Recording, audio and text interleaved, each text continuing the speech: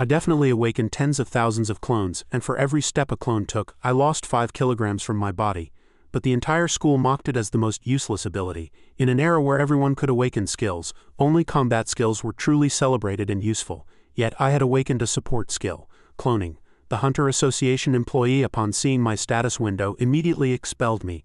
They didn't need useless people there, to avoid hindering the emergence of the next genius after returning home. Managing the magic power within my body, I loudly summoned a clone immediately. An aura of concentrated magic power appeared before my eyes. In the blink of an eye, a naked duplicate of myself appeared, confirming the clone was identical to me. Touching the clone's shoulder, I found its touch was identical to my real body. Even the size of that downstairs was the same. Bewildered by this sight, I found clothes for the clone to wear. When I commanded it to kneel in my mind, the clone immediately dropped to one knee. In other words, it would obey whatever I thought, but right at that moment, a notification for stamina increase popped up.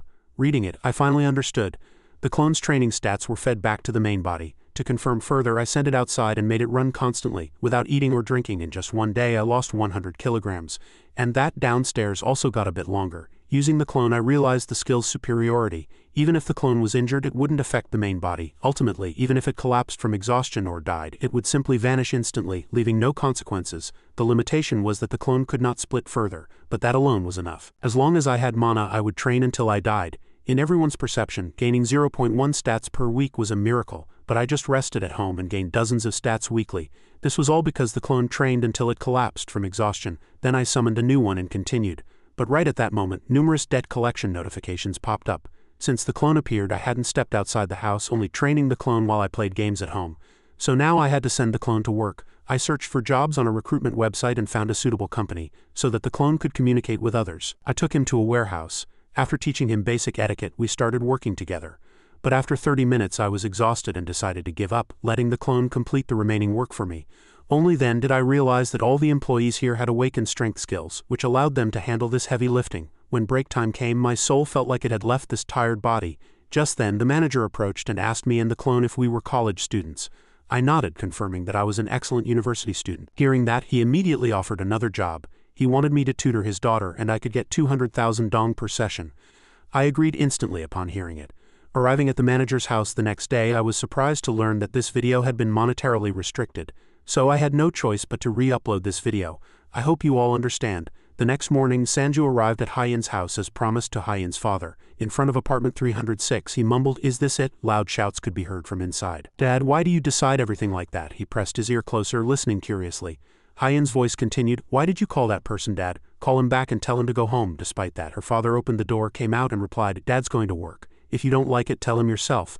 The door accidentally hit Sanju's face. He stared blankly and said, "The daughter is crying buckets." Caught off guard, Hyun froze for a few seconds, her face also stiffening. Sanju entered the house, holding a cold towel to his head as a compress. Looking at them with incomprehension, Dakchilio, standing opposite, stammered in a trembling voice, "Sorry, Sanju, I didn't see you." He couldn't help it, it was hard to see properly. So he calmly replied, "It's all right." A plate of carefully peeled apples lay on the table and a gentle voice suddenly asked, "Is this child Sanju?" She smiled and joked, "You're so thin, Auntie almost didn't recognize you." Sanju gently replied, "Yes, it's been a long time, Auntie. I've been exercising a bit recently." Then he put down the towel and changed the subject. Sanju then asked politely in a low voice, "Are you Hyun?" The girl's hand paused slightly. Hyun sat politely and answered meekly, "Yes." He gently greeted her. "My name is Dong Sanju. I'll be teaching you starting today. I heard you want to go to Konkuk University, is that right?" The two parents nearby watched their daughter's expression change 8 times, barely suppressing joyful chuckles, and whispered in low voices, "Look, she's blushing. She was so against it just a moment ago." Hyun replied in a low voice, "Yes, that's right." She avoided his gaze in embarrassment, regretting inwardly, "I'm so mortified, he probably heard everything I shouted earlier." However, contrary to her thoughts, he didn't dwell on the matter and calmly continued, "You're a senior in high school now, aren't you? Could you show me your grades before we start?" Hyun was startled and blankly said, "My grades?" A moment later, Sanju held the report card and forced a smile. The average grade on this assessment was merely 6 points. The atmosphere in the house suddenly became awkward. She covered her face with both hands and her parents exchanged awkward glances. Dakchilio slowly stood up as if nothing had happened, even putting on his jacket. Then he dashed out without looking back, saying loudly, "Uncle's going to work, thanks Sanju." His mother also quickly and flusteredly shouted, "Hey!" Only then did Sanju take his eyes off the report card and look up, focusing on the person opposite him. Feeling his gaze, Hyun felt a bit awkward, unsure what to say. He quickly diffused the situation. "It's okay," Sanju confessed with a faint smile. "My Sunung scores weren't that high back in the day either." She was quite surprised. "Really?" He smiled with a confident voice. "It's true, let's just do our best for now." Hyun replied with an expectant voice, "Yes." Hearing that, Sanju planned the study schedule. We'll study 2 days a week starting today, Mondays and then he returned to his apartment. As soon as Sanju entered his home, he let out a tired sigh and assessed the situation. Still a lot of effort to put in, I see. He recalled how Hyen quickly understood and took notes when he taught and explained the core concepts to her. He opened his closet, took out a hanger and murmured in a low voice admiringly, "Still, luckily she's smarter than I thought." Then he went to his computer desk, pulled up a chair and stared idly at the screen. The first clone probably already went to work, sitting in the chair. Sanju raised one eyebrow, lost in thought. I did give him a spare phone, but if the number of clones increases, preparing many phones would be troublesome. His fingers clicked as he accessed the Hunter web search page. Should I look for related skills on the Hunter web? The screen immediately changed, showing a post titled Psychokinesis Skill Urgent Sale Magic Formula Sales. Title: Highly Recommended Summoning Skill. Details: Allows sharing senses with summoned beasts and creatures. A skill that allows targets to share vision with each other. Very useful when creatures go to gain experience alone. Price: 100 million. As soon as he saw the last line, Sanju's eyes widened and he spat, saying in disbelief, 100 million? Moving on to the next item, he saw a title, Psychokinesis Skill Scroll. Details: A widely used psychokinesis skill highly recommended for leaders. Very useful for sending telepathic messages to people within a certain range. Price: 400 million. 400 million. He pressed his lips together, forcing a smile. Tears streaming down his face, he muttered, "As expected, great performance at a low price. Items like that never come my way." Sanju rested his chin on his hand, glaring at the screen and condemning it with disgust. "With that money, I'd rather just buy a house." Skills? What even are these? He leaned back, exhausted. The more he looked, the more pathetic it seemed. It felt like he wouldn't be able to save up enough money for such skills until a blue moon. Can hunters really afford these? Are they that rich? And these are even on the lower end of the price range. Sanju remained silent in embarrassment, and looked at his remaining balance of 233,200 won. It was less than pocket change. He immediately gave up, flopped onto his bed and cursed as if he hated the world. Damn it! He clasped his hands behind his head. He stared blankly at the ceiling, asking himself, should I become a hunter? He picked up his phone again and quickly skimmed through trivial news about hunters. Articles about the lives of A-rank hunters, or how the number of registered hunters had surpassed 1 million. Sanju propped himself up, swaying slightly as he analyzed his skill. This is a really great skill. With this I could easily have my clones do all sorts of odd jobs. He stretched out his arm and picked up his jacket. His voice was cool and clear. All right? Sanju happily put on his jacket, showing signs of excitement. Let's become a hunter. A faint beep beep sound echoed. Pure purple blocks clicked into appearance. A system window popped up announcing that infinite dark vitality had been unlocked. An unexpected question appeared. What is a hunter? In the year 2000, spatial gates appeared across the Earth. Simultaneously, countless monsters launched a synchronized invasion. This event was called the Great Cataclysm, and more than half of the Earth's population perished. Innumerable monsters appeared, from demons wielding natural forces to hordes of orcs, rock mermaids, skeleton knights and mages, faceless devils, mutated fighter monsters, red general demons, all creatures originally found only in open-world games. These were all beings capable of bringing about the end of humanity, however. Simultaneously with the monsters, superhumans possessing mysterious abilities emerged. People unexpectedly received supernatural powers or countless other types of skills. As they fought against the monsters, humanity seemed to emerge victorious in this struggle. And now, in 2023, a human is depicted casually taking the life of a monster. Extracting mysterious magic stones, those who professionally hunt these monsters are called hunters. So he turned his phone screen horizontally and a video about the hunter exam began to play. A teacher's voice was heard. If you pass this exam, you will be issued a professional license by the state allowing you to legally hunt monsters. Here are a few tips that might help you pass the hunter exam. Suddenly, Sanju reached out and pulled out his old earphones. He lifted his head, looked at the scenery before him, and exclaimed in surprise, "Oh, is this the Hunter Center? The Hunter Center?" In the magnificent skyscraper, people were bustling about. Sanju rotated his shoulders and looked around curiously, and he exclaimed coolly, "Wow, maybe it's because I just unlocked vitality, but even though I only slept for a few hours, I feel refreshed." He began to move. Inside the building there was a shop, and an employee was introducing a golden sword to a hunter in front of them. There was also a weapon repair shop. They were disassembling parts one by one and replacing small components. There were also people exuding a cold and solitary aura. Sanju looked around with a sense of wonder. He felt a bit dazed and thought to himself, it seems there aren't that many people coming to take the exam. Suddenly, an announcer's voice boomed through the microphone. There are 20 minutes left until the registration deadline for the Hunter Ability exam on B1. Thank you. Sanju hesitated. Basement 1, I'm suddenly feeling uneasy. A moment later, he arrived at a room labeled Hunter Qualification Examination Hall. He opened the door and entered, saying in a slightly flustered, trembling voice, "Excuse me." The desks and chairs throughout the auditorium were packed with people all looking different, in a word, unique, almost like thugs. He sat down in a chair, trembling, his lips pressed together in tension, his mind in turmoil. Why are there so many people here? Some guys laughed at him. Hey, that guy just said excuse me. "Who's that idiot?" Just then, the sound of heavy black boots echoed on the floor approaching, and a large, scarred hand with prominent knuckles gripped the edge of a desk. A colossal figure was wearing a dark navy military work jacket, staring intently at the people with a sharp, fierce expression as he solemnly introduced himself. "Hello everyone, it's a pleasure to meet you. I am Han Myung-won, a C-rank hunter and your exam proctor," he said in a low voice. "The ability test consists of a written exam, a practical exam, and an aptitude test. Anyone caught cheating will be disqualified from taking this exam and will not be eligible to take it next year. Is that clear to everyone?" Myung-won's gaze was cold. "Cheaters are not tolerated here." The group that had been laughing earlier immediately froze and cautiously corrected their demeanor. Sanju was also a bit flustered and couldn't understand. Why did the atmosphere suddenly become so grim? The exam proctor stood on the dais and his voice boomed again. "All right, let the exam begin." Outside, everything was bathed in golden light. A white car leisurely drove past other sceneries. A gentleman's voice was heard. Yes, I'll put down the full deposit by the end of this month." A phone call was heard through a Bluetooth earpiece, and the person, still focused on driving, replied in a consistent voice, "Please give me some time to sort things out. It's not like I've only worked in this industry once or twice." However, the other party seemed very angry, shouting as if splashing water, making the man blink and furrow his brow until finally only the click of the phone hanging up remained. He helplessly refocused on driving. "That guy almost killed me." This person was the CEO of GM Agency, he grumbled. "I haven't even seen the money yet, but there's so much I have to spend." Looking at his watch, which showed 7:45, he surmised, the hunter exam must be over by this time." The car gradually ascended onto an overpass on the other side. A system window popped out from his black bracelet. "Congratulations, you have passed the F-rank hunter exam." Sanju stared blankly, a question mark appearing. He scratched his head in bewilderment. A slightly unbelievable thought. "Is that all? Everyone said it was easy. I was curious how easy it was, but it turns out it's just like a driving test." Sanju recalled the theory exam. The written test questions were quite easy, and he only needed to memorize a few things. Even while solving the problems, he was puzzled and confused.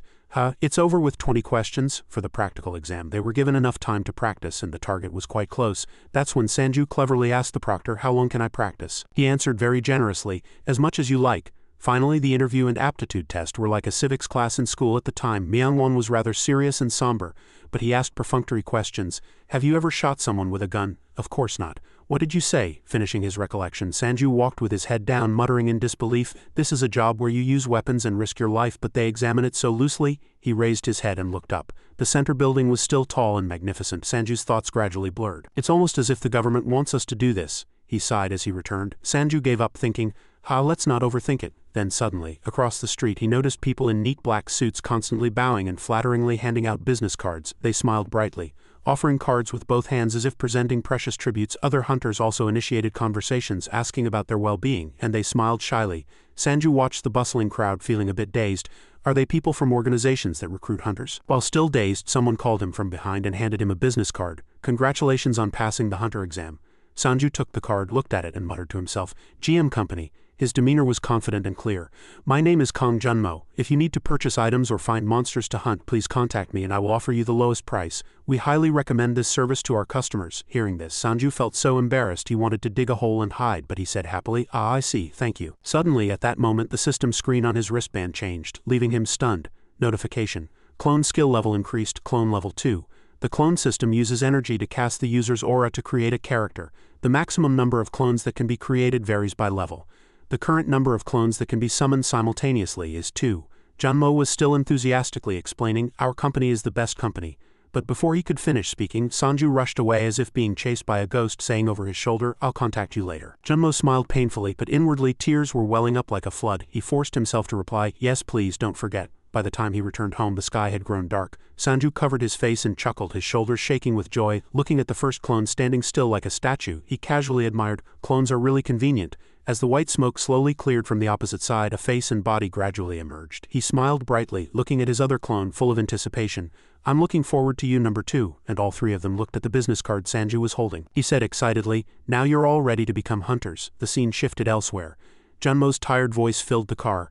Phew finally handed them all out. He tossed the few remaining business cards onto the passenger seat and adjusted his tie. Junmo was slightly bored, hoping someone would contact him, and he leaned his elbow on the steering wheel. He rested his chin on his hand, gazing out the window in silence for a moment. He recalled being at the Hanyang Group headquarters, Korea's #1 building, that morning. On the desk were stacks of documents along with long data tables. Jang Peng looked down with an indifferent expression.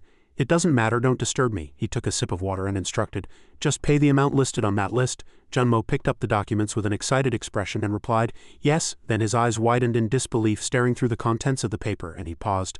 Slime total 20,000 won, rabbit horn price 40,000 won, dwarf demon blood 2,400,000 won. Junmo said with an awkward expression. These amounts seem a bit off. Dwarf demon blood should be at least 5 million won. Jang Peng then interrupted him dismissively. Calling Junmo by name, he lightly chuckled as if it were nothing and asked, you've been at Hanyang for quite a while, haven't you? Junmo replied, flustered, yes I have. Then his next word struck Junmo like a blow to the neck, startling him.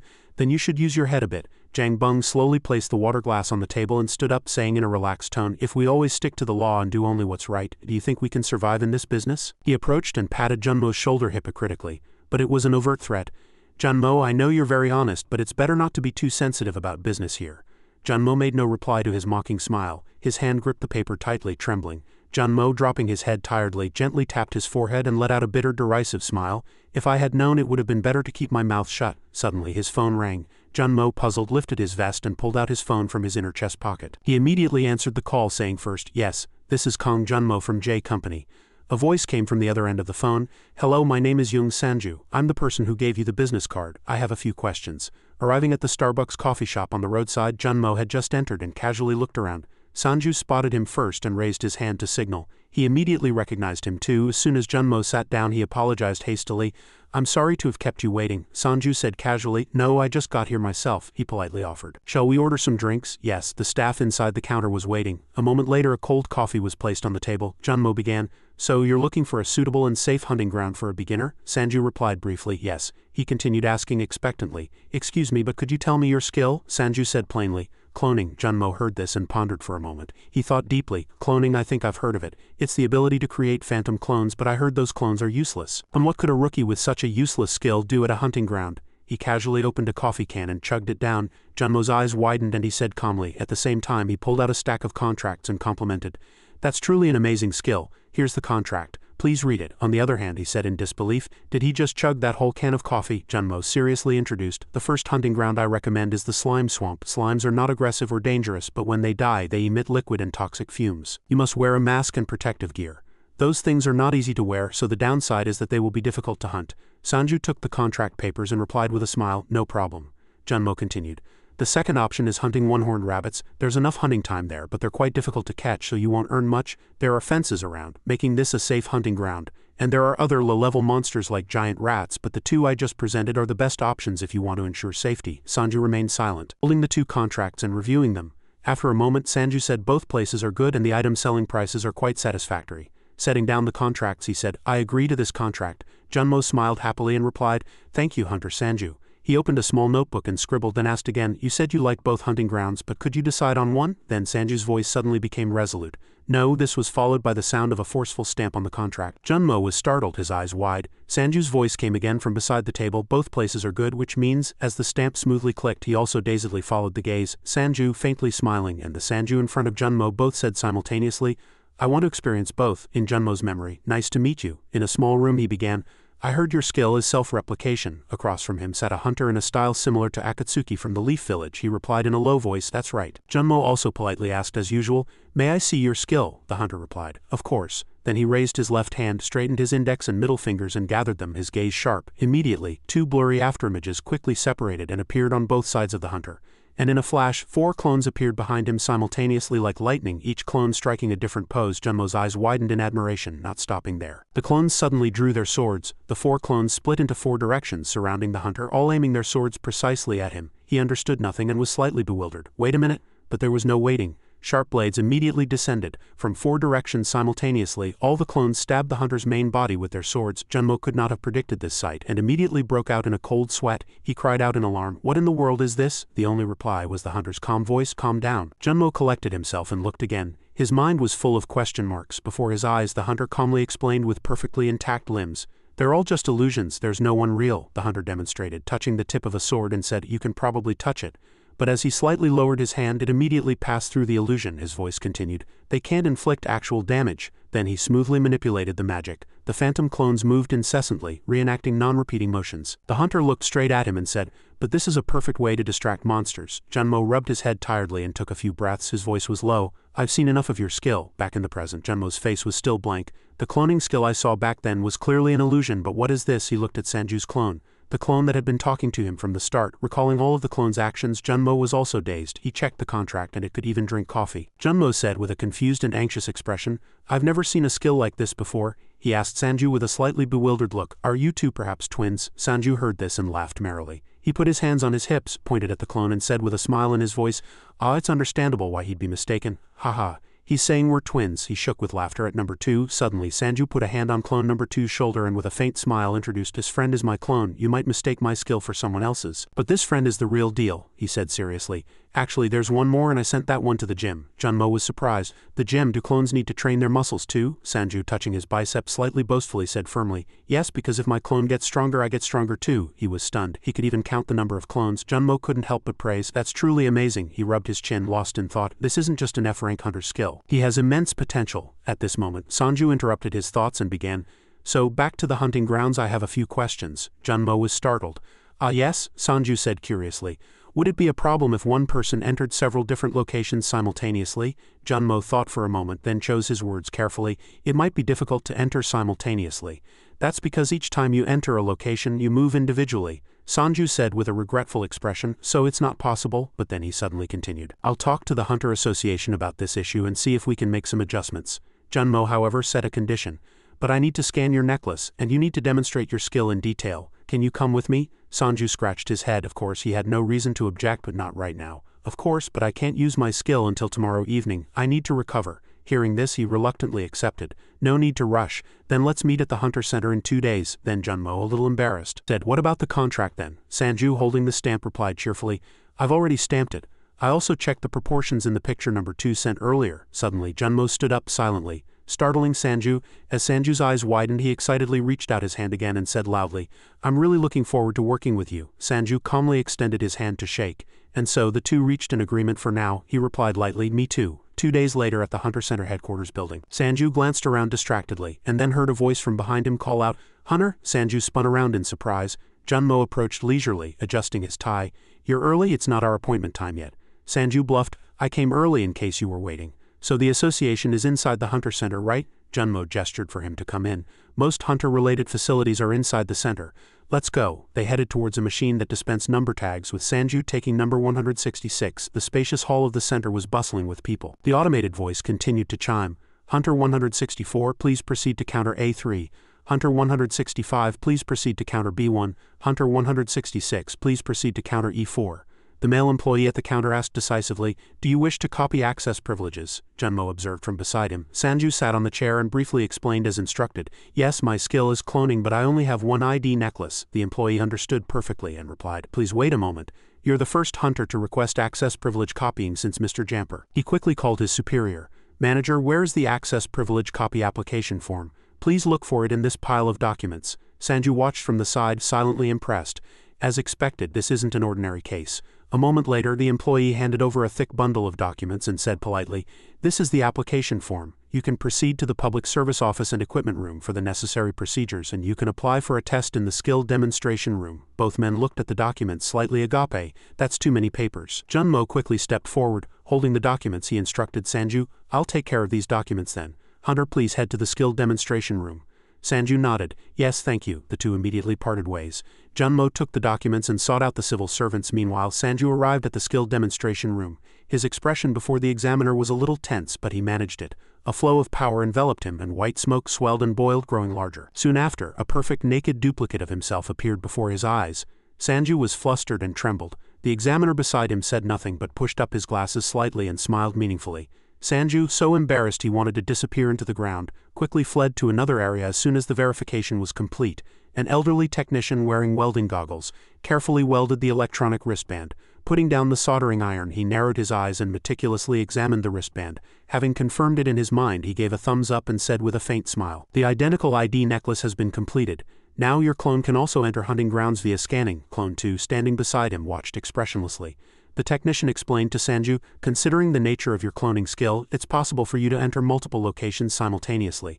And your clones can also enter a location you've already entered, Sanju said understandingly. Thank you. He received the wristband. The technician then immediately grabbed Clone 2 by both shoulders like a fan, his face turning red with excitement, and praised. This skill is truly fascinating. To my knowledge, it's unprecedented not just in Korea but worldwide. Sanju chuckled awkwardly and immediately grabbed Clone 2's arm, trying to escape. Haha, well then, we'll be going now. Thank you for the wristband, the technician sighed regretfully. What a shame, I could have done a great test, so disappointing. Back in the center hall, Sanju joyfully held up the wristband and delivered the good news to Junmo. Access has been granted. Junmo smiled broadly and congratulated him, approaching leisurely. Beside him stood Clone 2, neatly covered with a mask and hat. Sanju felt relieved. Finally, I'm all set to hunt myself. Junmo's voice was confident. Yes, he casually asked, are you going to the hunting grounds right away? Sanju immediately replied, of course, that's my plan for today. But Junmo looked at Clone 2, then turned back to Sanju, asking with a hint of curiosity, but why did you make your clone bundle up so much with the mask? Sanju replied sheepishly and weakly, I was worried too many people would notice. There are still quite a lot of people coming and going in the center. Their conversation was noticed by someone on an upper floor. A figure, darkly silhouetted against the backlighting, smiled faintly. An overwhelming sound lightly echoed. He rubbed the back of his neck, smiling intrigued. So it was our Junmo. This person was none other than Shin Hai-seong, the guild master of the Hai-seong Guild. Suddenly a loud voice from upstairs called out his name directly, Mr. Kong Junmo. Following this, with a single jump, a silhouette behind the glass railing instantly vanished. Like an arrow, it swiftly passed through several floors. The figure landed directly in the hall downstairs with a faint puff of smoky dust just having stood up. He curled his lips and said, it's been a long time to meet again in a place like this. Sanju frowned. This person, he stared intently. I didn't expect you to still be doing hunter work. Sanju was startled. Shin Hai-seong, the guild master of the Hai-seong Guild. Glancing up a few floors, Sanju surmised that he had jumped down from at least several stories above. Junmo looked displeased, a little choked up. He bit his lip, holding back, and said honestly, hello Guildmaster. Hai-seong exaggeratedly leaned back and laughed heartily. Waving his hand again, he said, Guildmaster, what are you talking about? Those polite words, he tilted his head slightly. With a deep gaze, he looked down at Sanju and asked Junmo in a low voice, who is that friend? Junmo replied, he's a hunter who contracted with our company. Hai-seong said a small ah and fixed his gaze on Sanju's body. Right, a hunter? Then he slowly lowered his gaze to Sanju's feet and continued, probably F rank, I suppose. At this, Sanju's face grew a little downcast and he pouted his lips, saying nothing. Then, as if acting in a play, he played two roles alone, covering his face, trembling and laughing as he said, they say it's hard when people leave their hometowns. To think Mr. Kong Junmo, who oversaw C and B rank hunters, has come to this. Hai-seong laughed maniacally towards the sky and said loudly, I can't believe Mr. Kong Junmo would bother with such a foolish F rank hunter. Junmo's eyes widened in anger. Guildmaster, but before he could explode, Sanju grabbed his shoulder and stopped him. Junmo stared at Sanju in confusion. Hai-seong wiped away exaggerated tears and sneered contemptuously. He laughed cheerfully, displaying Hai-seong's superior intimidation. He bit out each word between his teeth and said, this F-rank hunter seems to have something to say to me. Sanju still smiled calmly. Then he raised a hand, rubbed his nose and said, no, I am merely honored to meet the guild master of the nation's top company, he replied, intrigued. Oh, for an F rank you have good judgment, you know how to assess people. Sanju then covered his face again and said in a low voice, no, it's not just that. Hai-seong's eyes glinted. Sanju continued, the nation's top company, with exclusive dungeon rights and the best in hunting ground control. He curled his lips, this guy, but Sanju essentially gave Hai-seong no room to interrupt. And the payment rate is the best. I can't believe the guild master of that company is praising me like this. Sanju said brightly, I'm so happy right now, I don't know what to do. Hai-seong cracked his neck, loosening his joints. He praised him considerably. You're a brave one too. Then he gave a cold laugh, and his entire body instantly turned black, appearing immediately behind Sanju. He said in a dark, calm voice, shall we see if your skill can match your courage? Sanju's eyes widened in surprise. But before anything could happen, someone interrupted and called out, Guildmaster. The secretary rushed over, shouting loudly, Guildmaster, there you are. Hai-seong sighed in boredom. Oh dear, our guild's troublemaker has arrived. He immediately abandoned Sanju, brushing past him and saying regretfully, that's enough for today. Then Hai-seong snorted, stared intently at Sanju and asked, what's your name? Sanju didn't answer but retorted, why don't you find out yourself, Guildmaster? He scoffed, waved goodbye and left. This guy is interesting. See you next time, Mr. Kong Junmo. The secretary waited for him, reprimanding him at the same time. Guildmaster, you shouldn't just leave your post at the association like that. Hai-seong interrupted him. My ears will get calluses. All right. Time passed quickly. Both Sanju and his clone were in the car with Junmo at the wheel. On the road he spoke somewhat shyly. Thank you for what happened earlier. Sanju rested his chin on his hand, smiling faintly and said nonchalantly, I couldn't just stand by and watch. Junmo casually and cautiously asked the question on his mind. Did you know about my relationship with the Hai-seong Guild? Sanju looked ahead and replied leisurely, I'm not an idiot. I found out after doing a little research on the GM organization, but there wasn't much related information online. That night, Sanju tilted his head in incomprehension. Why is there nothing? He continued. During my research I saw rumors about manager Kong Junmo. According to an insider, the guildmaster was kicked out of the Hai-seong Guild. In a post on a joint hunter exhibition, someone scoffed, "The gates of hell will open for those who contract with the GM organization." That representative is a former employee of the High Seon Guild. Junmo couldn't help but give a faint smile. "Ha, with even that kind of information online, it's no wonder hunters don't join our organization." Sanju mentioned that someone else commented, telling people never to join the GM organization, saying they would become targets of the High Seon Guild. After saying this, he hesitated slightly and asked, "But for what reason did you choose our organization?" Sanju grinned slyly and replied as if it were obvious, "Naturally, it's for the payment rate. Money, I never expected it to be 8 to 2. Junmo couldn't help but smile bitterly. Clone 2 sat quietly in the back saying nothing. Sanju added from another perspective, "Besides, if any problems arise in this industry or guild that I can't solve, I feel I can trust the guildmaster." Hearing this, Junmo gripped the steering wheel tightly. He replied in a low voice, "Thank you." Meanwhile at the gym, lively music echoed. Hands gripped the pull-up bar, trembling slightly with scattered bloodstains on the white bandages. Man's 2 legs shook weakly, but he pushed himself up. Muscles and veins protruded beneath his healthy skin. Clone 1 struggled to lift the barbell. The manager watched anxiously, biting his nails. A woman quietly asked in a low voice, "Just looking at that man, he seems dangerous, will he be okay?" She casually added, "It's still impressive how much he does." The manager also had no choice. "I tried to persuade him, but he won't listen to anything." Just then a phone vibration sound caught Clone 1's attention, and he immediately put down the barbell and answered the phone. With a face drenched in sweat, he saw a message from Sanju. "Finish your workout and shower. Wait in front of the gym at 4. He immediately obeyed the command. Clone 1 stopped exercising. He leaned his head back, chugged the entire water bottle and walked away. The woman saw this and breathed a sigh of relief. "It seems he's done with his workout for today." The manager wearily covered his face. "Oh my goodness." Returning to the main body, Dong Sanju. Wriggling red slime lumps were visible beneath the cracked ground. They were scattered throughout the cave. Suddenly, with a pop sound, a nearby slime burst. The hunter, dressed in protective gear, wrapped tightly like a ninja, held a hammer stained with the red liquid of the slime. Soon after, he aimed the inhaler nozzle at the liquid of the burst slime. The container continued to fill more than halfway. A moment later, a portal opened and the person stepped out. Sanju removed his protective helmet and sighed in the heat.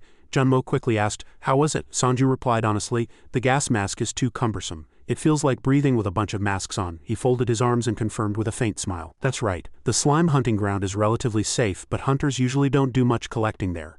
Sanju stared blankly at his tattered gloves and said in a low voice, "Understood. I don't think I can do this for long." He quickly took off the container he was carrying on his back.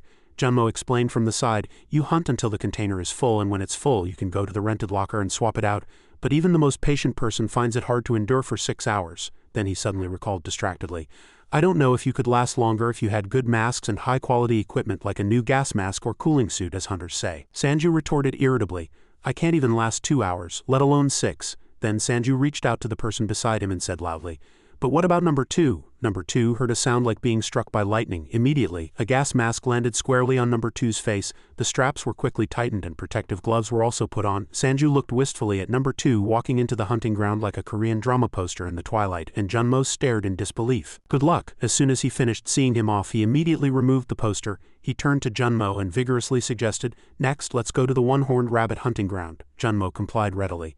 "Understood, hunter." Sanju said cheerfully, "Number 1 is right here." "Oh, there's nothing there." Sanju then remembered that he hadn't picked up number 1 yet. There, number 1 had been distractedly putting gel in his hair and waiting in front of the gym door for a while. He was still waiting. After a long time, the sound of wheels stopping was heard. Sanju leaned out of the passenger seat and pulled number 1 into the car. "Number 1, go in." Even though it was getting dark, Manager Junmo's car was still on the road. Inside the car, Junmo suddenly asked me, "So you call the clones number 1 and number 2? "Ha," Sanju let out a slightly bewildered laugh. "Well, they all look exactly alike, so I thought giving them fancy names would just be confusing." In the back, number 1 quietly put on the hat and mask that number 2 had been wearing. He nodded in agreement.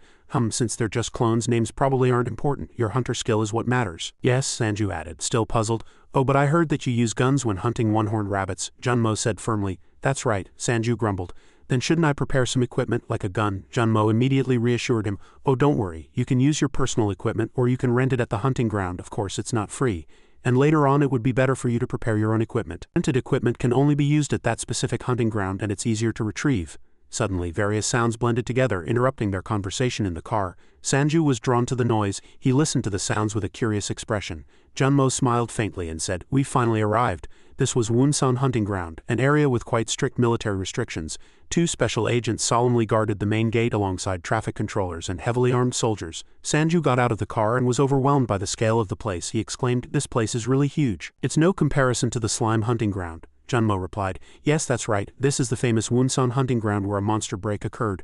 Sanju thought about monster break. He had heard of it before. Powerful energy flows gushed out from black rifts. Gates were not fundamentally connected to the outside world. Inside these gates existed countless bizarre creatures and monsters, and it was the hunter's mission to deal with them. Therefore, most hunting took place with hunters entering the gates. However, enormous monsters like giant pythons or centipede demons occasionally crawled out of the gates. In some cases, monsters crossed the gate and destroyed the surrounding environment, which gradually turned into a hunting ground. Monsters swarmed among the debris, and the gate hung in the air, constantly absorbing energy flows. People usually called this a monster break. Junmo continued. 5 years ago, when the monster break occurred, most of the high-grade beasts were annihilated.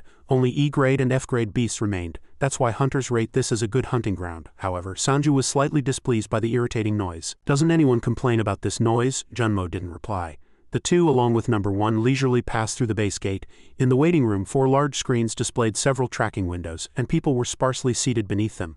Junmo pointed to the weapon stand and said, "You can rent equipment over there." With a thud, a wooden box landed heavily in front of them. It contained a rifle, night vision goggles, earmuffs, over 400 rounds of ammunition, and a hunting ground entry ticket. The rental agent, holding a rifle, said expressionlessly, "The total is 70,000 won." Sanju, dejected, took out his card and complained in a trembling voice, "That's too expensive." He hastily slung the equipment over his shoulder. Junmo, looking helpless, explained, "It's because the ammunition is the most expensive, but if you succeed in catching a one-horned rabbit, it won't be a problem." He gestured, leading the way, and continued in a soft voice, "The price of one one-horned rabbit is equivalent to a container of slime essence." Junmo led the way up the escalator. Looking at the ticket in his hand, he said, "Our section is F-wing, 3rd floor." Sanju smiled faintly. "They even divide the hunting ground into sections?" A moment later, they arrived at the door. Junmo turned and waited for him. As soon as they pushed the door open, gunshots boomed, threatening to burst their eardrums. Junmo, as if expecting it, coolly covered both his ears. It seemed like a reflex. Sanju, needless to say, flinched in surprise. After a few more steps, several hunters were aiming and shooting at the edge of the railing. One of them bit down hard on a cigarette and grumbled sorrowfully, "Missed again, damn it." Another was leisurely looking at a one-horned rabbit hanging in front of a gun muzzle with a barrel full of rabbit carcasses next to him. Sanju stood a bit dazed, his mouth agape. Junmo quickly directed him to a spot. "Spot number 4, it's probably here." As soon as Sanju walked over and unpacked his equipment box, Junmo casually asked, "Are you confident in your shooting skills?" Sanju grabbed the gun stock, pulled out the gun, and confidently chuckled, "Haha, do you know who I am? In the hunter exam shooting test, I only missed 3 shots." Junmo looked at him incredulously. He was utterly shocked. He missed 3 shots even though the target was that close? Sanju, still radiating confidence, continued with an arrogant smile, "I almost feel sorry for the one-horned rabbits, but I'm going to put on earmuffs and proudly declare, those monsters won't escape the keen eye of Woongsan Mountain's gun muzzle." Junmo pursed his lips and clenched his hands so tightly they trembled. He suddenly felt relieved. Thankfully, everyone here was wearing earmuffs. Through the scope, Sanju quickly spotted the form of a one-horned rabbit. He cried out in surprise, "I found one." Junmo was taken aback. "That fast?" The scope slowly moved closer to the rabbit's head. The finger on the trigger also twitched slightly. It was hunting time. With a resounding bang, a smoking shell casing dropped. 3 hours later, the sky above Woongsan hunting ground was completely dark, and only bright lights flickered from the tower windows. Sanju covered his face with a blank expression and huddled in a corner. His mind was in turmoil, in disbelief. "I didn't catch a single one." He leaned back in disappointment and wailed, "How could this happen?" He recalled the memory of that afternoon. Aiming was fine, but suddenly the rabbit's 2 ears perked up and twitched. The moment a flash appeared from his position in the shooting tower, a gunshot rang out, and the one-horned rabbit reacted unusually quickly, darting away to evade his bullet. Sanju said gloomily, "The moment I shot, they ran away. It was the same even after that old man left." Then Junmo spoke with a very troubled expression, "It's late already. Are you going to stay alone, Hunter?" Sanju replied resignedly, "Ah yes, you can go ahead." He looked at the night sky before him and said in a dazed voice, "I didn't even earn back the cost of the bullets. Should I just give up today?" Suddenly Sanju called number 1. Number 1 immediately replied, "Yes." Sanju looked at the clone and instructed, "Hunt one-horned rabbits here, catch them with a harpoon gun and bring them back. Send me a text message every time you catch one and call me if you run out of ammo." After that, Sanju sighed resignedly, leaving number 1 there. He left tiredly, saying, "I'm going home now." Back home, lying on his bed, Sanju stared intently at the system window before him. The notification mana continuously increases by 0.001 repeated. He consoled himself. At least number 2 must be catching slimes well. Strength stat increased from 0.709 to 0.732, reflexes from 0.515 to 0.518. Stamina from 0.663 to 0.679, endurance from 0.553 to 0.563, mana from 0.13 to 0.137, and shooting skill from 0.311 to 0.312. Sanju silently assessed his constantly increasing stats, but he remembered the pressure he felt this morning when Shin Hai-seong, the Hai-seong guild master, suddenly appeared behind him. He closed his eyes, sighed, and thought, "It's going to be a long road ahead." He covered his mouth tiredly and yawned. Sanju suddenly imagined an image of the one-horned rabbit despising him. He thought hunting one-horned rabbits was truly a mistake. I didn't know it would be this hard. Dazed and hesitant for a moment, he finally closed his eyes and fell asleep. He mumbled, I hope number one catches at least one for honor's sake. Time passed quietly and Sanju fell into a deep sleep. While he was sleeping, his phone placed beside his pillow dimly glowed and vibrated incessantly. Message notifications kept popping up on the screen. All messages were from number one and the content was one thing. And finally at 4:31 a.m., the phone displayed the notification, 46 unread messages from number one. It truly seemed to show how incompetent the main body was. On a clear morning, white clouds floated leisurely in the blue sky, but Junmo's heart was filled with worry. He stared blankly at the sky outside the window. Suddenly, his phone in his pocket rang with a bell sound. Hello, this is GM Agency, a voice came from the other end of the phone. Is this the GM Agency that Hunter Sanju belongs to? Junmo replied. Yes, that's right, the other party suggested. I'm the slime hunting ground manager. I apologize to the hunters, but please come quickly and stop Hunter Sanju. At these words, he was flustered. What do you mean? The other party's voice was urgent. He's been hunting here for over 24 hours. I think he's lost his mind. Junmo realized the situation was serious and immediately stood up. I'll be right there. Sanju yawned widely, looking satisfied. I slept really well last night. He scratched his head and thought, did number one run out of ammo? As soon as he turned on his phone, he was startled. I suddenly woke up. Wait, why are there so many messages? The phone's light illuminated Sanju's bewildered face.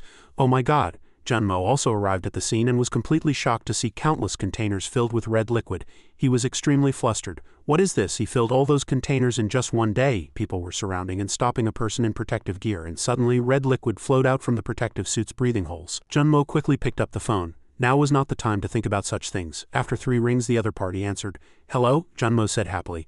Hunter Sanju, I have some new information. I've arrived at the slime hunting ground and your clone filled the containers in one day. I'm about to call the monster cleanup team. So please tell number one to stop hunting. Sanju also replied happily and at the same time asked, oh, and could you send someone to Woongsan Mountain to clean up too? Junmo thought he had misheard. What? Sanju said with a worried expression.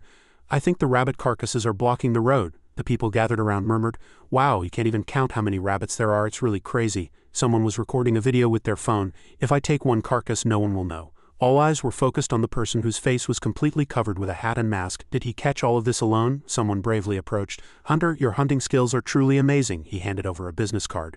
Bear Guild Talent Acquisition Team 2 Leader Kim Byung-sik. This is my business card. He politely asked, by any chance have you joined a guild? But the other party remained silent. Kim Byung-sik pursed his lips and clenched his hands, suppressing his frustration. Calm down, geniuses are always eccentric anyway. Suddenly, laughter erupted from behind him. No, the people in suits said cheerfully. No matter how much we talked to him, he didn't say a single word. Kim Byung-sik was truly dumbfounded. Scouts from large guilds, he quickly regained his composure and bluffed as before. He must have said a word or two, but no one believed him. I told you he doesn't say anything. No one noticed the one person approaching the protagonist. Sanju quietly gave number one some bullets and said, number one, keep hunting. If the person in charge comes, leave the rabbit carcasses to him. This time, number one replied again, understood.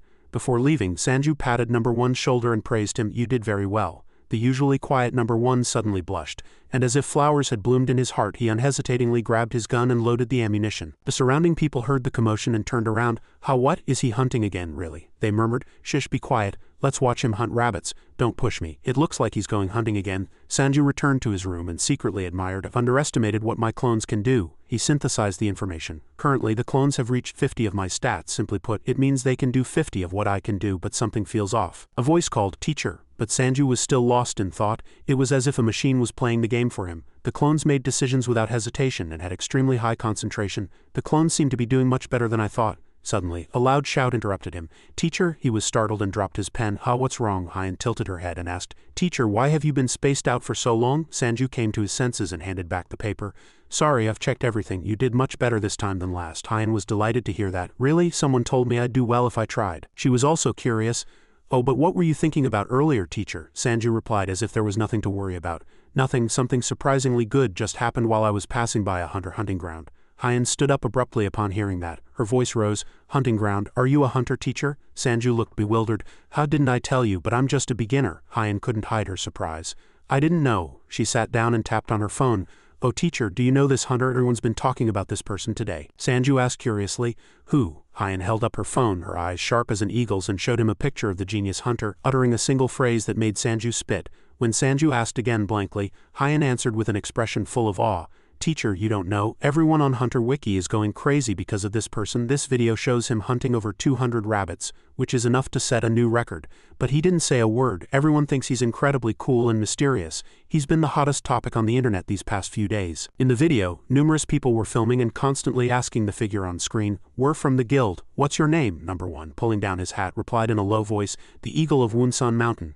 Everyone didn't understand. "Is that a nickname?" Sanju's mouth gaped wide as if he had swallowed an egg. Hyen continued, still gazing at her phone. "Isn't that cool, teacher? Actually, I want to be a hunter too." Sanju poked her. "You want to be a hunter? Did you wake up? Let's move on to another topic." Hyen hesitated and said, "I have a license too, but I'm a bit scared to go to a hunting ground." She pouted her lips as if wanting to say something. She lightly brushed her hair aside and said softly, "If I get a high score on the exam, can you take me to a hunting ground once, teacher?" Sanju answered without hesitation, "It's not that difficult, but if you get a high score on this exam, I'll take you." Hyen's face brightened and she rushed over. "Really?" Sanju quickly dodged. Yes, I know a few safe hunting grounds." She innocently extended her pinky finger. "Okay, teacher, it's a promise." Sanju sighed helplessly at her childish behavior. He reached out his hand and hooked his pinky. Hyen giggled and reminded him, "Don't change your mind, don't break your promise." "All right, now go back to solving problems. You must get into Konkuk University." Yes, the door opened and Hyen's mother, who had been washing dishes, saw Sanju walking out. She asked Hyen, "Teacher Hyen, did you study well?" Sanju smiled politely and replied, "Yes, she did very well." The two chatted happily, unaware that Hyen was eavesdropping by the door. She heard her mother ask again, "How was Hyen studying?" Sanju's voice came. "I was a bit worried at first, but Hyen is really doing great. You don't need to worry." Her mother chuckled. "Oh, you tell nice lies." Sanju, preparing to leave, said politely, "I'll see you on Monday, Auntie." Hyen's mother tried to hold him back. "It's already late. Stay for dinner." Sanju gently declined. "I have somewhere to be." After the sound of the door closing, there was no other sound. Hyen excitedly jumped onto her bed and hugged her teddy bear. "I'm going to learn from that brother." Her hand rose, creating a sphere of light. So he was a hunter. That's why he could talk so casually. Her cheeks flushed red. "At first I didn't like him because he was Dad's acquaintance, but as she recalled the memories of the past few days with Sanju, he was truly kind and taught well." Hyen realized Sanju's good qualities and was indescribably excited. She flicked her finger, turning off the light. "He's even handsome," and she took a deep breath, sat back at her desk and resolved with high determination. "Let's study."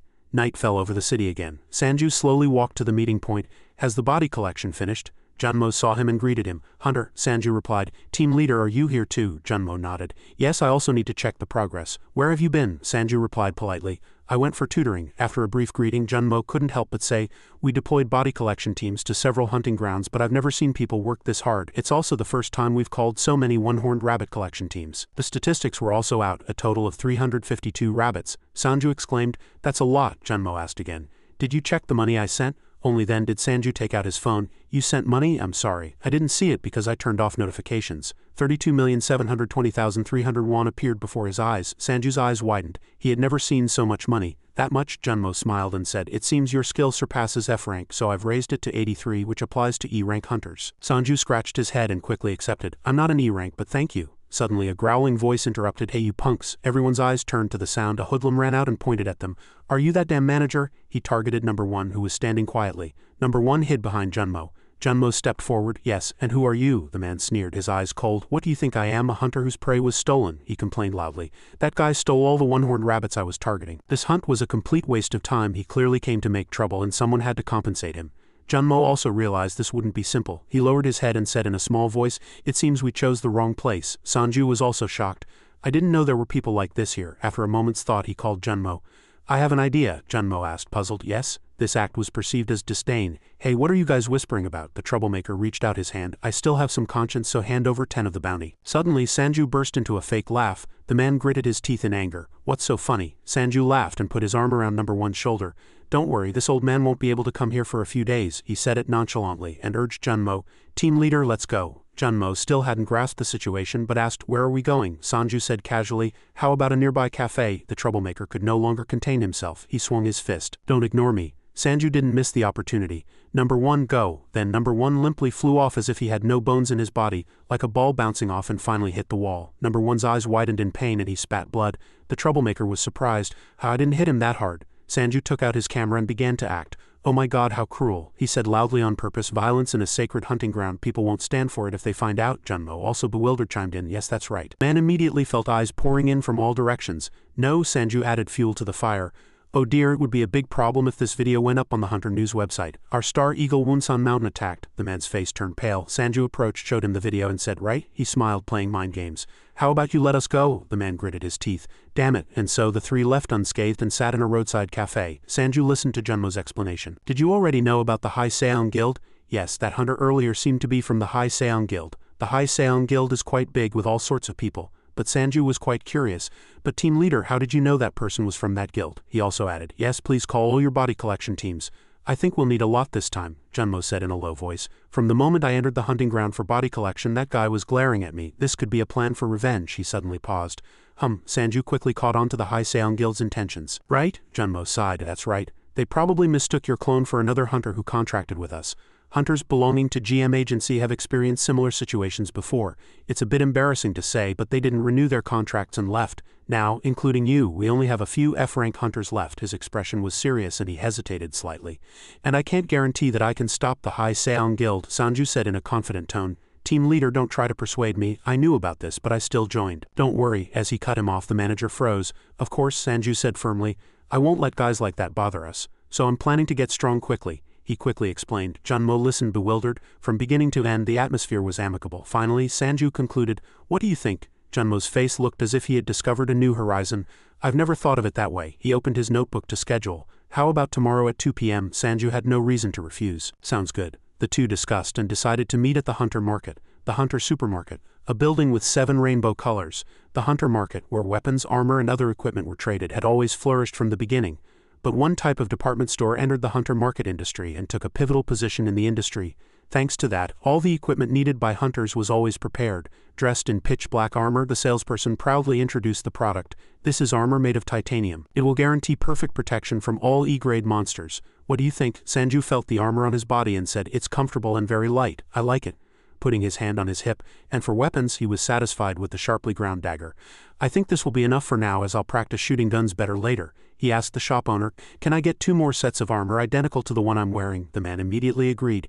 Yes, customer. His armor was placed in 2 black travel bags. Junmo spoke. You said you needed more skills, right? Yes, Junmo confirmed again. Is the skill you're looking for summon skill? Sanju looked around. Yes, but I don't know if I can find it here. They went to a luxurious shop. Let's look this way. He stopped in front of an emerald crystal ball. Inside it was full of other crystal balls, but he was only interested in that one. Found it. He looked down. Skill name summon, skill description. This skill allows the hunter to share vision and senses with summoned pets or clones. There was a terrible price tag attached. 12,989,000 won. Sanju's eyes suddenly stung. He forced a flattering smile.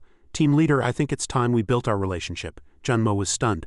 So you want me to pay in advance? Yes. He wiped his tears and took out his phone. All right, I don't know if it will work, but I think I can lend you 50 million won right now. Sanju was a bit embarrassed. Thank you so much. I think I can pay the rest in installments, he reassured him. Don't worry too much. If everything goes according to plan, we'll get this money back soon. An enormous amount of money poured into the crystal ball in an instant. He took out the instruction manual and checked it.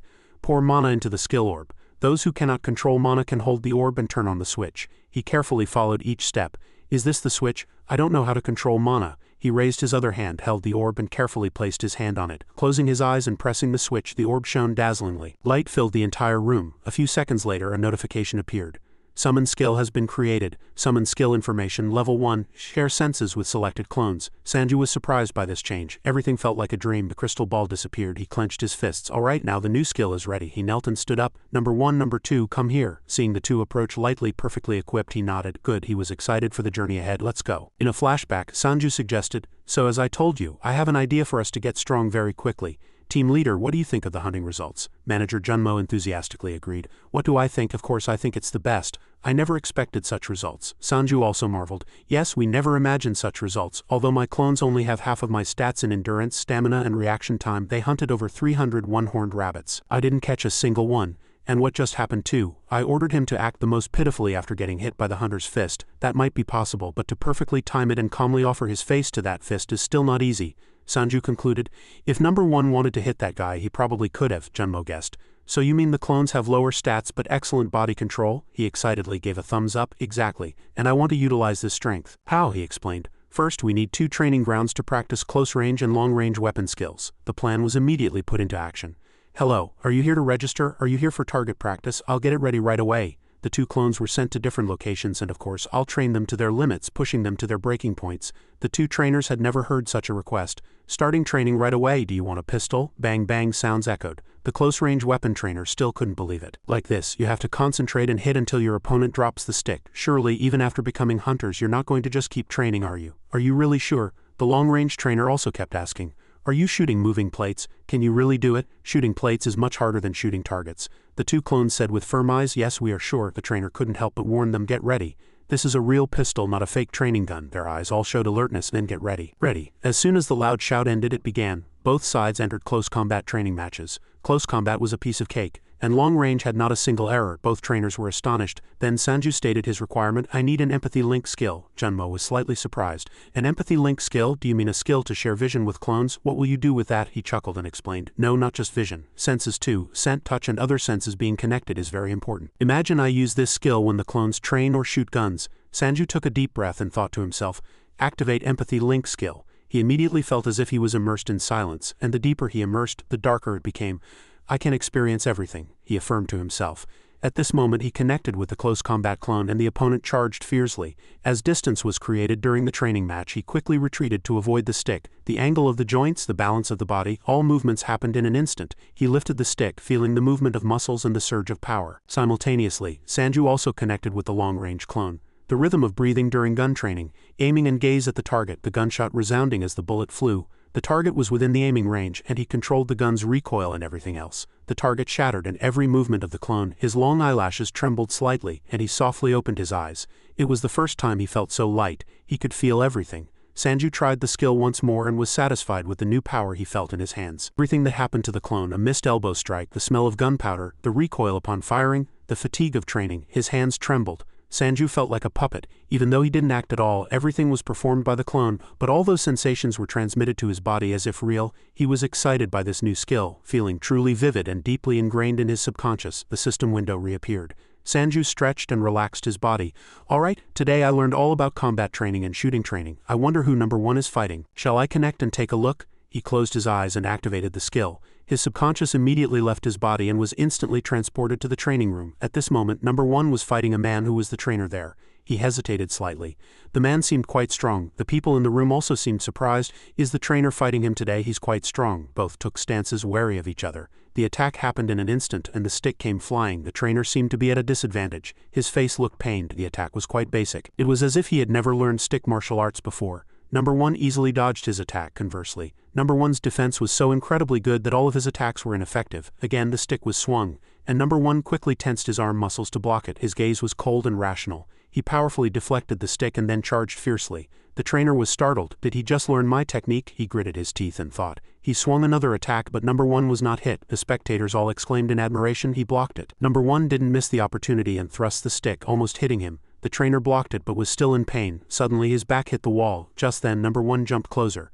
The trainer suddenly smiled mysteriously. He jumped, doing a reverse somersault. Number 1 and Sanju had never imagined such a technique existed. The trainer landed on the floor with a thud and the stick in number 1's hand flew away. It was a powerful and strong blow, everyone praised. But the trainer is formidable too. What a truly balanced match, Sanju cried out as if about to vomit. Damn it, my wrist. The trainer panted excitedly. That technique just now, it was really dangerous, he asked. Are you going to continue? Sanju asked worriedly. Number 1, are you okay? He didn't answer but moved his body. He changed his stance and leapt over the trainer's head. Everyone was speechless, and the trainer hadn't imagined it either. Sanju was also shocked. Are they fighting again? Number 1 finished his demonstration and landed lightly. He picked up the stick again. The trainer smiled brightly. Good. Sanju nodded. Seems good. Now let's move on to number 2. He left in the blink of an eye. As soon as he entered number 2, he continuously heard shattering sounds. A blonde man proudly boasted, "Did you guys see that?" A woman clapped in admiration. "Wow, you're really cool." Sanju's expression was grim. "I'll just watch quietly." And he realized that number 2 was even shooting the flying plates of the person next to him. His heart pounded fiercely. "I'll only concentrate on the bullet trajectory." The man next to him said arrogantly, "Hey bro, give me more bullets. I'll show these ladies my skills." The space seemed to quiet down with only the target suspended in midair. Number 2 raised the gun, his upper body stable, his body unmoving, his eyes focused on the flying plate target. As the target entered the aiming range, he pulled the trigger. The flying plate shattered and gunpowder smoke faintly spread. He nodded. I've got it memorized. Every smallest detail of the clone's training was truly firm in his eyes. Time flew by, and when Sanju returned to his main body, it was morning. He woke up groggily and suddenly became alert. Just switching between the two clones was too tiring. Suddenly his vision blurred. He covered his face. I'm too dizzy. I need to rest. As he sat in the chair, he felt the world return to normal. Sanju thought the movements of number 1 and number 2 were impressive. Perhaps they had quite high concentration because they knew no fear and didn't overthink. I've gained some experience. Next time I should try it myself. Footsteps echoed, drawing closer in the space. A familiar figure recognized him, and a small voice called out, "Teacher." Sanju snapped to attention. He was slightly surprised. "It's late. What are you doing here?" She smiled brightly like a flower. "I just came from the library." He asked playfully, "Lying again, are we? You're clearly on your way back from playing, aren't you?" Hyan pouted and said, "No, it's true." The two didn't know that a group of thugs was watching from a distance. "Is that the bastard you told me about?" Dendo, puffing on a cigarette, said with a menacing face. "Is that him?" After a few phone rings, a threatening voice from the other end was heard. "So you just let Kong Junmo go?" Gapsu, flustered, carefully said, "I'm sorry. I just wanted to scare him a bit, but some guy recorded it." The other party spoke quite violently again. "What, you mean you were recorded hitting someone?" Upon hearing the sneer, the man was startled. "I'll definitely take care of that problem." The other party cut him off. "Forget it. Don't say anything. Don't go near Sanju no matter what. You have nothing to do with the Hai Seong Guild. Understand? You're just a street thug." He scoffed a few words and then hung up the phone. Gapsu immediately snapped, consumed by rage, and threw the phone against the wall. "Damn it," he stomped on it madly.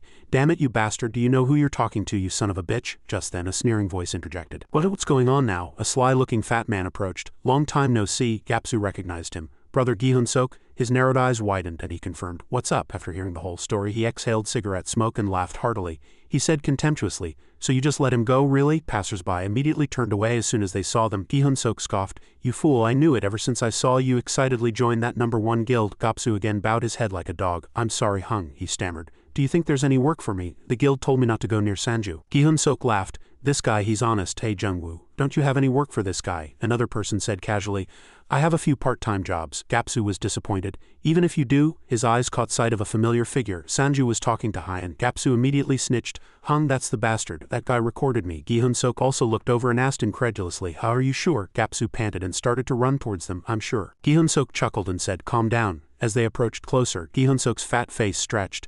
"Is that the bastard you were talking about?" Turning back to Sanju, Hyan asked curiously, "Teacher, what are you doing here?" He pretended to be exercising. "Just getting some exercise." Suddenly a sneering voice cut in. "Hey, I heard your little brother owes you a debt." Gi-hun-sok and his two menacing-looking companions approached. Hyan was a bit scared. "Teacher, who are those people?" He narrowed his eyes in confusion. "I don't know either," but he recognized the panting face of the man behind. He called number 1 and number 2 inwardly. Sanju shielded Hyan. "What's going on?" Gapsu's eyebrows were tightly knit. He growled, "Don't play innocent." Gi-hun-sok hastily raised his hand. "Wait." His face looked gentle, but his voice was filled with malice. "I heard there's a video of your clone acting violently by mistake. Wouldn't it be better to delete it? Then I'll quietly withdraw." Sanju held out his phone and asked, "If I delete it, will you let us go?" Gapsu heard that and became impatient. Hung. Gi-hun-sok still spoke gently. "Yes, I don't like complications either." While speaking, Sanju suddenly stopped. "But what's the guarantee for your words?" These words seemed to pierce his heart. "This bastard," he narrowed his eyes. "You're quite clever. You're right. How could I just let you go? But what difference does it make if you don't delete the video right after recording it?" He secretly signaled Hyan, whispering for her to escape at the right moment, then said to the thugs, "Of course it's different." Sanju took a defensive stance. He hadn't expected to get entangled in trouble so quickly. He said confidently, "I'm going to defeat all of you." Gi-hun-sok laughed loudly and said, "You're really full of confidence." He ordered his two subordinates, "Give him a few hits." Gapsu charged first. "You'll be begging me on your knees to delete it." Sanju dodged the dangerous attack, but it was still too much for two people. He couldn't react in time to Gapsu's kick. He painfully stepped back and his opponents didn't stop for a moment, continuously attacking. Hyan frantically cried out, "Teacher!" Only Sanju falling was seen. He felt pain. It really hurt. At this moment Hyan stepped forward. She gathered a sphere of light in her palm, her voice slightly hesitant but courageously saying, "Step back." Sanju didn't want this to happen. "Hyan?" And he paused, seeing Hyan's body trembling with fear. Gapsu's and Jungwoo's faces stiffened. "You were an awakened, damn it." Gi-hun-sok hit his head to snap him out of it. "You bastards, are you scared of a high school girl?" He turned to Hyan. "Or what?" he provoked. "What are you going to do to us?" Hyan raised the sphere of light. "I told you not to come closer." Gi-hun-sok pretended not to hear. As he approached, Hyan bit her lip. She boldly fired the sphere of light. The sphere of light hit Gi-hun-sok in the blink of an eye. Smoke billowed up. Following this, his two subordinates fidgeted anxiously. Hyung-nim, thick smoke enveloped his entire body. A contemptuous tone was heard. "Awakened are more common than cabbage sold in the market." His torn clothes revealed a dragon tattoo on his shoulder. He approached Hyan in the blink of an eye and said, "So don't act high and mighty." He raised his hand. "You're still far off." Sanju rushed in and blocked the slap. He hadn't given up yet. "It's not over yet, you bastard." and he strongly threw him. His arm hung limply. Hyen stared blankly. Sanju was still incredibly furious at this moment. The three covered their faces and watched helplessly. Gapsu charged, swinging his fist. "You punk," he frowned, reminding himself that Darian's memory had returned to him. "What I'm seeing isn't the clone's stick." Sanju saw Gapsu charging and analyzed his attack. "I need to observe his shoulder and move quickly to dodge." He luckily dodged sideways, and swinging a fist wasn't simply moving an arm. Sanju observed his movements from foot to waist. He thoroughly analyzed Gapsu's body from waist to arm. Sanju threw a powerful punch, sending him flying. As soon as he sent him flying, another guy charged at Sanju. "This attack is unavoidable." He tried to hit him, but Sanju counterattacked. It was a two-stage attack. The man panted with exhaustion. At this moment, Sanju was also exhausted. Cough, cough. Gi Hun-sok smiled wickedly. "You know how to fight, don't you?" He showed a fearsome expression and said contemptuously, "It's boring hitting someone who doesn't even know how to punch." Sanju's body trembled. "I'm tired and the attack I just took still hurts." He looked at the chaotic scene and thought, "I can counterattack, but if he's this strong, is this a strength-enhancing skill?" Sanju raised his fist, clearly recognizing that he needed to dodge the attack, and he charged at him. "I'm here." But Sanju was a step ahead. Striking his face with a fist, Sanju landed another punch and Gi Hun-sok groaned in pain, spitting blood, then collapsed. Gi Hun-sok tried a surprise attack while Sanju was off guard, but Sanju had already anticipated it and continued his assault. "I really need to hit him hard and wear him down." Gi Hun-sok reached back to grab Sanju, and at that moment Sanju delivered an uppercut under his chin. Gi Hun-sok, sweating, yelled, "Hyung Nim!" Sanju suddenly paused, slightly surprised. Gi Hun-sok's body began to split apart, and his muscles started to swell abnormally. Gi Hun-sok roared in fury. "Die!" Sanju carefully prepared to defend. "That's a powerful hit. I absolutely have to dodge it." Just then, someone grabbed his leg. Sanju looked down and was startled as Gapsu grabbed his leg and smirked sinisterly. His smile twisted. "Damn it!" He delivered a powerful punch. Sanju felt excruciating pain from the blow. Hyen turned around, worried. No, Sanju had crashed into a pillar. He clutched his stomach, writhing in pain. Sanju gasped for a while. "It's hard to breathe." Gi Hun-sok approached, delighted. "Ha ha ha, how do you like that, kid?" Sanju was still exhausted, drenched in sweat. "I need to breathe." Gasp, gasp. His eyes narrowed. Gi Hun-sok continued his assault and Sanju despaired. "It's over." Suddenly a terrifying explosion erupted and Gi Hun-sok's eyes widened before he collapsed. Sanju let out a sigh of relief.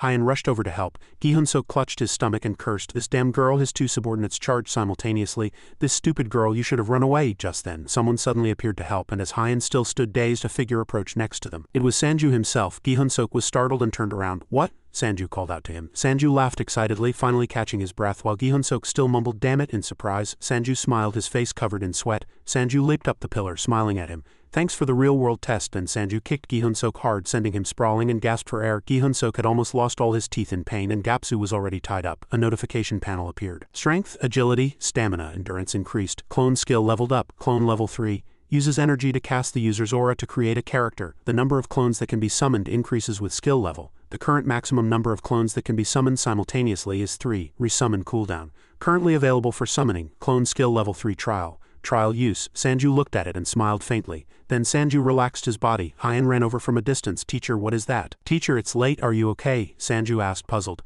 "You had time. Why didn't you run away?" Hyen cleverly replied. "Teacher wouldn't have wanted me to run away if I hadn't been there to help you." Sanju was slightly flustered. "That's true, but it was too dangerous." Hyen's face flushed red. "I was really surprised. I didn't know that famous rookie hunter was your clone." Suddenly, Hyen recalled the eagle of Woongsan Mountain. Sanju cleared his throat a few times and said, "Don't go around telling anyone about this." Hyen asked, perplexed, "Why don't you want to be famous?" Sanju emphasized again, "This kind of thing could happen again and it could get dangerous." Hyen turned around and agreed. "Okay, I won't tell anyone." Sanju looked up and asked, "This is your house, right?" Hyen confirmed wistfully. "Yes, are we already here?" Sanju still asked about her well-being. "Are your hands okay? Can you hold a pen with them?" Hyen turned around, very excited. "I have my left hand, so I'm fine, hee." Then Hyen didn't miss the opportunity to suggest, "If your student got hurt like this, how about reducing the amount of homework?" Sanju innocently said, "Didn't you finish all your homework in the study room?" Hyen was disappointed. Why does he remember things like that so well? Just then, Sanju called out, "Hyen." Sanju, embarrassed, thanked her. He scratched his neck and complimented her.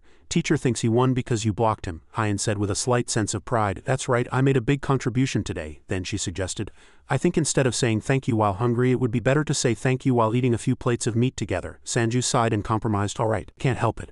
"Okay, I'll treat you." Hyen was instantly delighted. "Great, great, it's a promise." Hyen said goodbye and went inside. Sanju laughed, guessing, "I'm sure you'll eat a lot." Sanju turned around, satisfied. He suddenly stopped. Sanju felt something was off. "Why are you two following me? You should be working hard." They stopped and reported, "It's already late. All the shooting ranges are closed." Sanju bent down and picked up a twig. He offered them the twig and suggested, "You can train in the park." 1 month later, under the starry city night sky. "Yes, Hunter Sanju." Junmo's eyes widened as he answered the phone. How is the plan progressing? The other party replied. It's a complete success. Meanwhile, Junmo stared wide-eyed at the two clones who were wearing armor and looking around, and his hand fiddled with something green. Now I can shoot a pistol too. For now I'll just walk around dressed like this, plus my cloning skill level went up, so I got a third clone, Junmo immediately said delightedly. Congratulations, now you can learn even faster. Sanju also said joyfully, yes, that's right. According to the ability evaluation chart, strength increased from 0.732 to 1.432, agility from 0.518 to 1.218, stamina from 0.679 to 1.024, endurance from 0.563 to 0.894, magic from 0.137 to 0.237, vitality from 0.312 to 0.315, clone enhancement skill LV3 to LV6, current ability ratio applied to clones 53. Sanju looked at it and smiled brightly, convinced. You'll be really surprised when you see this, Sanju wondered. Is the average stat for E rank around 1.4 points? He wanted to ask for a favor. Then this is a bit of an urgent request, but can I reserve 3 F rank hunting grounds for tomorrow? Junmo suddenly stammered in surprise. 3 places? Sanju asked again. Will it be difficult? He immediately confirmed. I can do it. Who do you think I am? I'll secure those hunting grounds no matter the cost. Sanju looked at it and was delighted. Haha, Manager Kong is truly reliable. Junmo was very excited. Then when should we schedule it? Sanju gave a rough schedule. I'll have them train in the morning and send them hunting in the afternoon. Junmo immediately opened his notebook and meticulously took notes. Understood. Then I'll see you tomorrow. Sanju said goodbye. Good night. He cheerfully spun in his chair. Alright, numbers 1, 2, and 3, upper body, lower body. Sanju pointed his finger and quickly commanded, go to the park right now. You have to be back before 12. Sanju repeated angrily. Leave the guns here. Sanju searched the internet and planned his monster hunting. How to easily hunt dog monsters. Library Museum New Hunter Guide Part 1. Analyzing dog monster combat styles. If you do this, you too can become a hunter. Sanju carefully observed and evaluated his clones' training. They learn really well. Unless it's impossible to move their bodies, they can copy and reproduce almost everything. Sanju concentrated and calculated. Then what would happen if I learned about all these types of monsters and how to hunt them accurately? In the video, a guide voice said, Greetings my viewers. Today I'll explain the combat style of dog monsters. Understand the situation well and choose the right weapon. New hunters can easily obtain these materials and fight them. Sanju nodded, thinking that his clones would also be able to follow instructions. From the side of the building, busy footsteps could be heard. Sanju, with dark circles under his eyes, noticed, is it 12 already? Sanju yawned widely and wearily commanded them, HMPH, those guys still have so much energy. They never get tired even after working all day. Go take a shower and eat. Sanju looked at his 3 clones and wanted to test them. Giant rats, alien fish, one-horned rabbits. I've read most guides on F-rank monsters. Now I need to see if they really follow instructions and hunt. He carefully checked and calculated. I'll confirm what's happening, use familiar skills to gain combat experience and learn about mana during breaks, according to Sanju's analysis chart. Hunting progress in Hunting Ground 1-1, situation check, real battlefield experience 2, use familiar skills 3, rest, mana recovery. I couldn't last long last time because familiar skills consume too much mana, he called and instructed. Manager Kong will arrive soon. I'll be there in 10 minutes, so get ready after you've finished eating. Junmo. As the 3 clones were eating, Sanju called them. Once you've finished eating, get ready. When Sanju arrived, Manager Kong Junmo was already waiting. Arrived. Junmo looked at them and hesitated slightly. Now they've become quite formidable, haven't they? His face also looked tired. Yes, I'm uncomfortable with them too. Sanju continued to ask, is the training ground ready? Junmo nodded, confirming, of course. I found 3 not far away. Sanju gave his final instruction. Alright, please take good care of these guys. He turned around, slightly surprised. Aren't you coming, team leader? Junmo scratched his head and smiled awkwardly. I plan to participate using familiar skills. I also need to practice mana breathing techniques. Please take those children to the hunting ground, and if things go smoothly, report to me. Junmo nodded in agreement. As you wish. As the car started and drove away, Sanju also had to prepare excitedly. Now I need to do my part. Sanju walked whistling and slowly exhaled. He focused intensely, relaxing his body and concentrating on his senses. Ignoring all distractions, he focused only on himself. It would be better to remember the feeling of using the skill. That sound reminded Sanju of the sensation of using the skill. Right, when I used familiar skills and clone summoning skills, it felt like energy was gushing out of my body. His body gradually transformed, and he imagined circulating mana within his body while breathing for 10 seconds. Sanju could clearly feel the mana circulating within his body. He took a deep breath and his body changed. Suddenly, Sanju's eyes widened in surprise. That power was growing stronger and stronger. A notification panel appeared. Meditation skill acquired. Meditation concentration LV1 stabilizes the mind for contemplation, slightly restores mental fatigue, slightly increases mana growth rate, slightly increases mana recovery rate, enhances the effect of mana breathing. A man walked a long road exhausted. No way, why is that monster here? Damn it, the man, his face covered in blood and sweat, barely managed to move his feet. Damn it, but this is an F-rank dungeon, we only came to hunt some alien fish. That monster shouldn't be here. The monster bared its sharp teeth, the man resolved firmly. I need to report this to the government. As the monster approached closer, the man became even more terrified. Right, his hands trembled even more. The monster chased right behind, blood splattering everywhere, and screams pierced the sky. The car door opened. Junmo stepped out and introduced, this is the last hunting ground. It's a wastewater treatment plant. He briefly explained to them, there are alien fish here. They're famous for their hard jawbones. Number 3 had already set off. Understood. Junmo instructed again. Be careful. He took out his phone and sent a message. I've dropped off all 3. I need to leave a message. All clones have arrived. Junmo was very impressed.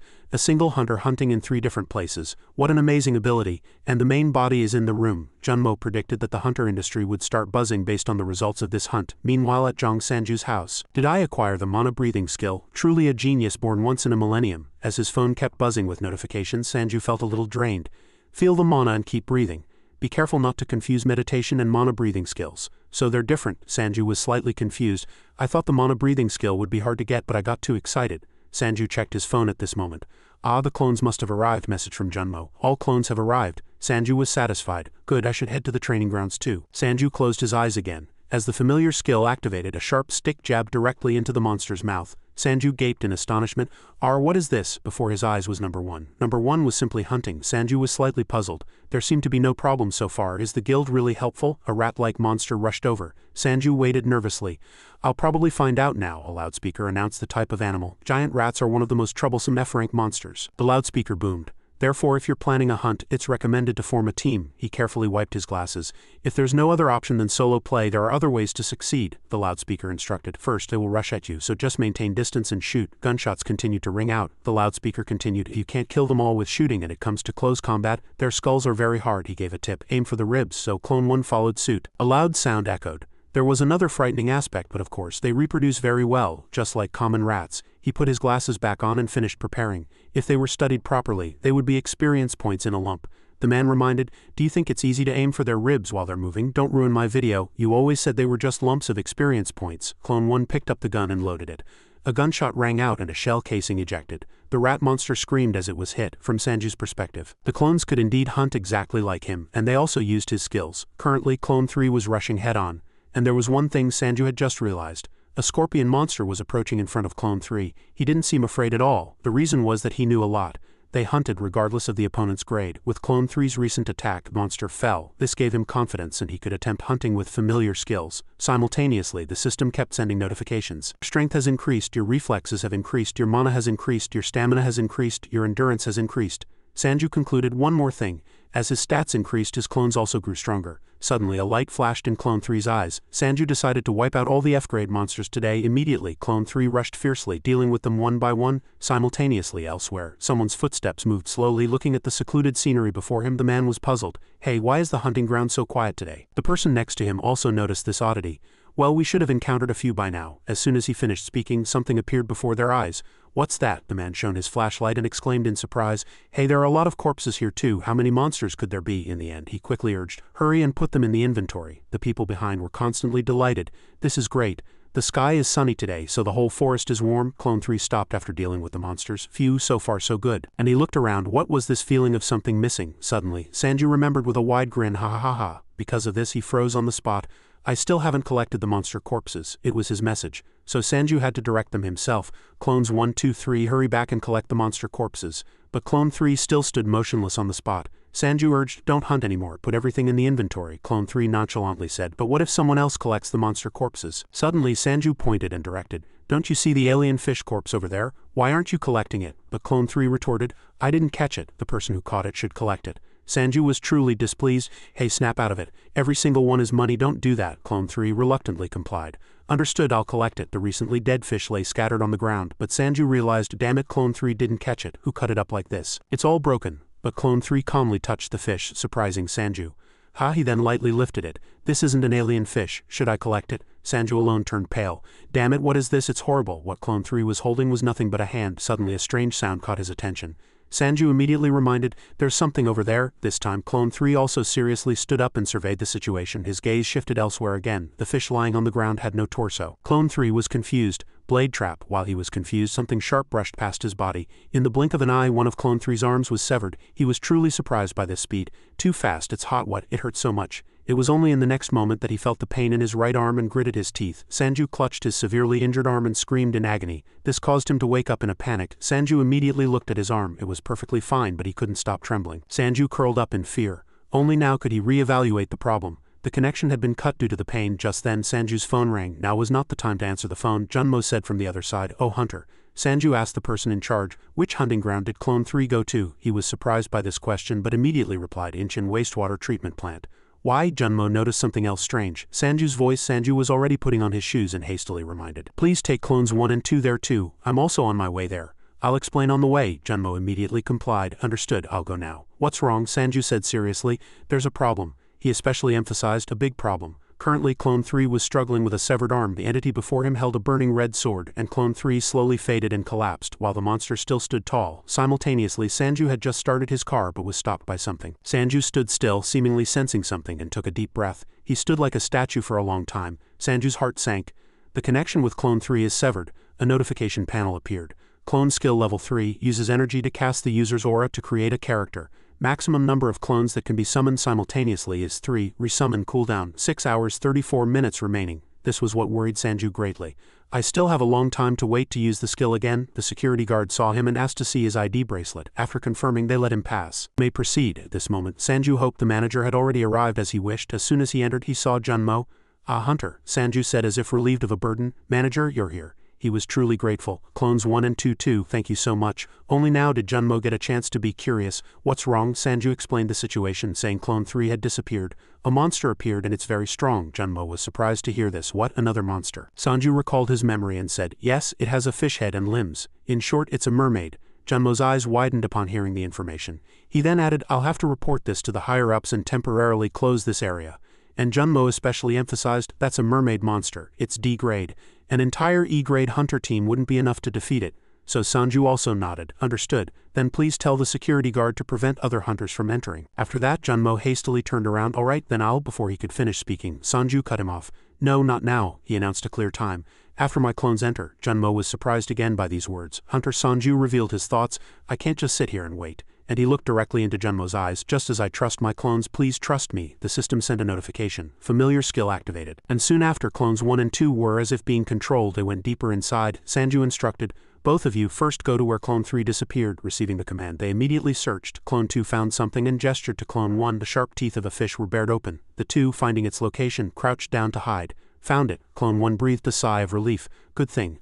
I have to take advantage of this opportunity and attack first." And Sanju calculated that his stats were similar to an E-grade hunter, but my clones only have about 53 of those stats.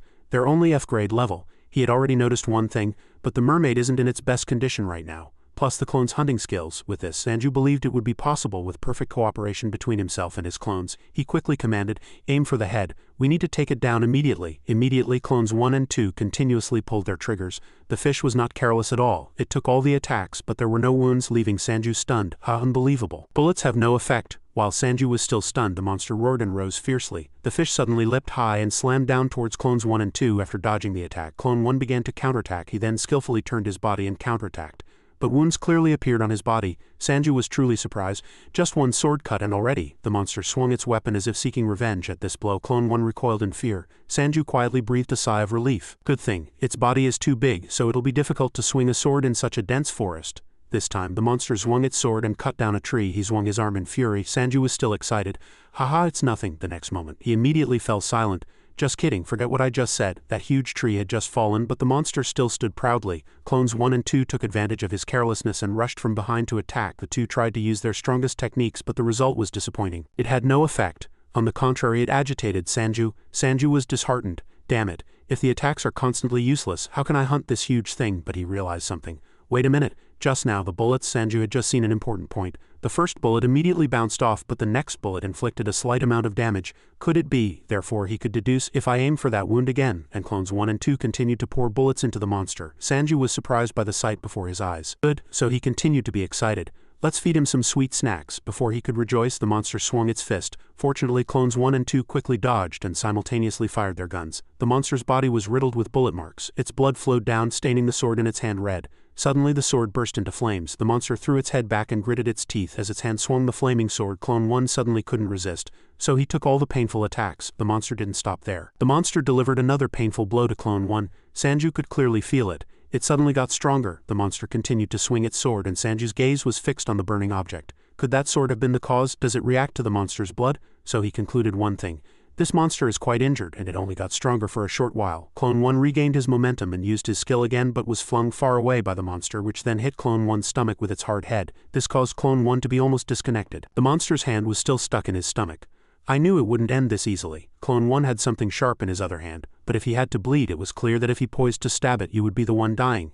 As the needle pierced its body, the monster screamed in pain, but its huge hand still tried to resist yet was immediately restrained by Clone 1. He increased his speed to subdue it. Now the monster was in so much pain that its eyes were bloodshot. Noah fiercely took a stance and punched Clone 1's stomach again. With his other hand he swung the flaming sword. This time Clone 1 was truly severely injured. Meanwhile, the monster still roared fiercely, threatening. The moment he was about to swing an attack, Clone 2 rushed in and blocked for Clone 1. Then the two combined their strength and charged. While he was attacking Clone 1, Clone 2 took the opportunity to rush in, and he successfully landed a painful blow on it. This caused the monster to immediately fall, and it also threw its head back in pain. Its body showed signs of collapsing, and this time it lay miserably on the ground. Finally, Sanju could breathe a sigh of relief. It's over. Clones 1 and 2 also collapsed. I can't move anymore. After that, he wearily checked again. I'm out of ammo. I think this is enough hunting for today. Let's stop here. Now Sanju had done what he needed to do. I really thought I was going to die. I need to report to the manager. Footprints covered the dirt path everywhere. Through Clone 1, Sanju's surprised expression could be seen. His mind suddenly became chaotic. It's not dead yet? After that, he quickly instructed Clone 2 to follow the footprints. At this moment, Sanju's smile disappeared. Let's stop here. That's the way to the main gate. The external security guard said, I'm sorry, but we've received reports of a D-grade monster appearing in this hunting ground. Therefore, entry to the hunt is blocked. Another person, startled, asked, What? So we can't go in? So the guard reassured them. A hunter team from the association will be dispatched soon. We'll inform you immediately of any changes, the other person complained. But I spent so much time putting this team together. Junmo was silent but hoped inwardly, Hunter Sanju, you must hurry. Upon hearing someone's voice, Junmo focused. What? The guard urgently shouted. Quickly gather your forces and inform the general commander. Others also quickly followed the command. Before them a monster was ferociously charging. The monster opened its grotesque mouth savagely. The army urgently commanded, Open fire immediately and stop it. Don't let it get near the information gate. The flaming sword in the monster's hand had not lost any of its power. Bullets continued to explode, but the monster had already charged all the way to the gate. From behind, number 2 barely caught up with a small blade in hand ready to throw. He attacked the monster with all his might. The monster, surprised by the sudden attack, painfully stumbled backward. At that moment, Sanju burst out from inside. He pushed himself with all his might, and Sanju plunged the knife forcefully into the monster's body. The monster screamed in agony. Meanwhile, Sanju continued to drive the knife into the monster's head. The soldiers watched, dumbfounded. The monster gradually stumbled backward, and number 2 felt like crying with emotion on this side. An association employee answered the phone. Yes, I've arrived. He stood in military uniform, surveying his surroundings. I'll send a detailed report immediately after the investigation. After hanging up, he turned his attention to the bustling crowd before him. HMPH, what's this? Beneath people's feet lay a bloody fish monster. The association employee frowned, looking down in confusion. This is a mermaid. A soldier pushed through the crowd and asked him, You're from the association, right? The association employee looked at him. Yes, that's right. What happened here? The young soldier with a surprised face urgently reported. Yes, a D-grade monster did appear. But a hunter entered the information gate before the blockade and hunted that monster. Hearing that, the association employee also looked puzzled. Isn't this an F-grade hunting ground? Why are you telling me a D-grade team is here? The soldier confirmed again. It's not a D-grade hunter or team. He frowned. Damn it. The soldier pointed at Sanju behind him and explained, although we're still investigating. As far as we know, an F-grade hunter, along with his clones, killed that monster. He gazed at Sanju, lost in thought. An F-grade hunter took down a D-grade monster, then he looked at the wounds on the monster's body. All attacks targeted those wounds. It must have been done without special weapons to inflict such damage. On this side, Sanju was still happily talking with Junmo, and the association employee judged, however, accurately hitting the wounded areas of a moving monster is truly an amazing ability. He also quietly observed, then turned and announced, We will enter the gate to check for other monsters. Complete your investigation before I return. The soldier also watched him and shouted, Understood. The fish below lay sprawled in a pool of blood, dead with its eyes still open. The association employee sighed in front of the warp gate. What should I report to the association? If I just say he killed a D-grade monster alone, the system window continued to display messages. Sprint skill setting, sprint shoulder joint level 1. Additional strength effect added during sprint. Shooting skill setting, shooting level 1 manual. Attack power increased when using firearms. Regeneration state unlocked, regeneration 0.401. Strike skill setting. strike shoulder joint level 1, focuses all power on attack, strength increase, endurance increase, stamina increase, strength increase after activation. He wiped the blood from his face, looking with surprised eyes. Many skills have been unlocked this time, I was too busy fighting to notice. He sat on a chair, looking at the 2 injured clones. Could it be that number 1 and number 2 survived thanks to regeneration? Junmo looked back at them with worried eyes. How are the clones? They look, he explained. They're injured, but it'll take a bit longer for the cooldown to resummon them, and I think if I let them recover on their own, their regeneration stats will increase. After that, Junmo looked at Sanju and praised him. But more importantly, young man, you are truly amazing. You took down a D-grade monster. Hearing that, Sanju also scratched his head with an awkward laugh. Haha, it's a bit embarrassing to say, but after I asked you to trust me, the situation became really dangerous. He also spread his arms and laughed, replying, seriously, I'm not kidding. I think you could easily take down an E-grade monster alone. He touched his chin and seriously assessed, I think so too. I'm also improving quite rapidly. Suddenly, he remembered something. Oh right, the dagger. Sanju pushed his way through the crowd under Junmo's puzzled gaze from behind. The monster earlier had a unique dagger. It absorbed blood too. He wondered, what? It absorbed blood? Then he reached out to pick up the blood-stained sword on the ground, confirming, that's right. Its eyes turned red and it started raging. I think it was because it was almost dead. Junmo stopped him from a distance. Wait, it might be better to have the clone handle it. What if it's a cursed item? Sanju also paused, looking up at him. With a mix of confusion and worry on his face, he asked, cursed, so I can't use this? Then he let go of it and smiled, explaining, cursed items are very rare, so their value can be determined by their effect. Sanju, delighted, waved his arms and exclaimed, that's incredible. Then he turned to him and asked, all right, then I'll have the clones hold these. Can the cleanup team handle the rest? Junmo confirmed. You'll be quite famous. You caught a D-grade monster. Sanju put his hands in his pockets, preparing to leave. Then I guess I'll call it a day here. If I stay any longer, reporters will swarm me. Suddenly he remembered something and rummaged in his pants pocket. Oh right, manager. Is this thing expensive? It dropped from the mermaid monster's head. His hand presented a jewel under Junmo's astonished gaze. He widened his eyes in surprise. His eyes were still fixed on the jewel in Sanju's hand. A hint of surprise was in his eyes. A low-grade jewel is worthless, but seeing his excited eyes, he felt a little sorry. But with that expression, how can I tell him? Sanju stared intently at the jewel. This is rare, right? It must be expensive. But Junmo eventually had to speak. He explained apologetically, I'm sorry, but this item isn't very valuable. It's an item that increases stats, but it's rarely used due to severe side effects, so it's very cheap. Hearing that, Sanju's heart sank and he threw the jewel away. Seeing this, Junmo consoled him, but other things might be worth money, right? Don't be too disappointed. Sanju's eyes welled up with tears. Yes, thank you. Then he glanced at the mermaid monster. Then I'll leave the rest of the item collection to you. Thank you very much. Junmo replied, yes, thank you too. Elsewhere, a room door opened. Sanju entered, followed by number 1 and number 2. He pulled at his shirt and sighed. Phew, today was really a long day. The two huddled on the bed looking exhausted. On this side, Sanju stretched out his arm ready to summon. I need to resummon number 3 first. You guys rest. Yellow light flashed quickly, and before Sanju appeared clone number 3 with a serious expression. Then he took out a set of clothes and gave them to the clone. It's been a while, number 3. These are your gears. Go train, he nodded. Understood. After that, Sanju took off his blood-stained shirt. He put on new clothes and sat beside the loot box. Now he opened the lid and inside was the cursed sword. Next to it was also the worthless low-grade jewel. Sanju determined that these were the personal items he had brought. Then he picked up the jewel and searched for information online. So this jewel is a strength attribute. The jewel's information appeared. Strength increased jewel low grade, a crystal that can enhance strength. How to use, activate mana and absorb. Permanently increases strength by 0.005. Restriction, cannot be used by humans. Warning, excessive use will eventually transform the target into a monster, he concluded. Oh, so this stone cannot be used by humans. It's effective for summoned beings, but it will turn them into monsters.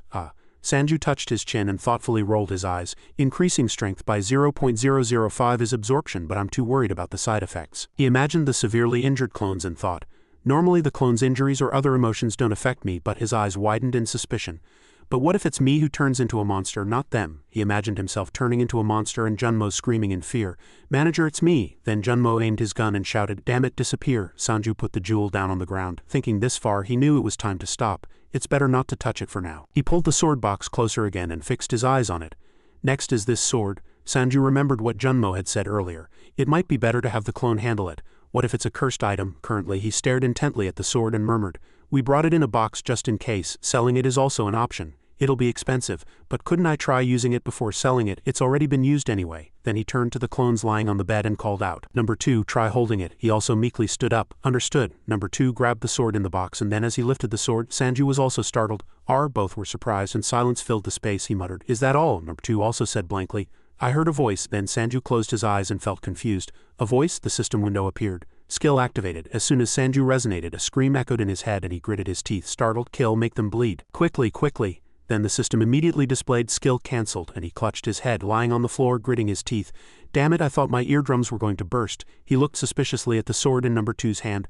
Perhaps if it's not at maximum volume the clone isn't affected. What would have happened if I had held it myself? No wonder that fish went crazy. Then he commanded the clone, hold it for a moment. He meekly replied, Suddenly the system window announced regeneration stat increased. He looked at the 2 clones. Number 1 bandaged and lying face down on the bed, and number 3 lying quietly on the ground. He wondered, perhaps they recover faster if they rest after that. He hunched his body and closed his eyes. He was still a little scared. But I have to take them to the hunting ground tomorrow morning. But given the current situation, then he approached the bed and informed the 2 clones, today, let's all unlock mana breathing meditation. Continue meditating even when I'm not here, they replied, exhausted and sprawled. Understood. Sanju closed his eyes and a blue light emanated from his body. He mumbled, the system window will show up tomorrow morning. Meditation mode activated. The next morning on his way to school he announced, I'm going to school. The school playground was bustling with people. He looked down at the benches lining the street, then absorbed in thought headed to the classroom. The vacation passed in the blink of an eye. Suddenly a window appeared before him, displaying his stats. Strength increased from 1432 to 1456, agility from 1218 to 1231, stamina 1024. Increased to 1045, endurance from 894 to 913, and other stats. Sanju also marveled. My stats have increased quite a lot too, but I've never let the clones rest. Suddenly he remembered something. And with tears in his eyes he walked down the hallway, lost in complex thoughts. I never knew I was this lonely, no one even greets me. Then Sanju entered the classroom. A muscular student also looked up. HMPH, he met the student's gaze. Gi-won-do raised a finger, joking and laughing. Oh hey, I didn't know you were in the same class as me. He widened his eyes. You're in this class too. Then he pulled a chair and sat next to Gi-won-do. Gi-won-do, blushing, teased. When did I ever tell you I joined this department because the professor is kind and gives good grades? Sanju said nonchalantly. I didn't know you cared about such things. He asked, are you still working out hard? He sat on the chair and replied, of course, just like you. The female students looked at him with surprised eyes. The purple-haired female student asked the black-haired female student, puzzled. Who is he? Is that senior Sanju? The female student's eyes widened. Wasn't he fat before? The female students upstairs also gathered their gazes and whispered, I didn't recognize him. Can Minjiani set me up on a blind date with that oppa? Seeing this, Gi-won-do also crossed his arms and approached, revealing his teeth and whispering, hee, you're famous now, aren't you? Sanju forced a smile and said, but those guys aren't even greeting me. Then he pointed to his face and asked, have I changed that much? Gi-won-do chuckled and confirmed, are you kidding? Seriously, have you met your parents? Guarantee your parents won't recognize you. Sanju scratched his head beside him and said, Kakeke, is it that embarrassing? I'm planning to go home in a few days too. Gi-won-do crossed his arms and said, when I saw you on the street I almost didn't recognize you. Then he raised his hand, miming holding a beer glass, and suggested, oh right, let's go for a beer after class. Let's get the other guys to come too. Sanju, flustered, cut him off. I have plans. Hearing this, Gi-won-do was extremely surprised and shouted, what? Sanju, flustered, repeated, I have plans. So I can't go with you. Gi-won-do pointed his finger, lifted his head, and loudly complained, you traitorous bastard, how can you do this to me? You have to come with me, don't you? Going on a date with a girl, you complete piece of trash. Sanju became even more flustered, stood up and waved his hands.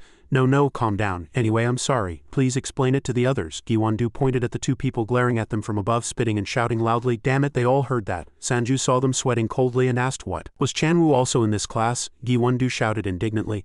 I'll remember this. All my brothers will remember this day. A student reminded them, quiet down, the professor's coming. On a clear day at the Global Hunter Association WA building, employees were working diligently. A man from a high vantage point watched the employees working tirelessly. An employee with glasses said, Oracle has predicted a disaster. Michael Harris, chairman of the WA, asked in surprise. What? The young man with glasses said seriously. Gates will open and thousands of monsters will pour out. Michael Harris' face darkened and he asked, have you confirmed the gate's location and opening time? The young man with glasses replied, only top-grade monsters can know, and the gate is likely to open within a few days. He looked at a paper and announced, the most likely location is South Korea. Someone's hurried footsteps echoed. Wai sighed with a worried face. What's going on? Why is such a big meeting being held? While lost in thought, someone loudly called out, Mr. Wai? And Miho bumped into Wai, startling him. Wai fell from the strong impact and said with a pained expression, it's been a while, Ms. Miho. Miho beside him covered her mouth in surprise. Hey, did I hit him too hard? After a moment, Miho puffed out her chest and said, it must be something serious to be here even during the day. Miho's identity was the guild master of the Zoro Guild, the 6th-ranked guild in the nation. Wai clutched his arm and replied, I think so too. And this person was the guild master of the Kusu Guild, the 3rd-ranked guild in the nation. The two headed to the base together. Miho said in a sarcastic tone, by the way, are you wearing these clothes to seduce me? You're really charming. Wai, flustered, explained, no, I've just been too busy lately. When the two entered the meeting room, everyone was already seated. An old man, seeing the two enter, widened his eyes. Old Hai Seong said sarcastically, look who it is, isn't that Mr. Wai? Miho sighed deeply. That arrogant old man. Jian turned to the door and asked, what's wrong? Hai Seong said in a mocking tone, why are you so cold? At least let me greet you. Jian replied tiredly, if you're done talking I'll return to my seat. but as Hai-seong spoke, Y's eyes narrowed. Tower on, Hai-seong said with an extremely pleased face. I hear that Team 1 of the Kusu Guild recently went there. Hai-seong stirred the pot, but there's been no news for days. I can't help but be curious. So any progress? Kim Young, the guild master of the Sun Guild, the second-ranked guild in the nation, said reproachfully. Hey, stop it, that matter. Hai-seong laughed loudly. Did I say the results weren't good? My apologies, my memory isn't what it used to be. Hearing this, Y's face became murderous and the flames of anger burned. Miho beside him just stood there helplessly. At that moment, as Y was about to act, the door slightly opened. The bodyguard in sunglasses announced the association chairman has arrived. Short, silver-haired old man entered. He was Chairman Oh-bae of the Korean Hunter Association. Chairman Hoon saw the commotion in the room and asked him what's going on. At this, Y also tried to calm his anger, sighed and sat down in his chair. The others didn't know how to answer. Chairman Hoon thought with a puzzled face.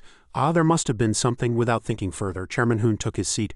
It's a great pleasure to meet you all here. First, I want to thank everyone for responding to our summons. Chairman Hoon's gaze sharpened. Recently, the nation received a disaster alert from the Global Hunter Association. Hai-seong scoffed inwardly. From Oracle? Chairman Hoon read the document with a puzzled face. We received information that a monster gate will soon open and an enormous number of monsters will pour out.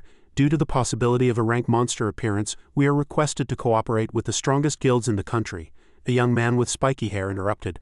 When and where will this happen? Chairman Hoon widened his eyes and replied. We have no specific information other than that it's likely to occur domestically. Young slammed the table in anger.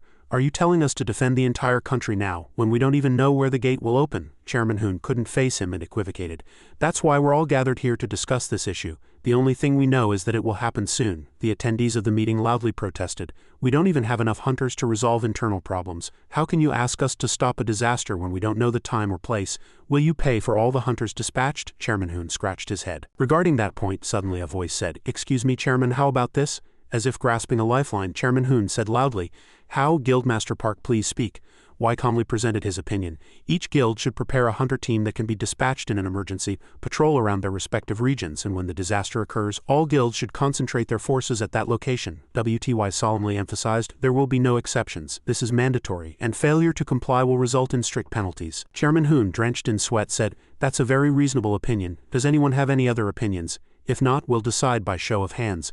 All the guild members attending the meeting raised their hands simultaneously. At least we can do that, we have to patrol the regions anyway. And Miho also raised her hand, blushing, and Hai-seong with an evil smile also agreed. Chairman Hoon, as if a burden had been lifted, said, It seems this is the final conclusion, Chairman Hoon decided. Then let's proceed according to Guildmaster Park Y's suggestion. Please protect your respective areas well and maintain a close cooperative relationship. On a day neither sunny nor rainy, Sanju hummed to himself with an excited face.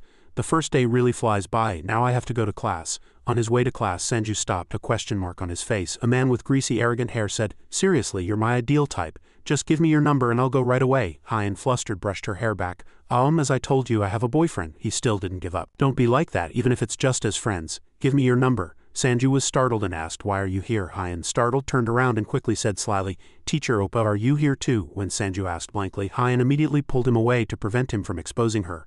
Oppa, I've been waiting for you. Let's go. The other man scratched his head, unaware of what had just happened. On a street at dusk, Sanju's voice echoed, So he kept forcing you to give him your number? So we left in a hurry. Hyen crossed her arms and said, I told him I had a boyfriend. And then teacher came right on time. Hyen blushed in embarrassment and shouted loudly, Just so you know, I don't have a boyfriend. Sanju was puzzled. What did I say? Sanju then asked, Oh right, why did you ask me to buy you some meat? You have to go to school today. Hyen replied, Today is our school's anniversary. Sanju said as if realizing, So that's why you weren't wearing your school uniform? I thought something was wrong. Hyen puffed out her chest like a blooming white flower. Why couldn't you take your eyes off my ordinary appearance? Do you want my number too? Sanju was annoyed and became dumbfounded. I got it a long time ago. This kid didn't ask any more questions. Sanju put his hand in his pants pocket, and he took out his phone. The phone beeped and a notification appeared. All debts have been deducted. Payment complete. Sender Kong Junmo. Sanju was extremely excited and shouted inwardly, I earned 50 million won. Clones are truly the best. Sanju loudly declared, Let's go. Let's choose some meat. Let's find the expensive stuff. Hyen asked in surprise. Really? I eat a lot. Can you afford it all? Sanju reassured her. It's fine. Let's eat beef. Do you want hanwoo? Hyen's mouth dropped open. Won't that be too expensive? Sanju replied generously. Don't worry about money. At the hanwoo restaurant, beef was sizzling on the grill. The two focused on the meat. Hyen shouted with joy, Wow teacher, this is really delicious. Sanju continued to pick up meat for her and said, Yeah, it's really delicious. Hyen looked up at the price tag and asked, By the way, it must be expensive. Are you okay, teacher? Sanju said firmly. I told you I'm fine. Don't worry about anything and just eat. I'm only worried about your hands. Hearing this, Hyen looked at her hands again. Sanju said, "Excuse me, please give us 4 more servings of beef." Suddenly, everyone in the restaurant looked at their phones simultaneously. The staff also brought out the beef. A notification sound rang out. "This is Lee Sunhwa's daughter. A disaster alert has been issued nationwide. All citizens should check the location of evacuation facilities and prepare essential items such as emergency food. I repeat, this is a real situation." The alarm continued to ring. "This is not a drill. Monsters are appearing all over the country. All citizens should be vigilant." The notification sound repeated continuously. "A disaster alert has been issued nationwide." The notification sound echoed throughout the restaurant as if engulfing it. An urgent voice came from the phone. "All citizens should check the location of evacuation facilities and prepare essential items such as emergency food. I repeat, this is a real situation." Someone's cry echoed. "Dong Sanju, you scoundrel," a thin-faced man with glasses said. "That's right, there's nothing we can do. He's already made all his plans." Gi-won-do continued to shout. "It's so unfair. He's playing with girls while we're wandering the streets alone," the man with glasses replied nonchalantly. "We're not even sure he's meeting a girl." The moment they saw Sanju eating beef with a girl, they were shocked. The two were chatting happily. The man with glasses, seeing this sight, roared furiously as if his blood was boiling.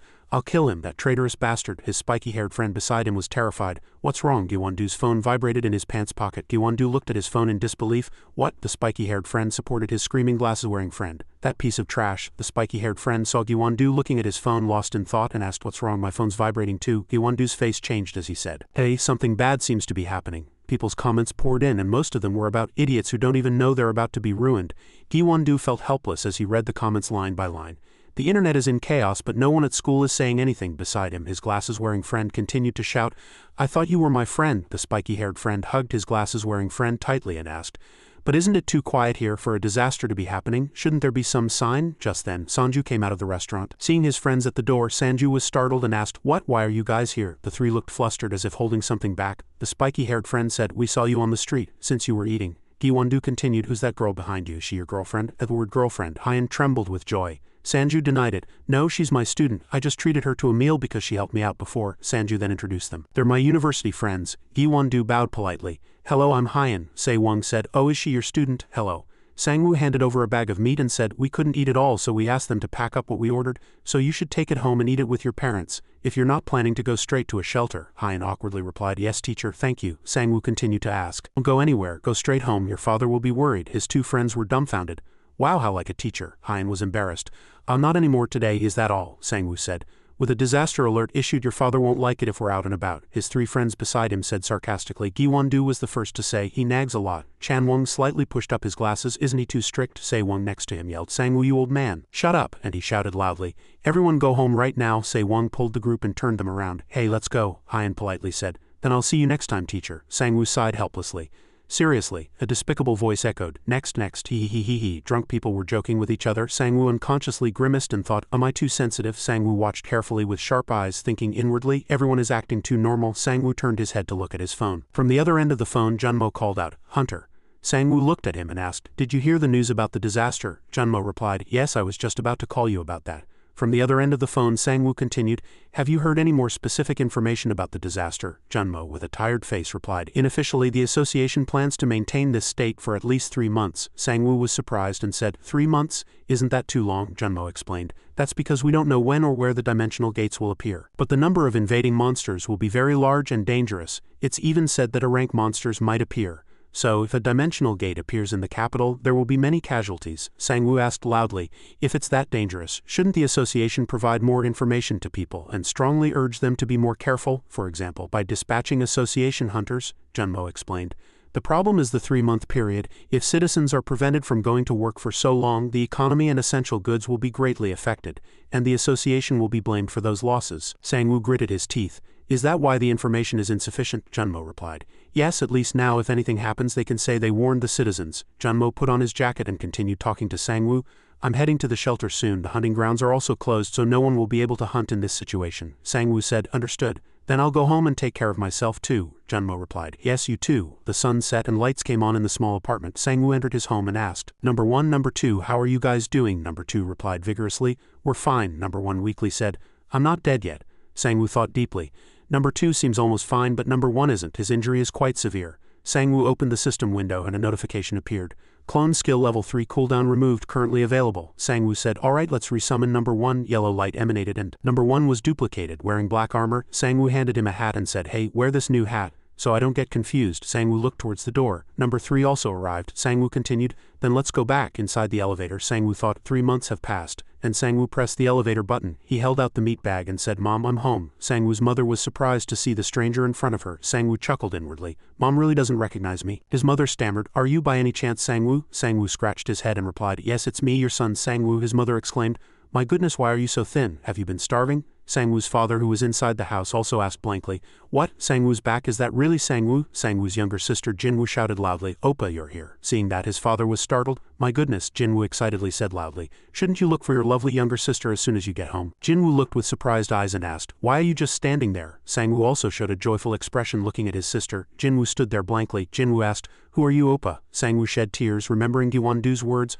I guarantee your parents won't recognize you. Sang-woo thought inwardly, Gi-won-do, you were right. Sang-woo's mother continued to ask, but did you come with your friends? Why are they all covering their faces? Sang-woo took off his shoes and said, they're not my friends. Sang-woo turned around and commanded, everyone take off your masks. Seeing them all remove their masks, the 3 people were startled. They stammered, they are, and the screams echoed identically. Sang-woo reassured them, I'll explain. A moment later, the whole family understood. So that's your skill? Sang-woo politely replied, yes, that's right. I participated in an awakening program about a month ago. You all know about it, right? His mother was surprised. Mom heard that all young people nowadays participate, but I didn't expect you to do it. Jin-woo collapsed onto the desk. I want to do it too, Sang-woo's father asked. So you're a hunter too? Sang-woo laughed awkwardly. Haha, yes, I didn't mean to hide it, but his mother said seriously. Son, isn't that job very dangerous? Sang-woo immediately explained. But as you can see, my skill has no reason to put me in danger at all. Please rest assured, my clones will hunt in my place. Sang-woo suddenly remembered something and said loudly, oh right, anyway, a disaster alert has been issued now. We need to go to the shelter, his father said. Mom and Dad also packed in advance, but let's watch the situation for a bit. Sang-woo asked again, watch? This disaster could happen at any moment, Sang-woo's father explained. Dad still has to go to work tomorrow and we can't just pack up and leave home suddenly. Sang-woo thought inwardly, father doesn't know how serious the situation is. The whole society is still quite calm, at least I wish I had received some information about monster invasions. Sang-woo helplessly gritted his teeth and sighed. Understood, then I'll stay here with everyone starting today.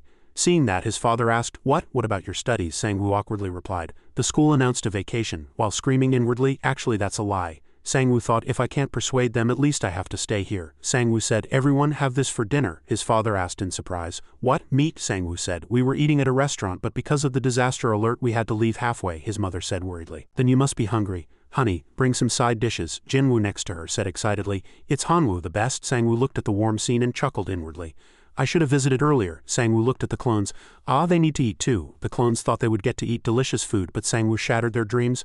The clones need to eat too, but this is a bit too luxurious. Just give them a little rice. A hot dinner table was set. Simple but delicious food was spread out. The 3 clones looked aggrieved, seeing the lavish table next to them and a bowl of white rice placed in front of them. Sang-woo said, everyone must be hungry, let's eat. Enjoy your meal. Jin-woo sarcastically said to her brother, if all 4 of you eat together, Oppa might gain weight again. Sang-woo twitched his lips and replied, no. His mother happily said, anyway, it's been a long time since the whole family ate together. Jin-woo replied, yes, it's so nice. Sang-woo also felt a little warmth from seeing that. He was about to say, anyway, but suddenly a loud explosion echoed. Darkness enveloped the space and he opened his blurring eyes wider. Sang-woo, bleeding from his head, looked around and stood up. What's going on? He stared blankly at the scene before him. Monsters were struggling to destroy buildings. Sang-woo asked himself, what is this? A huge monster roared wildly in the chaos. A monster opened its mouth wide and spat fire. The fire, with immense destructive power, split the apartment building in 2. Sang-woo watched it and couldn't say anything. Sang-woo looked around in a panic and shouted loudly, Dad, Mom, Jin-woo. The whole family was lying on the floor. Sang-woo picked up the equipment one by one and thought deeply. Number 1's equipment. Did he use his body to shield the family from the explosion? Sang-woo looked at the opposite side. Number 2 and Number 3 were looking at him. Sang-woo ran over and asked, Number 3, your arm, are you okay? Number 3 clenched his fist and replied, the bleeding has stopped. Sang-woo helplessly held his forehead. Damn it, Number 1 is gone and Number 3 is severely injured. I didn't expect the gate to open so quickly. Suddenly his mother stood up. Sang-woo shouted loudly, Mom? And the whole family stood up. His mother asked in a panic, what's going on? Are you hurt anywhere? Sang-woo replied, I'm fine, we need to get out of here quickly. His father in shock said, my goodness, our home. Sang-woo reassured everyone. The house isn't important right now, Dad. Sang-woo continued, I think the gate has opened. Everyone will be in danger. The street is almost in ruins now. Monsters were grabbing people one by one. Someone sat blankly next to their family, crushed under rubble and in a car. A winged monster was grabbing someone who was on the apartment rooftop. They all looked at the surrounding people hungrily. At this moment, Sang-woo's family had almost finished packing. Sang-woo asked in incomprehension, are you wearing it properly? Jin-woo awkwardly replied, yes I am, but it's a bit big. Sang-woo thought deeply. Number 1 wore it too back then. Jinwoo asked, is Oppa's clone okay? Sangwoo reassured her, he's fine, don't worry. A monster rushed at incredible speed and the whole family retreated in fear. A blue monster with a bloody head was lying on the ground. Sangwoo thought, are monsters falling from the sky? Monsters continued to fall incessantly. Sangwoo inwardly speculated, did a gate appear in the sky? Is it a monster that fell because it couldn't fly? Sangwoo immediately drew his sword. Fortunately, if that's the case, it'll be easier to deal with. The system announced a 0.001 increase in mana. The whole family struggled to open the door. Jinwoo shouted loudly, why won't it open? Oppa, help me. Sangwoo's father kept hitting the door with a baseball bat and said, it seems to be broken. It's not moving at all. Sangwoo approached and gripped the baseball bat tightly, saying, Dad, just a moment. His father was startled at first, but soon agreed. Okay, I understand, and he took his father's baseball bat and used his enhancement skill. Purple light emanated from his eyes and he hit the door hard. Eventually, the doorknob broke and he finished it with a cool kick. He shouted loudly, let's go. The whole family had blank looks in their eyes. On the 12th underground floor, Sangwoo looked around and thought, unbelievable. He was extremely flustered. All the cars are broken. Sangwoo, regaining his composure, asked his father, how far is the nearest shelter from here? His father replied, about 2 kilometers. Lumps of red liquid appeared everywhere. Twisted skeletons were constantly moving and mud monsters were also motionless. Sangwoo gritted his teeth. Damn it, still many monsters are falling unaffected. Can we walk 2 kilometers in this situation? Jinwoo suddenly shouted, Oppa, let's go underground. There's a temporary shelter underground too. Sangwoo was surprised to hear his sister shout and replied, there's such a place under our house, I've got my bearings, then let's go there. A weak voice was heard from afar. Here, a man crushed under a mud monster. He panted and pleaded, is anyone there? Please help me. The man with a bloody head begged, save me. The monster, as if sniffing out human sound, opened its mouth wide, flipped over a piece of rock and crushed the man. The man watched it and shed tears profusely. He knew he was going to die. It was a D-grade monster. The man, terrified, desperately crawled out. Is anyone there? Please help me. As the man continued to shout for help, Sangwoo's father's pity also wavered. His father urged Sangwoo, son, think carefully. We're not in a position to save others right now. His father, sweating profusely, said, let's go down, but Sangwoo's heart was screaming, number 3 can't fight anymore. Besides, number 2 alone won't be able to save him. The man shouted louder and louder, is anyone there? There's a person here. Sangwoo heard the increasingly loud screams and suddenly fell into thought, I'm not a clone, so I can't use the fusion skill. If I die, I really die. Sanju's heart beat more and more intensely. He was still lost in thought, but his mother urged him, Sanju, what are you doing? Let's go. The man shed tears and had a miserable expression. He closed his eyes tightly as if waiting for death. Sanju was still lost in thought, but after thinking for a long time he opened his mouth. Everyone go downstairs, close the door tightly and wait for me. His mother was surprised. Sanju, Jinwoo also spoke. Oppa, Sanju commanded. Number 2, follow me. Number 3, protect our family until the end, Jinwoo shouted in anger. Oppa, are you crazy? You saw what happened outside, didn't you? Come down quickly. His father turned around and asked, Son, what are you going to do? Sanju smiled. You know, Dad, I'm a hunter. Jinwoo's scream grew louder. Seeing her brother rush outside, Jinwoo shouted, Oppa. Sanju's heart continued to move forward in a situation where monsters were pouring out like this. A hunter could only do one thing. Sanju rushed at the monster and cut it down in one blow. The monster covered its face in anger, and Sanju continued to say inwardly, If I'm a hunter. The monster roared so loudly it seemed to shake the heavens. Sanju commanded, Number 2, protect him. Number 2 replied. Yes, Sanju thought in a flash. Our mission is to kill monsters, isn't it? Sanju provoked. Come on, you bastard. The monster froze, hearing a man call it a bastard. It was as if all the stage lights had been turned off. Come on, he kept muttering. Come on, you bastard. Number 2 hugged the rock that was crushing the man. He carefully overturned the rocks one by one. Sanju asked worriedly, Can you walk? The man expressed his gratitude as if relieved. Thank you so much. The monster growled in anger, seeing its prey escape. Sanju glanced at it. This monster is really big too. Sanju commanded. Number 2, take out your weapon. Sanju fiddled with something orange behind his pants. We have to use everything we have. Sanju stared at the jewel and encouraged himself. This is no time to hold back. Sanju handed the orange fragment to Number 2 and said, Eat this too. Number 2 accepted. Understood, and he quickly took a big bite. He continued to eat diligently. After eating, Number 2's eyes also changed. His pupils glowed orange. Sanju was startled to see Number 2 roar like a leopard. Number 2 transformed into an orange monster with yellow eyes. Sanju asked cautiously, You're still on my side, right? Number 2 replied. Yes. Sanju assessed inwardly. That appearance is no joke. The monster was surprised to see it transform like a superhero. No, you're not on my side, Sanju said cheerfully. Then it's fine. Fortunately, my hands are still intact. The system window appeared. Your strength has increased. Your strength has increased. The message, your strength has increased, kept appearing. Sanju thought to himself, it seems to have no other effect than my stats rapidly increasing due to the clone. Sanju said challengingly, Get ready. The hunt is about to begin. The monster approached him step by step. A gigantic stone baseball bat dragged along the ground. It angrily swung the bat high. Fortunately, Sanju quickly dodged. Unable to stay still, Sanju immediately counterattacked. Sanju froze for a moment, seeing that the monster was unharmed. As the monster reached out to grab him, Number 2 approached and delivered a blow. Number 2 charged like a hunting leopard. Sanju was startled by Number 2's actions. That sword is really amazing. The monster was cut and spewed black blood, screaming in pain. Unable to stay still, the monster immediately charged and swung fiercely. Sanju dodged and thought inwardly, it's much slower than the mermaid. After a moment Sanju kicked off and leapt up. He strongly cut the monster's head, severing a few of its fingers. Sanju froze seeing it. How can its hand grow back? Before he could think, the monster flung him several meters away. Sanju slid down to the ground covered in wounds and admired. Its regenerative power is truly strong, and he thought, it's not that tough. I can cut it easily. Sanju gritted his teeth and thought inwardly, but it recovers too quickly. Sanju's gaze was still fixed on the monster. Damn it, then concentrated damage is impossible. And Sanju shouted from afar to number 2. Number 2, knock it down for a few minutes. Hearing that, number 2 immediately charged and decisively cut the monster. The monster growled with hatred and screamed like a pierced pig. Sanju aimed his gun. No matter how fast it recovers, I can obscure its vision. The monster continued to be cut by number 2.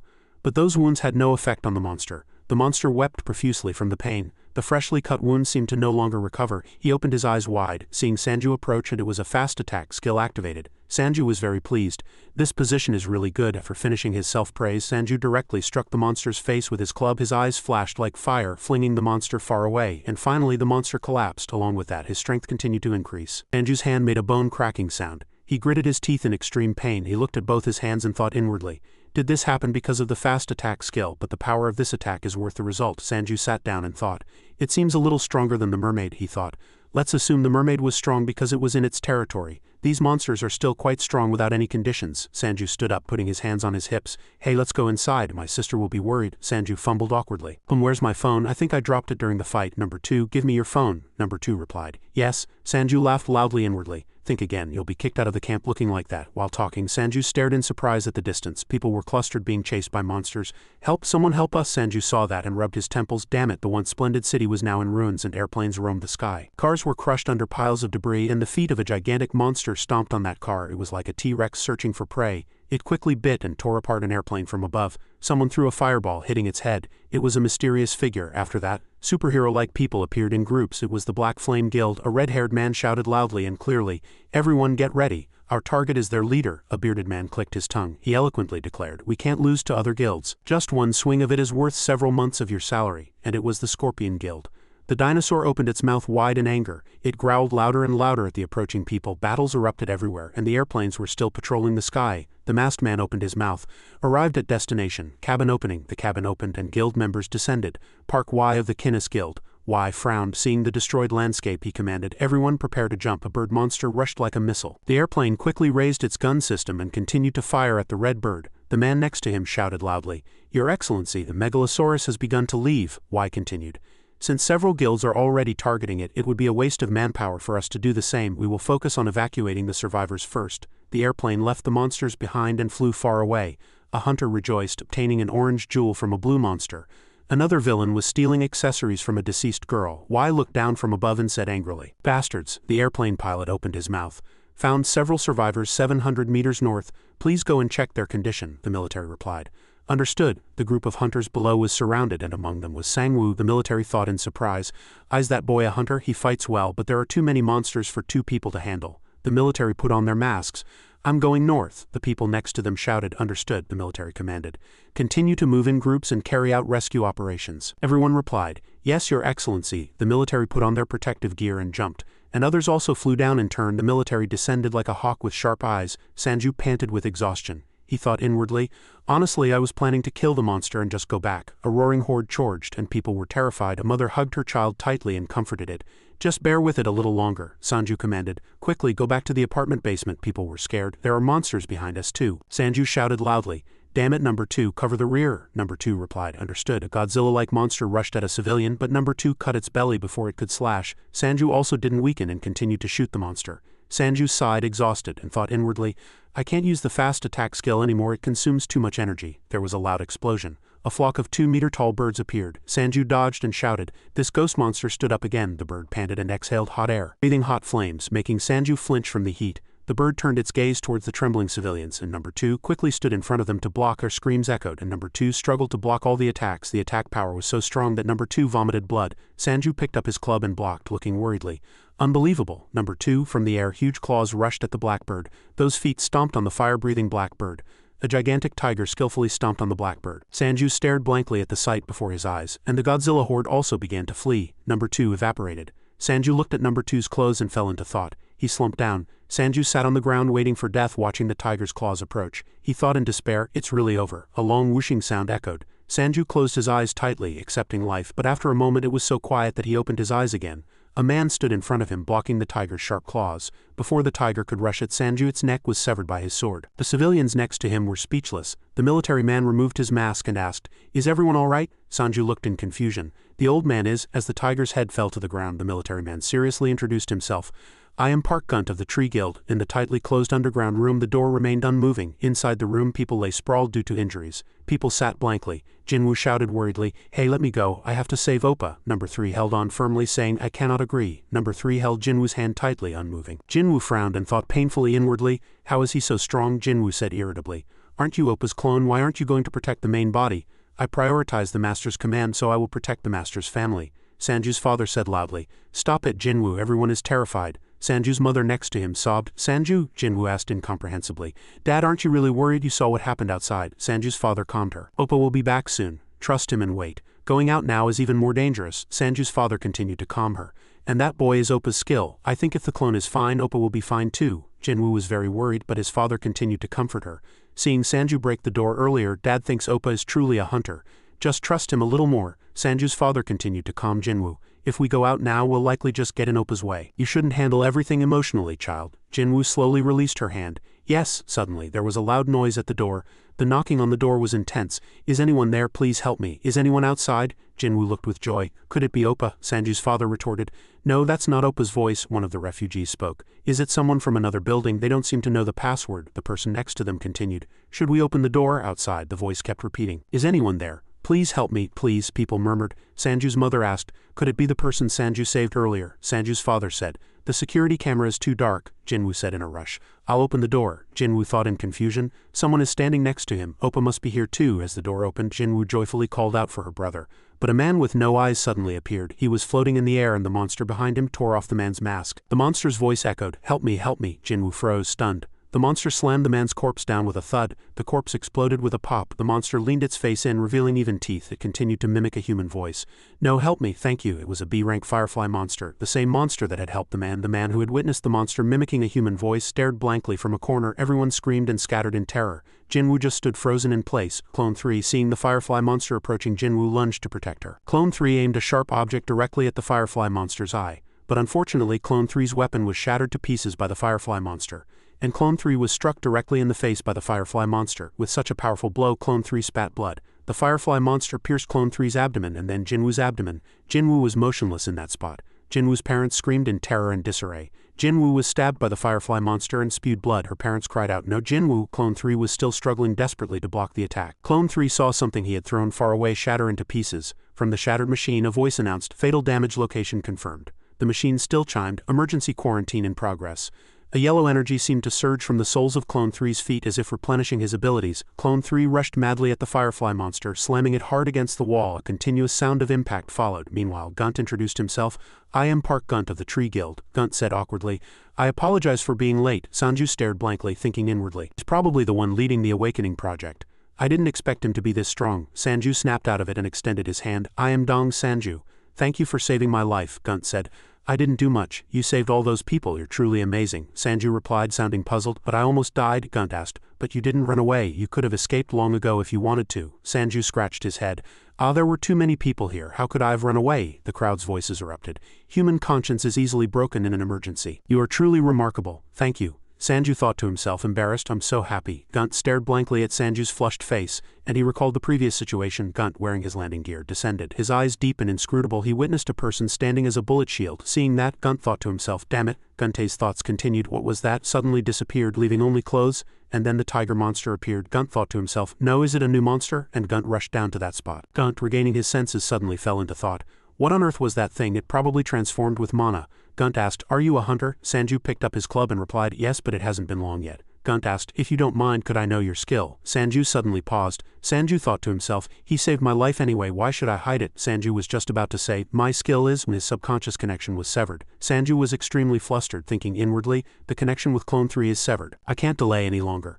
Sanju gripped his sword tightly. "I'm sorry," he rushed off madly.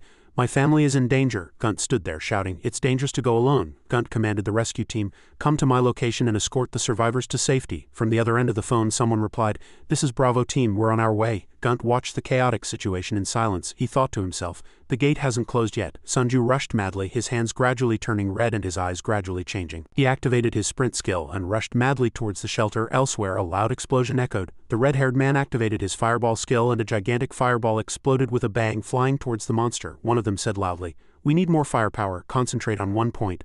"The monster is unharmed and still powerful," the red-haired man shouted. "Scatter, support team, their attack range is too wide." Another person rushed forward and slashed the monster. He thought to himself, "Damn it, it's too tough. My poison isn't penetrating." The red-haired man approached. "It's stronger than I thought. This is not the time to fight. We need to cooperate." Someone standing behind emphasized, "Cooperate?" Both men were stunned. A bald man said, "Mr. Shin Hai-seong, why are you here?" Hai-seong said, "I heard there was money to be made and came." "You wouldn't know." But the monster continuously roared. Hai-seong said, "Absolute power doesn't require cooperation." A roaring voice echoed. Jinwoo and her parents were in disarray.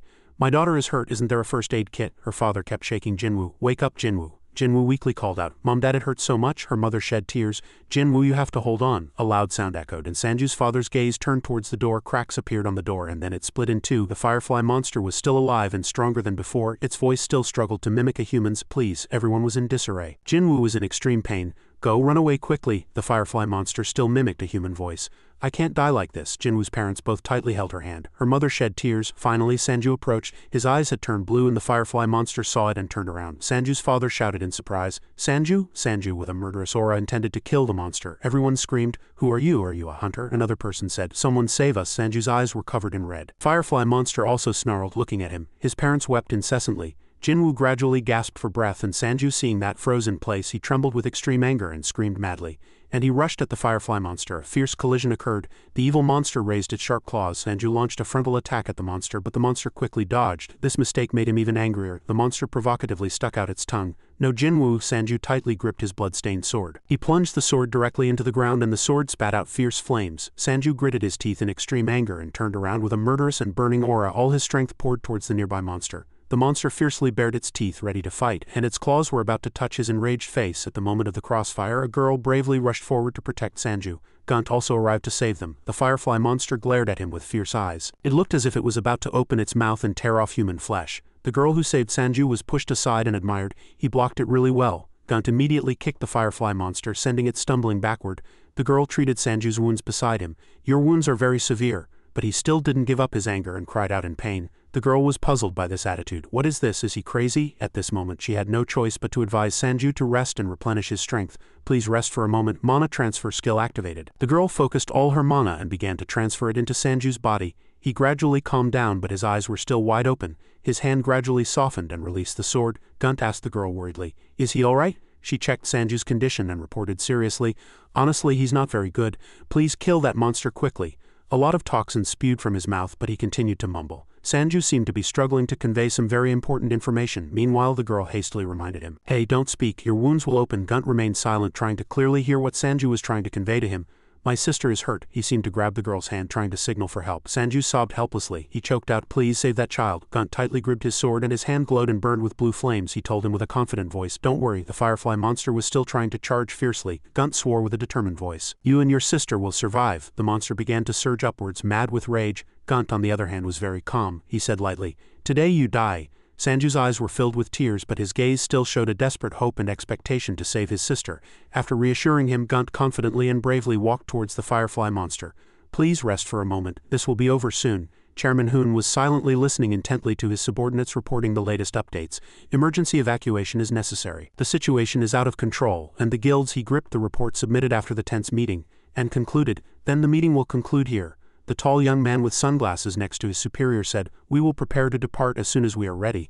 Chairman Hoon responded indifferently, Suddenly someone called out to him from afar, startling him, and he turned around. "Your Excellency, it's Shin Hai-seong." He approached him arrogantly and said, "I have something to say." The tall man with sunglasses warned him, annoyed. "Insolent fellow, watch your conduct." Chairman Hoon hastily grabbed his arm to stop him, and then said to Hai-seong, "All right, what is it about?" Hai-seong contemptuously ridiculed the tall man. "He cares too much about too many things. Would you mind stepping aside for a moment?" The tall man shrugged menacingly and said, "This is an important matter." The tall man suppressed his anger inwardly. Since his superior's gaze was on him, he couldn't act easily. Eventually, the two found a private place to discuss the important matter. So, are you thinking of evacuating everyone immediately? Chairman Hoon honestly confirmed this information. He solemnly explained, yes, we will inform them of the estimated damage from the invasion and evacuate everyone. We must minimize the damage. Hai Seong immediately bombarded him with questions, making him flustered, and he frowned, asking again, are you going to tell them everything? What do you mean? He did not hesitate and looked directly at the core issue with a very arrogant attitude. We don't even know when this will happen. In this situation, are you going to announce that there will be an A-rank monster invasion? Everyone quit your jobs and run away immediately, and seal off the entire city for 3 months. Hai Seong deliberately put pressure on Chairman Hoon, who was forced into silence. Your Excellency, can you handle the consequences that might arise afterwards? He confronted him, uttering extremely terrifying and threatening words. People will blame the association.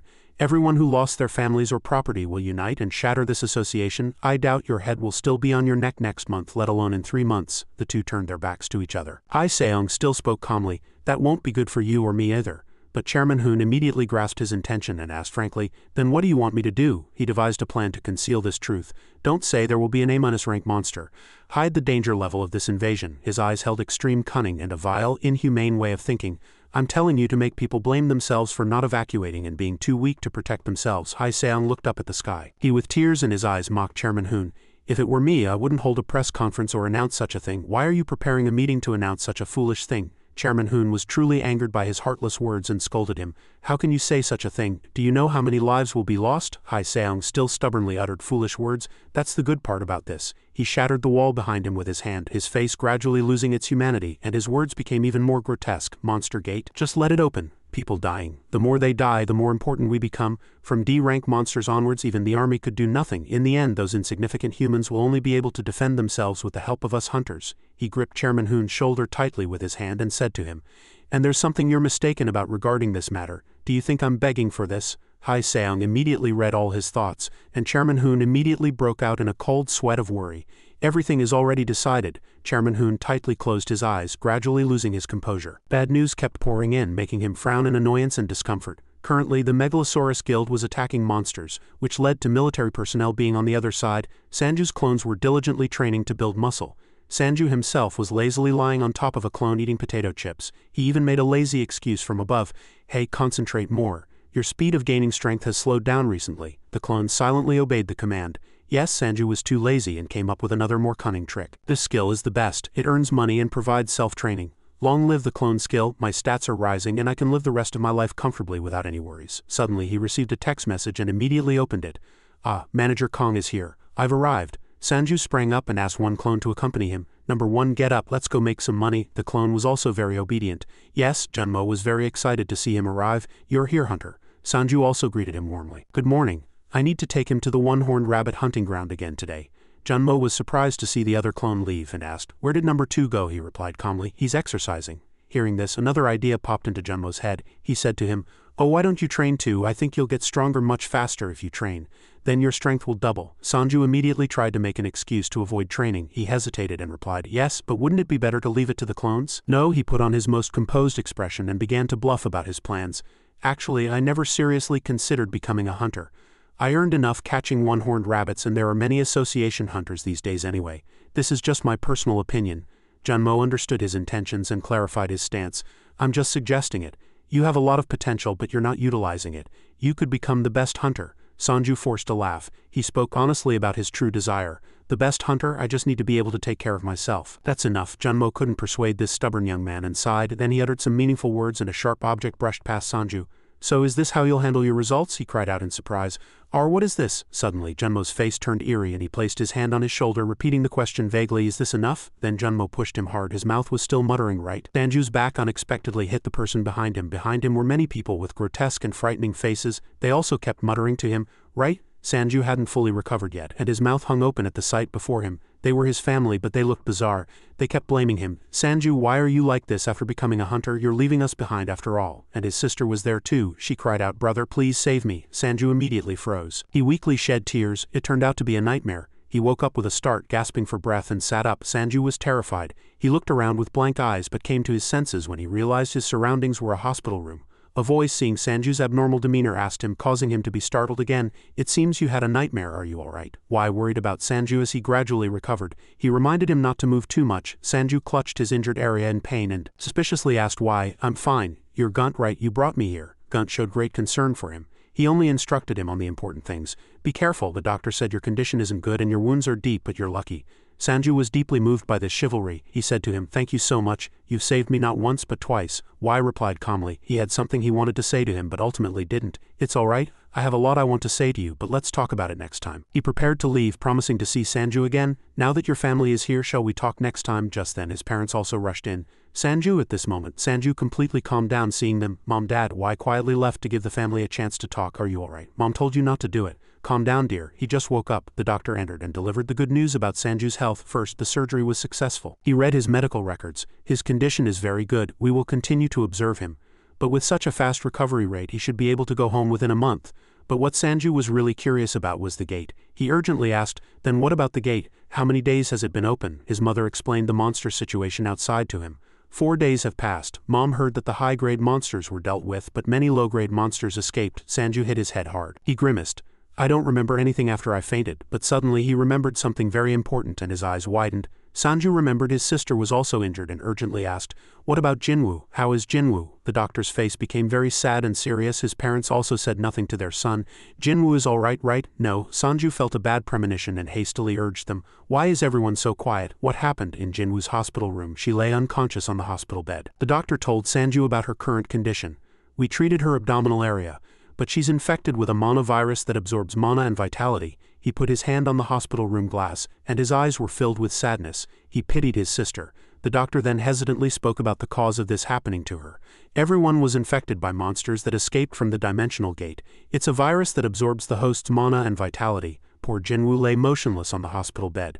The doctor mentioned some possible scenarios so that the family could prepare themselves. Most are not serious problems. Each has different attributes. If it doesn't match this virus, the virus dies without causing harm. But rarely the host's mana matches the virus, causing the virus to absorb too much mana and vitality, rendering them unable to awaken. Sanju still couldn't take his eyes off her. He asked the doctor, is there no cure? He carefully told him. Moreover, he mentioned her condition as a vegetative state, not with current medical technology. The virus synchronizes with the host mana, so even recovery magic is ineffective. So the only option is to continuously supply mana and maintain nutrition. The doctor carefully began to tell Sanju about the difficult ways Jinwoo could get a chance to recover. There's a very small possibility if a high-rank hunter helps with blessing magic or items like mutated cornus fruit or a new medicine from beyond the dimensional gate. But such things are extremely rare. He speculated that the cost of rare items would be enormous. I know. His parents were heartbroken to hear that. The doctor also replied sadly. Yes, that's right, but Sanju still stared blankly at his sister. He couldn't leave her like that. He tightly gripped the IV stand and extreme regret surged in his heart. If I hadn't been curious about those things. Sanju remembered the moment he fell while looking for rare items. His face was filled with confusion and bewilderment. Sanju blamed himself even more as he looked at Jinwoo. If I had protected my family first at that time. Jinwoo was already scared and worried. She was too severely injured and fainted. The more he thought about this, the more frustrated Sanju's heart became and blood began to flow. If I had, the doctor, seeing his condition, shouted. Teacher, Sanju remembered the fierce tiger-like monsters. If I had been a little stronger. The fierce firefly monster, if I had. Everyone panicked and shouted as they saw more blood flowing. Sanju is bleeding, nurse. Calm down, the doctor gently soothed him. Blood is flowing from your wound. Sanju didn't care and covered his wound with his hand, blaming himself. He would have had the ability to save everyone and his sister. His eyes welled up with tears. He blamed himself even more. If I had tried a little harder. Sanju remembered the moments his family had happily spent together. Even his clones accepted them. Everyone laughed and talked happily at the family dinner table. Sanju sat on the hospital bed deep in thought with many worries in his heart. After the unfortunate incident, his face was full of anguish. Suddenly, Sanju looked to the side and Hyan slowly entered. Sanju was slightly surprised by her appearance. Hyan. She carefully greeted him. Hello, teacher, Hyan explained to him.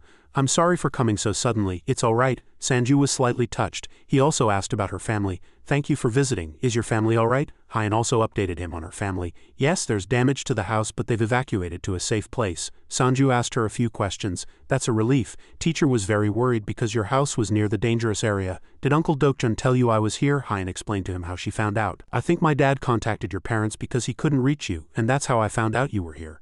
Only then did Sanju realize, now that I think about it, I lost my phone. She brought him some nutrients. By the way, Sanju was also curious. Oh, but why do you call me teacher instead of brother? When Hyen also asked that, she said it didn't feel appropriate in this situation. Sanju also readily agreed to her title. Just be comfortable, it's not like you. Hyen awkwardly said, yes brother. She hesitated and then blessed him. Get well soon. You still have to teach me. Hearing her words, a faint emotion stirred in his heart. Sanju quietly called her name. Hyen. She also replied, yes. After thinking carefully for a long time, he told Hyen this fact. I have something to tell you, but I don't think I can teach you anymore. Time in the hospital passed quickly, and 2 weeks later the doctor observed Sanju's recovery and was surprised by his improvement. He recovered very quickly, but the fact that he could be discharged in such a short time was surprising. The bedsheets and pillow were neatly arranged. Is every hunter like that? Sanju also took off his patient gown. The nurse replied in surprise, not that I know of. He took off the uncomfortable clothes he had been wearing for 2 weeks. Sanju's firm six-pack physique was also very charmingly revealed. He placed his hand on his chest and slowly felt his health. At that time, Sanju was slightly confused when he said he no longer wanted to teach Hyen. What about my sister? So I don't think I can teach you anymore. Hyen was slightly surprised to hear this. Sanju sadly told her, I'm sorry, but she was still very happy and understood him. It's all right, thank you for everything. Hyen turned around and said firmly, then you won't contact me anymore. She spoke with a sarcastic tone, making him ponder. You'll regret losing a pretty student like me. I'm going to college based on what you taught me. Hyen casually turned her back and walked away. She spoke honestly about her next plan. I'm going to college and getting a boyfriend. Then Hyen turned around and smiled brightly, but with a hint of regret. Don't regret it then. Sanju neatly put on his clothes. He was surprised by her words. Regret? Sanju's parents sat outside the hospital room worried, and Jinwoo was still in a coma inside. Sanju was even more determined, and time was not on his side. He stepped out of the door with a faint light and strong desire. Sanju no longer hesitated or wavered. He concentrated and frowned, determined not to regret. He hailed a taxi on the street. While in the car, he kept searching for information about why. Sanju murmured about his identity inwardly. So this person is the guild master, an important person. The taxi driver announced as soon as they arrived. We're here. Thank you, sir. Sanju finally arrived at the location specified in the information. This is the place. Before him was a huge skyscraper. It was the Kinnis Guild building. He went inside. A receptionist warmly greeted him as soon as he entered. Welcome. How can I help you? Sanju requested her. I'm here to see Manager Park. Why? She asked him. Do you have an appointment? He hesitated. No, but he said he wanted to meet me. Hearing that, she refused, saying it was against company policy. I'm sorry, but if you don't have an appointment. Just then a man's voice interrupted her. Wait. A tall man approached him and asked, Are you Mr. Dong Sanju? Sanju cautiously replied, Yes, I am. The receptionist said awkwardly, That person is too honest. He's already a guest. He gestured forward to Sanju, guiding the way. I'll guide you. Let's go up together. The team leader is waiting. When the man called why, he suddenly looked up and replied, Yes, what is it? The man reported to his superior, Mr. Dong Sanju is here to see you. Why immediately brightened and commanded, I'll let him in. Sanju entered and greeted him politely. Hello. Why seemed very excited to see him. He asked about his well-being. It's truly good to see you again. I'm glad you've been discharged safely. It seems you were discharged earlier than the doctor said. Sanju was very grateful to him. Sanju expressed that everything was due to his kindness. So as soon as I was discharged, I came here. Thank you once again for everything you've done for me. Wai humbly replied, I only did what was natural. But Sanju highly appreciated his actions. It wasn't natural at all. He couldn't hide his gratitude and respect for his benefactor. I am beyond grateful for saving my family in that situation and for providing us with first aid. But Sanju soon grew curious and began to mention what he had been thinking. This also surprised Wai a little. I'm also curious why you went to such lengths for us. Moreover, Sanju was surprised by the favors he had extended to his family. I heard from the team leader at the hospital that you provided us with a hospital room. When Sanju told Wai about all the good things he had done for his family, he looked slightly sad. Even temporary housing for my parents and treatment costs for my sister Jinwoo. Is all of this related to the story I'm about to hear from you? He clenched his fist tightly. Wai didn't hesitate to tell his story, and Sanju was dumbfounded. I also have a younger sister, but she's currently missing with her friends. The more he spoke, the more emotional he became. He lightly wiped his eyes with his hand as if trying to hide his emotions. Perhaps that's why I saw myself in you. It's only natural for my personal feelings to become muddled, but I didn't do those things to make you feel grateful or to make you owe me. Sanju was slightly curious about Wai's way of thinking, even though I already feel indebted. Then why did you want to meet me as soon as I got better? He spoke to him with an increasingly serious expression. That ability you couldn't tell me about earlier. Wai surprised him by honestly telling him the truth about Sanju. Aren't your clones beings who can do anything? Was the man who saved other civilians also a clone? He couldn't help but honestly admit, I had no intention of hiding it. Yes, that's my skill. Wai gripped the table even tighter. He muttered to himself. My guess was right. Having confirmed his hunch, Wai publicly stated what he wanted. Let's get straight to the point. I need your help. Help me save Team 1 of the Kusu Guild. Wai stood up abruptly. He desperately begged Sanju for his help. Just as you saved other survivors without any reward, I'm not asking for your help to repay the personal favor you showed me. but you are the only one who has a chance to save my sister and the other members of Team 1. Even as a brave team leader, Y had to humble himself and plead. Please, I beg you. Sanju was silent for a moment. He pondered his previous words. My sister was hurt, in difficult moments on the verge of life and death. He had been so powerless before. Please save her. Sanju firmly stated his intentions. Since the team leader has already saved my family once, I think it's my turn now. He was willing to repay the favor, and Y was deeply moved. So I guess it's my turn now? And as sunlight shone into the workshop, it seemed to symbolize rebirth and good fortune. Both of them were also very happy. Yes, I'll do my best. Thank you. Sanju was still vague about what he needed to do. Please tell me what I need to do to save them. After that, he was sent to an unfamiliar place and he was surprised. Y immediately explained his question. Where is this? This is the Kinnis Guild's training basement. The room was designed very elegantly and sophisticatedly. He enthusiastically urged Sanju to use it comfortably. The furniture is quite sturdy, so feel free to use your skills as you wish. But Sanju was puzzled by Y's approach. Shouldn't we be preparing to rescue them? He explained his plan. Well, there are two reasons why we're doing this first. Firstly, it's true that the faster we proceed, the better our chances of a successful rescue. But that doesn't mean we don't have time. While Sanju was testing the hardness of some swords, he struggled to recall crucial information. That Team 1 had endured for quite a long time thanks to his sister's abilities, and could last at least 8 more months. The second is because of the dungeon's grade. He gave him a specific reason why he had to ask for his help. Even though our guild's elite Team 1 has a comprehensive combat rating of B grade, they were severely injured and failed to escape the dungeon. So I believe the dungeon's grade is almost A grade. Do you understand what this means now? Sanju also realized his intention. So you're saying it's too difficult for me to help right now? Y answered firmly. That's right. There's another way. From behind his broad back he confessed to him. As you know, people display incredible strength when death is imminent. Sanju broke into a cold sweat of fear at his chilling words. The temporary burst of power in an emergency situation is enough to tear muscles and break bones, and of course it's proportional to the explosion of stats. Y turned around with a cold face and exuding a powerful aura. He clearly emphasized the only thing you lack right now is stats. Up until now, you've overcome obstacles with your combat sense, but in this mission even your combat sense will reach its limit. Sanju immediately froze, unable to speak. Wait. Y gripped his sword tightly. He expressed his apology to him. I'm sorry too, but this is the only way. And he turned around, his body beginning to transform intensely, and he swung a lightning-fast fist. You may resist. Sanju, still unprepared, quickly shouted, Wait! Outside Y's company, Y and Junmo exchanged text messages. It's Sanju. I'm fine. Don't worry. I'll contact you soon. I'll also take a break from hunting for a while. Understood. I understand how you feel. I'm at the hospital too, but I'm fine. He bit his finger, looking quite worried. His eyes were always fixed on his phone screen as if waiting for something. Finally, Sanju came out. Junmo turned around with a happy face when he heard himself being called Hunter Sanju, but Sanju didn't look too good. His face was bruised and swollen, looking very pitiful. Junmo, seeing his disfigured face, was startled and didn't recognize him. He immediately explained, It's Sanju. Junmo still couldn't believe his eyes at his appearance. How? Sanju sighed, looking slightly annoyed. Well, a lot has happened. I have so much to tell you. He told Junmo everything, including why he was so injured.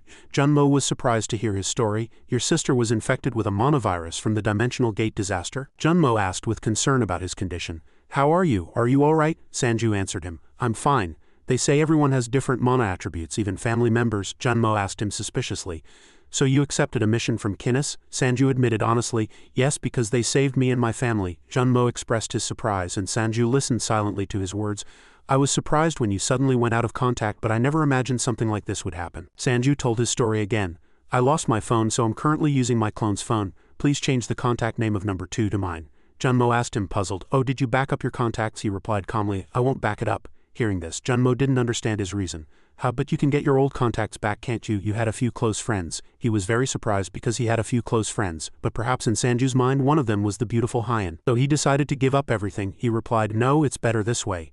Junmo again grew curious about his new injuries. Come to think of it again, why are those injuries like that? Sanju told him the reason.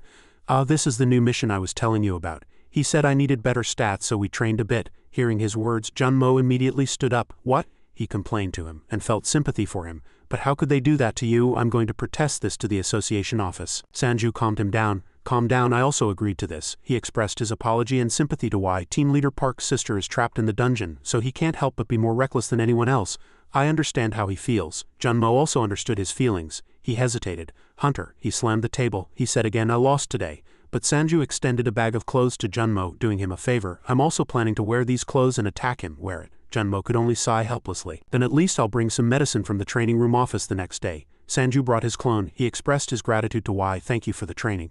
Why looked back puzzled. Did you bring your clone? Sanju gripped his staff tightly, his eyes full of determination. Today will be different from yesterday, but for some reason 2 people attacked one, but in the end they came back bruised and battered. The next day, Sanju increased his troop count. Today there were 3, but the results weren't much better. Another day Sanju's clone speculated with great hesitation. If there are 4 it'll be different, right? Maybe. But in the end the clone had to carry the main body due to severe injuries. Junmo was waiting outside for him to come out. He asked worriedly, "Are you alright?" Sanju said, hesitating. "He's too strong." He carefully calculated each step. Clones are very good at copying movements, so it's not like we didn't learn anything, but the difference in our stats is too great. Seeing the transformed clones, he had to think of a way to bridge that gap. Sanju suddenly had an idea and his eyes widened. He picked up his phone, showed it to Junmo and asked for his opinion. "Agent, is this possible?" He froze for a moment and then replied, that. Junmo was slightly hesitant about this decision. "Well, we can try it, but will it be safe?" Sanju said firmly. "You don't need to worry," Junmo complied. "Okay, I'll give it a try." In Y's training room, Sanju pushed the door open. He called out to him. Brother, Y seemed to have been waiting for him. He was very pleased with his determination. "You've come. I'm really glad to see your effort." But he widened his eyes at what he was seeing. The clone's mouth held a bone full of saliva. Sanju gave him a surprise. The clones had also changed astonishingly. He said very confidently, "Today will be truly different." Turning back time a little, Junmo called Sanju, excited. "Hunter, here you go." He praised him for quickly bringing the boxes he requested. "As expected, you're really fast." Junmo hesitated slightly while carrying the heavy objects. He was worried it wouldn't be enough yet. "I bought them in a hurry, so there aren't many." But as Junmo looked inside, he asked him, "Is this enough?" He reassured him, "It's enough. If there's this much, the team leader will be very surprised." Y was surprised to see the clones who had transformed into fierce demons roaring with several times more power. "What is this?" he asked Sanju curiously. "What did you do to your clones? Their stats?" He picked up a few small red stones the size of his palm and explained, "I fed them these." Sanju informed him about the large quantity of these stones. 60 jewels, that is. He threw one of the stones to the clone next to him, and the clone eagerly caught it and chewed it. The clone, being considered a summoned creature, could absorb the jewel. The new stats increased like that. Y was shocked to hear it. Clones can use jewels. Sanju prepared his sword and was ready for battle. "Today I will fight with all my might." Y didn't care at all, he told him. "It doesn't matter if it's a gun, a sword, or anything else." Sanju and his clones charged at him. "Come and challenge me." One clone attacked first. Y prepared to defend with his sword. Another clone stood behind, trying to ambush him while they were fighting. Fighting them, he noticed their significant change. The clone's abilities had indeed increased greatly. The clone's abilities were usually lower than the main body, but now they were equal. The clones had now learned how to fight wisely and aggressively. Perhaps it was due to the jewels, but the berserk effect was stronger. Y held his sword with a slight hesitation, but a strong attack grazed past and the clone was able to nimbly dodge it. Y observed carefully for a moment, then firmly stated his opinion about them. "It's good that they've gotten stronger thanks to the berserk state, but..." However, conversely, one of the clone's greatest advantages, accuracy, sharply declined. "It's probably because they absorbed too many jewels." Sanju dodged the incoming attack quickly, avoiding his words. "At least I didn't turn into a monster." And so, after a long battle, Sanju successfully turned the tide. He aimed his gun at Gunte's head and then fired a virtual bullet at him. A virtual bullet mark smoked on Gunte's head, and he admired and praised the effectiveness of his attack. Y quickly grabbed his wrist and said, "But without mana bullets you won't be able to hurt me." He used Sanju's weakness to prepare a finishing blow. The clones could no longer just watch and focused all their attention on Gunt, and they all surrounded him, taking defensive stances. Just holding and swinging a sword won't make your attack stronger. Strong spiritual energy began to emanate from the wooden sword in his hand. You pour mana into the sword in your hands, fusing them into one. To the bewildered and frozen clones, Y still taught in detail. "If you master this skill, you'll be able to cut down monsters even with a mere twig." Sanju put in a lot of effort, but it was still unexpected. "Damn it, it's a wooden sword, but why does it feel stronger than a regular sword?" His eyes began to gleam and he firmly resolved, "Not yet." Gunt also assessed him. "You've gotten stronger too. I didn't know you could use jewels to raise your clone's stats." He still felt proud of his unwavering dance-like swordplay, but it's still not enough. In an instant, with just a few sword moves, even 5 people couldn't stand against him. Y glanced at him and said with a slightly sarcastic tone, "With this level of skill, I can't consider you a C-grade hunter." Sanju was hit so hard he coughed up blood, but he still stubbornly endured. "It's like this now, but it will change soon," Sanju bravely declared in his face. Sanju blocked Y's sword and added with great resolve, "I don't intend to stop at C-grade." He turned to his clones. "Hey look." The clones were lying on the floor looking bewildered. Sanju spoke in a doubting and admonishing tone. "You guys have seen Team Leader's face somewhere, right?" All the details on Y's face: a high nose, a pointed chin. The more he looked, the harder he tried to remember in detail, and suddenly he couldn't help but exclaim in surprise. "That's right," and in their eyes, Y transformed into a different appearance and Sanju shouted. Team Leader was actually the Red Demon Jewel. Then he set rules for the clones and they became even more enthusiastic. "Whoever catches him first wins, alright." Sanju used his skill to provoke them and they began to attack. "All of you, tear him apart." In his mind there was already a clear goal. "Actually, the reason I want to get stronger isn't just because of your request." This time he fought with even greater strength and effort than before. Sanju remembered when he slowly woke up from his coma. When I opened my eyes in the hospital, I felt something, and his family's injuries tormented him even more and filled him with self-reproach, and he suffered from the helplessness of having to entrust his family's safety to others in an emergency. In the darkness, the rescue team had to search for missing people among the collapsed debris. Start the search now. And they unexpectedly dug up a severely damaged monster corpse. Startled, calm down, it's just a monster corpse. A revulsion for weakness. Hai Seong's two subordinates gritted their teeth and cursed. Damn it, they were powerless with no way to attack the monster. No matter how much they attacked, it didn't budge. This monster, Hai Seong, stared blankly down from above. He walked through the debris pile without hesitation. So the more Sanju thought about it, the more frustrated he felt. The frustration of not getting results commensurate with his effort. I never want to feel that emotion again. He shouted, and his eyes turned white. You don't need to worry about my current abilities. He swung his sword with all his might and leapt high. That resolute blow seemed to further solidify his determination. Because I never intend to stop. Time flew by and 6 months passed. Ji Sindong hunting ground. The young man received a physical blow to the face. After a while, some thugs were very arrogant. Sonhwa quickly ran and helped him up. Are you all right? She unpleasantly questioned them. Why are you doing that? We have official permits to enter the hunting ground. They shouted. Shut up, the boss thug said in a threatening tone. The Silver Moon Guild is using this train station as a hunting ground. What's so hard to understand? If you want to hunt, go somewhere else. The nearby security guards pretended not to see the unjust situation. Sonhwa felt displeased by their indifferent attitude. They even pretended not to see this matter. The thug's gaze was very arrogant and condescending. Sanju made a statement to the thugs that surprised Sonhwa. Hey, hold on, we'll let everyone into the shared hunting ground. The thugs sneered. Team leader is really kind. The other two helped each other up and one cursed. You pieces of trash. The thugs who only talk big started laughing loudly and mockingly. Shut up, you bastards, you're scaring people. He didn't say much and resolutely headed towards the hunting ground. The thug's face hardened upon hearing this. He gritted his teeth and a security guard immediately stopped him. Hey, can't you see what's happening? But he immediately counterattacked without wavering. I paid to enter, why are you stopping me? The thug shouted, are you stupid or what? With his burly body he prepared to flex his arm muscles. This hunting ground. The thug logically explained and swung his fist as if to teach him a lesson. The Silver Moon Guild is exclusively using it. But he blocked his fist and then surprisingly lifted him. He opened his eyes wide in fear, saliva dripping from his mouth. Others stared wide-eyed at the bizarre sight, but he still explained with an innocent expression, my goodness, he suddenly hit me so I couldn't help but defend myself without thinking. I was surprised and accidentally hit him. And then suddenly he remembered something and thought, Silver Moon Guild, sounds like a name I've heard somewhere. Sanju took off his hood, he said to the trembling boss. Now that I see it, it's really absurd. He reached out his hand trying to grab him firmly. Sanju spoke to them very directly and firmly. What does my entering the hunting ground have to do with your guild hunting here? The thug lay beaten on the ground, continuously spewing curses from his mouth. This damn bastard, his subordinates also shouted aggressively. How dare you defy the Silver Moon Guild? They formed a line, preparing to surround him. You'll never escape from here. One of them flaunted his level to Sanju and said, we are all D-grade hunters. Do you think you can face us alone? Even after hearing this, he still asked, alone? With a bewildered expression. A powerful kick flew as if cheering them on. The security guards stared blankly at the sight before their eyes, unable to speak. In fact, Sanju had called his brothers to deal with these small fry. They were all tough and belligerent. Boss's subordinate looked around and whispered to him. Boss, is this the place? Sanju still stood proudly and bizarrely before them. The thugs began to panic. Damn it, who are these bastards? This time, the situation and the number of troops were clearly overwhelming. The surrounded boss thug, Sanju, challenged him. Say it again, who's alone? In the evening at Y's company, Junmo was already waiting. As soon as he saw him, he exclaimed. As he approached Y, he called out to Y, I apologize for disturbing you at this hour. Junmo apologized as soon as Y arrived. Actually, I should have been the one to visit you. But Y spoke to him politely, without formality. No, the one who is needed comes, what I want. Before he could finish speaking, Junmo quickly pulled out a sheet of paper from a drawer. Ah, here it is. He also frankly told Y, as I told you before, you don't need to take photos or return it to me. Y immediately stammered awkwardly. Of course, I just wanted to confirm. He held the papers and muttered as he read. The more he read, the more he realized the strangeness and exclaimed, he raised his stats this much in just 6 months? Junmo also admitted the fact and told him, yes, he seems to have become a completely different person these days. After that incident, he started obsessing over hunting and experience. Junmo also asked Y for his opinion on Sanju's skill. Are these stats enough for him to execute the plan? He had already calculated in advance, so he answered very confidently. Needless to say, he had also prepared other plans in case he failed, but there's no need to worry. The very high numbers seemed like concrete evidence. He admired. What an incredible growth rate. Y quickly skimmed the stats on the paper.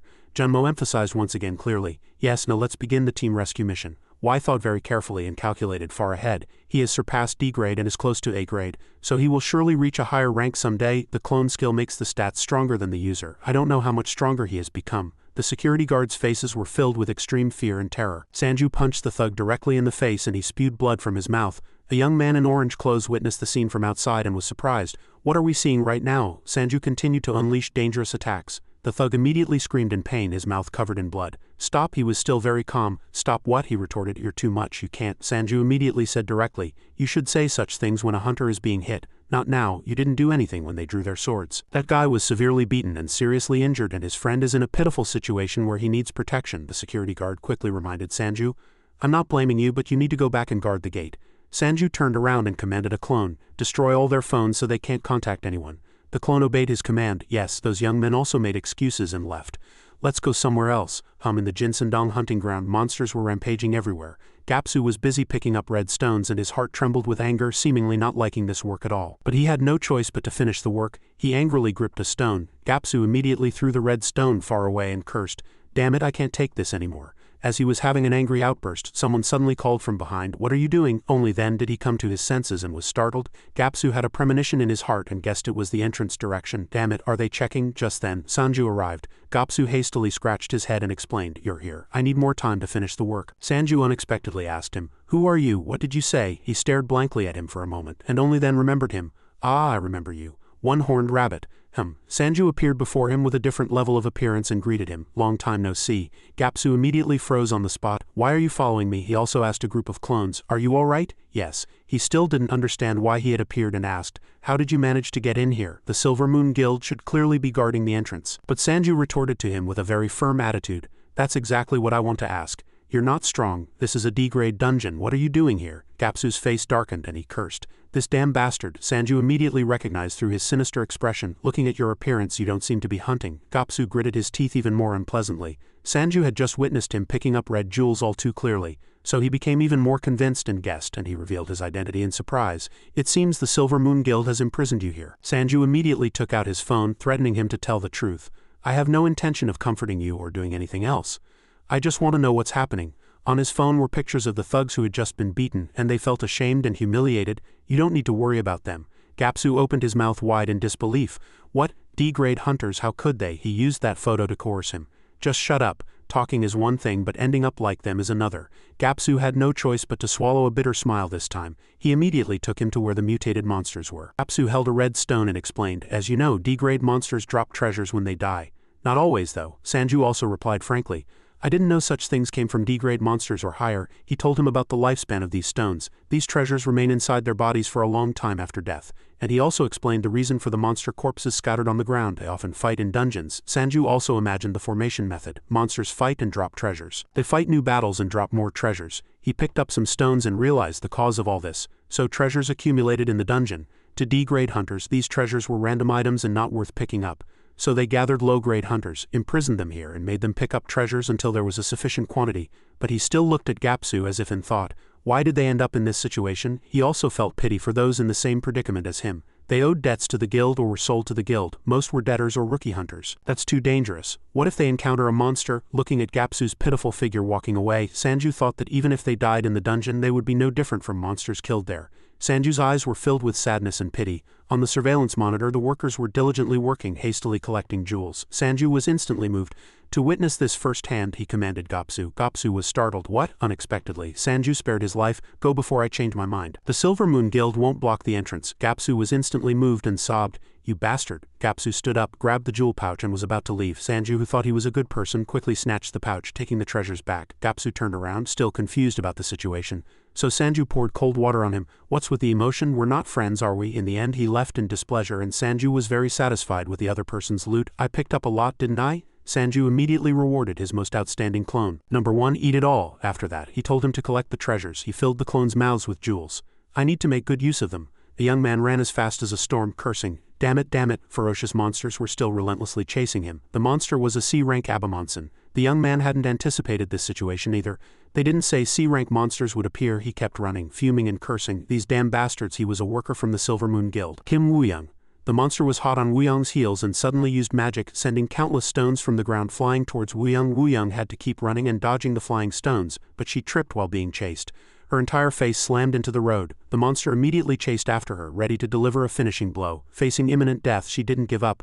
"No, I can't die in a place like this." Wooyoung closed her eyes tightly, awaiting death. However, in that critical moment, Wooyoung was suddenly grabbed by the scruff of her neck by a man who appeared out of nowhere. He quite calmly said to Wooyoung, "Excuse me." and gently lifted Woong, dodging the C-rank monster's fatal blow. Woong's mouth hung open in surprise at being rescued. That's how he saved her. Sanju nonchalantly placed Woong back on the ground. She was gasping for breath from the shock of being pulled up just moments ago, and she kept coughing, unable to speak properly. "Who are you?" Sanju smiled and patted her shoulder. "The person who saved you. Besides, don't you have any jewels?" "Why didn't you pick some up?" Woong replied. "I threw all those away a long time ago." Even as the monster prepared to rush, Sanju still calmly asked, "You threw them away, and what did you say about the Haesheng Guild? Did the Silver Moon Guild send you?" Sanju was still excited and paid no attention to the rushing monster. Woong, seeing the situation before her eyes, cried out in fear. "Hey, look ahead, look ahead." She prevented the monster from getting close to Sanju. Sanju's main body, having absorbed jewels, transformed into a monster. With a red body, he rapidly charged and knocked down the C-rank monster. Sanju, oblivious to what was happening around him, still focused on finishing his question. "They said they were from Silver Moon." Woong's mouth hung open in surprise, seeing the two monsters fighting fiercely. "What?" Sanju's monster-transformed body bared its teeth and glared, intimidating the C-rank monster into shrinking back. Sanju frowned, seeing that Woong wasn't paying attention to the question he had just thrown at her. "Excuse me." Woong, who had been watching the two monsters fight, was startled by Sanju's words. Back to the main topic. Sanju sighed, gradually losing patience, and repeated his question. "I want to know what happened with the Haesheng Guild." Woong looked at Sanju with wary eyes. "Who is this bastard?" Suddenly, without a word, Woong ran away frantically. Under Sanju's bewildered gaze, although quite surprised by Woong's actions, he reacted quickly, immediately grabbing Woong by the scruff of her neck and pulling her back. "No!" Woong cried out in surprise at being easily caught. "My clothes." Sanju couldn't understand Woong's actions. He calmly held her clothes and said, "Don't run away." Woong, trapped, shrank back in fear. "Monsters are surrounding us. How can you act like that?" Sanju said to her. "Don't mind them." Immediately, clones appeared behind him, dealing with the rushing C-rank monsters. Woong, seeing the people who had appeared before her eyes, froze on the spot. She thought they were a team of two and he was a summoner. "Who are these bastards?" Sanju stood facing Woong with a fiery melee raging behind him. He awkwardly smiled and said, "You're safe, right?" However, he couldn't laugh for long. Sanju's monster-transformed clone 1 was severely beaten by the C-rank monster and fell backward, collapsing. What an unbelievable face. Sanju's face hardened. He lost. Woong clearly couldn't trust Sanju and thought, "What safety?" Sanju was angry seeing clone 1 fall. How can he lose after eating so many jewels? Woong, seeing the C-rank monster growl and rush, preparing to deal with both of them, thought she had to escape. Sanju, with a stern face, said to Woong, "Wait here for a moment." Sanju sighed and shook his head, seeing all his clones being dealt with by the monsters. "Damn it, I fed them so much expensive stuff." Woong stood there and was about to speak. "Hey." But Sanju covered her mouth. "Be quiet, I need to concentrate." Sanju quickly drew his sword and rushed forward. Before him was a legion of C-rank monsters. The leading monster let out a growling scream and rushed as if to tear him to shreds. With his current speed and ability, Sanju quickly charged and with one swing of his sword split the monster in two, killing it without a moment's pause. Woong stood there dumbfounded, watching Sanju deal with the monsters one by one. He gritted his teeth and thought, "I need to take them down as quickly as possible." With this thought, Sanju attacked frantically, and all the monsters were shattered into pieces by his sword. Woong cried out in surprise, seeing this power. "He's too strong." Sanju became fierce and cruel like no other, wildly slashing everything to death, facing a two-headed monster that opened its mouth to bite him. His eyes turned red and his veins bulged. He recalled the roar of the firefly monster that had deeply injured his sister. Sanju, as if going mad, calmed himself down. "No, I need to stay calm, damn it." In that dazed moment, Woong, who had been watching until now, suddenly cried out, "Watch out!" The monster tried to launch a surprise attack from behind, taking advantage of Sanju's distraction. Fortunately, the clones also rushed simultaneously, blocking the monster and giving it no chance to attack. Sanju turned around, gathered all his strength, drew his sword, and split this monster in two. The monster stumbled backward, and countless streams of blood gushed from its severed body. Sanju grimaced in disgust. Before him, the C-rank monster's face, cut in two, slowly fell. The monster's huge body fell to the ground with a thud. It was completely eliminated. Sanju grimaced at the sight. "Damn it, every time I use this sword again it'll be disgusting." After finishing everything, he turned around and Woong's mouth hung open in surprise. "You defeated that monster?" Sanju, who had returned after dealing with the C-rank monsters, was surprised to see Woong still standing there and asked, "Oh, you still haven't run away?" Woong cried out in anger. "You told me not to run away," Sanju honestly explained. "I just hoped. I didn't actually expect you to." While they were talking, he heard a painful groan and Sanju turned around to see Clone 1 lying there groaning in pain. Sanju sat down and observed him. He was enduring with gritted teeth in great pain, and the wound on Clone 1's shoulder showed no signs of healing but rather seemed to be digging deeper. Sanju was puzzled. "That's strange, it should have recovered by now." Woong, who was watching from the side, explained at this moment. "That monster's bone sword has a corrosion curse. If we don't have a healer," Sanju, hearing more and more, cried out in fear. "My goodness, I almost died if I had been hit by that sword just now. Truly misfortune within misfortune." Sanju was frustrated. "Damn it, I fed them so many jewels, but instead of dodging they just take the hit." Woong looked at the red-bodied figure lying on the ground. "Is this person human? I thought the giant with the hat was the monster." Sanju calmly said to her, "You could say I'm a summoner." Woong was very surprised to hear Sanju's words. She pondered intensely, then decided. She handed Sanju a potion bottle. "Drink this and you'll live a little longer, but don't blame me if anything happens." What on earth is this potion bottle? There was a skull drawn on the outside of the potion bottle, and inside was a green liquid that didn't look like medicine at all. Sanju held the potion bottle in his hand, shook it, and awkwardly smiled, asking again, "What is it?" Woongsan said again that it was medicine. Sanju thought to himself, but there's a skull inside. Since he had no other options anyway, he poured all the medicine into Clone One's mouth. Blue smoke billowed from Clone One's body, emitting a disgusting smell. Sanju was stunned by this situation. Will Clone One survive? Woongsan quickly retreated and covered her nose. After a while the smoke slowly dissipated and the wound on Clone One's shoulder healed at a visibly rapid pace. Sanju exclaimed, "The effect is really amazing. What on earth is this medicine?" As the wound healed, Clone One sprang up like a spring and looked around blankly, and Sanju was speechless at his foolish actions. Sanju cried out with joy, "Amazing." "He's fine." Woongsan was frustrated. "Only for now?" Sanju asked blankly. "Yes." Woongsan pulled down her hat, hiding her helpless face. "The side effect is that his life force will slowly deplete. My ability is Poisoner." Woongsan introduced herself. Poisoner level 5 creates poisons and the number of recipes increases with level. Proficiency of each recipe can be increased and the lowest recipe is Regeneration Potion. Uses poison to convert life energy and restore injured parts. Higher proficiency consumes less life energy. Regeneration effect. Side effect is that the user's life force slowly depletes. Lowest recipe is Strength Enhancement. Uses poison to stimulate the body to increase strength. Sanju finally understood. So this guy will eventually die when his life force depletes, right? He's going to die anyway, so this seems better than doing nothing. Clone 1 was very afraid to hear that he would soon die, and his eyes widened, bloodshot and round. Sanju turned to Clone 1. "Hey, she says you're going to die soon. Let's start hunting quickly." Clone 1, hearing that, teleported to the hunting ground to hunt monsters, and Sanju sat there dumbfounded. He thought to himself, "Then I'll have to resummon him later." Woongsan told everything about her abilities. She suddenly approached Sanju and asked, "I told you about my abilities, now it's your turn. Who are you? You have powerful monster-like subordinates and they're all incredibly strong. You even killed that monster. I've never heard of anyone like you among B-rank hunters in this country." Sanju sat there and said nonchalantly, "Of course you haven't. I'm an E-rank hunter. 6 months ago I was F-rank." Woongsan couldn't believe what she had just heard. "Ah, E-rank, ha, E-rank," truly surprising and dumbfounded. Woongsan asked in incomprehension, "How can an E-rank be in a C-rank dungeon?" "Never mind. The problem is how you could hunt so easily in this dungeon." Sanju didn't answer and turned away cheerfully. "Calm down, I also have a question for you," Woongsan asked again. "What?" Sanju turned to Woongsan and smiled brightly. "Why do you talk as if you're my friend?" At the Yellow Guild warehouse, employees were transporting countless treasure chests. Guildmaster Han Miho watched each chest being transported. She awkwardly asked herself, "Is this enough?" The guild manager was very curious about Miho's actions. "Why are you suddenly collecting these things you never did before?" Miho nonchalantly explained, "I'm just helping G. He said he'd buy them at a high price." The manager looked at the chests filled with jewels. "Why does he need so many? Does he have a lot of pets?" Miho heard a rumor. By the way, I think there's a person named Sanju. I heard he uses these poisonous jewels." Back at the hunting ground, Sanju and Woongsan were talking. Woongsan, seeing the shadow that had fallen on Sanju's face, was startled and thought to herself, "Is this guy sensitive about such things? What should I do now? If he's a bad guy, he'll probably—" Woongsan calmed herself down. "Come on, be confident." She spoke as if nothing had happened. "You can talk comfortably with me if you want." Sanju, hearing that, became excited like no other. "Can I?" Woongsan, seeing Sanju's expression, knew she had gone too far but thought, "It's fine, this guy is a fool." Sanju slowly stood up. "Actually, that wasn't the question I was most curious about. When you ran away, why did you mention the Heishun Guild? That's what I wanted to ask." Woongsan looked puzzled. "What? But you're a hunter, aren't you? Didn't you know?" Sanju scratched his head and said awkwardly, "I only recently got my hunter license, so I don't know much about the issues between you all. Problems with gangs." Woongsan explained immediately. "What? So you just got your hunter license?" The Silver Moon Guild is like a subsidiary of the Heishun Guild. They pretend not to know anything, but the Silver Moon Guild handles all the dirty work for the Heishun Guild. I'm sure many people were captured and brought here because of the Heishun Guild." Sanju asked, "Oh, so you were also captured and brought here?" As soon as she heard this question, Woongsan's face suddenly changed.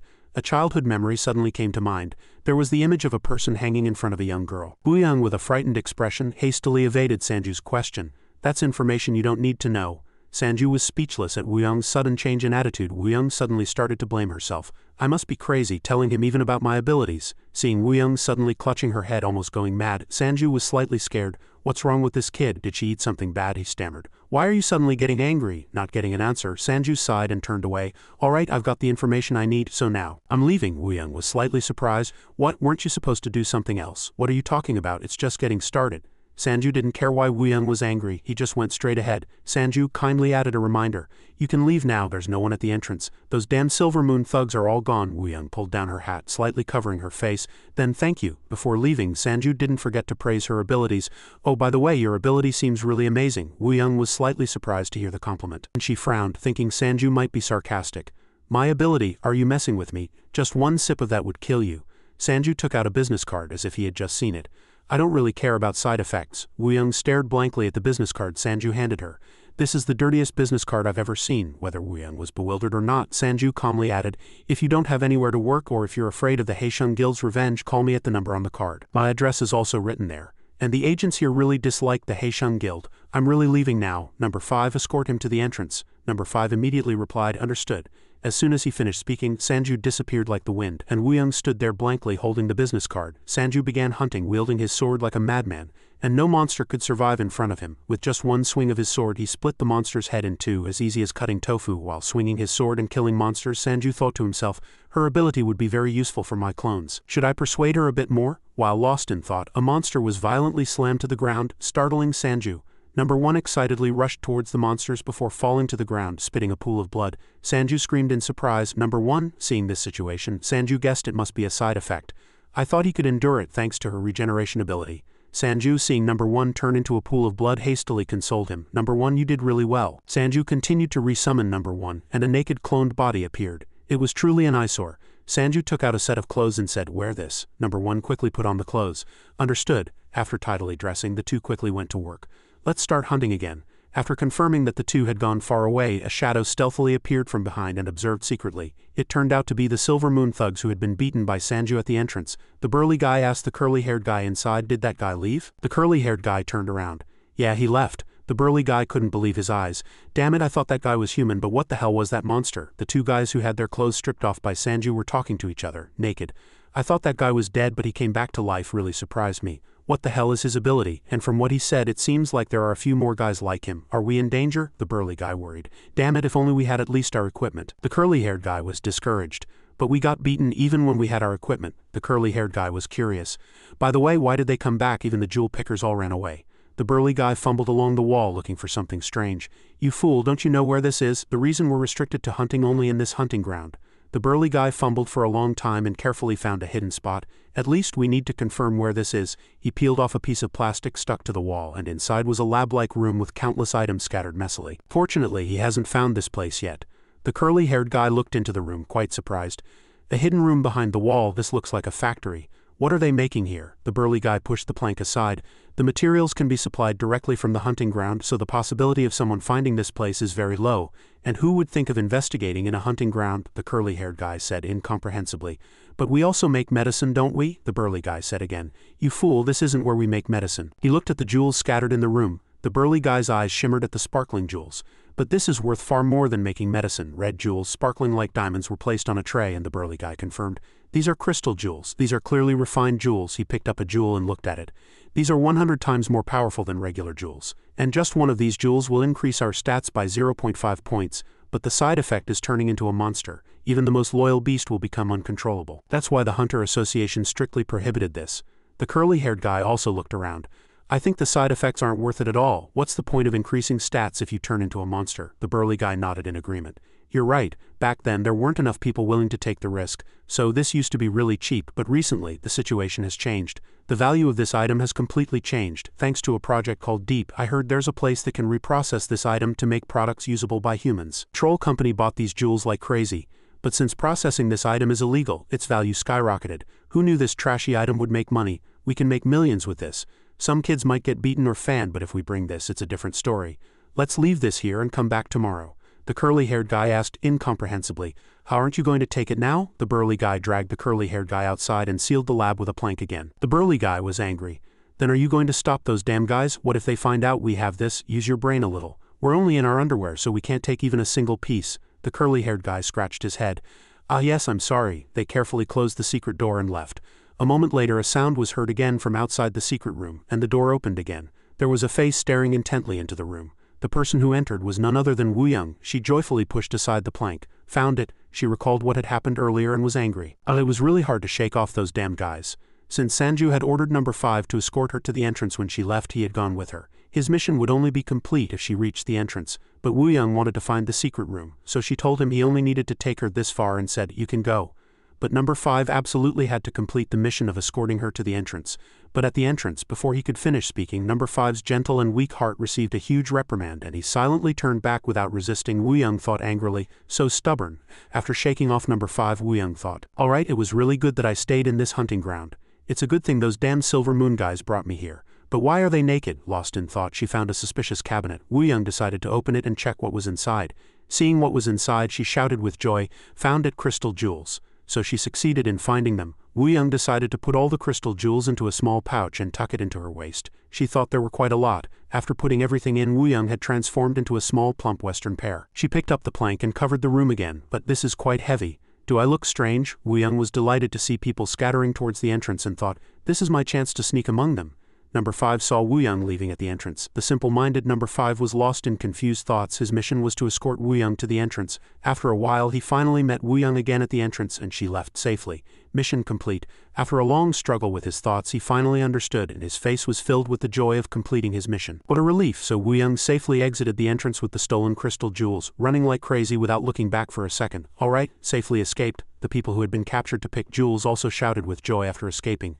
Alive, we escaped, Woongsan cursed inwardly as she ran like crazy. Hee hee, Silver Moon Guild, Haeshun Guild, those damn guys. A moment later, Sanju vaguely guessed. Everyone seems to have escaped safely. The monsters are also dealt with and the jewels are also. Sanju carried a pouch full of jewels on his shoulder. Sanju was excited. I wondered why I couldn't buy jewels these days. These are the best. Number 1's stomach seemed to rumble at the sight of the jewel pouch and he drooled. Should I eat them all? Sanju complained. If you turn into a monster, everyone will be scared. The clone skill was still on cooldown, so he decided to think about it tomorrow. At this time, Sanju also received a text message. After reading the content, he thought to himself, the time has come. The next day, 2 guys from the Silver Moon Guild returned to retrieve the crystal jewels, but when they arrived, the place was empty. Not a single jewel remained. The burly guy's face darkened. Where did they go? Where did they all go? The curly-haired guy was sweating profusely. What do we do now? The deadline is tomorrow. The burly guy exploded with anger, and terrifying veins clearly appeared on his face. He seemed to lose his mind, strangling the entrance guard, who gasped for breath and struggled, crying for help. What are you doing? The burly guy growled. Damn it, if you got paid, do your job properly. Why did you let other people in here? The guard stammered, explaining. We only allowed you guys to enter. If other hunters buy tickets, there's no way to stop them. And the only person who bought a ticket was the one who beat you up, and the only person who escaped was the one you held captive inside. Hearing this, he was startled, remembering that terrifying person from yesterday. The burly guy asked suspiciously again, so only they went in and out of here? The guard said honestly, it's true. Ask the other guards. The burly guy finally let him go, and he coughed and gasped for air. The curly-haired guy next to him was also speechless. Thought to himself, why those damn guys? Remembering Sanju and his clones' faces, he trembled all over with fear and worried. Damn it, how do I get that back from those monsters now? In the evening, on an empty street, Woongsan ran like crazy, then stopped, gasping for breath. Damn it, I didn't know they'd send us to a C-rank hunter dungeon. Woongsan recalled what had happened this morning and sighed quietly with relief. I might have died without that weird guy's help. Looking at the large pouch of crystal jewels in her hand, Woongsan was quite happy. At least I got something, hee hee. Putting the heavy jewel pouch on the ground, Woongsan sat down, looking at the spoils she had obtained today. The Silver Moon Guild will suspect me if I sell this too quickly, so I'll have to hide it for a while. Suddenly, a business card fell out of her pocket. It was the one Sanju had given her. Woongsan stared at the business card for a moment, then remembered the strange person who had saved her. She recalled what Sanju had said. By the way, your ability seems really amazing. She was angry. You don't know anything, you damned bastard. Do you think I'd go there just because you flattered me? Woongsan angrily carried the jewel pouch and went home. In Odin's Tower, an undiscovered 5-star dungeon, Baekwan, the best first-generation hunter, discovered and challenged this place but immediately lost contact and never returned. Since then, countless hunters have challenged it, but all have failed to even pass the lowest floor. Lucas's teleportation was the only exception, and my Team 1, including my younger sister, is trapped there. The Team 1 leader recounted the story with pain and sadness for not being able to save his younger sister. Junmo was startled. Odin's Tower? Sanju asked again. What exactly do you mean by trapped? Wai looked out the door with worried eyes and said, Odin's Tower is a dungeon with a special structure. It has an entrance but no exit. As soon as he heard this, Sanju froze. Wai continued. The only connection to the outside world was mana, and the only way to communicate with them was through telepathy. Because of this, escape methods were very limited. They had to complete the dungeon or escape with a teleportation skill. That's why your clone ability is so important. Other hunters cannot escape if an accident occurs in the dungeon. Only then did Junmo realize why this hunter was needed. Sanju asked worriedly, so there's no way for Team 1 to escape other than by their own strength? Wai was extremely disheartened. We equipped them with a means of escape, Sanju asked again. Then why haven't they escaped yet? Wai sighed and said, I'll tell you everything about how things went wrong in Odin's Tower. 5 years ago, during the Great Catastrophe of 2005, my sister awakened her abilities during the grim period immediately after the disaster ended. At that time, Giwon-do was just a 16-year-old boy. He alone could kill a giant rat monster with just a whip, splitting the rat into 2 with a single attack. While he was desperately fighting the monster, his 9-year-old sister Yuna shyly tugged at his clothes. The girl innocently offered him a bag of snacks with a worried look, Brother, want some of this? Y replied gently. Yes, Yuna. He looked down at her and said in a slightly scolding voice, I told you not to go outside, you got hurt. Suddenly, Y noticed a black hole appearing next to the girl. Yuna looked up at him and said, I'm not hurt. Seeing the black hole appear, Y realized his sister could create a dimensional space like a storage box. Y asked, quite surprised, Yuna, how did you do that? The girl didn't know either. It just appeared suddenly. You can put a lot of stuff inside. Hee, brother, eat this quickly. I know you're hungry. Y stroked Yuna's head and praised her. I'm fine, Yuna. You have a really good ability. It's really useful. Yuna, let's go home and sleep now. You must be tired. After speaking, he knelt down and carried his sister on his back. Yuna also rubbed her sleepy eyes and said, Sleepy, yes, I'm so sleepy. Y thus carried his sister across the ruined battlefield of the disaster, but on his back she was still very safe. Yuna asked, Brother, when will we arrive? As he walked, Y gently replied, I think we'll arrive in about 20 days. He thought so. Y recalled old memories with his sister. We went through many dangerous situations together in our childhood thanks to that ability. We could put not only objects but also people into that sub-dimensional space, and I thought I should clear some dungeons. At that time she was still a naive and cheerful girl, constantly shouting, Brother, I caught a fish this time, brother, brother. Then as they grew up, Yuna became team leader of the Kinnis Guild's Team 1. She was still cheerful and often teased her brother. Yuna, seeing Y standing blankly, approached and playfully smacked his head. Hey Y, why are you standing there spacing out? The employee's eyes widened upon seeing the guildmaster being hit. Y, fuming, gritted his teeth and called out, Yuna. The two siblings were having a small conflict. Y objected. Let's talk about Odin's tower. It doesn't seem like a good idea. I think at least a teleportation magic user should accompany the team, Yuna retorted irritably. Ha, again?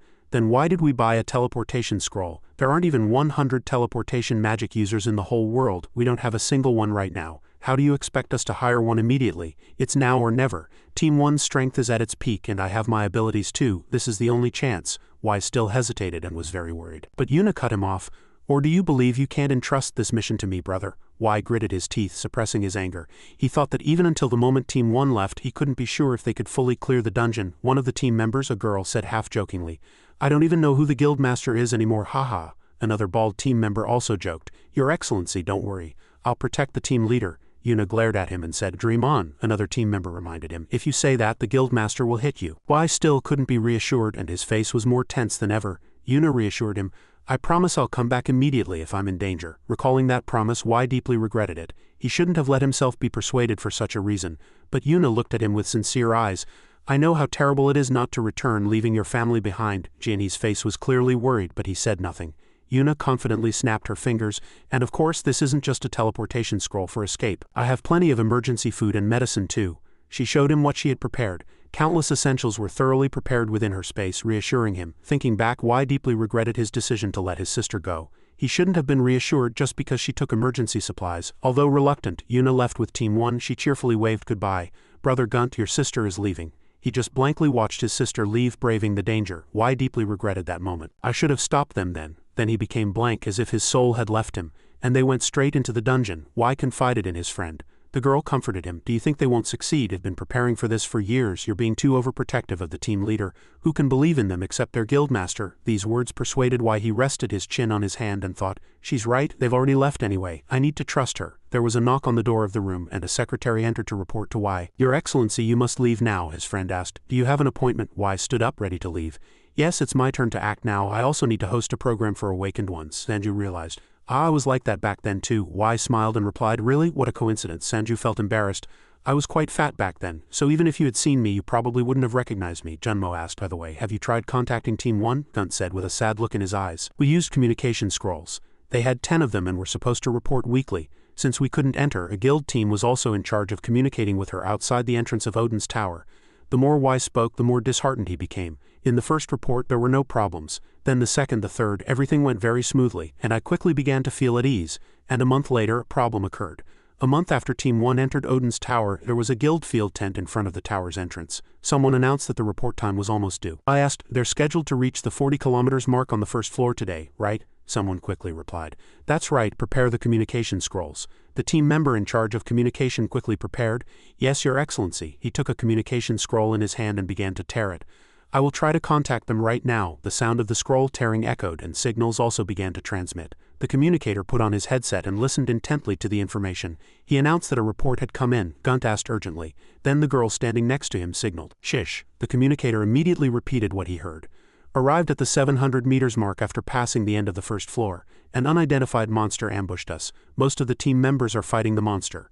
The recorded damage is up to here. Then the signal was disrupted, and the communicator's head felt like it was going to burst. He clutched his head and screamed in pain. "My head is going to burst," the girl asked worriedly. "What's happening to the communication team?" Wai grabbed the communicator and was flustered. They tore several scrolls simultaneously, causing interference. Wai recalled the situation at that time. "When I looked back, I saw the most terrifying sight. A black hole suddenly appeared and grew larger. Seeing that, I thought they had used a teleportation scroll." He was quite flustered. "What's happening to them?" "It was because of my indecisive decision to save them." At that moment, a blood-soaked person emerged from the teleportation circle. The consequences of irresponsibility were hidden behind two words: trust, and everything seemed to crumble before my eyes. Why? He hurried to check the situation, but his entire body was covered in blood. Why urgently shouted, "Quickly call the rescue team." An employee standing nearby quickly complied. "Yes, Your Excellency." The information gate began to break. The girl who had been standing with Y earlier commanded the information staff, "Snap out of it, it's still okay. The telepathic connection is still maintained, isn't it?" The employee quickly composed himself and reconnected. "Ah yes," the girl commanded. "Quickly tell them to send a rescue team immediately. Only check the outside of the tower in the afternoon and absolutely do not enter the tower if you're not confident." The employee quickly understood the command. Y struggled to provide first aid to court. The blood still flowed ceaselessly. At this moment he could only say he was sorry. "I apologize, Your Excellency. We failed. The monster tore all the scrolls. We've never seen such a monster in any report." An employee shouted, "He's bleeding too much. He needs to be taken to the hospital immediately." A moment later, paramedics arrived and took CONT for treatment. Y sat blankly in front of the pool of blood, completely devastated. Suddenly the communicator announced, "Your Excellency, they have something to say." Y listened intently, afraid of missing any information. The communicator announced that the telepathic connection was maintained, so he repeated their words. It was Yuna's last message. "The mission is over. I'm sorry, I think the mission failed. We thought we could do it. I can wait here. Don't worry, I'll come back no matter what." Y trembled ceaselessly upon hearing his sister's last words. Those were their last words. "After that, we hired many hunters, but no one accepted. Everyone thought it was madness." "Go to Odin's tower? Your Excellency, are you crazy? Don't think too much. If we could enter with teleportation scrolls, how would you explain that the team currently on your mission is trapped inside?" "I'm sorry, but my darling cannot be more than 5 kilometers away from me. And of course I don't want to go alone," Y continued. "After that, as you know, the information gate disaster happened, and we met you." Sanju also understood the general problem.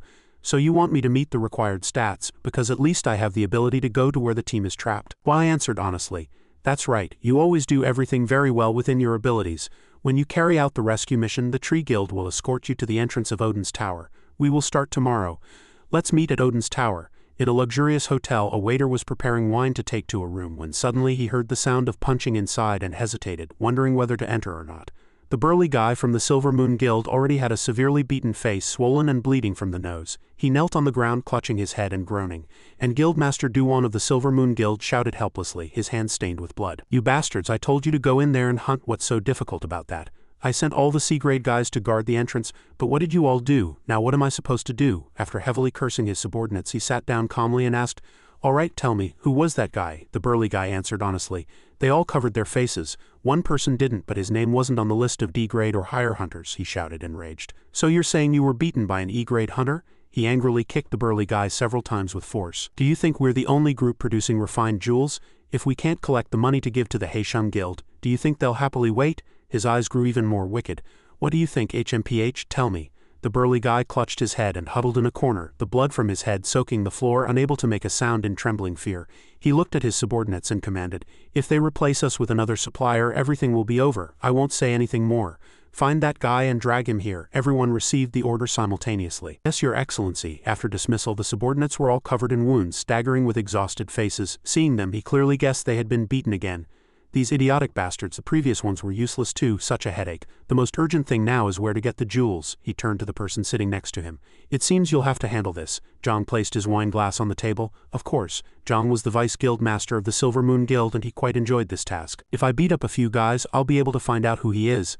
I don't know why they're wasting time on this." The next day at the Information Gate organization, Junmo asked Sanju, "Is there anything strange about this matter?"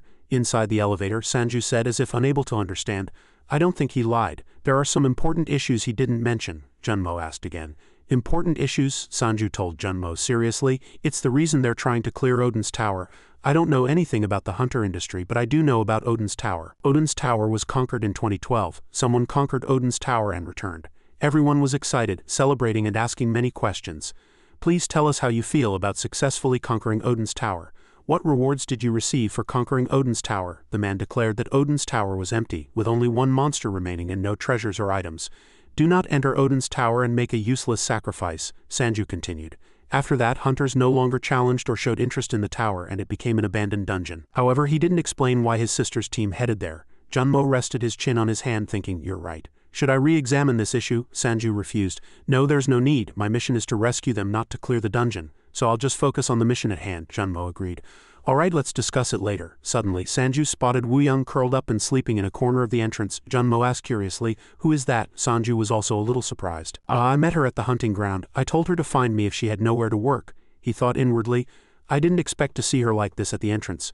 Junmo approached and politely asked, "Excuse me, are you alright?" Woongsan was still asleep. Junmo introduced himself.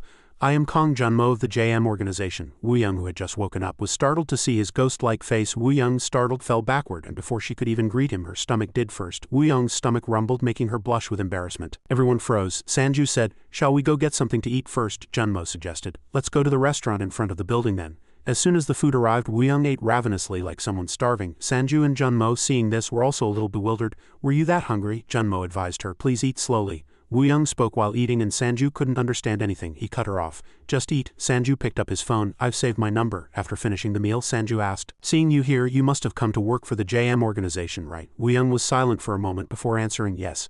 Junmo asked her, "So what skills do you possess?" Woongsan scratched her face and said she appraised several items and concocted medicines. Sanju interrupted again, saying, "But if you drink that, you'll slowly die." Woongsan angrily stood up.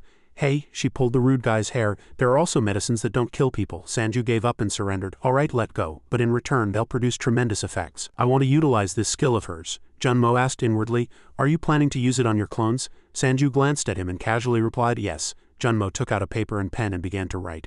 "I apologize for the trouble, but please buy some tools needed for medicine concoction. I'll give you some money." Woongsan agreed. "Alright, if you say so, I'll prepare them." Sanju stood up and left first, and the two enjoyed their meal. "I'll be going now." Junmo watched him. "Ah, it's late." Woongsan asked, "Where are you going?" Sanju put his hands in his pockets and casually replied. "Dungeon," she asked again. "Are you going hunting again?" Sanju replied, "No, this time my goal isn't hunting." Woongsan tossed him 2 potion bottles and said, "Take these, I made them earlier. One is for strength and one is for mana. Thanks for the meal." Sanju looked at the potion bottles in his hand, knowing what kind of medicine they were, and asked again, "Are there any side effects?" Woongsan said specifically, "The strength potion will melt your muscles and the mana potion will make your body explode." Junmo was speechless upon hearing this. Sanju took the 2 potion bottles and left the restaurant. "Truly interesting." Sanju looked at his clones and commanded, "Let's go, I'll treat you when we get back." At these words, the clones' eyes sparkled with anticipation. Sonwal walked along, deep in a phone conversation. "I'm almost there, so you're asking me to transfer all the jewels and treasures to the Tree Guild?" She hung up and replied, "Yes, understood. I'll call you back when I'm done." Sonwal continued towards the warehouse. She wondered vaguely, when can I start? As she walked, she stumbled upon a security guard lying bloody on the ground. Sonwal, startled, ran over and found all these security guards collapsed. She was dumbfounded. "What, the security guards?" Sonwal immediately noticed a corner of the warehouse wall behind the piled bodies broken open to the size of an adult man. Sonwal frowned in anger. "Who dares to rob the Yolo Guild's treasure warehouse?" She activated her scan system with her left hand and activated her thief skill. 3 red dots appeared on the screen indicating 3 life forms inside the treasure warehouse, which were 3 unauthorized intruders. Sonwal was engulfed in uncontrollable rage and rushed in without thinking. She continuously shouted, challenging them, "I can see all of you in there, come out now." However, Sonwal hadn't even gone half a step before someone suddenly appeared and yanked her back by the neck. She could barely breathe. But what stopped her was not a tangible object but a faintly enveloping smoke. In that critical situation, Sonwal asked herself, there should only be people inside the warehouse nearby. Ultimately, unable to figure out how the opponent appeared here, she asked directly, "Who are you?" But she received no answer and instead was hit on the back of the head. Throughout the entire process, there was no one present at the scene. Once Sonwal was completely unconscious, the mysterious figure slowly emerged, uttering a low, sinister voice and an evil laugh. "We were hiding so well, only a fool would answer." The hidden figure knocked her down with a single skill and brazenly admitted his actions. "I apologize, but we truly needed this treasure." After finishing the task, he went inside and asked about the situation. "Did you take everything?" Inside the warehouse, 2 or 3 people were busily gathering all the treasures, preparing to take them. They replied cautiously, "Yes, Your Excellency." After achieving their goal, they decided to erase all traces. They poured oil on the floor and set it on fire, intending to destroy everything. Mr. Tron, who was outside, pointed with his finger and instructed, "Carefully clean up the scene." Soon after, the warehouse was completely burned by him, the flames rapidly engulfing everything, and he stood there comfortably enjoying his accomplishment. "We only need to take the treasures." And now it was time to find out who had stolen their precious crystal jewels. At the same time in Iceland, an airplane was cutting through the night sky, making its way through rugged mountainous terrain. The airplane landed in a clearing on the mountaintop. The moment the airplane fully landed, all the surrounding trees were shattered by the wind falling everywhere, and the door slowly opened. Sanju and the others disembarked, casually remarking upon seeing the unfamiliar land before them, "This is my first time setting foot in another country." Before them was a circular stone enclosure, like a malevolent ritual site. They approached the two guards step by step. The system displayed a notification that it was connected to Van Portal, the main gate of Odin's Tower. One of the two guards politely greeted them. "Are you Mr. Dong Sanju? Mr. Park Y is waiting at the entrance. You may now go to meet him." Sanju nodded. "Understood." As Sanju walked forward, the wind blew even harder, his gaze became increasingly unpredictable, and he muttered, "Odin's Tower?" The three of them entered the burning gate before them. No one knew what awaited them on the other side of the gate. As soon as he entered, the surroundings were no longer a burning gate but an unfamiliar space. There was only land, sea, and countless galaxies. Sanju was slightly nervous. Is this the tower's entrance? He immediately looked around and noticed something strange. An abyss of unknown depth and infinite space stretching far away. This didn't look like a tower. Sanju shivered for a moment, feeling the cold, and wrapped his arms around himself, saying to the two behind him, "It's too cold, let's go back to the guild camp," the person behind replied. Understood. Simultaneously, inside a barracks not far from where Sanju was, people were engaged in a heated discussion. The YOLO Guild's warehouse was robbed? Y was tense, sweating. It seems they planned it very carefully. They took all the jewels, there's nothing left. The woman next to him worried. Who dares to do something so audacious? Don't they know who Han Miho is? At this moment, Sanju also drew aside the curtain and entered, greeting them. "Hello?" The two people inside, startled, turned towards the entrance. Y and the woman immediately rushed towards him upon seeing him. As if grasping a lifeline, they spoke in a rude tone. "You're here. You finally came." Sanju was terrified for a moment, his face pale, and he laughed awkwardly. "This day has finally come. It's been a while, Deputy Team Leader." The two people inside were busy analyzing data on the computer, and seeing the three's strange appearance showed a slightly cautious look. They seemed very surprised. "Is that him?" "Probably." Y kindly distributed. "We've prepared coats, it's cold here." Sanju was pleased and immediately accepted. "Thank you." As soon as they received the warm clothes, they quickly put them on. Y walked towards the brightly lit screen and clearly announced the current situation. Team 1 disappeared approximately 40 kilometers from the entrance. Kang Junmo, hearing this, suddenly thought, "They only traveled that far in a month, isn't that too short a distance?" His face was slightly tense. "It's not as far as I expected." Y heard this, smiled, and awkwardly said, "So the food situation should be fine, let's proceed slowly." Length took out a few scrolls from somewhere and advised. 3 teleportation scrolls are prepared for emergencies. I think each of your clones should take one." Sanju accepted them, distributed one to each clone, and carefully instructed them. "These are very important to us, so you must keep them safe." However, he still didn't know how to use them. He turned around and directly asked, "How do I use these?" Y kindly explained, "The location is marked on the scroll. Simply tear the scroll and it will activate automatically." She continued, "At 2 p.m. we asked Team 1 to check the external situation. There will likely be many traces of battle, so you should be able to find their location easily." As Sanju showed no reaction, Guy turned to switch off the screen projector while also asking, "Any other questions?" Sanju didn't answer immediately, and observed once more. He had expected Sanju to ask about safety or other issues, but unexpectedly he cut to the chase. "What would you like to eat tonight after I bring my sister back?" Y gulped, not rushing to answer. He crossed his arms, lowered his head, and replied with an awkward laugh. "We'll cook some food ourselves." Sanju commanded his clones, "Prepare your swords and take the potion bottles." The clones, following his orders, prepared their weapons in turn. Finally, one clone stepped forward and reported, "Understood, we are departing." Sanju crossed his arms and contentedly instructed, "Be careful." Once all preparations were complete, the clones all set off. The clones reached a wall of ice and snow, and their path was blocked, unable to proceed further. The wind also seemed to blow against them as if trying to stop them. The path ahead grew darker. It was so dark they couldn't even see their hands anymore. It was then that Sanju, remaining at the camp, sat in his chair preparing to participate in the battle. "I should start now too." In an instant his entire body erupted in blue flames, and simultaneously the fusion skill was activated. Y, who was nearby, watched Sanju and saw that he was completely immersed in the clone's consciousness. An unknown worry suddenly surged in his heart, but he still had faith. "Mr. Dong Sanju, everything rests on you this time." Sanju's consciousness very quickly merged with the clone on sight. At the same time, he could see and control the clone as it broke through the wall of ice and snow with its hands. Sanju finally breathed a sigh of relief. Fortunately, the fusion skill activated very well. But his joy was short-lived, and he had to face a greater worry.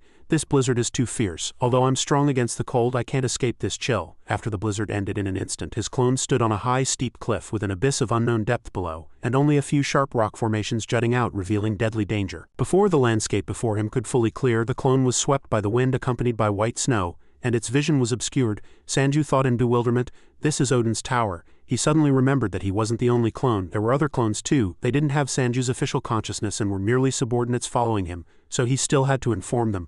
"We've arrived." But at this moment Sanju noticed something strange.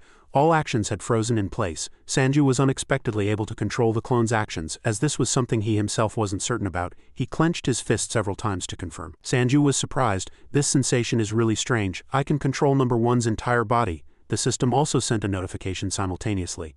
Clone Fusion Level 17, you can not only share all sensations with the clone but also completely control their body. He thought inwardly, of course I'll give commands to where the clones need to go. It really feels like I'm moving. Sanju stood on the peak of the ice mountain, feeling the blowing wind, and commanded his clones, let's go rescue Team 1. They hadn't gone very far when they encountered a massive wall of ice blocking their path. Sanju touched the towering wall and muttered to himself, so this is why they said escape was impossible. Everything's blocked. How was this place created? He took out the instructions in his hand and read them nonchalantly. Now monsters will appear from the moment you step into the ice tower. As soon as Sanju finished speaking, a ferocious bat with sharp fangs flew out and attacked him. The bat let out a few chilling screeches. However, it was eliminated by a clone without even a chance to touch his skin. He continued to read the instructions. E-grade monsters will attack from the moment we first set foot inside, always in groups of 7. Soon after, other bats swarmed and attacked, but they were all blocked by the clones and eliminated on the spot. Sanju, without a scratch, calmly read the instructions. Therefore, you must be careful in all directions. One of the important key points he was reading was that one of their characteristics was that there was always a leader among the pack of ice bats. It was an ice bat lord, a D-grade monster, a gigantic bat that rushed at him with altar-like speed and attacked. The clones were still busy dealing with other incoming bats, making it seem difficult to handle. Sanju drew his sword himself, his eyes burning with killing intent, and declared, I'll take care of you. But before he could advance even a meter, 3 more clones rushed in faster and sliced the bat into 3 pieces. Bat blood splattered. Sanju stood dumbfounded at the clone's lightning-fast speed, his sword frozen in midair. Sanju slowly lowered his sword with regret, lamenting the lost opportunity to showcase his strength. In the end, Sanju passed through the path safely without moving his hands or feet for even a second, and below him lay a pile of bat corpses and blood. Sanju calmly ordered them to proceed to the next stage. Let's keep going. The clones also obediently followed his command. They quickly swept through the bat horde and not a single one was left, all cleanly eliminated by the clones. Sanju looked at the small scene completely covered in bat blood, very satisfied, and said seriously, they won't have a good ending. Though all these monsters are nothing, he asked a clone. How far have we come? Clone 3 quickly replied. About 13 kilometers. Sanju nodded and continued, and we're a quarter of the way there. As expected, we'll encounter new monsters soon. As soon as he finished speaking, beasts covered in white fur all over their bodies appeared. Sanju looked at them with an annoyed expression and said in a tired voice, indeed a voice of a devil. His words were not wrong. As soon as they saw living beings like him and his clones, they roared madly, using the large log in their hands as a weapon, making the whole ground tremble. At this moment, the magic bullet skill was activated. The magic bullet reloaded with mana before firing. Sanju used it directly like a gun to attack the monsters. The bullet accurately hit the beast's arm holding the log. The mana immediately exploded like gunpowder. The first beast fell instantly. Sanju found this method very effective and assigned the clones the task of eliminating them cooperatively. Number 3, provide support from behind, and number 2, attack from the front. All the other monsters, seeing their comrades fall so easily, roared in anger several times. Their eyes became more terrifying than ever. But Sanju was not afraid of them at all. As if he could foresee the future and had experienced countless life and death situations, he always felt there was nothing to worry about. The other clones also acted according to Sanju's instructions. Mana continued to fire, all hitting the monsters, and the tall monsters writhed in pain, but it was only an attack to suppress them. Next, Sanju swept through them one by one and dealt with them directly. With every swing of the sword in his hand, a beast's arm was severed. Sanju looked at the gigantic brainless monsters in front of him with tense eyes, his eyes burning with killing intent. He was very satisfied with this effect. Good if we keep going like this. But he seemed to have rejoiced too soon. Unexpectedly, the ground suddenly shook. The ground beneath their feet cracked from the center. Sanju, surprised, cried out, "The ground? I didn't expect the place I'm standing on to be the palm of a monster tens of thousands of times bigger than those hairy monsters." At the same time, in the guild headquarters camp, everyone was anxious. Looking at Sanju's remaining body, his mind was completely fused with Clone 1. Everyone worried about him. Will he be okay? She was actually more worried. Team 1 is the best attack team in our guild, but even they had difficulty getting through there. Wai quietly comforted her beside him. Don't worry, he told her his calculations. Actually, we devised a strategy to secretly infiltrate and rescue the team, avoiding combat with monsters as much as possible. The minimum hunter grade for that operation was C grade, but Sanju's abilities exceeded my expectations. However, Hunter Sanju's growth rate exceeded my expectations. I believe most of his stats have increased by almost 20 points in just 6 months. She was incredibly surprised, unable to believe it. His current stats have reached the level of an A- grade hunter. Wai trusted his clones quite a bit. More importantly, his duplicates are also getting much stronger. Their stats are lower than their masters, but their movements are excellent. It's no exaggeration to say they also have the hunting ability of A-grade hunters. The woman bowed her head and muttered. Team 1's average grade is B grade, she asked, slightly doubtful. Then you're saying he alone is equivalent to Team 1? Why explained, "That's what I saw. If the Yellow Guild's warehouse hadn't been robbed, he could have grown even more with the jewels we prepared." She asked again doubtfully. "In that case, there shouldn't be any other monsters on the first floor that could stop him besides the ice golem mentioned in the report, right?" Wai was very pleased with his approach. "Since I warned him about the ice golem, he will avoid it and move well. However, it's very difficult to pass without encountering that damn monster." Where Sanju was currently, that monster with terrifying power finally woke up. A monster tens of times larger than Sanju held Sanju in its palm. His eyes widened at the unexpected monster, and he cursed inwardly. "Damn it!" Sanju wiped the blood from his sword and prepared to declare war on the mountain-sized monster. The sword in his hand stretched out resolutely, and Sanju cleaved the monster right down the middle with a single stroke. He thought the monster would disappear with that one sword strike, but it didn't change at all. Not only did it not die, but its rage gauge increased even further. It roared on the ice and snow-covered ground, and the snow in the middle burned blood red. Sanju's sword was still frozen in midair, and he could barely utter 2 words in confusion.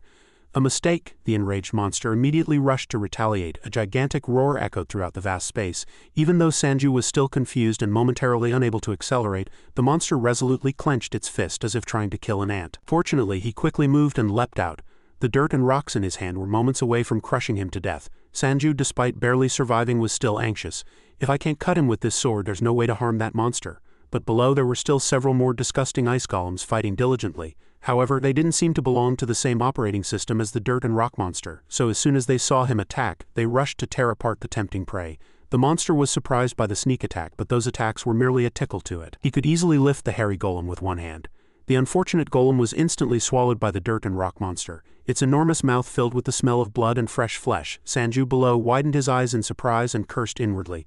"What is this?" The monster, which had no intention of forgiving them, immediately stretched out its hand to devour Sanju as well. As soon as it dealt with the golem, the clones who had been standing dumbfounded until then finally reacted. Sanju's brain was faster, and he commanded, "Quickly dodge!" The moment the monster's hand came down, the clones also leapt out one after another, escaping the earthquake's tremor. Unfortunately, other golems became his next victims. Treated with indifference, countless golems flew up and fell, disappearing in an instant. Sanju inside Clone 1 landed after this escape jump and quickly devised a breakthrough plan in his head.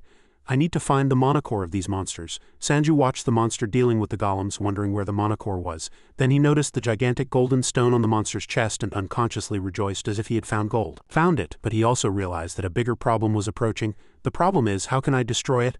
Mana continued to fire at the monster, but it had no effect on its solid dirt and rock body. All the clones were also attacking him to no avail, and Sanju realized it too. "My magic gun can't even scratch him." He stood firm there, directly confronting the furiously attacking monster. All the clones were also fighting with all their might to oppose him. Sanju, realizing the situation was not good, commanded, "You guys get out of that damn monster's attack range." As soon as he finished speaking, the clones quickly moved away. He thought they would safely disappear from the monster's sight, but Number 5's speed couldn't keep up with his. Number 5 even fell into his trap, first having his retreat blocked by several large stones he had thrown. Sanju didn't understand what he was trying to do with that action. He hadn't expected this monster to have some intelligence, blocking Number 5's path with stones, giving him a pitiful cage-like situation and then directly beating him to death. Clone 5 thus disappeared amid Sanju's powerlessness. His heart boiled with rage and he couldn't help but curse. Damn it, Number 5, who was carrying the teleportation scroll, went down. Thinking of this, he suddenly remembered something. Teleportation? Sanju hesitated for a few seconds before resolutely rushing under the monster's feet. The situation gradually became a dilemma. The monster at this time casually grabbed Clone 5's foot and lifted it high. He didn't notice at all when Sanju started climbing on his body without any movement. The monster was like a beast hungry for blood, never full no matter how much flesh it ate. Even Number 5's body became his delicious victim. The moment the monster was about to quickly devour Number 5, Sanju had already climbed more than half of its body. He leapt into its mouth just before Clone 5's body fell into its mouth. Sanju acted stealthily just before Clone 5's corpse fell. As the monster chewed and swallowed, his plan was completed.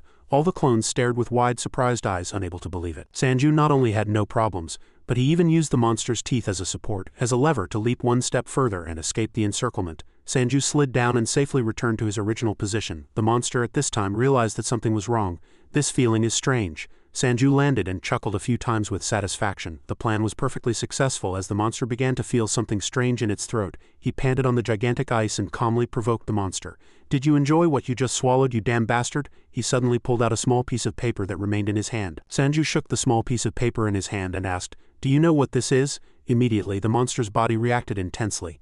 A loud creaking sound came from its body. After a few seconds, its entire body exploded, and an intense light that covered the entire vast space burst forth. The The monster writhed in pain, roaring as if to shake the earth, and its body shook violently as if it would disappear at any moment. At that moment he made a choice in front of the monster's mouth, realizing it was number 5's teleportation scroll. He then grabbed half of the teleportation scroll, and the ripping sound determined the monster's fate. The moment Clone 5's corpse fell into its mouth, the plan succeeded. He calculated very carefully. If I can't destroy its heart, I'll just throw it somewhere else, and the monster began to shake violently. Everything inside its body seemed to be tangled like a mass of chaos. The pain transmitted from inside to outside made it roar loudly enough to shake the earth, and only then could he finally sigh in relief and stand up. A large circle on the monster's chest began to fluctuate, revealing from the inside out. The extreme pain continued to make it writhe, merely trying to adapt and survive. But all efforts were in vain, as its monocore, along with blood, was completely pushed out of its body and poured out like a disaster of destruction. Blood covered everything. The monster's brain began to shake like an earthquake. Not long after, the monster completely collapsed like a pile of scrap metal behind it. He was sure everyone in the barracks must have been quite flustered. The monocore flew all the way to the guild camp. Everyone screamed in surprise, "What is this, a nice chunk?" After the monster was eliminated, the system continued to send notifications like interesting news. Strength stat increased, HP stat increased, defense stat increased, mana stat increased, your clone skill has been enhanced. Clone level 7. Summons a clone exactly identical to you using energy. The number of clones you can summon continues to increase with your level.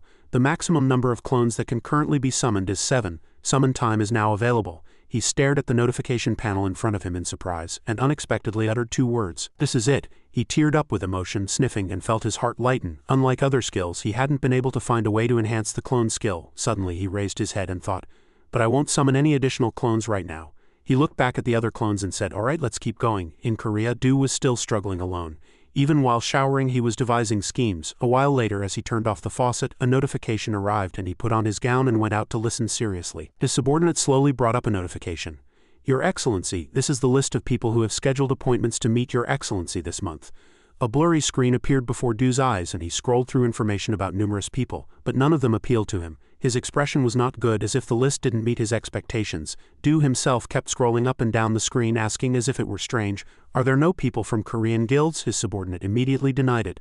"No, Your Excellency, this is all of them." After hearing this, Do resolutely turned and left. He muttered inwardly, "This is truly meaningless," but this situation raised a slight doubt in his mind. Something had changed. Finishing his thoughts, Do decisively commanded, "Reject all of them." He wore a pure white shirt and a neatly tied tie. Looking like an industry mogul, he arrogantly declared that the academy's opening ceremony should proceed, and his subordinate immediately replied, "Yes, Your Excellency." Elsewhere, Sam, after escaping the catastrophe, was enjoying the most delicious instant ramen in the world in his cramped house.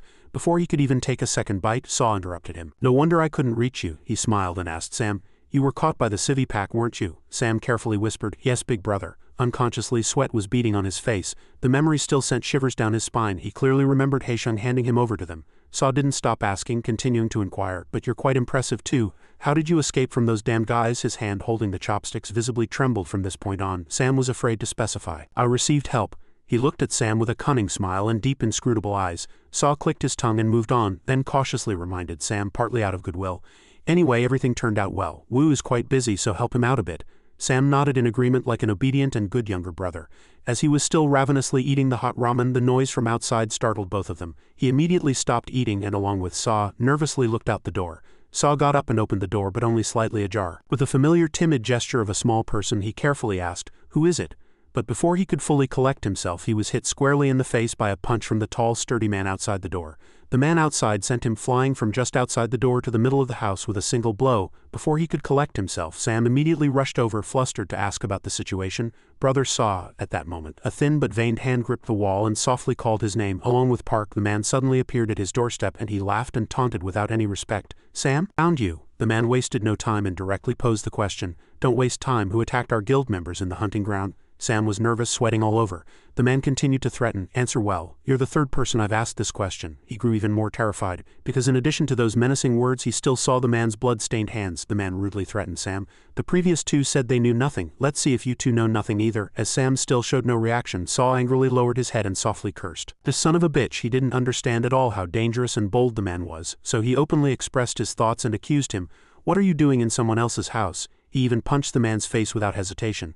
But unfortunately the punch couldn't threaten the man. Instead he was easily caught. Saw frowned, surprised. He blocked it. The man laughed loudly and mocked him. "Quite arrogant, aren't you?" Not even a single vein popped on the man's face, and he completely scoffed as if Saw was beneath his notice. His attitude was extremely frivolous, but he was quite formidable. The man slightly twisted Saw's arm, and he immediately knelt and collapsed to the floor as if 10 people were fighting him simultaneously. Saw screamed in pain, but the man still didn't let go. Instead, he bowled him towards himself like a large sack of rice. Then he punched Saw's disgusting face again and warned, "Next time hit when you can."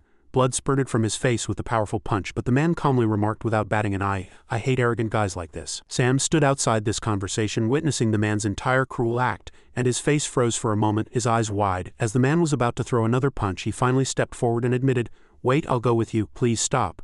The man immediately stopped all movement and looked at him with a face full of question marks. Before he could understand the situation, the man punched him painfully and cursed, "What are you talking about, you bastard?" Sam couldn't dodge in time and took the punch squarely, falling down in pain. The man's excessive enthusiasm had erupted again. He roughly grabbed Saw by the collar and asked, "Do I have to listen to you for me to go with you?" The people who had attacked Saw earlier did not participate in the fight, but watched the man mentally and physically torturing him, breaking out in cold sweat.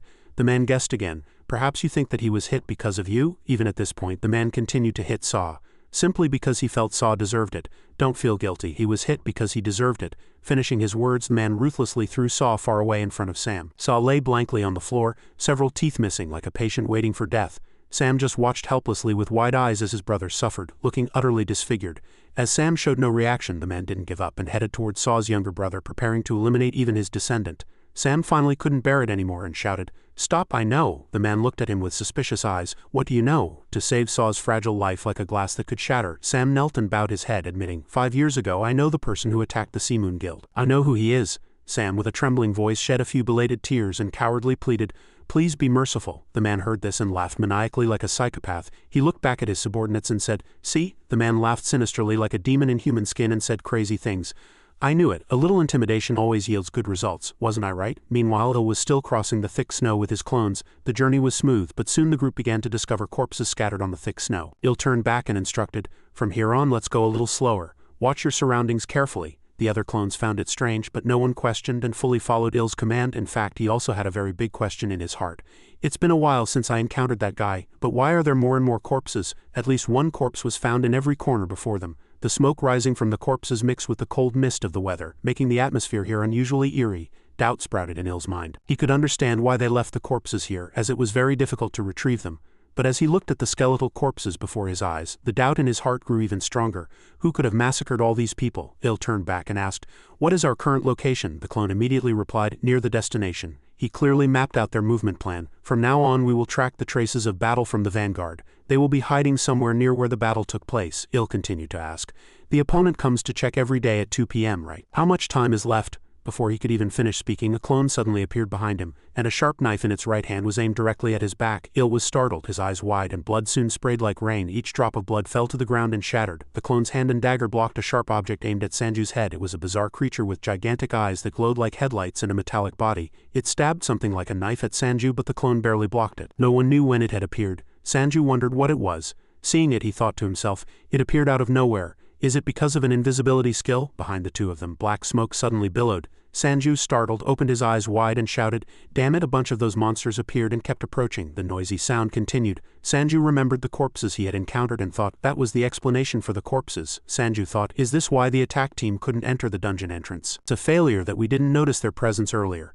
And now we see ourselves surrounded by monsters who think they have fallen into their trap. The clone gripped its dagger tightly with a trembling hand. Then the clone strongly shook off the monster's hand. At the same time, Sanju suddenly appeared behind the monster. The monster was surprised and turned around, but it was already too late. A knife to the monster's face, the blade cut smoothly from its neck to its chest, leaving a large wound. Sanju turned and said, "Let's push through here." The clone replied. "Understood," Sanju shouted. "Let's go." Then the two of them charged into the horde of monsters. Sanju swung his sword, but the monster blocked it, and its body gradually disappeared. Seeing that, he shouted. They disappeared again. The horde of monsters surrounding them gradually faded away. Sanju thought, damn it, I can't see them. His clones were continuously attacked by the invisible monsters. Seeing that scene, Sanju thought worriedly, how are my clones supposed to block the attacks of these damn guys now? He muttered to himself. It seems it would be easier to control the clone. Sanju thought, it would be good to have Clone 1 control the body and watch. So Sanju immediately handed over control of the body to Clone 1. Clone 1 gripped the sword tightly and telepathically conveyed, "We'll handle it." Sanju commanded, "Make an escape route." Clone 1 replied, "Understood." Then Clone 1 charged forward. Suddenly a whooshing sound echoed in the air, and Clone 1 heard it and raised its sword in the direction of the sound, blocking an invisible attack. Sanju was startled and thought, he blocked it. A monster suddenly appeared behind him, but Clone 1 quickly swung its sword strongly backward, sending the monster flying far away. Sanju thought that what he had observed and felt during the clones' battle was the sound of the wind. Sanju thought incredulously. He reacted to the sound created every time they moved, inside the body being controlled by Clone 1. Sanju thought, I think this is enough. Now I can copy them. But the entire ice and snow-covered area was constantly filled with the sounds of fighting. Sanju thought it was not yet necessary. Still a long way to go. In the red sub-dimensional space, Yuna sat quietly hugging her legs in a corner, and a strange sound echoed in her ears. Team leader, team leader, team leader. Yuna raised her emotionless eyes and said yes. The person reminded her that it would soon be 2 p.m., so she should check the situation outside. Yuna looked at her dejected team members and replied, oh right, you're right, it's 2 p.m., Yuna said blankly. I wonder if the rescue team will come today. Yuna stood up, gripping the floor with trembling hands. She softly called out to everyone.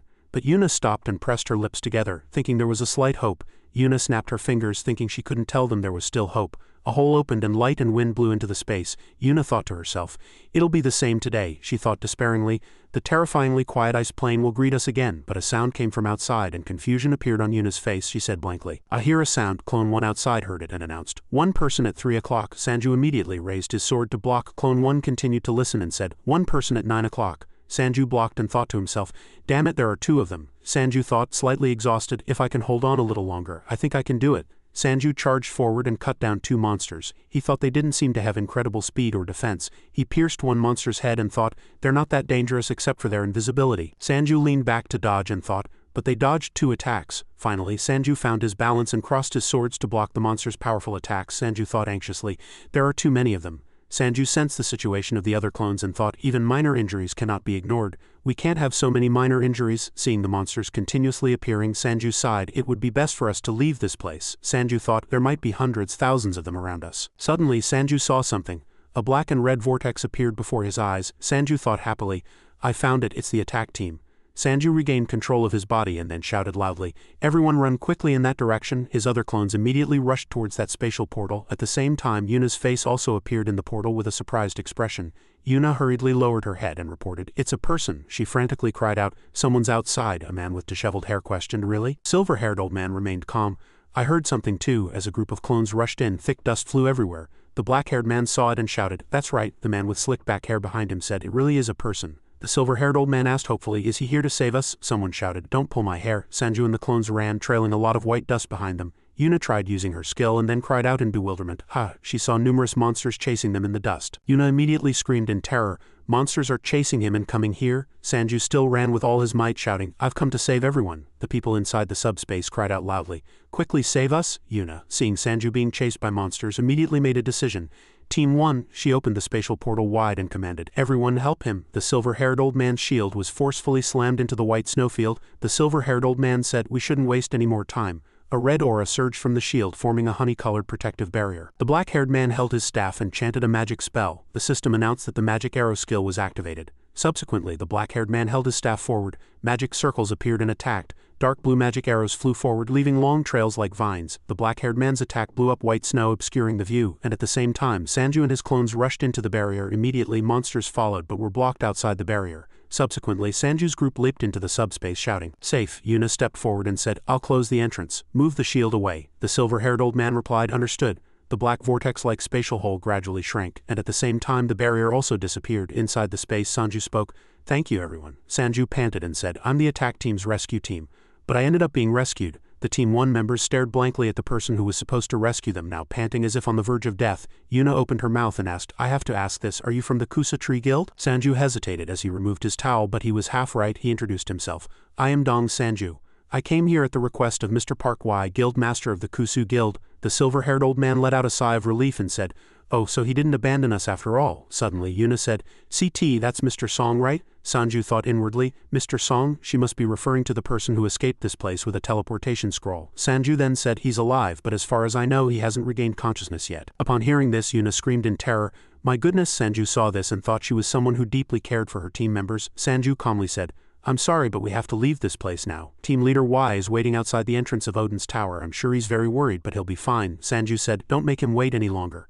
Leave this place. I brought a teleportation scroll. Yuna hesitated. Upon hearing her tone, Sanju thought, Seeing Yuna's worried face, Sanju wondered, why is she like this? She should be happy. Looking at the others, they all had similar gloomy expressions, making Sanju feel strange. thinking again it wasn't right. If 10 people had entered, 9 should be remaining here. Yuna pleaded. I'm really embarrassed to ask this, Yuna desperately said. Please help us one more time. Sanju asked. Why? What do you mean? Yuna said. One of us sacrificed herself during this mission, she sadly said. We can't leave her in this abandoned sacred place. Sanju thought, so only 8 are left. He had also thought so after hearing the report of injuries. But Sanju asked, so one person was sacrificed. What exactly happened? Yuna said. We were ambushed. At that time the team was still moving normally. At that moment monsters attacked the girl with long orange hair, and the black-haired man, hearing a strange sound, looked back. He directly witnessed the scene of the girl being killed by monsters and blood splattering. Yuna recalled, our priest was behind us. The silver-haired old man blamed himself.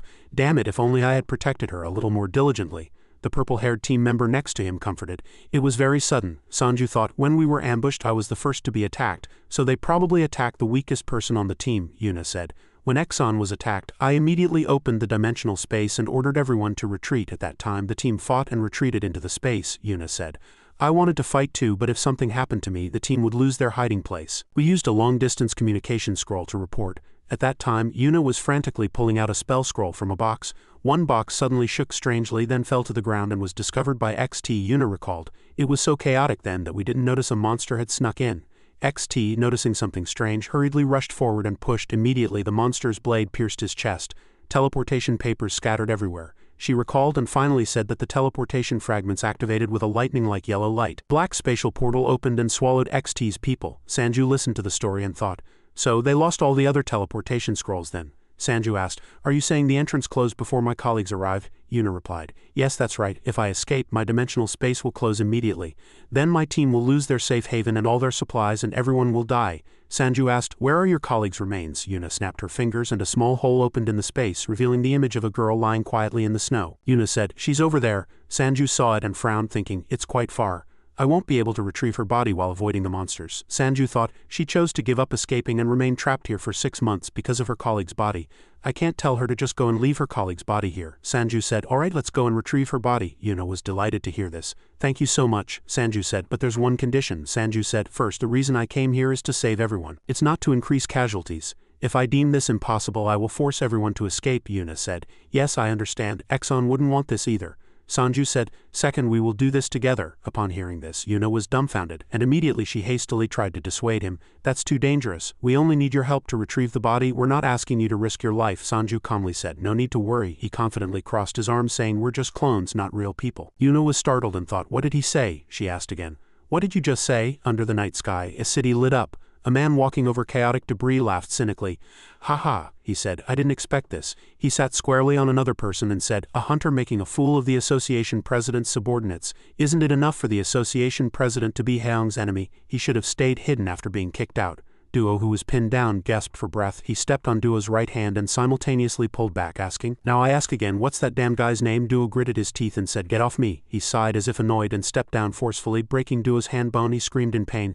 Jong, he calmly said, next your right hand. Suddenly his subordinate interrupted and called out, boss. The man held out a piece of paper and said, I've found it. Information about that guy. He exclaimed, wow, isn't that right? Anyway, we'll find him. Jong looked at the information on the paper and read.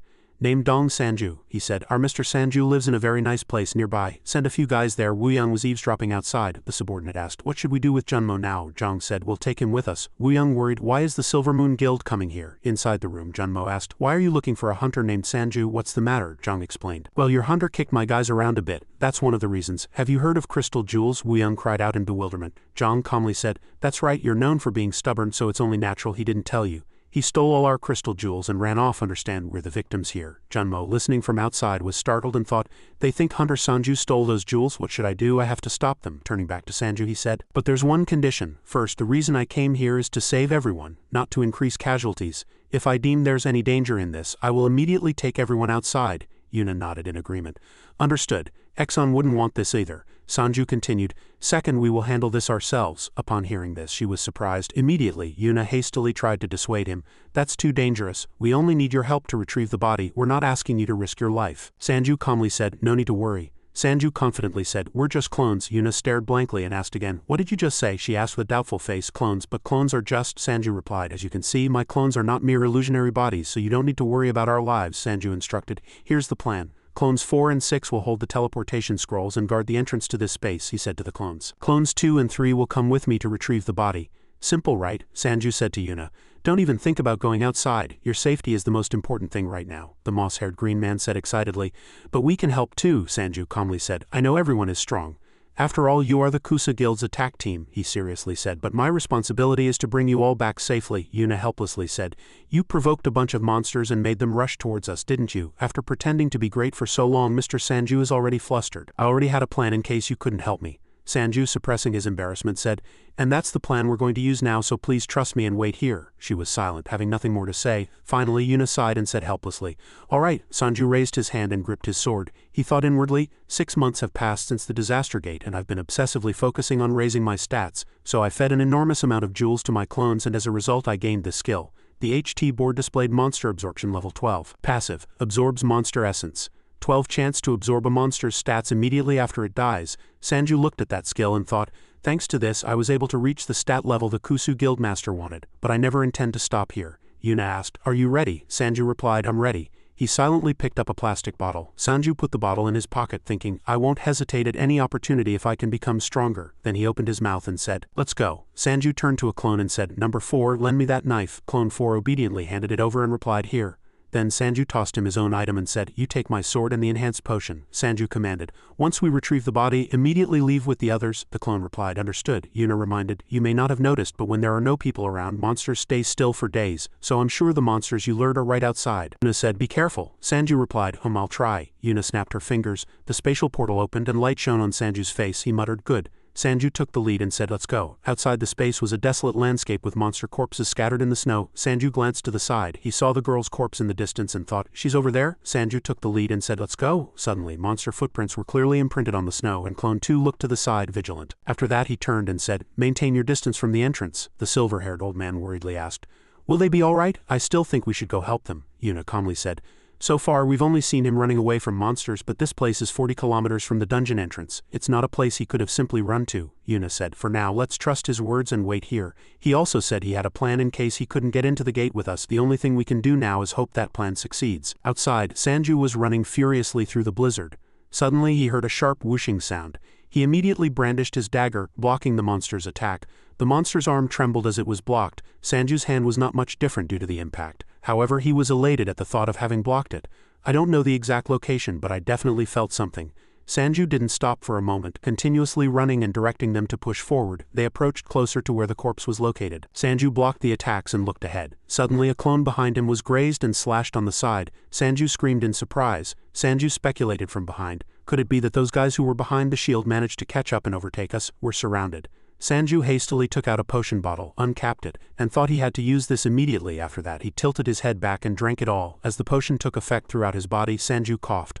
A lightning-like flash burst from his body. Sanju involuntarily cried out. The clone behind used the mono bullet activation level 11 skill with a gun, the effect of which was very simple.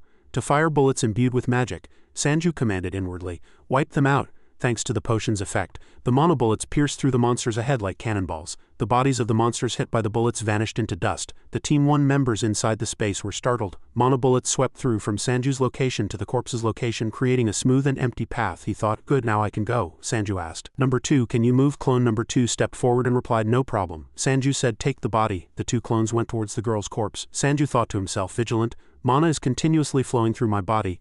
I feel like I'm going to explode at the same time. Sanju gritted his teeth and said, I'll distract them, so just. Cracks appeared on his face due to mana overload and the monster's footsteps approached Sanju closer and closer. They rushed at him in a circle. Sanju shouted, run! The 2 clones carried the bag with the corpse and left the battlefield, and at the same time Sanju attacked the ground. Violent energy scattered, breaking the ground and rising to block the monsters. The 2 clones landed safely on the ground out of the affected area. After that, they ran with all their might towards the spatial portal. One clone shouted, we've got her, Yuna exclaimed with joy.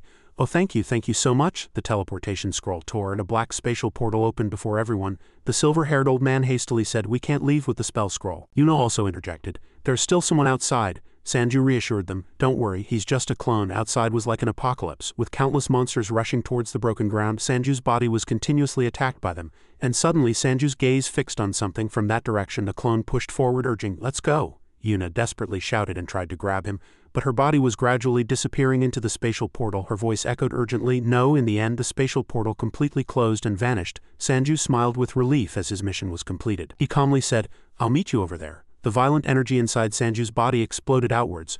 A huge explosion like an atomic bomb illuminated the night sky, and a thunderous roar echoed as if the sky was falling. The system notified that the monster absorption skill was activated, absorbing the essence of the killed monster and absorbing the stats of the ice golem. Sanju's stats soared rapidly like the wind. There was a hand diligently peeling an apple. Songtae lay motionless in the hospital bed, and someone called his name. Brother Songtae. He sat beside the hospital bed holding a plate of apples, his face full of sadness. The day has come, the day they closed the rescue mission. He looked at him gloomily. The mission is over now, you should wake up. Songtae still didn't move, he continued. You should also be able to happily greet people again. Songtae's finger moved slightly, and a loud sound echoed from the surrounding cliffs. Goonie and the girl watched in surprise from afar, and a gigantic black lake appeared before their eyes. Goonie shouted, "A gate!" The girl resisted the wind, gritting her teeth and saying, "Is it the rescue team?" A hand shot out from the black lake. Wai flinched. He remembered Songtae, covered in blood. Wai closed his eyes and shook his head a few times. A few long red streaks of blood appeared in his eyes. Wai gritted his teeth and clutched his chest with trembling hands. His eyes narrowed. He opened his eyes and vaguely saw a human silhouette. Wai was surprised to see Na staring blankly at him. Tears streamed down his eyes and a mocking smile played on his lips. He muttered, "You're back." A blue flash appeared and Sanju slowly landed. He frowned and scratched his head, thinking this was his first experience with an explosion. Yuna looked at Wai awkwardly, and Sanju was also startled. Yuna looked at Wai cautiously and said in a trembling voice, "Of course it's me. Who did you think I was, brother? You don't have to be so sad." She closed her eyes and continued, "Don't tell me the association messed everything up when I was gone." Wai reached out a trembling hand. Yuna's voice was steady. "If I hadn't been here, it would have been like this." Wai said nothing and tightly embraced Yuna, surprising her. He stroked Yuna's head, tears welling up in his eyes, and comforted her. "Everything's all right." A few drops of tears also formed on Yuna's face. She clenched her hands, hearing Wai say that everyone was back. Yuna's face flushed and a few drops of tears streamed down. She bit her lip and called out a few times in a trembling voice, "Brother." She clenched her hands and said in a trembling voice, "Brother Songtae, it's my fault." Yuna sobbed. Everyone present remained silent, lips pursed, listening to Yuna's story. "I thought no one would come looking for us." Sanju smiled, hearing Yuna cry. "I was so scared." Wai replied with tears in his eyes, "Thank you for coming back safely." Yuna burst into tears again. On the other hand, he and the blonde man next to him were dumbfounded, hearing the trembling voice. "Thank you so much." Songtae sat in his hospital bed, smiling as he looked at them. The voice still echoed, "Let's go home together." Back down the cliff, everyone was holding large logs together. The young man, his face completely covered, called out to Sanju, "Here are the sword, medicine, and teleportation scroll." Sanju looked at the screen and replied, "Oh yes, good job." He tightly gripped the sword in his hand. Sanju looked at the screen, wondering how much his stats had increased this time. Wai called out, "Hunter." Sanju, startled, replied, "Yes." He looked at Yuna and Goonie in surprise. Both of them bowed deeply. "Thank you, I don't know how to thank you enough." Sanju, sweating, hastily waved his hands. "Don't do that. Everyone raise your heads. I just accepted the mission because the requested reward was quite good." Wai continued, "No, it's not over yet." He raised his head and continued, "If you ever find yourself in trouble, contact me. We will help you at any cost. The Kusa Guild will be your strongest rear support with all our capabilities, I swear." Sanju waved his hand and replied, "If you say so, I understand." He held out a paper scroll. "All right. I used one scroll to kill the ice golem, but I still have one left. Here." Wai looked at him with an awkward expression and said, "Oh, you can keep it. I was going to give you all the unused items from this expedition." Sanju replied, "What are you talking about? This is the Kinnis Guild's property. I'd be uncomfortable if you didn't take it." Wai gave up. "All right, if you say so, there's nothing I can do." Yuna was curious. "Was he always here?" Wai replied as he walked.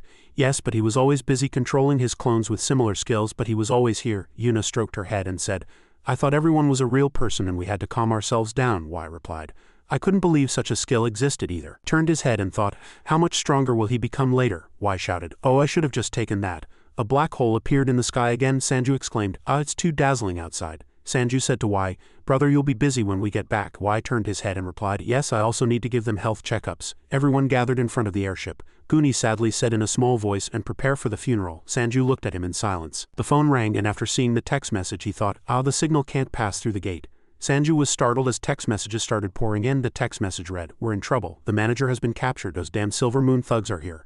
I'm chasing them. The address is 2030. Sanju stared at the text message, gritting his teeth. Then Sanju shouted, "Brother, I need to go there right now." Wai worriedly asked, "What's wrong?" Sanju hastily replied, "Those damn Silver Moon thugs kidnapped the manager from the GM agency." Wai was curious. "What? Why would Silver Moon do that?" He looked at his phone and hastily said, "I fought with those guys before. They were trying to control the heritage site I was involved in." So Wai remained silent and took out a scroll from his pocket. He said, "Hunter, use this to go to them." Sanju hastily refused. He stammered, "Teleportation scroll." "But this is—" Wai interrupted him, holding out the scroll. "I told you. We'll help you at any cost." Many people gathered in an alley.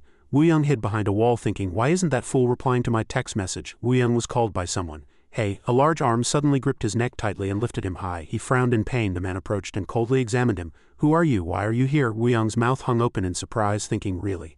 A bizarre blue flash appeared with a few electric sparks. Sanju, with an exclusive look, startled the man from behind. His hand tightened. He didn't seem that sharp. He was still persistently questioning Woongsan.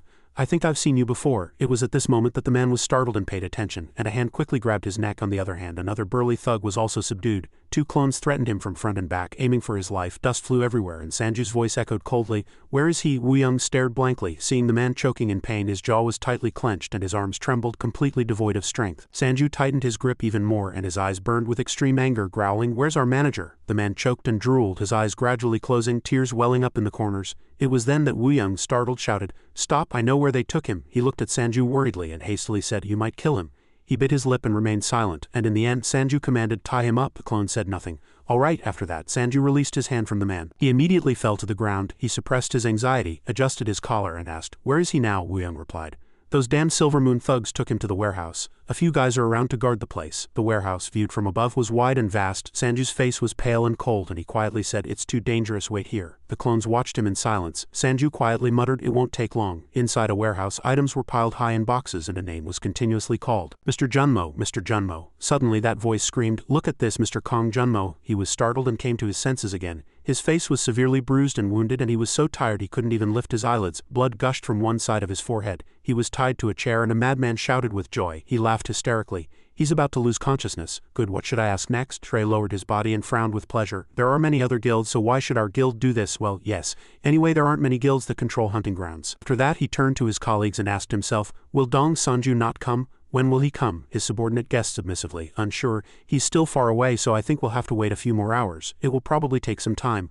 I think we need to do some preparatory work in advance." Suddenly Junmo was slightly surprised and stared blankly. At this moment a series of complex sounds came from the warehouse door, attracting all their attention. The burly guards were all waiting with deeply furrowed brows, and an iron bar pierced and stuck into a piece of the door. The lingering clamor continued, and Zhang and his subordinate kept their eyes on the door. With a clattering sound, the iron bar turned once and shattered the door. Moments later the warehouse door was pushed open and a black silhouette appeared. Sanju's face was shrouded in darkness, and his voice was chilling. "Are you from the Silver Moon Guild?" Zhang, without a moment to care about him, frowned and scoffed at what he had just heard. "I thought it would take a few more hours." His subordinate hastily excused himself. "I don't know why he's here so quickly." Zhang continued to ask him if he had come alone.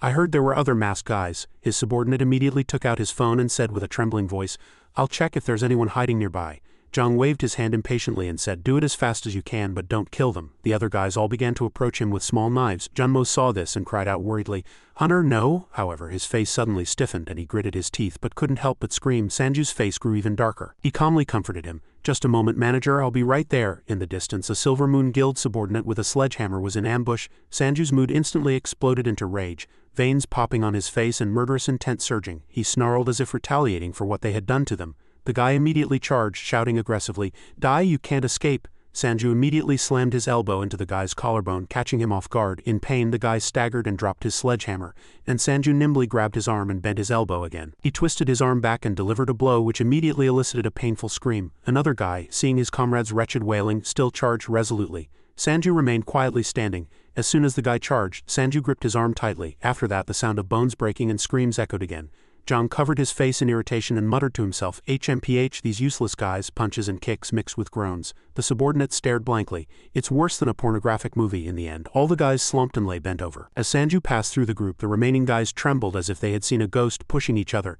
"Damn it, stop him." Zhang still spoke arrogantly. He lightly brushed his hair back and said in a relaxed tone, "What would our team leader say? He would say that he expected you guys to come save him, and he wasn't wrong, right?" "But wait." Sanju frowned in irritation and stared at him. Zhang said calmly, "I just want to say this. If you tell me where you hid the crystals now, we'll let both of you go." Sanju glared at him like a madman and said in a suppressed voice, "What nonsense are you talking about? What crystals? And what you did cross the line, it will never end well." Zhang still chuckled, scoffing at him as a mere loudmouthed kid. "This arrogant kid," he continued calmly. "I found a few things while searching your room. There was a document with your information." His voice was honest as he looked at the paper in his hand. "I admit you're really strong. Considering you can defeat C-grade guys, I estimate you're around a C to B-grade hunter. Your stats are also very good. I think you can defeat most hunters in this area with this much." Zhang suddenly narrowed his eyes and laughed self-deprecatingly, but looked him straight in the eye and asked, "Your skill is clones, isn't it?" Sanju didn't answer, his face cold. He scoffed, the corners of his mouth upturned in contempt. "So that's why you could fight us directly without using any skills." Zhang laughed maniacally, emitting an evil aura. He explained, "There are guys like you awakened with useless skills, you see. That's why you foolishly focus only on stats, right? You can't use any other attack methods besides charging at your opponent like a moth to a flame, right?" He quietly let him say whatever he wanted. Zhang giggled, shaking on his chair, and said with a confident voice, "And I'm sure the masked guys following you have the same weakness as you. Seeing guys like you form a team, you're all useless." Sanju looked at him. There was no emotion in his eyes. He paused for a moment, then agreed with his words. "All right, if that's the case." Suddenly a thud echoed, and a hand suddenly gripped the door tightly. Sanju's voice was relaxed. "If you think they're weak, check it for yourself." Next to the door, all his clones appeared simultaneously, their eyes shining like nocturnal predators. The manager cried out in surprise. "Ah!" The Silver Moon Guild subordinates were also astonished by the situation before their eyes. They gritted their teeth and cursed. "These damn bastards, they're truly terrible." A subordinate hastily backed away and carefully whispered into Zhang's ear, "Boss, I think all the idiots outside have been taken care of too." However, he laughed pleasantly and praised, "I thought I could predict your strength." Zhang stood up with his hands behind his back holding a sword, and said comfortably, "At least you're not that numerous right now, so the thought of defeating these foolish guys who don't know their place is very appealing." Sanju, after listening to his words, was now a little curious. "You seem very confident. Show me how amazing your skill is," as if he had been waiting for this. Zhang immediately agreed readily. "All right," and from that moment his body suddenly blurred, instantly becoming transparent and unrecognizable. His voice sounded like a joke. "Can you guess where I am?" Where he had stood, now only a faint smoke remained. His subordinate also stared blankly in disbelief. His mind couldn't help but recall Boss Zhang's awakening skill, stealth. This top-level stealth skill couldn't be detected even by top-level detection skills. Junmo's eyes widened in surprise. "He's gone." Zhang cheerfully spun around a few times and said arrogantly, "There's no presence, no aura, it's all useless. This skill eliminates all my traces." He flew arrogantly between the clones, but all the clones looked at him with contempt or didn't even look at him. Zhang, absorbed in self-admiration, said, "Have you ever faced this skill? Get ready to die." He smiled with satisfaction, thinking to himself, "They won't be able to touch me." Sanju sighed, tired of just listening to him boast. Zhang was still excitedly joyous. "This fight will be over soon," but it wasn't because of that. Sanju lost his patience and stared straight in Zhang's direction, coldly commanding, "Grab him." Immediately, two of his clones appeared simultaneously as if teleporting, grabbing both of Zhang's shoulders. Zhang appeared blankly, his eyes wide as if he hadn't fully grasped what was happening. The other clones, without time to react, all burst into startled, forced laughter. His face instantly looked 10 years older. His face was slack with fear. Inside the messy warehouse, a powerless voice echoed, "What?" At that moment the sound of clinking beer glasses and cheers echoed. Zhang shouted refreshed, "This is truly the best." Guillaume continued, "Now we're 53 years old." Chanwu laughed excitedly and asked, "But why are there only us after 3 years? Don't any of you have girlfriends?" The two people sitting opposite heard the question and their faces stiffened, and the guy hastily corrected himself. "Ah, sorry, let's keep drinking," Zhang said with a blank expression. "Speaking of which, has anyone contacted Sanju recently? He changed his phone number." "Even if he changed his number, shouldn't the message thread with us still be there?" "Probably not." "I can't contact him anymore either." Guillaume took a sip of alcohol and continued seriously, "I heard some news about him. If I remember correctly, he's a hunter now." Zhang cried out in surprise. "Really? I didn't think he'd continue being a hunter. He's too naive to be a hunter." Chanwu replied in bewilderment, "My thoughts exactly right. Even if someone crosses the line and teases him, he just laughs it off. With a personality like that, can he really kill monsters?" Guillaume laughed again and said, "You guys don't know how scary he is when he's angry." Chanwu asked again, "You two were neighbors. Did he ever get angry?" Guillaume said excitedly, his cheeks flushed. "Maybe it was in 3rd grade. Sanju and I were supposed to go home together, but we got caught by bullies and had our money stolen. At that time, Guillaume happened to see Sanju passing by." "Ah, as soon as Sanju saw me, he attacked the bullies." Chanwu asked curiously, "So Sanju saved you then?" Guillaume continued helplessly, "Do you really think so? Both of us got severely beaten. And I found out later that Sanju had also had his money stolen by those guys before." Zhang asked curiously, But why did he decide to fight again?" Guillaume laughed and said, "It's because he got angry seeing me being bullied." Bullies must have been surprised when the kid who had his money stolen before started a fight. Zhang admired, "His personality is amazing too. Anyway, he's very lenient when only he's involved, but he gets incredibly angry when people around him are involved." Returning to Sanju, Zhang looked up at him with a face full of fear. Unable to say anything, Sanju said, "Take care of these guys and quickly take our manager to the hospital." Zhang was still astonished, unable to believe it. How did he?" Clone 3 immediately replied, "Understood." Zhang cried out with a desperate expression, "How could I see you?" Sanju said coldly, "You seem to have great confidence in your ability, right? But I just came back from slaughtering a bunch of monsters with similar skills to yours." He cried out, "How?" Sanju rolled up his sleeves and asked again, "What did you just say?" "It's a talent to babble nonsense in such a short time." Then the two approached Zhang and he screamed, his face turning pale. Let go of me," Sanju said. "My skill isn't trash." He was still trembling in fear, unable to move. "I didn't just train my body, but there's one thing you said that was right." The previous scene appeared and the system screen appeared before his eyes. He was overjoyed to see the content. Message 242, Monster Absorption Skill activated. Absorbs the essence of killed monsters to strengthen self. HP increased by 0.3 points. regeneration increased by 0.3. Absorbing Ice Guardian stats, strength enhanced, reflexes enhanced, mana enhanced, frost resistance enhanced. Absorbing Ice Guardian stats, strength enhanced, reflexes enhanced, mana enhanced, frost resistance enhanced. Absorbing Ice Guardian stats, strength enhanced, reflexes enhanced, mana enhanced, frost resistance enhanced. Absorbing Ice Guardian stats, strength enhanced, reflexes enhanced, mana enhanced, frost resistance enhanced. Following this, the stats were displayed. Strength from 19.271 to 28.467, reflexes from 17.487 to 21.183, vitality from 16.009 to 23.982, mana from 31.952 to 38.153, accuracy from 1132 to 2235, recovery from 18.374 to 20.672, aura from 1033 to 1486, physical defense from 1112 to 2232, magic resistance from 532 to 745, poison resistance from 4192 to 6692, fire resistance 512, ice resistance from 4995 to 19720. His hair flew due to his power. He snarled, swinging his fist. My stats are quite tasty. That fist headed for Zhang's stomach. He cried out, wait, no, upon being hit by that punch. Zhang's face was contorted in pain. The next moment he spat out a large amount of blood and flew backward, colliding with objects. Sanju's eyes were filled with extreme rage. Due to the impact, objects tumbled down onto Zhang's body. Clone 4 supported the manager and said, one guy escaped and the rest have been dealt with. Sanju immediately replied, good, don't chase that guy. Focus on taking the manager to the hospital. Understood, the manager asked. And what about you? He turned around and replied, don't worry about me, manager, get treated first. That guy seems to still be able to move. Sanju looked down at Zhang trying to crawl up, and Zhang trembled in disbelief. This is absurd. It's completely different from the report. His strength isn't 19. And the other guys aren't weak either. At least if two of them grab him, he shouldn't be able to escape. Impossible. There's no way he could have enhanced his stats in such a short time. There's definitely something. As he was thinking, he saw a potion bottle sticking out of Sanju's pants pocket. At that moment, Zhang Chan smiled slyly and triumphantly. I'll admit I underestimated you. I didn't think you'd be able to catch me or react to my stealth skill, Sanju said coldly. I've heard these excuses too many times. There won't be any more mistakes. Saying this, he approached. Zhang drew his knife and said, I'll show you what a hunter is and what a D-grade is. At this moment his stats appeared. Strength 25.612, reflexes 35,487, vitality 21.864, stamina 19.156, mana 12.952, recovery 1174, physical defense 812. Zhang's eyes changed as he shouted, you haven't seen everything I have yet. As he shouted the last two words, he simultaneously unleashed his strength. Sanju replied with a disgusted expression. I don't even want to see everything you're showing off. At this moment, Zhang charged forward thinking, without using my invisibility skill, they shouldn't be able to see me, but they caught me. I don't want to believe it, but they must be predicting my location by sensing the airflow every time I move. So, calculating this, he leapt up. If I move faster and don't make a sound, they won't be able to detect me. Zhang kept jumping in the air like a dead bug in a bedroom. Sanju inwardly admired. He's really fast. Incredible speed.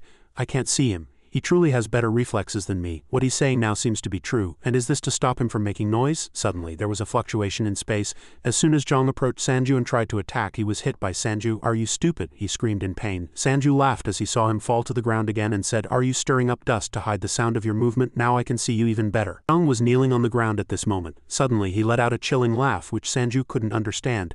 He. He laughed with a perverse and extremely joyful expression. Ha ha ha ha. Sanju finally had to ask, are you crazy? What's so funny? He held up the potion bottle, having taken it from Sanju's pocket without him noticing, and said triumphantly, can you still say that after seeing this? Sanju looked at his empty pants pocket, surprised. Zhang continued, hey, I knew there was something very strange about you guys. Your stats are really different from what I found at headquarters. Saying this, he opened the cap. You and the people with you clearly use this to boost your stats. Sanju warned with serious eyes, I advise you don't drink that potion. How could Zhang listen? He threw his head back and drank it all at once, but a few seconds later the potion bottle was tossed away. Strength 29.000, 968.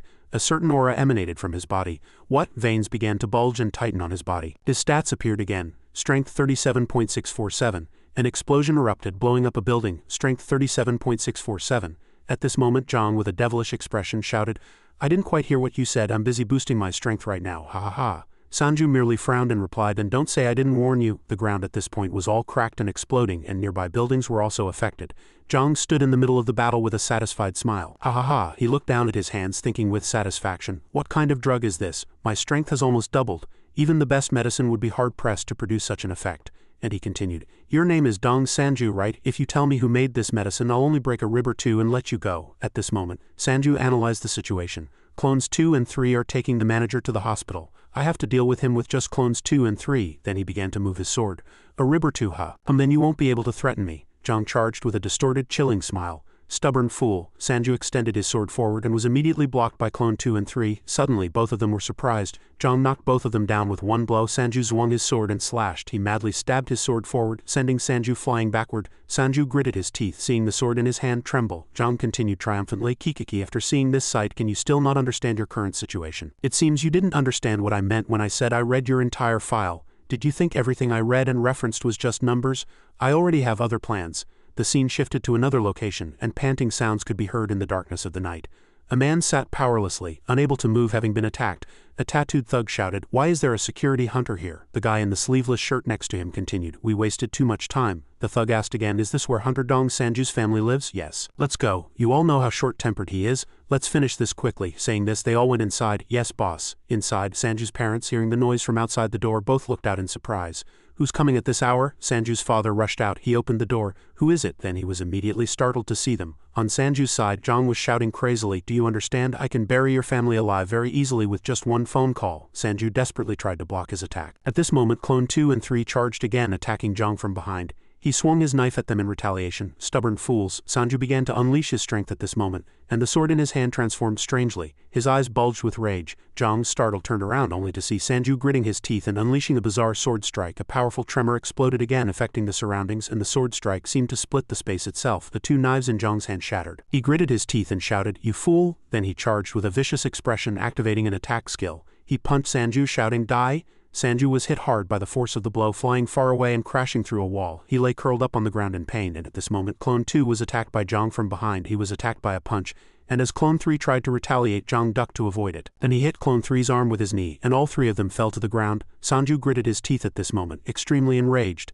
The effect of this medicine is too immense. Then suddenly his gaze shifted to one side. He saw Yoo-hee-yoon sitting next to an unconscious man, along with her clone. She rolled her eyes and cursed. Damn it, you lost. At this moment, Sanju gritted his teeth and replied coldly and bluntly, shut up, I'll win. Who's the man next to her? Yoo-hee-yoon turned to him and said, he rushed over here and lunged at me. Fortunately, this person knocked him down. At this moment, Jong walked over and continued, don't say anything more, you're just making excuses, aren't you? Sanju stood up, picked up his sword, and reminded Yoo-hee-yoon to run away. She replied, understood. Jong saw this and frowned, surprised. Still want to fight? Didn't you hear what I just said? Do you think I'm joking about sending people to your house? Sanju gritted his teeth and endured. The side effects of the drug will come soon. Jong took out his phone again and said with a smile, maybe this is why people take photos to leave evidence. As he pressed a few buttons, a voice came from the other end of the phone. Hello? Jong said casually. Did you arrive? Cut off his parents' fingers and send them to me. Suddenly his arm went limp and the phone fell to the ground in front of his surprised expression. This man's face was bewildered as he shouted, my arm, why is it like this? Immediately after, his body also lost all strength and collapsed. Damn it, Sanju watched him silently. Finally he remembered the potion bottle Yoo-hee-yoon had thrown him earlier. Take this is a medicine I made recently. One is for strength, the other is for mana. Consider it a bonus, it's very easy to distinguish. Side effects. Yoo-hee-yoon explained, a strength potion will melt your muscles and the mana potion will make your body explode, the manager exclaimed in surprise. Melt and explode? At this moment Jong's body twisted and shriveled. He was utterly terrified. My arm, my leg. Sanju approached him. Didn't I tell you not to drink that potion? His eyes brightened.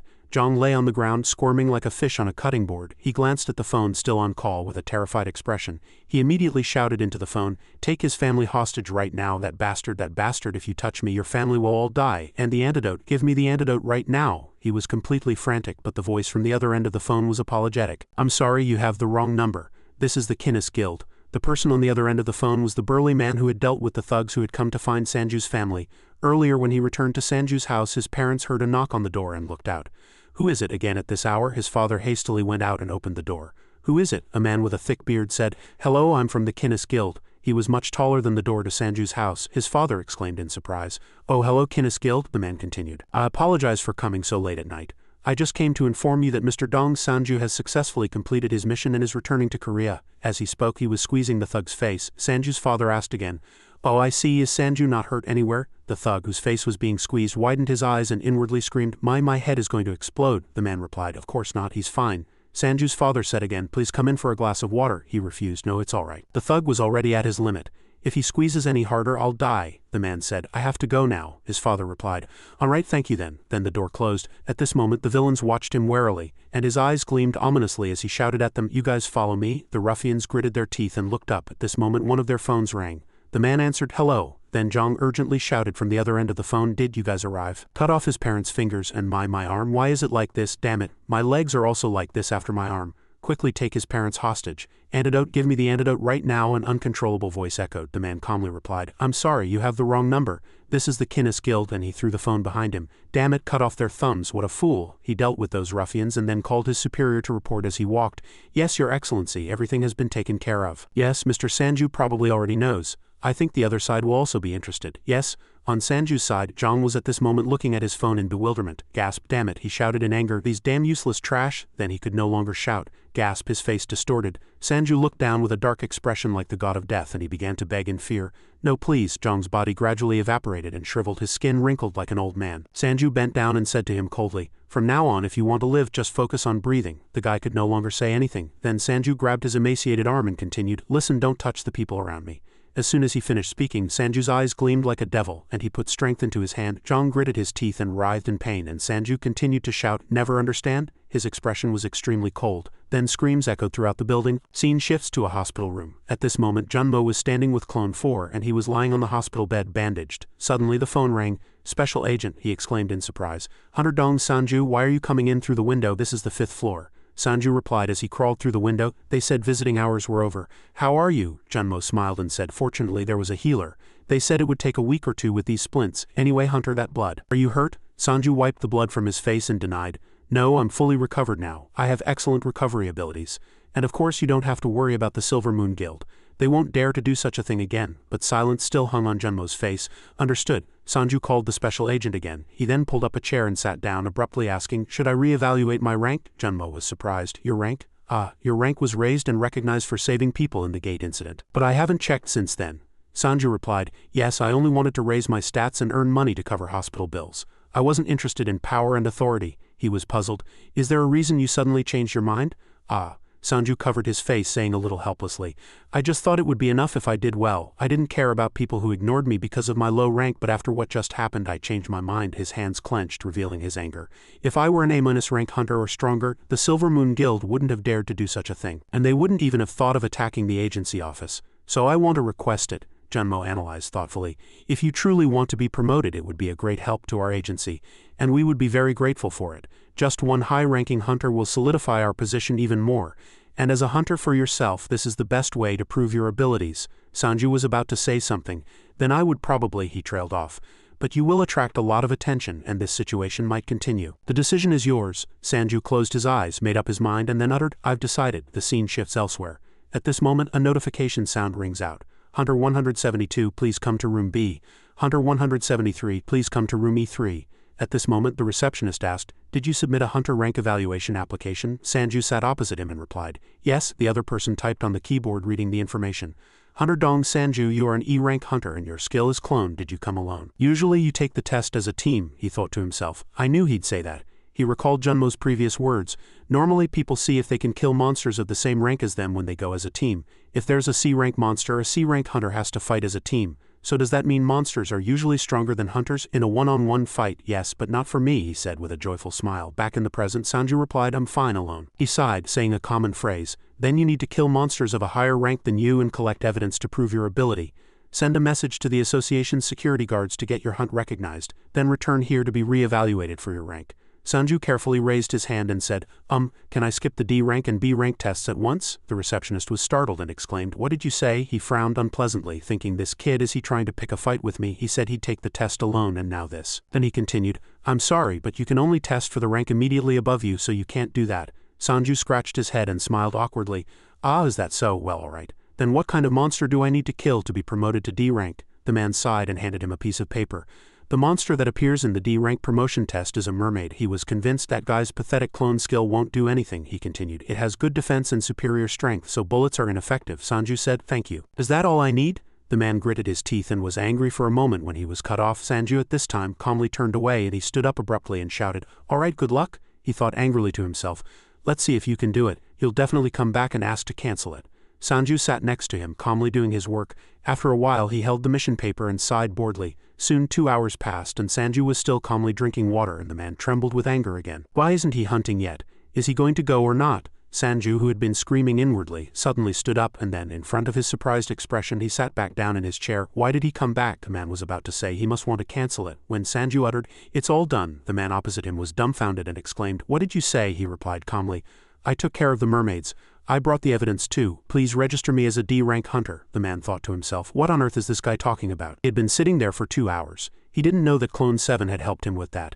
He had been sitting and drinking coffee earlier thinking, I don't know what nonsense he's talking about. Then he gritted his teeth and tried to calm himself down before saying, I'm sorry, but it doesn't seem to me that you've left this place to hunt yet. Sanju calmly said, could you please check first? I'm sure the hunting ground team sent a confirmation message. He sighed, alright. He was unpleasantly thinking to himself, damn it, what am I doing right now? I don't know. On the computer screen, free entry and hunt notification appeared. Monster type mermaid number 5, information check, confirmation complete.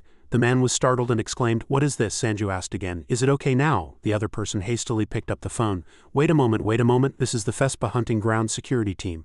Hello, this is the Vespa Hunting Ground Security Team. How can I help you? The person on the other end of the phone replied, I'm from the Hunter Evaluation Center. I want to confirm if Hunter Dong Sanju caught 5 mermaids. The security guard quickly operated. Let's see, Dong Sanju? Then he replied, yes, confirmed. I confirmed it myself. I even have a recording of him coming here. I don't know why both the team members and the commander are named Dong Sanju. The receptionist at this moment exclaimed inwardly in disbelief, is the system broken? Did that guy bribe the hunting ground security guard? No, that guy didn't even leave this place. Sanju, worried that it was taking too long, asked, excuse me, did you receive the confirmation message? The man smiled awkwardly. I apologize for what happened just now. I'll promote you right away. He firmly believed to himself, this is truly impossible. He must have done something improper. Then he said, it's done. Congratulations on your promotion to RKD Hunter. Then he calculated inwardly. As soon as this is over, I'll report it to headquarters immediately. Until then, enjoy being a RKD Hunter without any worries. Sanju still calmly replied, understood and thank you. And I want to register as an RC Hunter. This left the man dumbfounded. What did you say? The scene shifts to a dark, secluded street at night. Someone pulled a bag out of a crack in the wall. It was none other than Yoo Hee-yoon. She stared intently at the bag, recalling what she had uttered in front of Sanju earlier. I'm sorry. Sanju, unable to understand, asked again. What do you mean? Yoo Hee-yoon replied with a nervous, choked voice. I think it's my fault. They attacked the GM organization. I stole their crystal jewels from the hunting ground. I didn't know it would turn out like this. I'm really sorry, Sanju exclaimed in surprise. So that's why they were asking for the jewels back. Yoo Hee-yoon nodded with difficulty. Yoo Hee-yoon was filled with extreme regret. Why did I do such a thing even after what he did for those people? Then Sanju suddenly said, it's not your fault. The reason they did that was because they thought I took those jewels and tried to harm my family and organization. This is an issue between the Silver Moon Guild and me, so don't worry. The root of this misfortune is the jewels, and that's an issue between you and the Silver Moon Guild. And I don't think you stole it for fun either. I don't know what the Silver Moon Guild and Haeshun Guild did to you. I won't trivialize your problems and you don't need to apologize. At that moment she just pressed her hat down with trembling hands out of guilt. Back in the present, Yoo Hee-yoon shouldered her bag and reassured herself, alright, this is an issue between me and them. Then she ran at full speed down the secluded street. Elsewhere at this moment countless people were looking at one side in astonishment. Damn it, do you know what you just saw? Take a picture, take a picture. This is truly insane, the receptionist at this moment uttered in a trembling voice. Congratulations on passing both C rank and B rank. Sanju stood up and bowed his head, replying, thank you.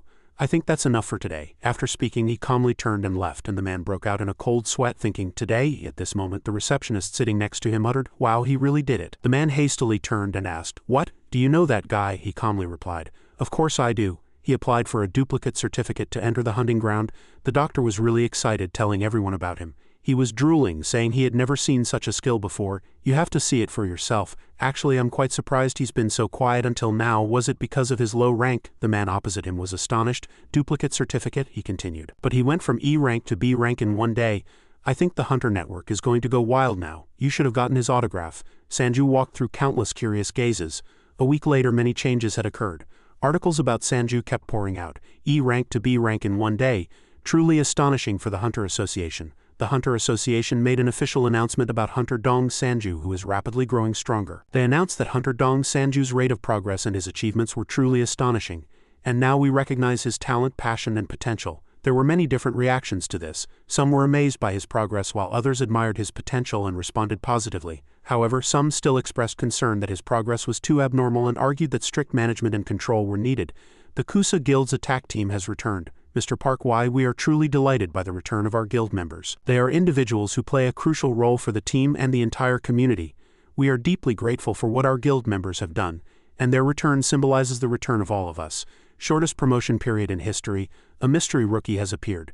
Dong Sanju is a mystery rookie who exceeds expectations, a professional based on skill. His rate of progress is attracting global attention and expectations, and his name depends on this mystery rookie, real clone, the only person in the world who can use the clone skill. His ability is truly astonishing compared to everyone else. By creating and controlling clones, he is attracting global attention. His ability truly exceeds what we expected of him. Who is Dong Sanju? JM Organization Interview Reporter. Hello. Today we're going to learn some interesting information about rookie hunter Dong Sanju. Nice to meet you. JM Organization Staff. Nice to meet you. Reporter. Rookie hunter Dong Sanju has become really famous these days. What do you think about this? JM Staff. We are very grateful and happy because we have gained a huge opportunity thanks to this. We believe that through this opportunity, we will be able to learn and develop hunter Dong Sanju's talent. Reporter. I heard in the media that the rookie hunter was promoted to B rank in just one day. Please make a plan for this. If you need help from outside your team, you can contact the team manager or support team for assistance. Guild members always have a positive mindset. We must not lose hope in danger and must help and support each other. Silver Moon Guild on the verge of collapse. Rumors of fighting with other guilds. The Silver Moon Guild is on the verge of collapse due to a fight with a mystery guild. Silver Moon has been developing for a while, gathering many players. But recently, due to a conflict with a mystery guild, it is on the verge of collapse. The hunter community was also excited. Isn't Dong Sanju that guy? He joined a failing organization. Ha ha ha, I'm sure he'll develop from now on. We got him when he was F rank. I'm sure Haesheng won't stand by. Still, he's not a rank, he won't climb that high. Then what's your rank? Aren't clones illusions? I've seen people use clones before. Please read to the end. The reason he's famous is because his clones aren't illusions. I heard he can hunt in 3 places at once. Who wants to carry a clone? Oh ha ha ha, I don't understand. Then what's the difference? Please don't overreact. I'll tell you what I saw. So how many of these clones can be real powerful ones, not just illusory duplicates? Isn't that breaking the game's balance too much? And the remaining balance is 5,142,366,200 won. The Kinnis Guild converted 5 billion won into a non-withdrawable product. Sanju exclaimed in disbelief upon receiving the money. Wait a minute. How many zeros are there in that number? 1, 2, 3, 4, 5. Then a thunderous scream of 5 billion won erupted at this. Sanju said, laughing on the phone. That's just the reward for completing the mission. He was still confused on the other end of the phone. But this is too much, Guni explained. I used the word favor, didn't I? Rescuing Team 1 was a major undertaking. Didn't Agent Kong Junmo tell you about this? Sanju replied. He called it a contract, but I never expected it to be this much. He reassured him. Don't worry and just accept it. If it weren't for you, no one else would have taken on that task. Please drop by our guild when you have time. Team 1 really wants to meet you. Sanju replied. In that case, I'll stop by sometime. Then the call ended. Sanju could no longer hide his joy and knelt on the floor weeping. What just happened? Now I don't have to worry about hospital bills. Although I can cover the mana recovery treatment costs with the money I earned. With this money, I'll be able to ask that person for a favor. The blessing of an S-rank healer. Just wait. His eyes were filled with determination. When I meet him, I'll kneel down and bow frantically. Sanju imagined himself weeping, kneeling and begging him. Please save her. Elsewhere, someone was shouting furiously as if insane. Damn it, Kong Qianwang, that idiot. I thought he'd be useful since the Haesheng Guild sent him. This was Guildmaster Yang Du, one of the Silver Moon Guild. What's the point of getting jewels from Yolo now? There's no one left to work for us. And if the Kinnis Guild is involved, this is too dangerous. We need to destroy the evidence at least. As he was fuming, a voice called out, Yang, I heard our warehouse was robbed. At this moment Miho appeared, exuding calmness and strength. Yang at this gnashed his teeth and exclaimed, Han Miho, I think there's been a misunderstanding. Let's talk first. Then he suddenly donned bear claws, turned towards Miho and screamed, Die! Miho calmly swung a pan and blood splattered everywhere instantly. Miho with a sharp gaze shouted, Shut up, I have no intention of talking to you. The scene shifts back to the Kinnis Guild headquarters tower. Junmo entered, his arm bandaged. I'm here, Your Excellency. The other person replied, Mr. Junmo. How's your arm? Guni asked again. He immediately replied, The doctor told me not to move it much for a while. Anyway, Your Excellency, I heard you protected hunter Dong Sanju's family. I don't know how to thank you enough. As he spoke, he bowed deeply in gratitude and asked curiously, Oh, by the way, did you say the people who ambushed you were from the Silver Moon Guild? Junmo said, Yes, and I don't think that's all, Your Excellency. Do you know hunter Kong Qianwang? He asserted that he was the main perpetrator of this incident. He is also the vice guild master of the Silver Moon Guild, and I heard he made it impossible for hunter Dong Sanju to recover from his current state. Junmo exclaimed, Yes, hunter Kong Qianwang. He was actually one of the hunters I managed when I worked at the Haesheng Guild. Guni, startled to hear this, exclaimed, What are you saying? Kong Qianwang is affiliated with the Haesheng Guild? Junmo asserted that the relationship between the Haesheng Guild and the Silver Moon Guild was clear. Guni asked again, Then do you think the Haesheng Guild is also involved in this incident? However, to prove this, Miho appeared seriously and said, Those damn Silver Moon thugs made crystal jewels and offered to sell them to the Haesheng Guild. And they weren't even proper crystal jewels. Why? Asked in surprise. It seems you've been to Silver Moon. Miho handed over a list and said, Why was right, that guy named Ion. Then she suddenly turned around and smiled brightly at Junmo. Oh, nice to meet you, Agent Junmo. I've heard a lot about you. Junmo replied with an awkward laugh. Nice to meet you too, Guildmaster Han Miho. Have you been investigating the Silver Moon Guild? She immediately reassured him. Don't worry, Yongdu-1 is still alive, I'll hand him over to you soon. After reading the information, Goonie looked up with a puzzled expression and asked, What is DEP? Miho immediately replied, It's a body enhancement drug. I thought something was suspicious. There's no way a B-rank guild like Silver Moon could make crystal jewels without help. The Heisheng Guild is deeply involved in this incident. In other words, this is a very dangerous matter. Hunter activities were only legalized after the Great Catastrophe, soldiers controlled hunting grounds and taxes were imposed on hunting profits, and the purchase of monster drop items, among other things, was also legalized. As a result, the hunter profession seemed to have stabilized somewhat. However, not everyone agreed with this. Some hunters opposed identity registration and hunting restrictions. They separated and formed their own society. Thus, unlicensed hunters engaged in illegal trade, using illegal weapons and information to protect their income. This time, someone who was cleaning something in the restaurant heard a voice say, Your Excellency. Wu Yang entered holding a bag of crystal jewels with a joyful expression. The other person was startled and hastily refused. I told you I don't need it, Wu Yang said again. It's true they were at Shinshin Station. Isn't there anyone who can process these crystal jewels right away? Someone who can buy them at a higher price? The man cried out helplessly. I'm sorry, Wu Yang. As she said ha in confusion, another person appeared and spoke. Are you Ms. Kim? Wu Yang, you need to come with us. They were people wearing white masks. Only their eyes were visible and Wu Yang was extremely flustered. They dragged her away. Sir, the man said with a guilty expression.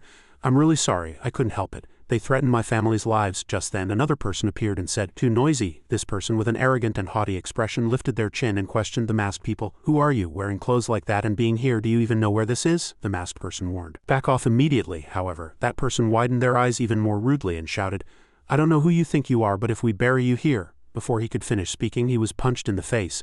The man fell to the floor so hard. Before he could regain consciousness, Sam immediately rushed over, flustered, to ask about the situation.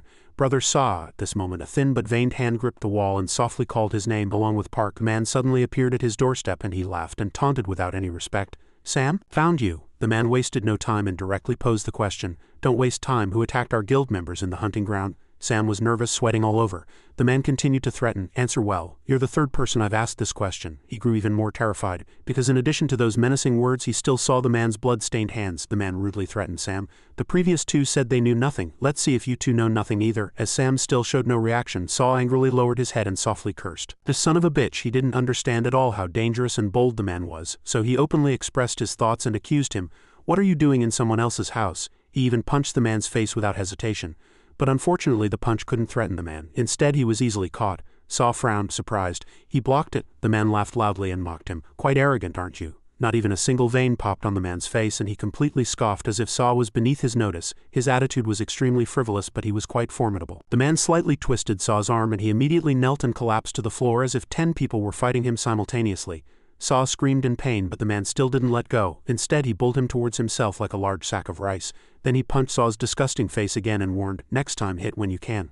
Blood spurted from his face with the powerful punch, but the man calmly remarked without batting an eye, I hate arrogant guys like this. Sam stood outside this conversation witnessing the man's entire cruel act, and his face froze for a moment, his eyes wide. As the man was about to throw another punch, he finally stepped forward and admitted, Wait, I'll go with you, please stop. The man immediately stopped all movement and looked at him with a face full of question marks. Before he could understand the situation, the man punched him painfully and cursed, What are you talking about, you bastard? Sam couldn't dodge in time and took the punch squarely, falling down in pain. The man's excessive enthusiasm had erupted again. He roughly grabbed Saw by the collar and asked, Do I have to listen to you for me to go with you? The people who had attacked Saw earlier did not participate in the fight, but watched the man mentally and physically torturing him, breaking out in cold sweat. The man guessed again, Perhaps you think that he was hit because of you? Even at this point, the man continued to hit Saw, simply because he felt Saw deserved it. Don't feel guilty, he was hit because he deserved it. Finishing his words, the man ruthlessly threw Saw far away in front of Sam. Saw lay blankly on the floor, several teeth missing like a patient waiting for death. Sam just watched helplessly with wide eyes as his brother suffered, looking utterly disfigured. As Sam showed no reaction, the man didn't give up and headed towards Saw's younger brother, preparing to eliminate even his descendant. Sam finally couldn't bear it anymore and shouted, Stop, I know. The man looked at him with suspicious eyes. What do you know? To save Saw's fragile life like a glass that could shatter, Sam knelt and bowed his head, admitting, 5 years ago I know the person who attacked the Sea Moon Guild. I know who he is. Sam, with a trembling voice, shed a few belated tears and cowardly pleaded, Please be merciful. The man heard this and laughed maniacally like a psychopath. He looked back at his subordinates and said, See. The man laughed sinisterly like a demon in human skin and said crazy things. I knew it. A little intimidation always yields good results, wasn't I right? Meanwhile, Sanju was still crossing the thick snow with his clones. The journey was smooth, but soon the group began to discover corpses scattered on the thick snow. Sanju turned back and instructed, "From here on, let's go a little slower. Watch your surroundings carefully." The other clones found it strange, but no one questioned and fully followed Sanju's command. In fact, he also had a very big question in his heart.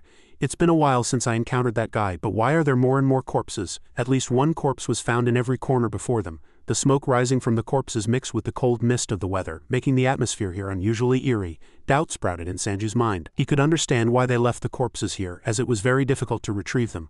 But as he looked at the skeletal corpses before his eyes, the doubt in his heart grew even stronger. Who could have massacred all these people? Sanju turned back and asked, "What is our current location?" The clone immediately replied, "Near the destination." He clearly mapped out their movement plan. "From now on we will track the traces of battle from the vanguard. They will be hiding somewhere near where the battle took place," Sanju continued to ask. "The opponent comes to check every day at 2 p.m., right? How much time is left?" Before he could even finish speaking, a clone-like figure suddenly appeared behind him, its right hand holding a sharp knife aimed directly at his back. Sanju was startled, his eyes wide, and blood soon sprayed like rain. Each drop of blood fell to the ground and shattered. A clone's hand and dagger blocked a sharp object aimed at Sanju's head. It was a bizarre creature with gigantic eyes that glowed like headlights and a metallic body. It stabbed something like a knife at Sanju, but the clone barely blocked it. No one knew when it had appeared. Sanju wondered what it was. Seeing it, he thought to himself, it appeared out of nowhere. Is it because of an invisibility skill? Behind the two of them, black smoke suddenly billowed. Sanju, startled, opened his eyes wide and shouted, "Damn it!" A bunch of those monsters appeared and kept approaching. The noisy sound continued.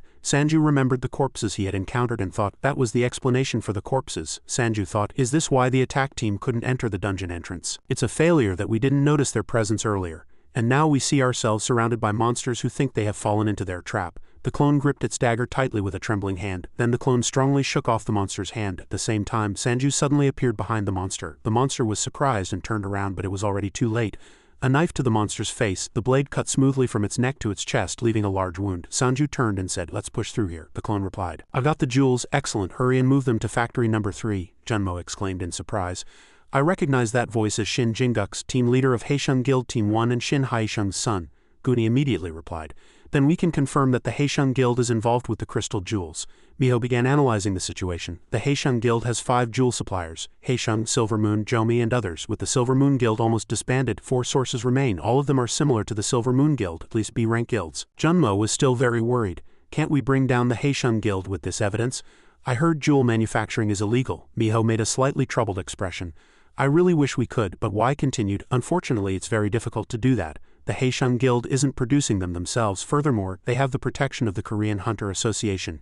Even if we send them to prison, they'll be released soon. All I can say is that this matter requires thorough planning, and Mr. Junmo, don't go out alone. We'll send you a bodyguard soon," Junmo replied. "Understood. I'll also tell Hunter Sanju to be careful." Guni heard this, pondered for a moment, then exclaimed, "Sanju doesn't need to be careful. No one will be able to kidnap him." At this moment, a message from Agent Kong Junmo appeared on his phone screen. "We listened to the recording and the person in it belongs to the Haesheng Guild, and we found out that the jewels are ingredients for producing a drug called DEP." Sanju read it and exclaimed in surprise. "DEP? It looks dangerous. Don't go out for a while. Just stay in the office." Yoo Hee-yoon, curious, asked from beside him, "Did they fix the mistake those damn Silver Moon bastards made?" He suddenly remembered. "Oh right, I haven't been to the new office yet, have I?" Yoo Hee-yoon exclaimed in surprise. "A new office?" Sanju told her she'd be surprised. A little later, Junmo, meeting Yoo Hee-yoon, exclaimed happily, "Ms. Yoo Hee-yoon, you're here too. Great, I just arrived myself." Inside the neatly arranged room, everything was perfectly equipped. Yoo Hee-yoon exclaimed, "Wow, you rented an entire floor?" Junmo immediately replied, "Actually, we had been planning to move somewhere else for a long time. We looked at a few places, and since the old office was destroyed, we had no choice but to move a bit earlier." Then the two men spoke loudly to each other. Sanju exclaimed excitedly, "We'll soon be the best office in the country, right? Isn't it a bit small for the best office in the country?" Junmo also agreed. "That's right, with Hunter Sanju we'll easily defeat B-rank hunters." Sanju looked around and said with a laugh, "And there's also a room specially designed just for you." After that, they opened the door and entered. The room was filled with chemical bottles and compounding equipment, and Yoo Hee-yoon was very surprised by all of it. Sanju said, "This room is fully equipped with state-of-the-art drug manufacturing technology. Agent Kong really went through a lot of trouble preparing this for you." Yoo Hee-yoon seriously examined everything one by one. "All of this is," Junmo said as he entered at this moment. "Most of the equipment has already been moved here, but if you need anything else, please tell me." And then he quietly whispered into her ear, "And you can eat and sleep in the room over there, so feel free to use it." Yoo Hee-yoon, shy, pulled down her hat and replied, "Thank you." She thought to herself, "So he knew I had nowhere to go." At this moment another phone call came to him, and he quickly answered. "Hello?" The information from the other end of the phone tensed Junmo's expression, and he hastily called out to him, "Hunter Sanju." Sanju, unable to understand, looked back. "Yes," Junmo exclaimed, "I think we need to go to the hospital right now." His expression darkened. The scene shifts to the Silver Moon Guild's warehouse. Zhang stood there silently observing the situation, and the floor was covered in large bloodstains and cracks. His expression was cold and sinister, and he exclaimed, "Let's go." On the floor was a black mass. Then suddenly the black mass began to move and grew larger. From within the black mass a masked person with long black hair appeared. He opened his mouth. "I'm here." Zhang asked, "Where's Yongdu-won?" The masked man replied, "He's captured in the Yolo Guild's basement. It seems they also took all the dep-related documents." He continued, "And the jewels." The masked man removed his broken mask and revealed his face. "If it's as we discussed with the others, they definitely know the factory's location."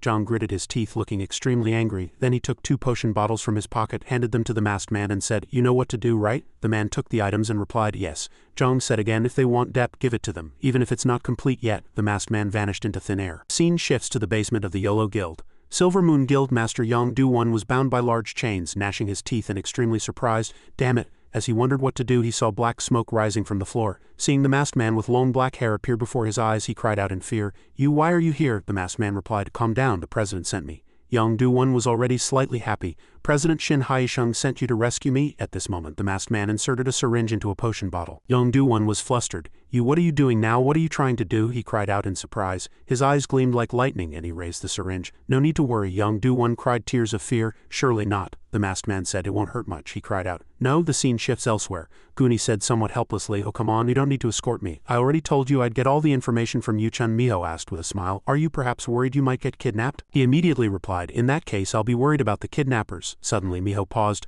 I smell burning." Immediately, large fires broke out in 4 places ahead, and within them were gigantic figures. Miho hastily gritted her teeth and rushed forward. The guild headquarters was burning. Guni exclaimed in surprise, "No, there's a ferocious monster in the flames." Beside them were injured people. Miho hastily bent down and asked, "Are you alive? What on earth happened?" Guni hastily drew his weapon. "Monster." At this moment an injured person struggled to speak. "A monster appeared from the B basement. Our B-rank hunters couldn't stop it." Miho gritted her teeth, extremely worried. "So it's at least A rank? That's impossible. There haven't been any teleportation notices recently. Where did it come from?" The monster suddenly turned and looked at them, and its gaze reminded Miho of something. Miho exclaimed in surprise, "It's Yuchun." The scene shifts to Zhang. He lay unconscious in a hospital bed with an oxygen mask. At this moment someone appeared and looked down at him. It was the masked man with long black hair. "He trusted you and planted you in Silver Moon, but look at you now." Saying this, he took out another syringe and drew out the remaining medicine.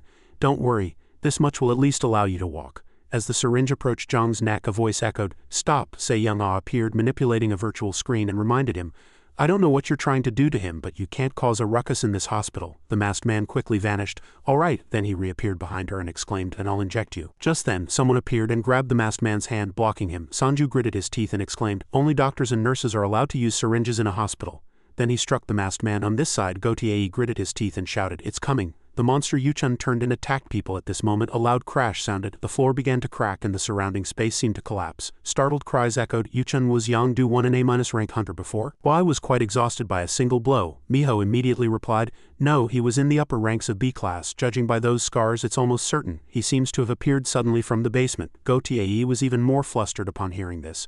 "They can turn humans into monsters and make them stronger? Is that possible?" He remembered something he had wondered about when reading the information Miho brought a while ago. "What is DEP?" she replied. "It's a body enhancement drug. I had a suspicious feeling. There's no way a B-rank guild like Silver Moon could secretly make jewels." Returning to the present, Gotiei faced the gigantic monster. Miho continued, "If that's really Yongdu-won, then the Haisheng Guild is trying to deal with the Silver Moon Guild. This means Hunter Zhang is in danger while receiving treatment at the hospital." In fact, Zhang was already in the hospital, and he contacted Agent Junmo because he saw a suspicious person. Monster had already lost patience and roared. Miho immediately said, "Let's deal with this guy first." Then she frowned and gathered energy in both hands. A stream of power was fired towards the monster. The monster's eyes glowed and it clenched its gigantic fist, then suddenly appeared and punched Miho in the face. Just then, Gotiei appeared in time and delivered a blow, severing the gigantic fist. The monster was in pain because of its severed arm and its eyes gleamed like lightning. Then a skill called Crescent Slash was activated. As the smoky dust cleared, the monster created an invisible fist and unleashed its power. That attack pushed Gotiei and Miho back. The two struggled to get up again, and Gotiei exclaimed, "It's definitely Yuchun." Miho continued, "Yes, he's even using skills." The monster Yuchun roared in anger again and swung its fist. Just then something appeared and affected him. A space-splitting strike was activated. The newly appeared person was a man with silver-white hair, and he stood on the monster's corpse and exclaimed, "A monster causing a ruckus in the middle of the city. Where on earth did this guy come from? This person was Kim Yin, guild master of the Sun Guild. Go Tae approached and asked, "Did you have business nearby?" Miho exclaimed happily. "Guild Master Yin," he replied. "Miho, and why? What on earth happened here? An explanation is needed." On the hospital side, Sanju exclaimed, "Only doctors and nurses have the right to use syringes in a hospital." Then he struck the masked man, but the guy caught his punch and exclaimed, "This is quite surprising. How did you know I was here?" Sanju glared at him, gritting his teeth. At this moment, Se Young-ah rushed forward in anger. "Someone teleported into the hospital and you thought no one would notice?" As she rushed, she activated a flame skill, and the attack flew towards the masked man, but he struck it away. Se Young-ah's eyes widened in surprise. "He destroyed it?" The masked man opened his mouth. "That's impossible. Fire, you shouldn't do that in a hospital." Sanju lipped up and tried to kick him. "That's not something someone who brought a syringe in here should say." The masked man was pushed back by the attack. Wiping his face, he exclaimed, "You're quite strong." Sanju looked directly at him and asked, "Ms. Se Young-ah, are you all right?" She immediately replied, "I'm fine, thank you. You rescued me very quickly," he explained. "I left immediately after hearing the news. Luckily, our new office was right near the hospital." At this moment, the masked man stood up. "Now I understand why Jong ended up like that. You're really strong." And he looked back. "Your clones are here too." At this moment, Sanju's clones appeared, all with bulging fleshy bellies after a meat meal. Sanju exclaimed with sharp eyes, "Are you trying to run away?" The masked man then unleashed dark power and scoffed, "Haha, are you trying to lure me into attacking? I'm sorry, but I'm not a fool. I won't recklessly rush into a crowd like that. We'll meet again soon. After all, it's all darkness around here. For example, the mana absorption treatment room is right beneath my feet. Your sister." The masked man continued to provoke. Sanju could no longer hold back and swung his sword. He spoke again, "See, that's how you trap others. We'll meet again next time." As Sanju was extremely enraged, the guy vanished. Everything ended quite quickly after that incident. The monster rampage incident in the middle of the city was handled under the authority of the three guild masters, Sun Guild, Yolo Guild, and Kinnis Guild. Kim Yin, having heard all the news, tried to announce everything, but he was extremely angry and said loudly, "I told you that Shin Haisheng bastard was acting strange." This incident was announced to the public as a general monster rampage incident, recorded as a monster from a rapid gate, and Yang Du-won was recorded as missing. A newspaper was published. Monster in the city, heroes in adversity. A monster appeared in the middle of the city. This monster caused chaos and instilled fear in people. This monster shocked everyone living here. It rampaged and destroyed streets, affecting a peaceful day. However, when everything started to go wrong, brave heroes emerged. These heroes defeated the monster with powerful weapons and excellent combat abilities. Upon achieving victory, Sun Guild Master Kim Yin was awarded a reward. Mr. Kim Yin received a reward for defeating the monster that had plunged the city into chaos and saved its citizens. Mr. Kim Yin very excellently defeated the monster that appeared in the city, demonstrating his astonishing achievements by saving the citizens. His bravery was praised by the entire city for saving countless lives. The city decided to bestow this reward upon Mr. Kim Yin. This was also because Yu-chun could not voluntarily explain his disappearance. Shifting to another location at this time, a man is interrogating Miho. "What do you mean an A-rank monster was actually a human? I heard that monster was found in the Yolo Guild's basement. So did you imprison that person there?" She immediately replied, "No, I think there's a slight misunderstanding. Although it was late, we located the jewels and went there, but yes, nothing was left. It was empty. Everything was gone. Everyone involved with the crystal jewels also disappeared and only machines were found." Clone 1 reports from another location. "It's the same here. There were some reports of monsters appearing in the middle of the city, but as time passed, all information was deleted. Those monsters were also quickly subdued by hunters, and people completely forgot about them." At this moment, two men exchanged surprised remarks. "I've never seen anything like this. I'll pay 200,000 N for this head, 400,000 N for the hide, and 250,000 N for the blood." The other man replied, "I've never seen monsters like these either. They were screaming like crazy. Everything's a mystery. And the unidentified monster explosion incident is over." Sanju sat before someone and began to speak. "We need security. I've been thinking about this since the Silver Moon Guild incident. I can't stand it anymore. Our hunting efficiency will decrease, but safety comes first." Junmo listened and exclaimed in surprise, "Decreased hunting efficiency, are you saying? Going to use clones?" Sanju calmly replied, "We don't have enough money to hire someone." Then a clone deployment chart appeared. 1 clone at Sanju's house, 2 clones at the hospital, 1 clone at the JM organization, and 2 clones for continuous hunting and training. This is how they plan to deploy them. Junmo broke out in a cold sweat and asked again, "You can't summon 7 clones even though your rank has increased?" Sanju laughed and replied, "Haha, we'll have to send 1 clone. The Kusa Guild will help us." Junmo looked puzzled. "What? Where are you sending it?" Sanju calmly replied, "Let's go to a familiar place." The scene shifts to an eerie location and a burning gate appears. At this moment, someone appears, and Clone 2 arrives at the blizzard-ridden area holding a megaphone. After looking around, he shouts loudly into the megaphone, "Ah, monsters, I'm here, a delicious human not equipped with anything. Everyone come out." As soon as he finished speaking, countless monsters swarmed him like ants and potion bottles hung from his waist. Immediately, a massive explosion occurred in the space and the scene shifts elsewhere. At this moment, someone is cutting a tent with scissors. This is the opening ceremony of the Korean Hunter Academy. At this time, Principal Hakasu of the Academy joyfully states, "Ladies and gentlemen, thank you for coming. This Hunter Academy was established to educate low-rank hunters on how to deal with monsters and to equip them with skills to increase their chances of item drops. Regardless of your skills or low rank, if you learn and train with other hunters, you will gain enough confidence to go out to the hunting grounds. At the end of each academic year, the student with the best performance will receive this immortal elixir." As soon as he finished speaking, a splendid and expensive bottle appeared before everyone's eyes. The scene shifts to the gym room inside the JM facility, where someone is easily lifting a 250-kilogram barbell. Sanju sighed while exercising. "There's nothing over a ton." Then he awkwardly chuckled, recalling Junmo's words. "I'm sorry, but that much weight will break the floor. Please go to the mono reinforcement room." He sighed and replied, "Understood." He lifted 2 heavy barbells and swayed his body. Boring, no simulation either. Just then, the opening ceremony of the Hakasu Academy is broadcast on TV. World Hakasu announced the opening of the Hunter Academy, stating that the submission period for admission applications to the Korean branch is December. In addition, the Academy is adding admission points to encourage participation from low-rank hunters and hunters lacking skills. Kakekakeke.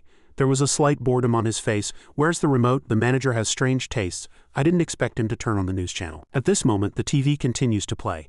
World Hakasu principal surprised many by announcing that a precious elixir would be rewarded to the Academy's champion. Depending on the results, all Academy students will have the opportunity to receive the elixir. This is a great motivation to encourage students to do their best. Sanju, hearing this far, said with a serious expression, "Elixir." At this moment, a group of people are pointing at the sky and singing the Korean national anthem. "Until the East Sea's water runs dry and Baekdu Mountain wears away, may God protect and preserve our nation. 3,000 miles of brilliant rivers and mountains, may the Korean people forever preserve their greatness. The pine tree on Namsun, clad in armor, unyielding against wind and frost, is our spirit. The clear autumn sky, vast and cloudless with a bright moon, is our unwavering heart. 3,000 miles of brilliant rivers and mountains, may the Korean people forever preserve their greatness." Hunter Academy. This is probably a promotional video for the Hunter Academy. Sanju finished watching the video, turned around, and asked, "Really? An elixir at the Academy?" Junmo replied with a surprised expression. "I was surprised too. I checked and it was true. They offered an elixir as a reward in a competition among students worldwide." Sanju was curious. "I heard it's a branch, so does the Academy have branches all over the world? And the reward is an elixir. How can only one Academy student do that?" Junmo continued. "Not only the Academy, but it was also established by the Enlightenment organization led by Jumper. They are one of the giant corporations," Sanju said with a puzzled expression. "Why would the world's biggest corporation do that?" Junmo said, "That's what's strange. Everything started from their goal to reduce the gap between low-rank and high-rank hunters. They are trying to improve the monster handling abilities of ordinary hunters to reduce casualties during disasters. Not just strong hunters, but we will all grow together. The lower the hunters rank, the less likely they are to have good skills." Sanju listened and pondered deeply. "I think I heard about it in the news too, but I'm currently B rank. If I had known about this, I would have raised my rank later," Junmo confidently said. "Of course your current rank is too high, but you might be able to meet other preferential conditions. Have you ever shown off useless skills?" Yoo Hee-yoon, who was nearby, listened and couldn't help but laugh. While Sanju froze, his face stiff, he tried to defend himself. What do you mean? I have over 100, Junmo listed for him. Impact, Marksman, Magic Bullet are all F rank, all basic skills. E rank hunters usually have 20. By the time you reach B rank, you should have an average of 70 skills. In other words, the number of skills you currently possess will be an advantage for admission, Hunter. Junmo spoke, smiling cheerfully. Sanju interrupted. "Stop, understood." But he continued, "And because you are a foreigner." Sanju listened and became downcast, tears and snot flowing. Junmo continued, "A donation-based admission system could also apply to you." Sanju listened and was curious. "Donation-based admission system?" he asked again. "Do you still have the reward you received from Kinus?" The scene switches back to the Korean Hunter Academy branch. "It seems very lively here. Welcome, ha ha ha ha," Hakasu joyfully exclaimed. "It's an honor to meet Principal Hakasu, who is so famous." Sanju awkwardly chuckled. "What do you mean famous? I should be thanking you for accepting me." He clapped his hands and smiled broadly. "Ha ha ha, you're too humble. You donated 2.5 billion won for the students of this school. How can you be so humble?" Sanju replied with a calm laugh. "I'm also happy to help the school achieve its noble goals." Surprise erupted in his mind. Admission by money. What a strange system. He thought this was possible because this academy was similar in form to other universities. However, it did not receive the same treatment as a national university. "Thank you, manager, for securing 2.5 billion won with your negotiation skills. But anyone would donate 5 billion or even 10 billion if they had a chance to get an elixir. In addition, according to the preferential treatment policy for low-rank awakened ones, the average rank of students here is FE, with D being the highest." At this moment, some people noticed him. "Isn't that Dong Sanju, the one with the clone skill?" He continued to stare blankly, thinking, "There's no one here I consider a rival. Even if I easily win in class, I still have to win the year-end competition." Suddenly a notification sound startled Sanju. Our academy is honored to accept 2 A rank and B rank students from the first year. He turned to Hakasu. What did you just say? He was still excited. Mr. Sanju, you don't know that an AB rank hunter also came here through donation just like you. I can't say who it is, but that hunter is as famous as you are. Ha ha ha ha. His eyes widened. So I have a rival. At this moment, a young man stood on the stage platform and spoke loudly with excitement. Nice to meet everyone. I am Professor Kong Hisok. I will teach you the basic elements of magic. I think you'll curse me if I teach from the first day, right? So I'll just briefly announce the schedule and start next week. Sanju at this moment sat down, covered his face and thought helplessly. I liked it when I didn't have a rival. There's another guy like me. Who is it? High-rank hunters are useless here anyway. Besides, RKBA. I'm not really interested in the hunter industry anyway. If I come in first place, it doesn't matter what anyone says. Professor Hisok finished speaking and walked off with his materials, not forgetting to wave at the students with a bright smile. That's all for today's class. See you next week, the orange-haired girl shouted to remind them. There's a freshman party tonight. Let's meet at 8 p.m. at High Gang Bar near the intersection in front of the academy. Sanju calculated as he stood up. A freshman party, huh? It's better to call this a university. Instead, I'll go train. Suddenly he paused and thought, is there a B rank there? Sanju quickly changed his mind. Should I go check it out? As night fell, High Gang Bar was lively with the clinking of beer glasses. Wow, around Sanju, voices of surprise and curiosity echoed. Really? You saved everyone from the gate disaster with a baseball bat? Sanju replied with a bored and helpless expression. Yes, that's right, another friend continued. I heard you dealt with the B-rank monsters there. Sanju said. No, I just collapsed. Did my brother deal with the Silver Moon Guild? Speechless. Show me your clones. At this moment a man sitting next to him gritted his teeth, angrily thinking, that guy is really famous. Sanju refused when people asked to see his clones. They're hunting somewhere right now, so no. He raised his hand. Everyone please calm down for a moment. Is there another A-B rank besides me who entered the academy? Everyone looked at him in surprise, bewildered, and asked each other. Another B rank? I don't know. Did another B rank come? Sanju thought to himself, they don't seem to know either, and he replied with a laugh. It's nothing, let's just move on, and he continued to think while looking at his phone screen. All the online articles are about me. What's that guy hiding for? And he doesn't seem to be coming here. After a while, bored Sanju walked alone, muttering, let's go home. Then suddenly someone appeared behind him. That person called out to him, pointed to one side and asked, excuse me, is the freshman party this way? Sanju replied, yes, that's right, it's not over yet, so keep going in. The other person was curious. Why are you leaving? He sighed, somewhat bored, and replied, no one knew, so I was just going home. Suddenly his eyes widened. Wait, his voice. The person prepared to take off their hat and asked with a smile, then would you like to have a drink with me? Hair as blue as the night sky appeared before Sanju's eyes, and his eyes widened. As she took off her hat, it was the beautiful Hyeon. She continued to speak. You know me, Professor, right? Sanju stumbled in surprise, realizing that the girl he had bumped into was Hyeon. Hyeon, is that you? She asked again in an innocent voice. Professor, what do you mean? I'm also a student at this academy. Sanju listened and broke out in a cold sweat. Why did you get into the school without a test? As he said this, Hyeon changed the subject. It's cold. I want to drink something warm while we talk. Sanju stared blankly for 2 seconds as the girl moved to a cozy spot inside the bar. The bartender brought a cocktail and politely said, here's your drink, miss. Hyeon's eyes widened in admiration. It's pretty. Sanju admonished her. You just graduated, so don't offer alcohol to your teacher. She immediately retorted, what do you mean, teacher? Since I just graduated, you should be buying me a drink. Hyeon was bewildered as Sanju suddenly spoke slowly. So how was the entrance exam? Did you fail? Hyeon excitedly replied. Of course I passed. You taught me well, teacher. He remained puzzled. Then why did you come to this academy? Hyeon repeated. I told you my dream was to be a hunter, teacher. I only went to university because my family wanted me to. So after my graduation break I decided to become a hunter, and then the Hunter Academy was established.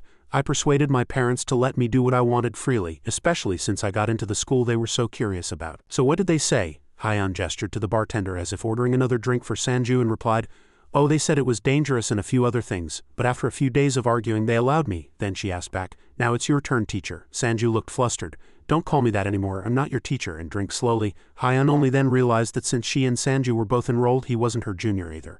Then she said brightly, then Mr. Sanju, your voice is shaking strangely. Said just call me teacher. Hyeon looked back mockingly and asked, are you shy? Receiving no answer, she called out loudly, Oppa, look here. Sanju, Oppa, he ordered. Stop it. She laughed cheerfully and said, stop what, Oppa? Hyeon swayed drunkenly, shaking her glass, and exclaimed, where were we? You said your phone was broken and you couldn't be reached. Unable to stand properly, Hyeon continued to shout, please, one more drink. Sanju was annoyed. This kid. She looked up and asked, why? Then her eyes widened and she turned her face. Sanju asked himself blankly, does this child not know her limits? Hyeon suddenly stood up and snatched his phone. That's right, Sanju exclaimed in surprise. My phone. With lightning-fast movement, Hyeon got his phone number. She stared blankly at the screen and laughed cheerfully. I have your number. Hyeon's eyes slowly closed. Now there's no reason not to contact me. She fell asleep while speaking. Sanju said blankly. Check please. The streets were already lit, and silence enveloped everything.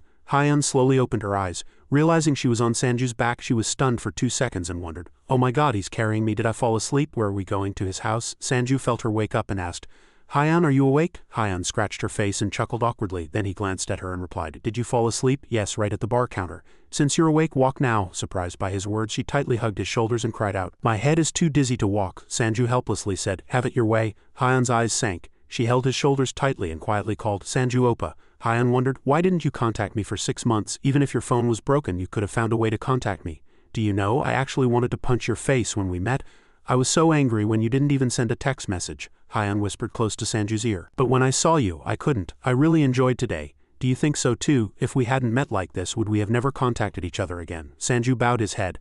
"I had things to do," she continued. "That's why I enrolled in the academy." Sanju walked and said, "Did I enjoy today? Yes, it was the most enjoyable day in the past 6 months, but I'm too lazy.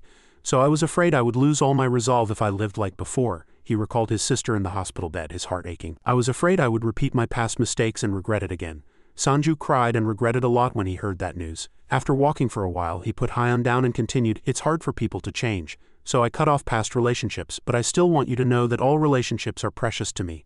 Hyun sweated as she took the hat from Sanju's hand, thinking to herself, "Then I don't understand why he's taking me home." Putting on her hat, she said energetically, "Then I'll let you off the hook this time." She continued to mutter as she walked, "You said everything is precious, right? Don't do that." Sanju continued, "Don't do this next time." She squinted and smiled, agreeing. The scene shifts to a dark office. Haeshung sat on a chair looking out. He was deep in thought, as if planning something. Haeshung was thinking about the headlines about Sanju. From E rank to B rank, the first hunter to climb 3 ranks, Sanju is a special hunter who quickly rose 3 ranks. Let's find out his courage, determination, and secrets in his biography. He grew through an astonishing journey.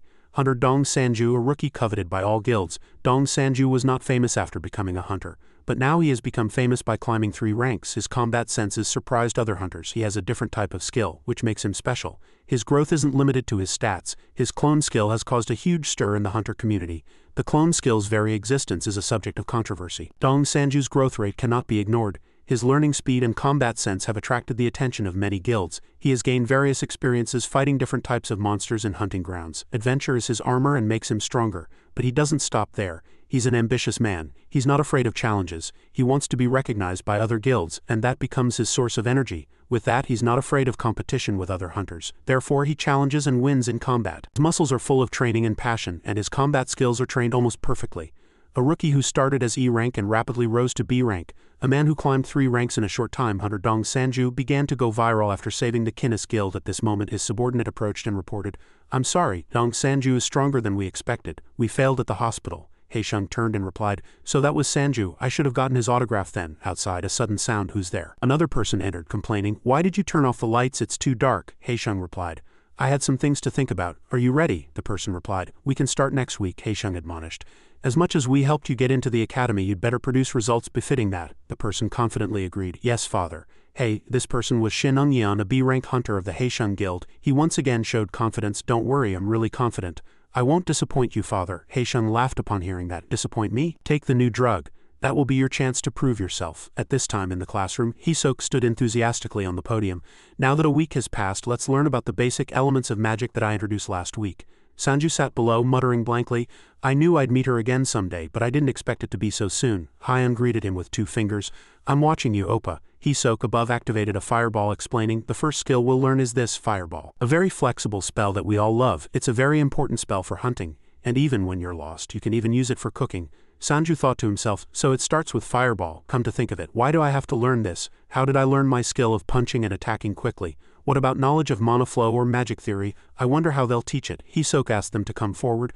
"Let's start with the first row." He took out a few orbs and introduced them. "We will give you these skill orbs." There were question marks when they heard Hishuk's words. Anyone who has learned fireball doesn't need to come up anymore. Skill orbs synchronize with the user's system, adding new skills with no requirements other than the mana needed for the skill itself, so even recently awakened individuals can use them. So when skill orbs appeared, everyone wanted to know that they could all have new skills, but it wasn't long before they realized the cruel reality.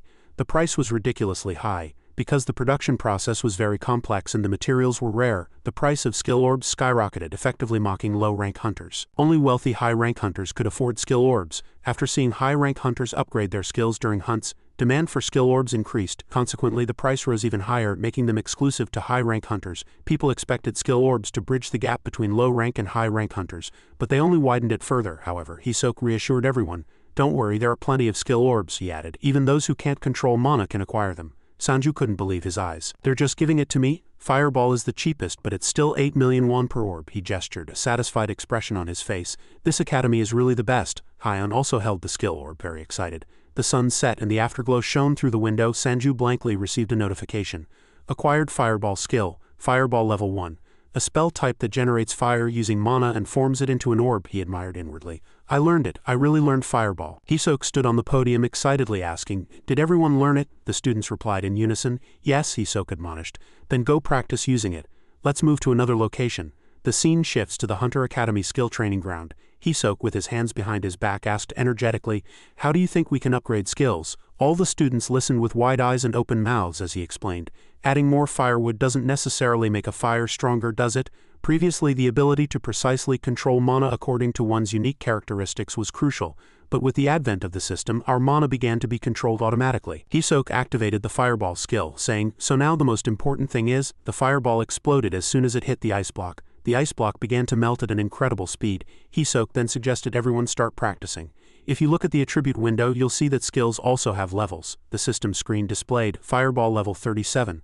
A spell type that generates fire using mana and forms it into an orb. The more you use it, the higher the level. This is how you upgrade skills. Today, let's try upgrading our skills. The people in the front row will start first. Hyan was the first to practice the Fireball skill. Hisoka admired. "Very good, next person step forward." The Fireball exploded upon hitting the ice block and a red light swept through. Hisoka clapped and praised. "Very well done. The shape of the Fireball is very good." Hyan with red cheeks shared. "Thank you, teacher. My skill is also similar to creating mana orbs, so I'm quite familiar with it." He instructed, "Keep using it and upgrading it and you'll get stronger." As soon as the previous turn ended, Sanju politely replied yes and stepped forward confidently. Two students whispered, "Wow, it's Dong Sanju, doesn't he have 10 times more mana than us?" Hisoka quickly understood their attitude and laughed. "High expectations. Honestly, I do too. It's not common to see a B-rank hunter practicing basic skills. Now everyone take 2 steps back to avoid danger." Sanju closed his eyes and began to concentrate his inner energy. Calmly gather mana into an orb. He gathered all his determination and swung the orb backward to gain momentum for the swing, just like when using a quick attack skill. "I'm going to release the energy all at once." But his orb didn't go far and vanished like smoke. Hisoka was stunned and Hyan was also stunned for 2 seconds, and the most shocked person right now was Sanju. Below, snickering began. Hisoka hastily stepped forward to defend. "Everyone listen. Student Sanju didn't do anything wrong. The fire went out because there was too much mana. You must trust the system. In other words, if you raise your skill level, you can even defeat higher rank hunters." Sanju stood there trembling as if frozen. Hisoka chuckled awkwardly and urged, Next, quickly." A student suddenly appeared at the door and said in a low voice, "Sorry I'm late." With a bright flower-like smile, the student asked, "I mistook the classroom. May I come in?" The students quickly recognized him and their eyes widened.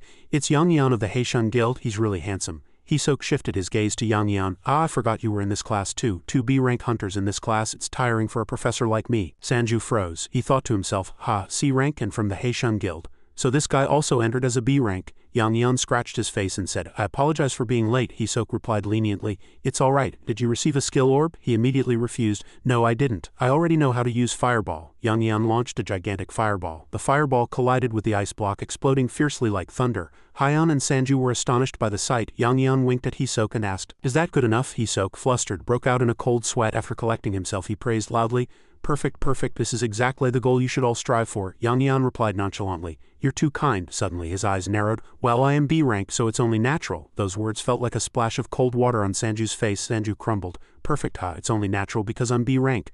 My Fireball is a skill too," he lamented inwardly. "My first class was a disaster." Yang Yan received an enthusiastic welcome from his classmates. At that moment in the cafeteria, Hyan comforted Sanju, saying, "It's all right." But he said with tears and snot flowing, "I'm so useless. Hyan, even what you're eating now is more useful than me." She thought to herself, "He's really become a different person," she said gently. "There are many people who can't create fireballs like the professor." The professor also said, "We just need to keep practicing."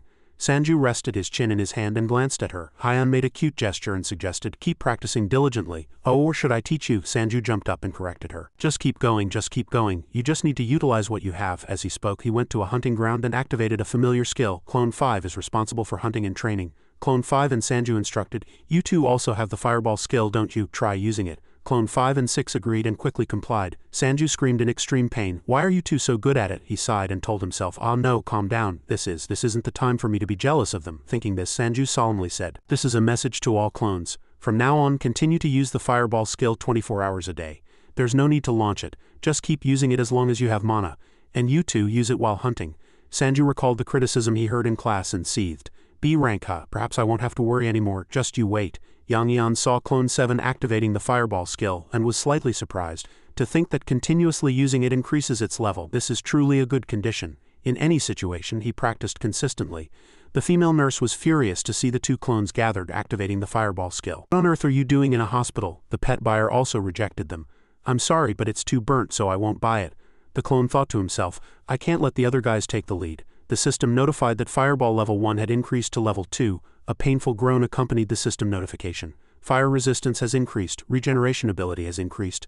Hyeon snapped, of course it hurts, you got burned. Sanju said awkwardly, yeah, you're right. Hyeon, with her left arm bandaged, interrogated him. Why are you already making fireballs with your right arm? Haven't you learned your lesson? He explained nonchalantly. I have to practice. She widened her eyes and said, you said you'd leave it to the clones, didn't you? Why are you doing this now? Sanju gazed at his bandaged hand and said, I've decided to do everything with my clones, whether it's joy or sorrow or hardship. Anyway, thanks so much for your advice. I think I can control fireball a bit more steadily now. Your advice about focusing on maintaining the skill and not worrying about other things. Hyeon confided, I also practiced a lot after awakening. I imagined gathering strength in my hands to increase mana, but the results just got worse and worse, so I thought maintaining fireball would be similar. It's probably one of the system's functions that the professor mentioned. Sanju, listening, said blankly, System, Hyeon turned and urged. Anyway, don't overdo it, and let's hurry. We'll be late for class. If we can't apply all this effort to practical lessons, then all our hard work will be for nothing, right? The sky today was so clear it stirred someone's emotions. I didn't expect the sky to be this clear. Hisok smiled brightly as usual. Hello everyone. Can you use your skills fluently? It's fortunate that everything is going according to plan. At this moment, there was a large ice block on the podium. Today we'll practice repeatedly until you can use your skills proficiently. One student, seeing Yang Yan, greeted him happily. Hello, Senior Yang Yan, you did perfectly. He narrowed his eyes and replied. Haha, hello. But Yang Yan ignored Sanju. I've clearly shown everyone here the distance between us. The actual difference in our abilities. He recalled pretending not to know where the classroom was and appearing after Sanju had shown all his ability. Yang Yan had said at the time, I'm really sorry, I got lost and ended up here, but could I give it a try? Capturing everyone's attention. He clearly demonstrated the difference in abilities, and because of that, he'll never get a higher score than me. Returning to reality, a voice echoed from the podium. All right, next, Yang Yan muttered inwardly. Although there are some personal reasons I cannot let him get that elixir. I just need to eliminate anyone who blocks my path. As soon as Sanju's orb touched the ice, it exploded as if tearing space itself. Hisok widened his eyes and looked up, exclaiming loudly, Student Sanju, in just 3 days you've already… Sanju smiled proudly and said, It's because I practiced a lot. I heard this is the last thing I need to do to become B rank. Other students were also mesmerized by his fireball. Hisok was still astonished. You're truly amazing. I didn't expect much when you came in bandaged. This far exceeds normal expectations. 2 students froze. What is this? Last time he couldn't even start a fire. How can he be this strong in just a few days? Hisok said with his mouth agape. Your training results are so clear. The way the academy intended to teach all of you. Sanju turned his head and said, You seem to have already shown us. Actually, I was truly impressed by Senior Yang Yan's skill on the first day. That also gave me some inspiration. Yang Yan was now so angry that veins popped on his face. Alright, let's move on to the next one, Hyeon said on their way home. Everyone was really surprised. Sanju replied indifferently. Hard work never betrays you, she said gently. But once again, don't get hurt. I won't bandage you anymore. He raised his hand and said, Don't worry, my left hand is fully healed now. As Hyeon looked bewildered, he said with a sarcastic tone, You know about regeneration abilities, don't you? She gritted her teeth, glad that he had recovered quickly. I still have one more class, so I'll be going now. Saying that, the two bid farewell. Sanju joyfully flicked fire.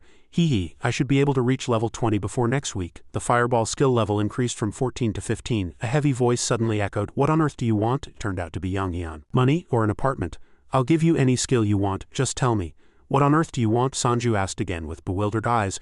Senior Yang Yan, what do you mean? I don't think we're close enough to meet personally. Yang Yan spoke bluntly. Don't play innocent. I'm asking what I need to give you to make you give up that elixir. No matter what you think, nothing is more important to me than that elixir. Sanju said with a faint smile, The same goes for me. He ignored him and walked past. That is truly important to me. So don't waste any more time. Even if you give me 10 apartments, my mind won't change.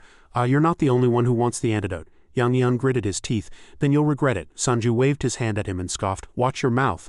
No one has ever deliberately angered me and gotten away with it. Yang Yan gritted his teeth, his eyes darkening. Yang Yan covered his face, convinced he's really going to ruin my plan. The scene shifts to Sanju's lab. I brought more medicine. Sanju received it happily. Thank you, only this medicine can increase my poison resistance. Poison resistance increased from 6,692 to 8,132. Yoo Hee-yoon sighed. I've been making a few more recently, so my skill has improved quite a bit. The side effects have also been reduced. Sanju was startled. The side effects have been reduced? But wasn't that the most important part of your poison? As soon as he finished speaking, he was slapped across the face by Yoo Hee-yoon. What? She grabbed his neck and interrogated loudly. Good heavens, who else besides you would use poison for that purpose? He retorted.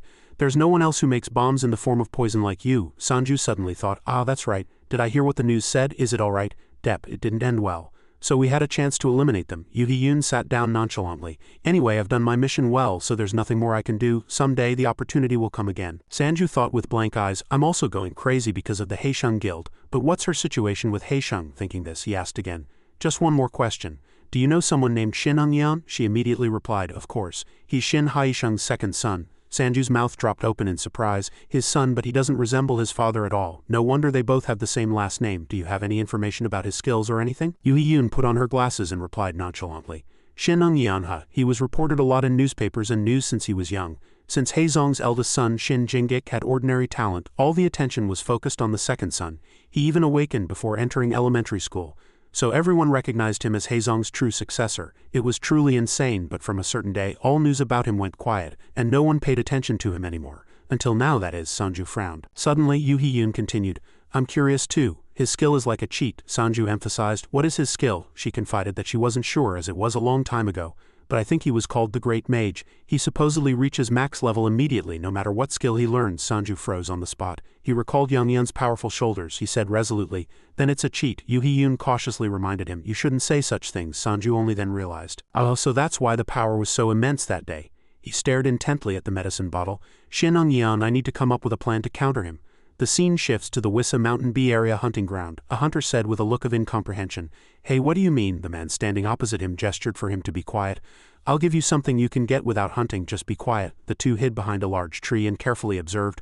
Look, those are all Sanju's clones, another person reminded. No, I mean the one on the ground. They only caught one monster. A hunter was startled for a moment. Are they trying to steal it? If they get caught, their heads will be separated from their bodies. I heard those clones are emotionless robots, the man reminded again. I told you to be quiet. I got some information. Those clones are just a team that cleans up an area and then retrieves the monsters. Earlier they passed by a pile of corpses without caring at all. Then let's take it. It's not a sin to take what they discarded. The hunter swallowed his anger and remained silent. How much are these things worth? One clone holding a communication device said, Hello, is this the monster recovery team 1? We're in area B6. Please come and process the corpses. From the other end of the phone someone asked what kind. He immediately explained. 10 gigantic blood-sucking spiders, 3 boss legions, 20 cursed scorpions. Oh, wait a minute. We've arrived in area B6, but we don't see any monster shadows. The clone replied, then we'll check again and contact you. The scene shifts to the gym and his wife's phone number rings. Sanju was startled and asked again, number 5, what's wrong? A moment later, his eyes widened in surprise. He asked in bewilderment, the corpses are gone. Number 5 guessed, it seems someone stole them while we were calling the recovery team. The suspect's footprints are clear, so should we catch them? Sanju said with sharp eyes, as long as you don't kill them, it's fine. The hunter, seeing the piled monster corpses, shouted triumphantly. I told you this method would work, we're going to hit the jackpot. The man standing next to him said blankly, I really didn't think it would be effective. The hunter's eyes gleamed with greed. Now if we sell them on the black market, they won't be able to trace us. How much will all of this be worth? The sudden ringing of his phone caught his attention. Wait, who's calling me? He wondered who the caller was. The hunter scoffed. Who else? It's the one who taught me this method. The person on the other end of the line asked about the situation. Did it work? The hunter replied, Of course we did it. He laughed loudly and said with a confident voice, I'm sure they're very flustered right now. The person on the other end of the line replied, Good, keep it up. The person on the other end chuckled as he looked at his phone screen. I knew I asked the right person. So it was Yang Yan, he sneered triumphantly. Hunter Dong Sanju, from your F-rank days until now you haven't changed a bit. 6 months ago a video with the provocative title, A New Trainee Hunter has appeared, spread widely online. Unicorn Rabbit Destroyer of the Hunting Ground. A newly appeared F-rank hunter caught hundreds of unicorn rabbits, an extremely difficult feat even for hunters with excellent shooting skills. The Hawk's Eye of Woongsan Mountain appeared. At first there was no information other than that strange title.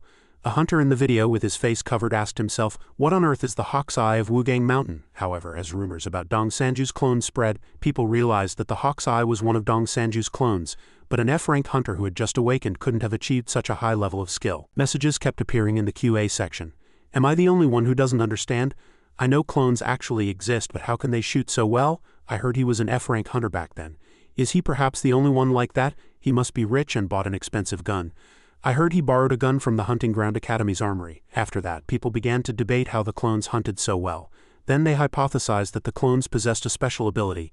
They moved like machines, utilizing their potential with maximum efficiency. Back to reality, Yang Yan scoffed and calculated. High efficiency, that is my goal. The clones focus solely on efficiency.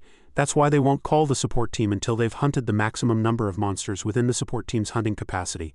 This is because they believe guarding after the support team arrives is a waste of time and money. Hunting the maximum number of monsters means they will continue until they've swept almost every area. Yang Yan smiled sinisterly. If the monsters are too weak, it's nothing significant. Nobody would risk getting expelled from school for a few million one-world currency. High-level monsters are different. I wonder if he'll be able to refuse my offer once he can no longer earn money. On Sanju's side, he sat in a chair looking troubled. Junmo looked at him and asked, "You look unwell, is something wrong?" He widened his eyes and shared, "Someone stole the monsters my clones caught," Junmo exclaimed in surprise. "What? Stole monsters? Didn't this happen once before?" Sanju replied, "When I went mermaid hunting they stole a few giant rats, but I just thought it was a coincidence. This time, someone must have meticulously planned the theft. They called the support team after the job was done, but the monster corpses disappeared too quickly." Junmo sighed in surprise. "That's strange," Sanju thought to himself. "Am I being punished? I tried to steal the monsters the mermaids caught, but because of that, one of my clones died." Sanju recalled that time when Clone 2 asked, "There are monster mermaids over there, why aren't we taking them?" Clone 3 replied, "I didn't hunt those." Back to the present. Sanju lay on the table annoyed and speechless. "I can't move those giant corpses, and I don't have the skill to preserve them." Junmo listened and suggested, "If you're worried about storage skills, why don't you ask that person for help?" Sanju widened his eyes and asked, "Who?" Yuna called out joyfully. "Brother Sanju." Her cheeks flushed red as she took his hand. "Why did you come so late? I told you to visit often," he explained. "I've been a bit busy lately," Yuna cheered. "I heard you were promoted to B rank." "Congratulations." The other team members looked up in surprise. "Mr. Sanju is here." "Is that him?" Sanju suddenly stammered. "Thank you. I have a question. You don't have to answer if it's uncomfortable." She looked blankly. "What is it?" After hearing Sanju's explanation, Yuna widened her eyes and reconfirmed, "You want to learn my subspace skill?" Sanju frowned. "When I was learning breathing techniques from online videos, I discovered meditation skills. I wondered if I could learn subspace skills if I figured out their pattern." Yuna replied shyly, "I'm sorry, Brother Sanju, but it probably won't work." Sanju nodded. "Yes, I know. It's a difficult thing to ask. Asking someone else to teach you their skill is really— I'm sorry." Yuna immediately corrected him. "Don't misunderstand, Brother Sanju. I want to teach you anything I can, but that skill is different." He wondered why. Yuna explained, "We can't learn another person's awakened skill. Wise skill is invincible weapon, which passively increases the weapon's power, speed, and durability by a multiplier according to the skill level. And my skill is dimensional space, which actively summons a subspace pocket that can contain living beings and objects. And the size of the space increases with the skill level. It is a unique skill for each hunter, so I can't explain the pattern of that skill. I don't know its principle either. It's just like you can't use my clone skill." Sanju raised a question. "But there are people who have the same awakened skills, aren't there? Like teleportation or jump," Yuna replied. "They're slightly different. There's no one in this world with an exactly identical awakened skill. Teleportation, range 100 meters, cooldown 20 hours, max 1 person. Teleportation, range 50 meters, cooldown 48 hours, max 3 people. Teleportation, range 2 kilometers, cooldown 72 hours, max 10 people. Teleportation, range 2 meters, cooldown 5 minutes, max 1 person. Their skills are similar, but the range, cooldown time, and other aspects are not the same. There are many people with teleportation skills, but only one with the jump skill." Yuna continued with a smile. "That is, you might be able to learn a skill similar to mine. Even if the two skills aren't identical. I don't know if there are other space-related skills, but wouldn't you like to check? They're at the Heritage Company." The scene shifts to the Heritage Company's New York headquarters. Sanju looked around thinking, "I thought she would come with me, but in the end I came alone." He was quickly drawn into the English conversations. Sanju focused on his wrist and let out a sigh of relief. "Fortunately, I have a translation watch. This is really great. Even if I can't speak English, I can talk to them. Without this watch, I would have been turned away at the airport." Sanju vigorously explained at the time, "I am not a bad person." Thanks to the translation mode, the airport staff understood him. Sanju stood blankly inside the elevator. "Heritage Company, this is definitely where I bought the fusion skill orb. I never thought I'd come to their headquarters someday to check for other skill orbs. Well, since I'm here." A soft voice echoed, "Please come in." When he arrived, she introduced herself. "The Kusu Guild contacted me. You must be Mr. Sanju, right? I am Arya B., General Director of Heritage." Sanju chuckled awkwardly and thought, "She's really beautiful, so she's the female General Director." Arya said kindly, "Welcome to Heritage. I hope you find the skill orb you're looking for." The scene shifts to the Hunter Academy. Sanju's clone was focused on eliminating monsters. He resolutely activated the fireball skill. As soon as the fireball hit the monster, a loud roar echoed. The clone continued to leap and fired 4 fireballs. As soon as the fireballs hit the monster, they exploded like meteors, and a red light tore through the darkness. Someone cried out in indignation, "This is really annoying." It turned out to be the 2 hunters who had stolen the monster corpses. One said incomprehensibly, "Why do those guys use so many fireballs?" The other one suggested irritably, "We can't use this, let's take what's usable and keep tracking them." After the task was done, they looked around blankly. Where did the clones go? Looks like hunters. What met their eyes was the sight of 3 hunters sitting next to the charred monster corpses. The hunter shouted angrily, "Who are you guys? Why are you taking those?" The young man, surprised, asked about his identity. "Mister, who are you?" they loudly asserted. We caught them." The hunter gritted his teeth, cursed inwardly, "These damn bastards," and then asked, "Did you also steal the monsters Mr. Sanju's clones caught?" The young man shouted angrily, "Watch your mouth, mister. Do you have proof?" He sighed and said irritably, "Now I'm certain. I didn't expect the information to spread so quickly." He dropped the monster corpse with a thud and suggested, "Let's not fight, let's make a deal. Let's fairly divide what we've taken here. If another group comes later, let's cooperate and drive them out." The other one looked blankly. "Divide all of this?" the hunter continued to persuade. "You're B-rank hunters too, aren't you? You know it benefits no one if things get complicated, right?" The young man scoffed. "This is a good idea," the girl in his group said. "We look forward to your cooperation." The hunter moved excitedly. "All right, let's keep going." They hid behind a wall, observing all movements of Sanju's clones. The man with the scar said incomprehensibly, "Why are they here? I thought they all went to train after finishing their hunt." The other one signaled him to be quiet. "Anyway, the corpses will be taken by people from the black market. No need to panic. Since other hunters are here, let's act normal and escape." No sooner had he finished speaking than a dagger whizzed past the scarred man's face and embedded itself in the wall. Everyone else looked blankly at this sight. Someone measured 280 290 millimeters, D Company shoes 27 millimeters, H Company shoes 265 millimeters, D Company shoes 250 millimeters, T Company shoes. The others still didn't understand what was happening. Someone shouted, "We saw all the footprints around the Hunting Ground Academy disappear. It turns out that act was done by Sanju's clones. I have a question. Can you follow us?" The hunter, hearing this, got furious. "What did you say?" He loudly questioned, "What are you doing? You just threw a knife at me. Are you crazy? I'm calling security right now." On the other end of the phone, the pharmacist said, "You're the ones who stole our achievements, right? Clearly, everything will become very complicated later. So it would be best to call the Hunting Ground recovery team. You definitely did it through the black market, didn't you?" The hunter was speechless and gritted his teeth. What nonsense are you talking about?" he shouted. "Do you have proof?" Yoo-hee-yoon lowered her voice. "Proof?" Then she replied, "I'm on the black market right now. Should I bring the newly moved monster corpses and show you if they were caught with your weapons?" Upon hearing this, the hunter's face turned pale, and the clone glared at him challengingly. "You can call security all you want. What are you going to do now?" Then they went outside together. "This seems to be the right place." The hunter stood hunched over. "So what do you want from me?" The clone lowered its voice. "Master told us about his thoughts when he became a hunter. He also made mistakes regarding other people's ownership rights. He completely understands you. So he said he won't file any more criminal charges if you return all the cash you earned from stealing." The hunter sighed. "That's a very humane condition. But if you wanted your money back, shouldn't you have called security immediately?" The clone analyzed. "Recovering corpses from the black market and disputing ownership takes up too much of our time. We prefer to return to the area and continue hunting. So this is a mutually beneficial condition." The hunter said with suspicious eyes, "Really, there's still one thing I don't understand." He widened his eyes and scoffed. "You useless duplicates made with a hunter's skill, how dare you set conditions for us, a B-rank team?" He reached out, drew his knife and said, "I have a better deal. How about this?" The hunter frowned and said, "You guys are going to die here. After we sell the items we moved on the black market in a few hours, there will be no more evidence." The scarred man said in a weak voice, "Should we really do this?" He replied, "So you want me to return everything? If it were just the 2 of us, I might have considered it. But there are 5 of us. Besides, killing these bastards isn't illegal, so what are you afraid of? You should have called security.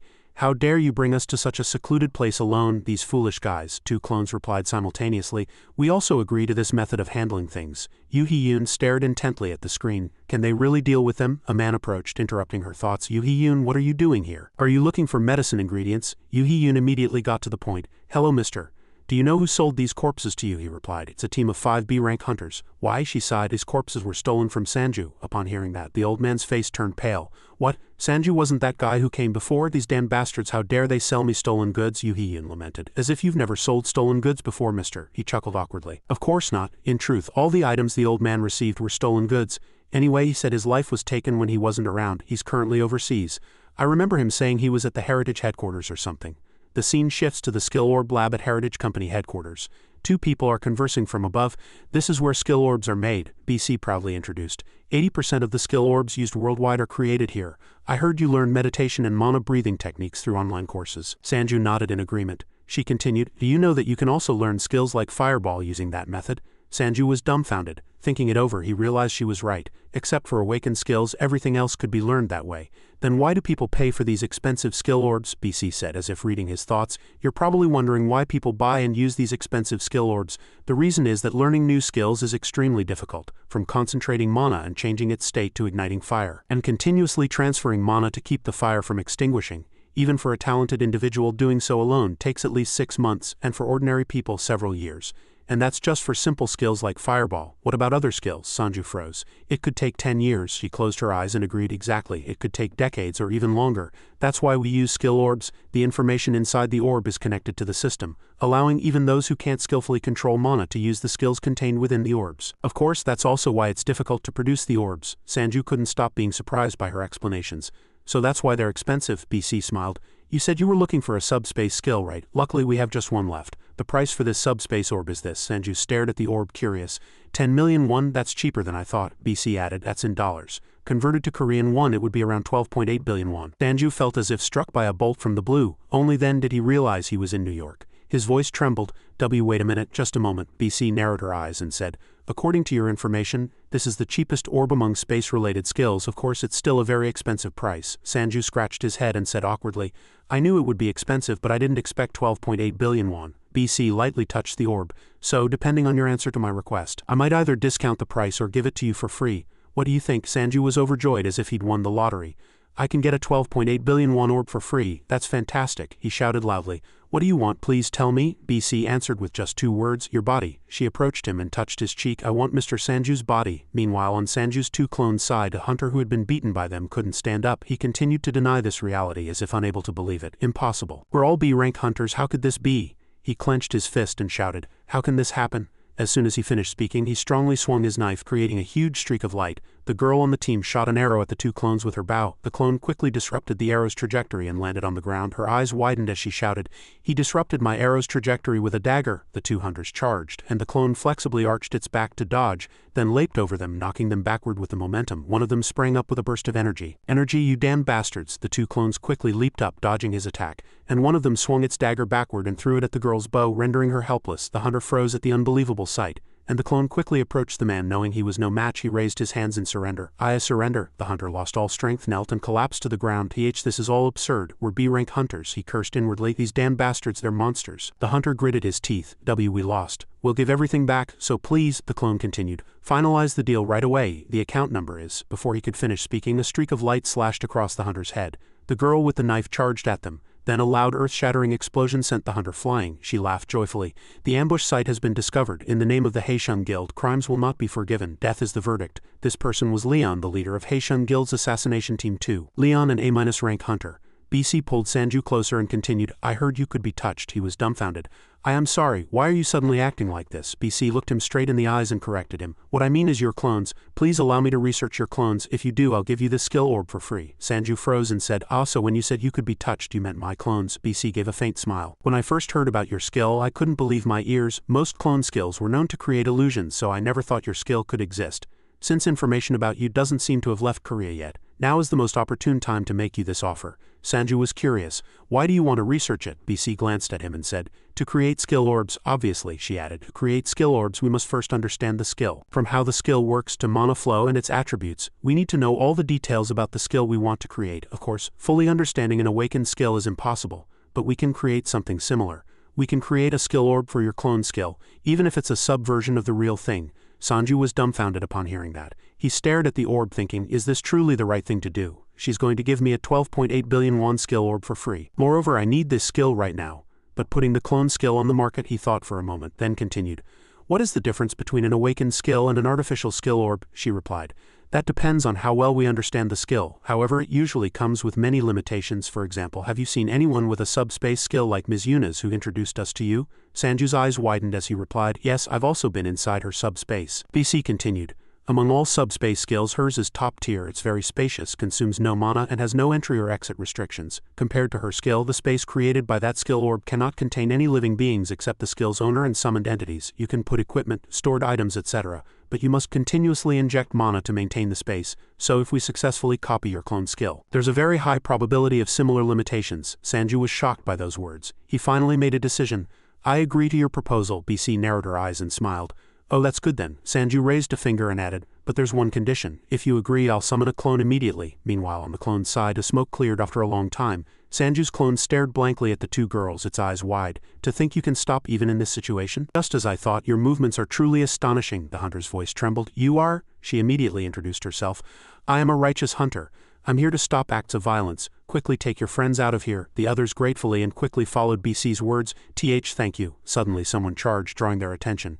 Sanju's clone seriously reminded him, I'm sorry, but you can't leave yet as the money hasn't been sent. As soon as he finished speaking, he brandished 2 daggers, warning him. That's not for you to decide. Sanju's clone quickly lowered its body, dodging the sweeping attack. Leon couldn't hide her surprise at his quick reaction. Oh my! Without giving him a moment to breathe, she delivered a kick to his face. Another hit. Sanju's clone was pushed far back by her kick. It instinctively protected its face with its hand. The sight terrified the hunter. Sanju's clone involuntarily groaned. The 2 clones walked resolutely. We need to recover the money from the hunt. Don't interfere. Leon froze for 5 seconds. She sighed. Just as I thought. How would mere bugs understand my position? A powerful explosion echoed as if a meteor had fallen. Sanju's clone was stabbed in the abdomen by Leon with a knife, and blood gushed out from its body as if absorbed by her blade, followed by a huge cloud of smoke exploding. Leon scoffed. Recover? You're going to die here anyway, aren't you? Meanwhile, on Sanju's side, BC mentioned the terms of cooperation. You will lend us your clones for 3 months. During that time, those clones must cooperate with us in our research. However, if a clone is destroyed due to our mistake, you will not need to provide an additional clone. And even if the artificial clone skill orb development fails, you will not need to return the subspace skill orb. These are the conditions you must abide by, he continued. And finally, please also pay attention to my clone's clothing. BC opened a wardrobe, marveling. Somehow I feel like I'm at a loss, he replied. If you don't like it, there's nothing I can do. I thought very carefully before making this decision. BC smiled with interest. You seem to be well aware of the value of your skill, all right. Now summon a clone. Sanju quickly summoned a clone. A long whirring sound echoed. Sanju's clone slowly appeared from the smoke. BC hung clothes on a hanger and tossed them to the clone, ordering, get dressed. She smiled. It's truly astonishing. I never expected to see a clone made of flesh and blood. Sanju was dumbfounded. You can call this one number 7. Normally it would be hunting somewhere by now. As he said this, he was in so much pain that tears streamed down. But as the medicine's side effects decreased, its self-destructibility weakened. BC was perplexed. What? Self-destructibility? Then she handed the orb to Sanju with both hands. Anyway, I've confirmed your clone, so now it's my turn. Do you perhaps need travel expenses? Sanju replied without hesitation. Of course not. The orb shone brightly like the sun. At the same time, a notification appeared from the system. A subspace skill has been created. Skill information. Subspace type. Subspace level 1 summons and creates a subspace. The size of the space increases proportionally with the skill level. Mana required to maintain the space is slowly consumed. Access restrictions to the subspace apply to all living beings except the skill owner and summoned entities. BC clapped and congratulated him. You've acquired a new skill. Would you like to test it right away? Sanju gazed at his hands with happy eyes. Of course. As soon as he finished speaking, he immediately practiced. A soft crackling sound continued to echo, and the subspace skill was activated. The space slowly appeared. Sanju's eyes widened as he looked around. It's too small inside. Sanju reached out, marveling. There are walls. This place is much smaller than Yuna's subspace. It's probably about 33 square meters. His hand was surrounded by aura at this moment. Although it's not a huge problem, it's absorbing my mana to maintain this space. Damn it, since its main purpose is to store hunted monster corpses. This is enough. BC asked for his thoughts. How is it? Sanju replied. So far there are no problems. I'll check if my clones can also use it. BC was startled. What? Her eyes widened as she watched Sanju's clone easily use the skill too. BC broke out in a cold sweat. See, can your clones use that skill too? Sanju replied. They can use everything except the clone skill. I tested it first just in case. It seems they can use the subspace skill as well. Her mind was greatly confused by his words. The skill orb was not the problem. This clone skill was truly unbelievable. BC vowed in her heart that she must acquire it. Sanju said, you can enter, right? Try it. The clone politely said yes, and proceeded to do so. A moment later, the clone appeared behind Sanju. Sanju cried out in surprise, how did you get out of there? The clone with wide eyes replied, Master told me to enter the subspace. Sanju was filled with doubt. Is there another entrance behind number 7? That must be the entrance made by number 7. Not by me. No matter which clone uses the subspace skill, it ultimately connects to the same space. If so, it's almost like a dimensional portal, isn't it? The moment the clone hung upside down from a tree branch, a blade flew at light speed. The clone fell directly to the ground. Sanju rushed to support him. Where did that come from? The two A's growled. Are you trying to escape cowardly? What kind of skill is that? Where's my weapon? The clone admonished in a low voice. Discarding your weapon is not a wise choice. My weapon is currently inside the subspace. Behind him, Sanju exclaimed, shaking with surprise. Number 7, snap out of it. The clone turned its head at the familiar voice. Snap out of it, number 7. Sanju cried out in pain. No, number 7, don't die. Number 7, his face covered in blood, faintly smiled. I'm still alive, big brother. He emphasized again, I am alive. Then Sanju cut him off. Good, I will definitely get revenge. Whoever did this, I will never forgive them, he said, picking up the sword that had fallen to the ground. Hyan muttered in surprise.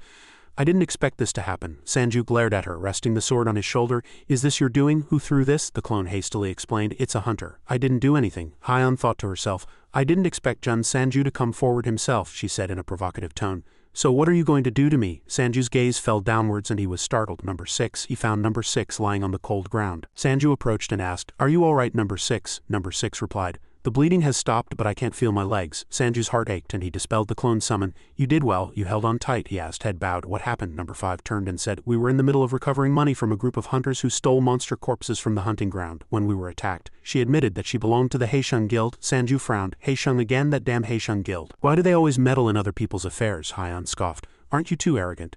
You're just a B-rank hunter. Do you even know how big the world is? Sanju's eyes turned cold. Number 5, help me out. In an instant, 2 Hyeons clashed with explosive aura.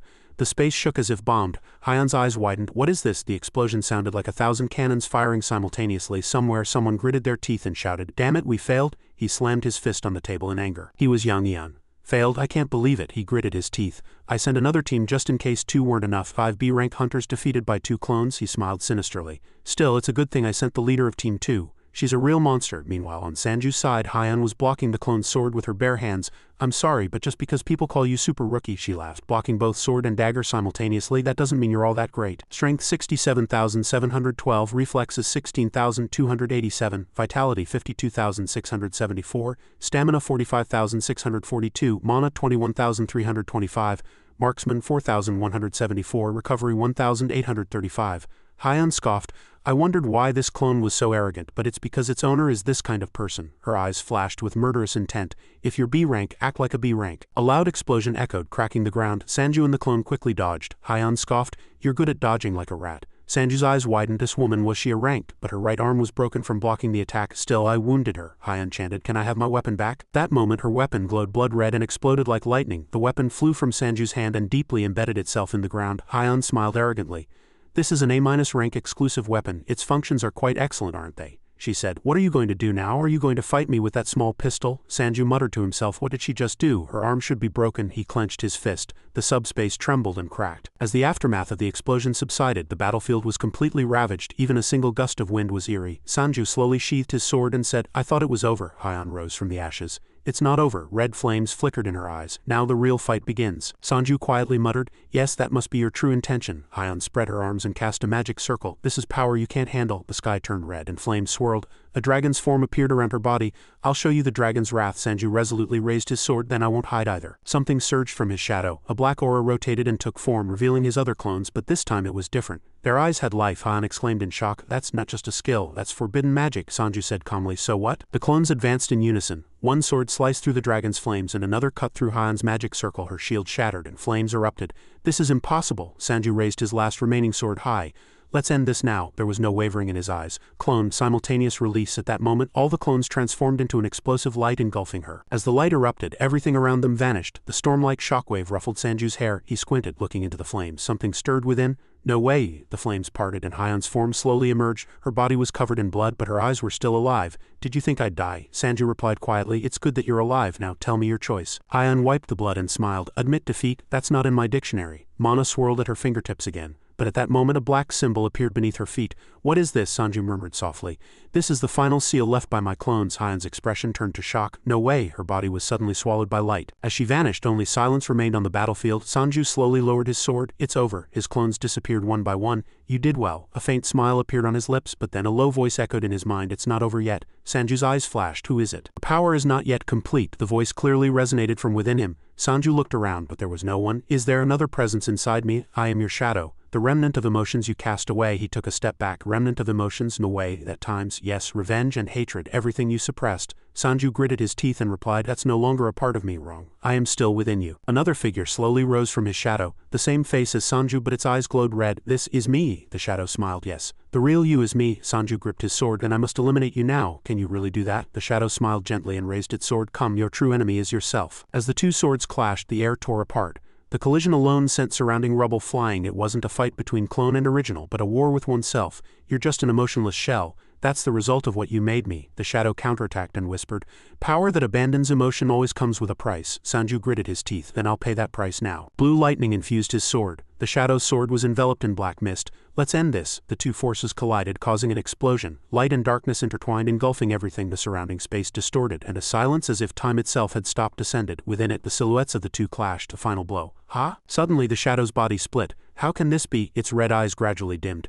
You ultimately deny yourself, Sanju panted, replying. No, I've accepted myself. The shadow smiled and disappeared. Yes, that is true. Completion. His voice vanished into thin air. The light slowly faded. Sanju knelt. His hands were trembling. Is it over? A distant wind blew, scattering the ashes. He looked up at the sky. Now, is it time to go back? His last remaining clone quietly asked. Master, do you have any regrets? Sanju shook his head. None. This is the path I chose. He slowly rose, sheathing his sword on his back. A faint light was rising in the distance. The light was warm and peaceful. Yes, in the end, this isn't the end, he smiled. We'll meet again, in the next world. His body slowly melted into the light. At that moment, a gentle voice was heard. Welcome. Connection to a new dimension confirmed. It's starting again. All light vanished, and then a boy opened his eyes. A strange sky, a new world. He looked at his hands and muttered, Is this my second chance? A system window appeared. Reincarnation complete. New profession, dimensional administrator. The boy took a deep breath and smiled. Good, this time I'll change the world. The moment his curses ended, you would die. Clone 5 swung his arm, aiming a downward strike at Clone 2's head. The monster's powerful blow shook the ground, sending dirt and stones flying as if ground to dust. Clone 2 was buried under the dirt and stones, but still held her weapon tightly. Smoke rose from her weapon. Clone 2 was startled. Her weapon couldn't withstand this damage. As Clone 5's pillar-like arm crashed down, fire spewed forth like lava. Clone 2 was flattened like squashed bread. She thought to herself that she needed to find some support to minimize the damage. After finishing her thought, she quickly moved according to her plan. She kept pushing herself. I need to disperse the damage I've taken right now. Hurry or else. At this moment, Clone 5 continuously struck the ground. Clone 2 lay on the ground, gasping for breath. She gathered all her strength in her legs and kicked upwards, shouting loudly. Clone 5 was hit by her and flew far away, having finished her task. Clone 2 gasped for breath, her eyes wide open. What came into Clone 2's sight was Dong Sanju's beaming face. That was very well done too. He struck down powerfully. In an instant, the ground shook and dirt and stones flew up as if pushed away by a shockwave. A few days earlier, Hyeon, with her eyes fixed on her phone, informed the masked man holding a weapon. I'll be out for a bit, he asked. I thought today's mission was over, she replied. Young master is looking for me again. The man looked puzzled. Hunter Eunyeon, he's currently at a disadvantage. Why help him? Hyeon immediately reminded him. Hey, don't you know how to assess the situation? The chairman's son will be the future chairman. He immediately retorted. Team leader Shin Jingik is also the chairman's son. Hyeon reacted vehemently. He's completely unfit for that position, that useless fellow. Her eyes sparkled like stars when she mentioned Eunyeon. Our young master still has many shortcomings, but he's the one with the most potential, Hyeon emphasized. More importantly, he's handsome too. Hearing that, the man suddenly became curious. What's the mission? She replied. He asked me to discipline but not kill a famous B-rank hunter named Dong Sanju. As soon as he heard the name Dong Sanju, the man's face stiffened. He quietly advised, You shouldn't go. Clone 2 was slightly confused by his reaction. What do you mean? The man said metaphorically. I'm advising you not to jump into danger and to continue serving the current chairman. She made an unpleasant expression. We are doing that. I'm serving the future chairman, Hyeon continued. You always act like a child, that's why you're always like this. The man's face flushed red. You know nothing about Dong Sanju, you'll lose. Back in reality, Hyeon, covered in wounds all over her body, slowly opened her eyes. It was already night. Dong Sanju said, Are you awake? A-rank hunters really are different, she asked, unable to understand. Why did you keep me alive? He said. I wasn't easy on you at all, Hyeon questioned, but you could have killed me if you wanted to. Dong Sanju replied, I didn't think it was necessary. And as you said, I've never killed anyone, Hyeon scoffed, but I tried to kill you. If you keep thinking like that, you'll only get weaker. The ground exploded instantly, sending dirt and stones flying everywhere. As Dong Sanju aimed his weapon at her, Clone 2 froze for 2 seconds. He growled, But this is my final warning to you. This time no one died and I've repaid you enough. That's sufficient. It's not too late to reconsider and leave even now. I'm telling both you and the Haeshun Guild. I don't like killing people directly, but there are countless other ways to kill people. Remember that. Hyeon's voice trembled. Yes, yes. Dong Sanju waved his hand, summoning a subspace, and gently asked Clone 7, Is your face all right? He replied concisely, It hurts too much. Clone 2's heart was pounding. What should I do? Her cheeks were as red as ripe tomatoes. He's so charming. After that incident, the group that had been hunting monster corpses disappeared. A few days later, after the clones had recovered, he could hunt as usual again. Clone 7 was sent to Heritage to research the skill orb. BC asked gently, What would you like to eat? He asked back, his eyes wide. You know, don't you? Meanwhile, countless new classes had opened at the academy. While walking, Dong Sanju was deep in thought.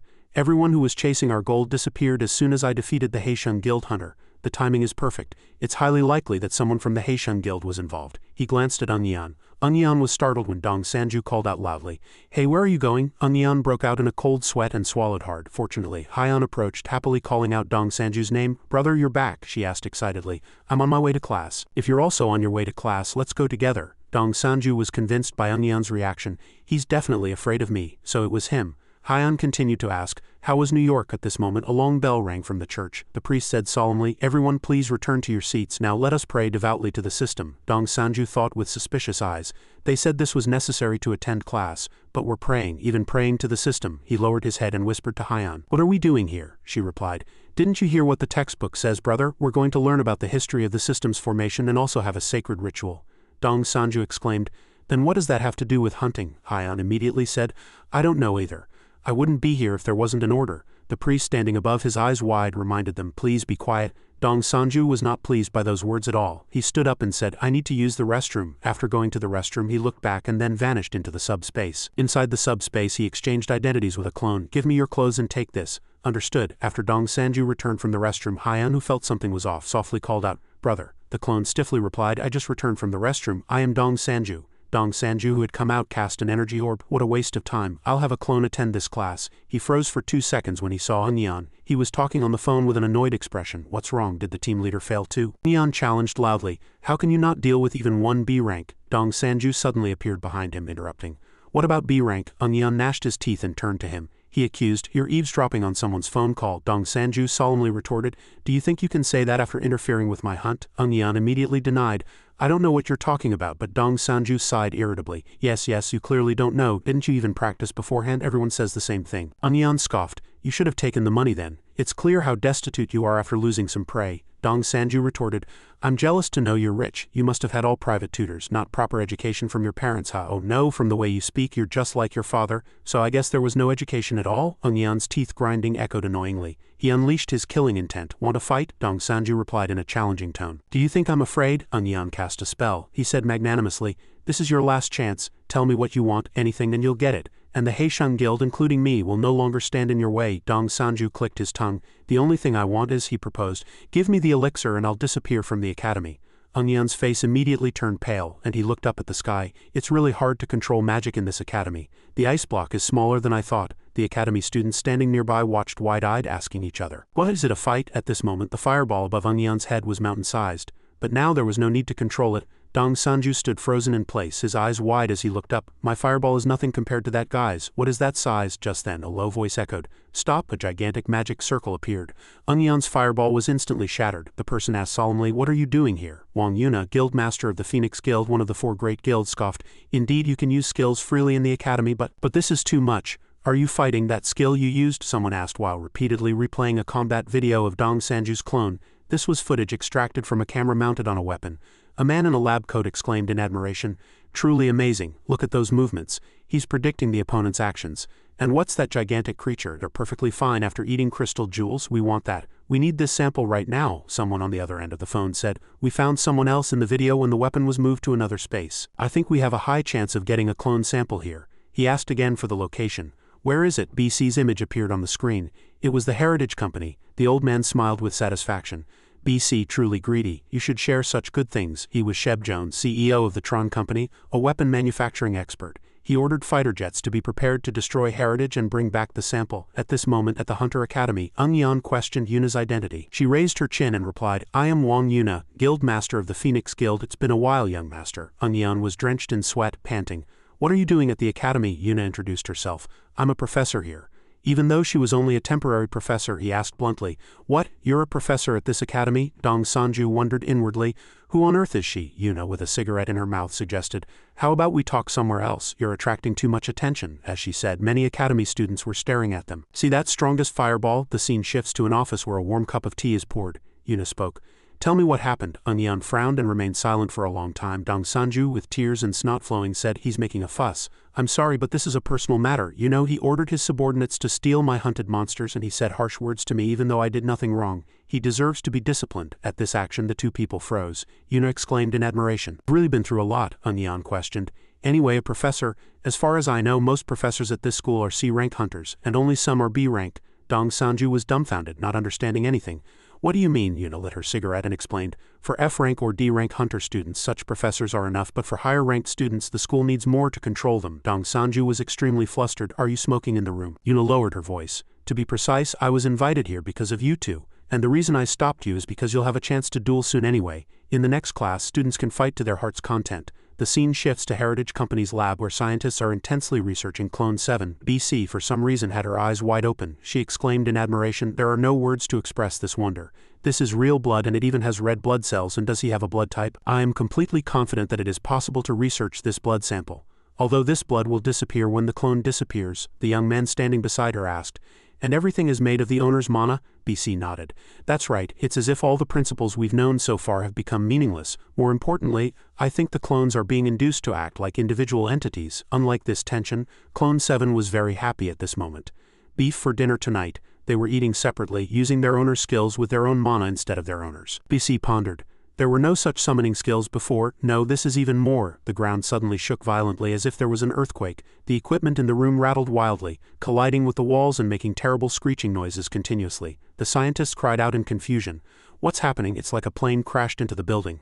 BC heard a bolt from the blue. "What do you mean?" They were bewildered to see the front of a plane crashed into the building. "What on earth is this?" As the plane door opened, 5 pairs of red eyes gleamed. Following them, several robots emerged. They hastily reported, "Infiltration successful. Prioritize capturing the target." Fire poured forth like a deluge. The system shouted, "Defense system activated. Intruders, leave this place immediately." The robots issued a command. Mission changed. Prioritize destroying all obstacles first. As soon as they finished speaking, they indiscriminately fired at the flames. The young man standing beside BC shouted, "Many combat robots have invaded the building via the plane," she ordered. "Call security and evacuate the remaining people quickly." Clone 7 suddenly sat up and asked, "Damn it, which floor of the building did the plane crash into? I'll help subdue the intruders." The building's security guards were also doing their best to stop the robots, but they seemed to be no match for them and kept falling. The combat robots advanced, destroying all obstacles. A man desperately held on and said, "I'll draw their attention." He suggested calling for help from the security guards on other floors. As soon as he finished speaking, he rushed towards the robots at the speed of light. The man grabbed a robot's head, pushed it back, and slammed it hard onto the floor. The other robots saw this and shouted, "Eliminate all obstacles." The man judged that they had immediately changed their weapons upon seeing his ability. These were not mere terror robots but much more advanced ones. The robots leapt simultaneously and shouted, "Eliminate all obstacles." The man was already injured. He quickly retreated. The robots simultaneously aimed their weapons at the man. 2 streaks of light passed like lightning, cutting the robots in half. It turned out to be Clone 7. The man asked curiously, Who are you?" He replied confidently, "I am Clone 7. I've come to eliminate the intruders." The man's voice trembled. Clone 7, are you in charge of the 7th floor? Anyway, be careful. There are too many of them." After intensive analysis, the combat robots decided to change their mission priority. The robot's body transformed at an incredible speed. Prioritized target capture. The scene shifts to the Hunter Academy. The instructor's voice echoed through the room. "Everyone, it's a pleasure to meet you." Yuna stood on the podium and introduced herself confidently. "I am Wang Yuna. I will be in charge of lectures and practical training. Let's get straight to the point." She explained that all students would form teams of 3 for a 3-on-3 team battle. All skills and equipment were allowed, and victory would be achieved when all 3 members of the opposing team were defeated. The scoring system would be based on combat ability, combat contribution, and teamwork ability. A few other small factors could also affect the score, so don't think about just sitting idly by. Aion glanced at Sanju. When did he change his clothes? Sanju now understood. When he said it was an opportunity to fight me, he meant this training duel. After finishing her explanation, Yuna asked, "Does anyone have any questions?" A student raised a hand and asked, "Professor, we are hunters, and our job is to hunt monsters, so why do we need to practice fighting each other?" Sanju thought to himself, "I wondered that too." Yuna replied in a vague tone, "I'm afraid I don't know much about that. As I was suddenly invited." Her face suddenly tensed with seriousness. "However, based on my experience as an A-rank hunter, you shouldn't just focus on monsters. There are disputes over interests, hunting ground conflicts, illegal activities within illegal gates, and many other things. If you choose the path of a hunter, conflicts with other hunters can always arise. Surely you wouldn't smile, turn your back, and yield everything to your opponent? Remember that anything can happen inside a gate." Next question. As she finished speaking, a student opened their mouth. "Professor, you said to form teams of 3. Is there a hunter rank limit?" Yuna raised an eyebrow. "I understand. In fact, there are 2 students who fall outside the ordinary category." Sanju suddenly flinched at her words. Yuna continued, "But don't worry about that. They will find a way to deal with it appropriately, so you don't have to worry about being overwhelmed by those 2. She turned and bid farewell. "Well, I've finished my part. You can now introduce yourselves and form teams. See you next class." Sanju wondered to himself, a way to deal with it, what on earth could it be? Hyan excitedly suggested, "Oppa, you'll be on my team, right?" He immediately replied, "Of course, let's find someone else." Before he could finish speaking, his phone suddenly rang. He hastily went outside to answer the call. "Will it be auto-translated?" B stammered on the other end of the phone. "I have something to tell Mr. Sanju." Sanju was surprised for a moment. "What do you have to say? It really translates." She was kneeling in despair amidst the ruins. Clone 7 was captured. B held the phone to her ear and said, "Mr. Sanju, Sanju answered the phone on his end. I have something to say. He listened intently. Yes, what is it? The translation tool really works well. She sat in the middle of the ruins. Clone 7 was captured. Sanju was startled. What did you say? His eyes hardened. Clone 7 was captured? By whom? How on earth? Suddenly, a sound came from behind Bi Jin, covered in blood, stretched out his arm. I'll explain. On the other side, Sanju's clone was attacking fiercely. The robot reached out and struck the clone's body. On this side, everyone was fighting desperately. One was attacking from this side but looked over there wondering, strong, who is it? The robot moved with eerie lightning. Then the robot cast a skill. Module and circuit reconfiguration. The robot gripped Y's neck and pushed him against the wall. If you keep attacking, I will kill this person. Y, despite being choked, did not give in. Don't mind me, destroy the robot. He remained silent and the robot continued to threaten. If you stop, there will be no further harm. He asked only one thing. Are you with Heritage? Y frowned. That doesn't matter. Reinforcements will be here soon. The armor came off. Sanju's clone said with cold eyes, my master ordered me to cooperate with Heritage Company as much as possible, prioritize target capture. Sanju's clone also understood, I can't let Heritage suffer any more losses. Y disagreed. No, pick up your weapon, he cried out helplessly, looking at Sanju's clone captured by the robot. Behind him, Gun called, tears streaming down. He was captured because of me. I'm so sorry. Sanju, radiating energy from his body, said, you don't need to feel guilty. Wait, let's check the situation. Activate fusion skill. Sanju's clone was surrounded by robots. Mana circuit detected. Then, as if an electric current flowed, the clone was reduced to bones. Protocol intercept, activate fusion termination. Sanju was affected on this side and thought, damn it. On the other end of the phone, a worried voice asked what's wrong. Sanju explained, my clone was teleported somewhere and it seems they were able to stop the use of the fusion skill. It'll be very difficult to send him back using the dimensional space skill. Gun cried out in grief, it's all my fault. B was also startled. We didn't ask you to summon a clone. It was stated in the contract. It's our fault for not noticing the intruders trying to kidnap Clone 7. But can't we terminate Clone 7? He vaguely speculated. B confidently affirmed, yes, we will send him back. Sanju realized, she seems to already suspect the culprit. B acknowledged it, and his expression softened slightly. Then it's fine. I wasn't planning to use Clone 7 during the contract period anyway. On the other end of the phone, thank you was expressed. Y listened confused. What does terminate mean? B explained. Clone 7 is just a clone, not a human, so you don't need to feel guilty. He stood blankly, then finally understood. Really on this side. Sanju also hoped inwardly. Damn it, it'll be fine. Heritage is a big company, so there must be many hunters. On this side, students approached one by one.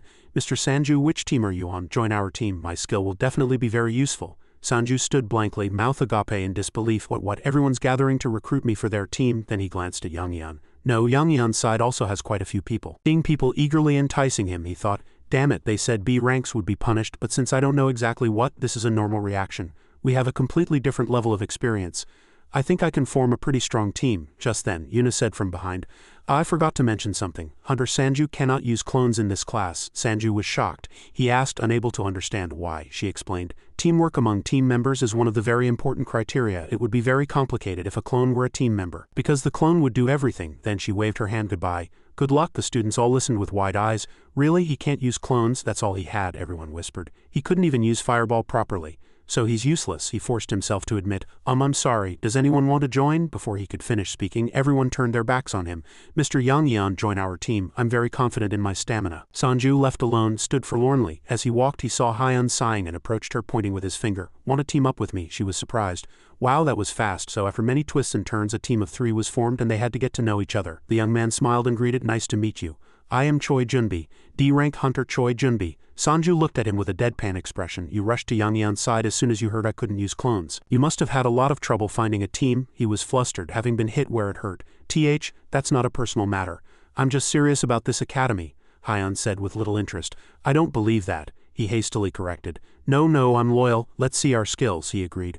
All right, Junbi showed first. I have excellent defensive capabilities based on the defense of my shield. I can confidently say that I have the best defensive skill in this academy. Area defense. Weapon defense enhancement activated. Defense and number of supported individuals vary with skill level. Next was Hyun. I can make mana orbs. They're not as destructive as fireballs, but they're much faster. Mana master, mana concentration activated. Mana control amount varies with skill level. Sanju just looked at his bare hands. I can't do anything but clones. Hyun then said, are you serious? It was hard for him to speak too, but Junbi was at a loss, thinking, should I look for another team? Sanju suddenly remembered something. Oh right, you wanted to join Yangyan's team. Why didn't you go with them? Even a D rank is pretty high in this academy. Junbi scratched his head. Damn it, I thought that was high enough, but someone even better went with him. Elsewhere, black smoke billowed thickly. Yangyan stared blankly, wide-eyed at the sight before him. Seeing the person radiating terrifying power, he wondered, why didn't he participate in the promotion test? He looked at the two people before him. A masked man said softly, "I'm lazy." He was F-rank hunter Shinwoo Mundan, and the other was F-rank hunter Bain Alkan. Enjoying tormenting the weak, he rejoiced inwardly. They could be at least C rank or higher. Even Saiyan, who doesn't even come to class, joined my team. Seeing the two brutal people before him, Yang Yan rejoiced even more. They're all so excellent. I will use this team to crush Sanju. Elsewhere, a small person was walking in a desolate place, and monster corpses were strewn across the ground. Footprints remained on the ground, and the surviving monsters howled menacingly. The person swung their sword, cutting down an enemy with a single strike. The monster's head was severed. It was completely eliminated in less than a second. The person raised a hand and waved, then walked away, leaving the monster's corpse on the ground. I've forgotten how to use this. A ground fish suddenly moved. A gigantic tree trunk-like monster rose from the ground, ready to attack. The person remained calm. I can't get used to this. Blood keeps splashing, yet he's still normal. Heritage seems to have called me. He was S-rank hunter and explorer Kaiser Javan. I'll have to go far again. Yuna knelt, placing her hand on the fighting arena floor. She also radiated energy and said, "From now on I'm going to fight this guy. Mana fusion, actively rotate and disperse mana flow. My skill is mana fusion. It can weaken magic, curses, buffs, and nullify skills." Sanju, after observing, finally realized, that's how she extinguished that gigantic fireball, Yun explained. Will also be effective within this space. I've used many other skills. All magic damage or physical attacks that could threaten your lives will be reduced. Everyone standing below has heard. So feel free to use any type of attack, whether it's guns or magic. You won't even die if someone shoots you in the head. Don't worry though, there will be scars. She looked down at the academy students below and asked, "Any more questions?" Everyone remained silent and did not answer. Yuna stood with one hand on her hip. "All right, now let's begin the duel evaluation." She explained the details. There are a total of 6 arenas. 12 teams will duel simultaneously. Yuna raised one finger. And the winning teams will duel each other, and the losing teams will do the same. We're not trying to find a winner. This is just an opportunity to be accurately evaluated. Her voice became serious, and finally, Hunter Dong Sanju and Kim Junyong stepped forward. Everyone was slightly surprised by the two names mentioned. Yuna pulled something out of her clothes.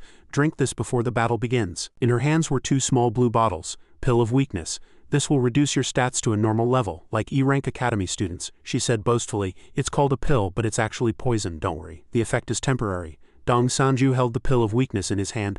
"Damn, is this a punishment? My stats are being reduced," Yuna sneered. "If you refuse to drink this or nullify it with a skill, it will be considered cheating, and you'll automatically receive an F grade. Now take your places." The space began to glow. The students' shouts also suddenly rang out.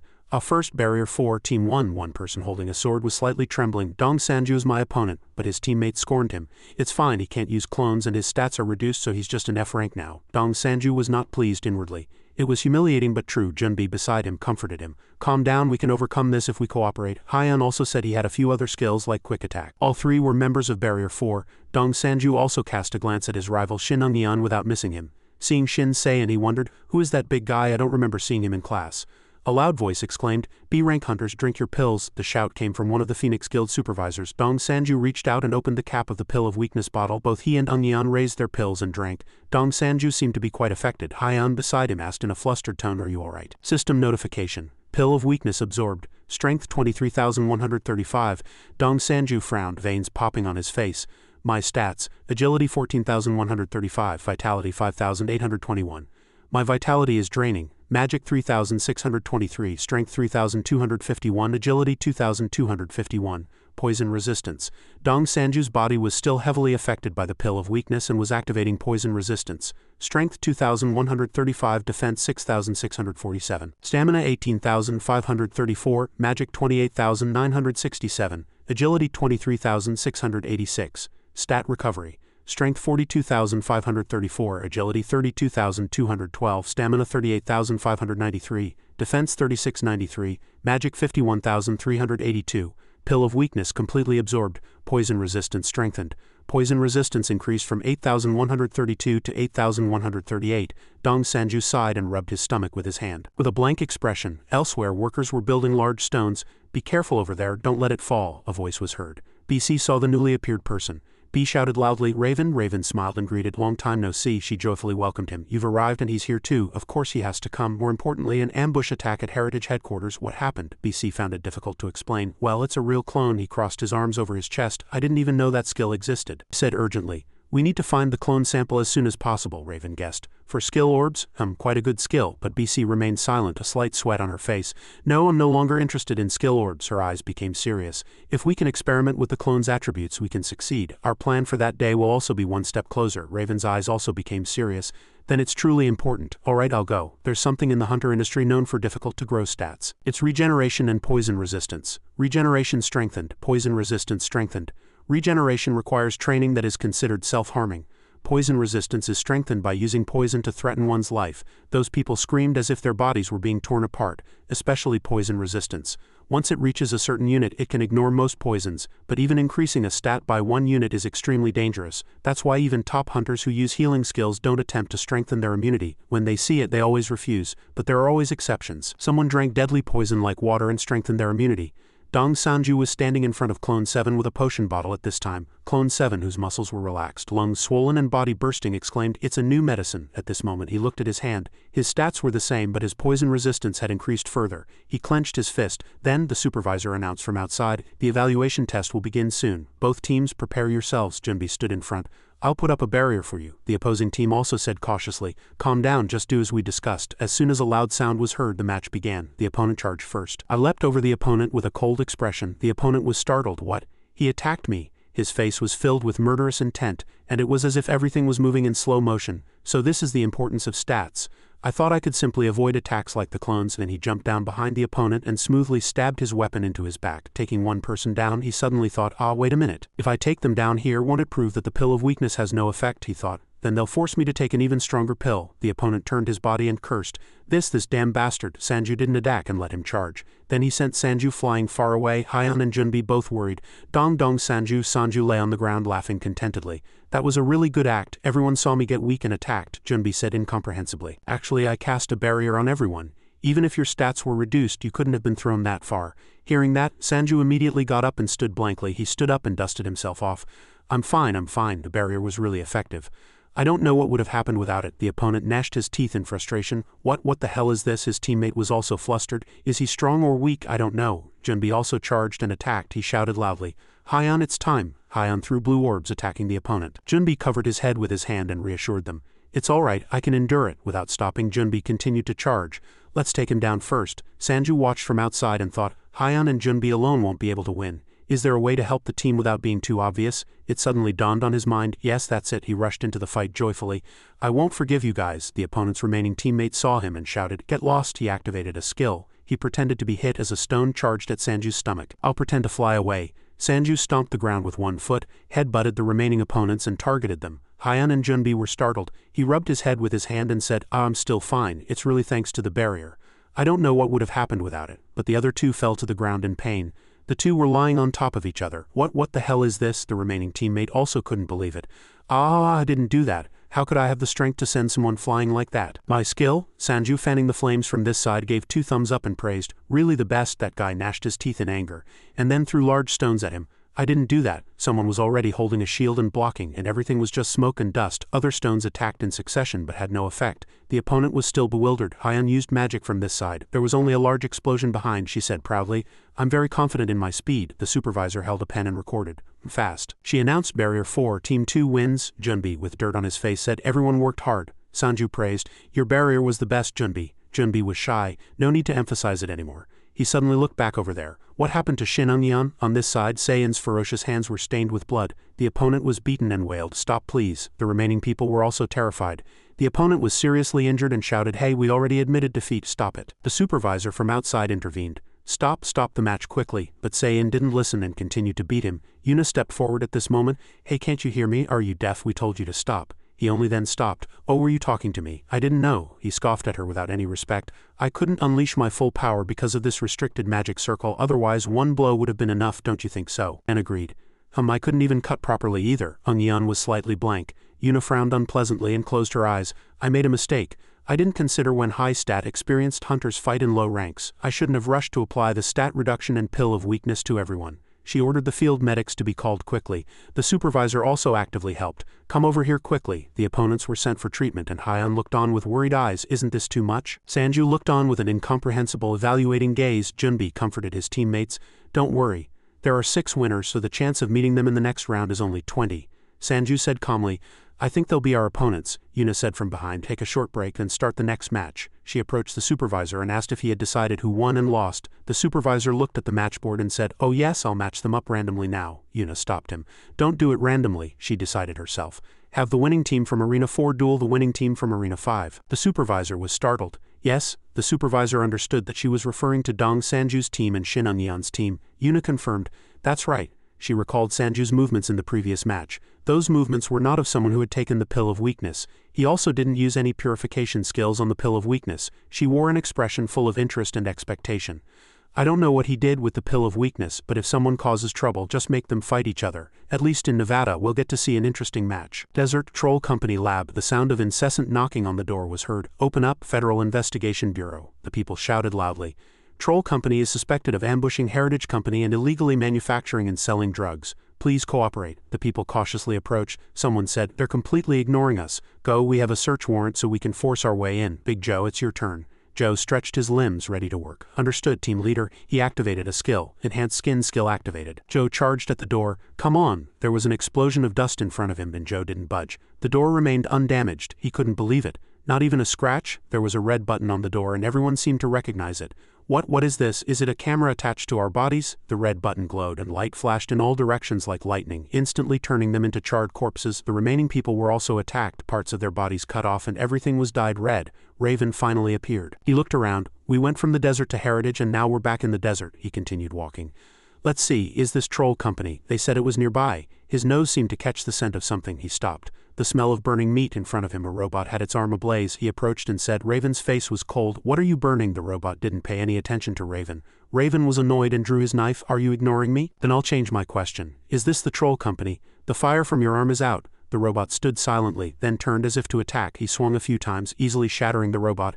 Looks like I came to the right place. The robot's remains burned in the flames. He glanced at it emotionlessly, then sheathed his sword and kicked open the door to see what the interior of the Troll Company looked like. Dare to stop me. Sheb threw his head back and thought, inside I was completely wrong. I thought jewels turning people into monsters was a reasonable solution for rapid stat growth. But in fact it was an obstacle that prevented pure stat increase. One could say that the stat boosting effect of the jewels disappeared, and only the effect of mutating users into monsters remained. The system said, congratulations. It seems the side effect research problem will be resolved soon, he worried. If I hadn't found a sample that absorbed the jewels but still retained human form, I would probably have been stuck with this problem for the rest of my life. Looking at the system in front of him, he consoled himself. Soon humanity will have hope. He scratched his face with his hand as if receiving a system message that the lockdown had been lifted.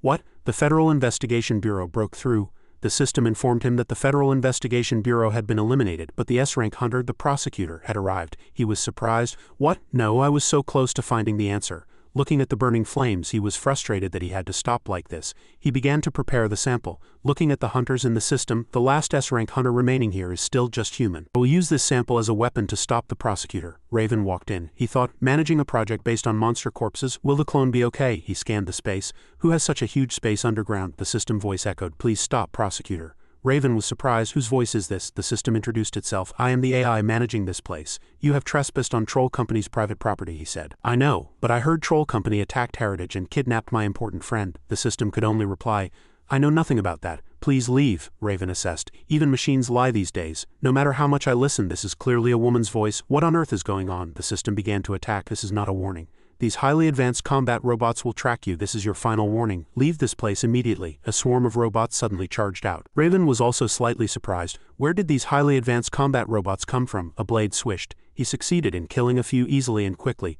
Raven said contemptuously, all I see are torn fragments. On this side, Hyun's face was filled with anger. Brother, look over there. Look at Youngyeon's team in front of us. Didn't you say there was only a 20 chance of facing them? Junbi was blank. What is that team? Hyun grabbed Sanju by the collar and challenged him. Aren't you going to say anything? Sanju pointed to Junbi and diverted the topic. Junbi's support is the best. Hyun was furious. That's not it. Sayan looked at the team in front of him and said incredulously, is this a joke? Looking at Sanju's naive appearance, he thought, is that guy really a B-rank hunter? But Youngyeon reminded him, don't let your guard down. What I want is an overwhelming victory. Youngyeon stepped forward.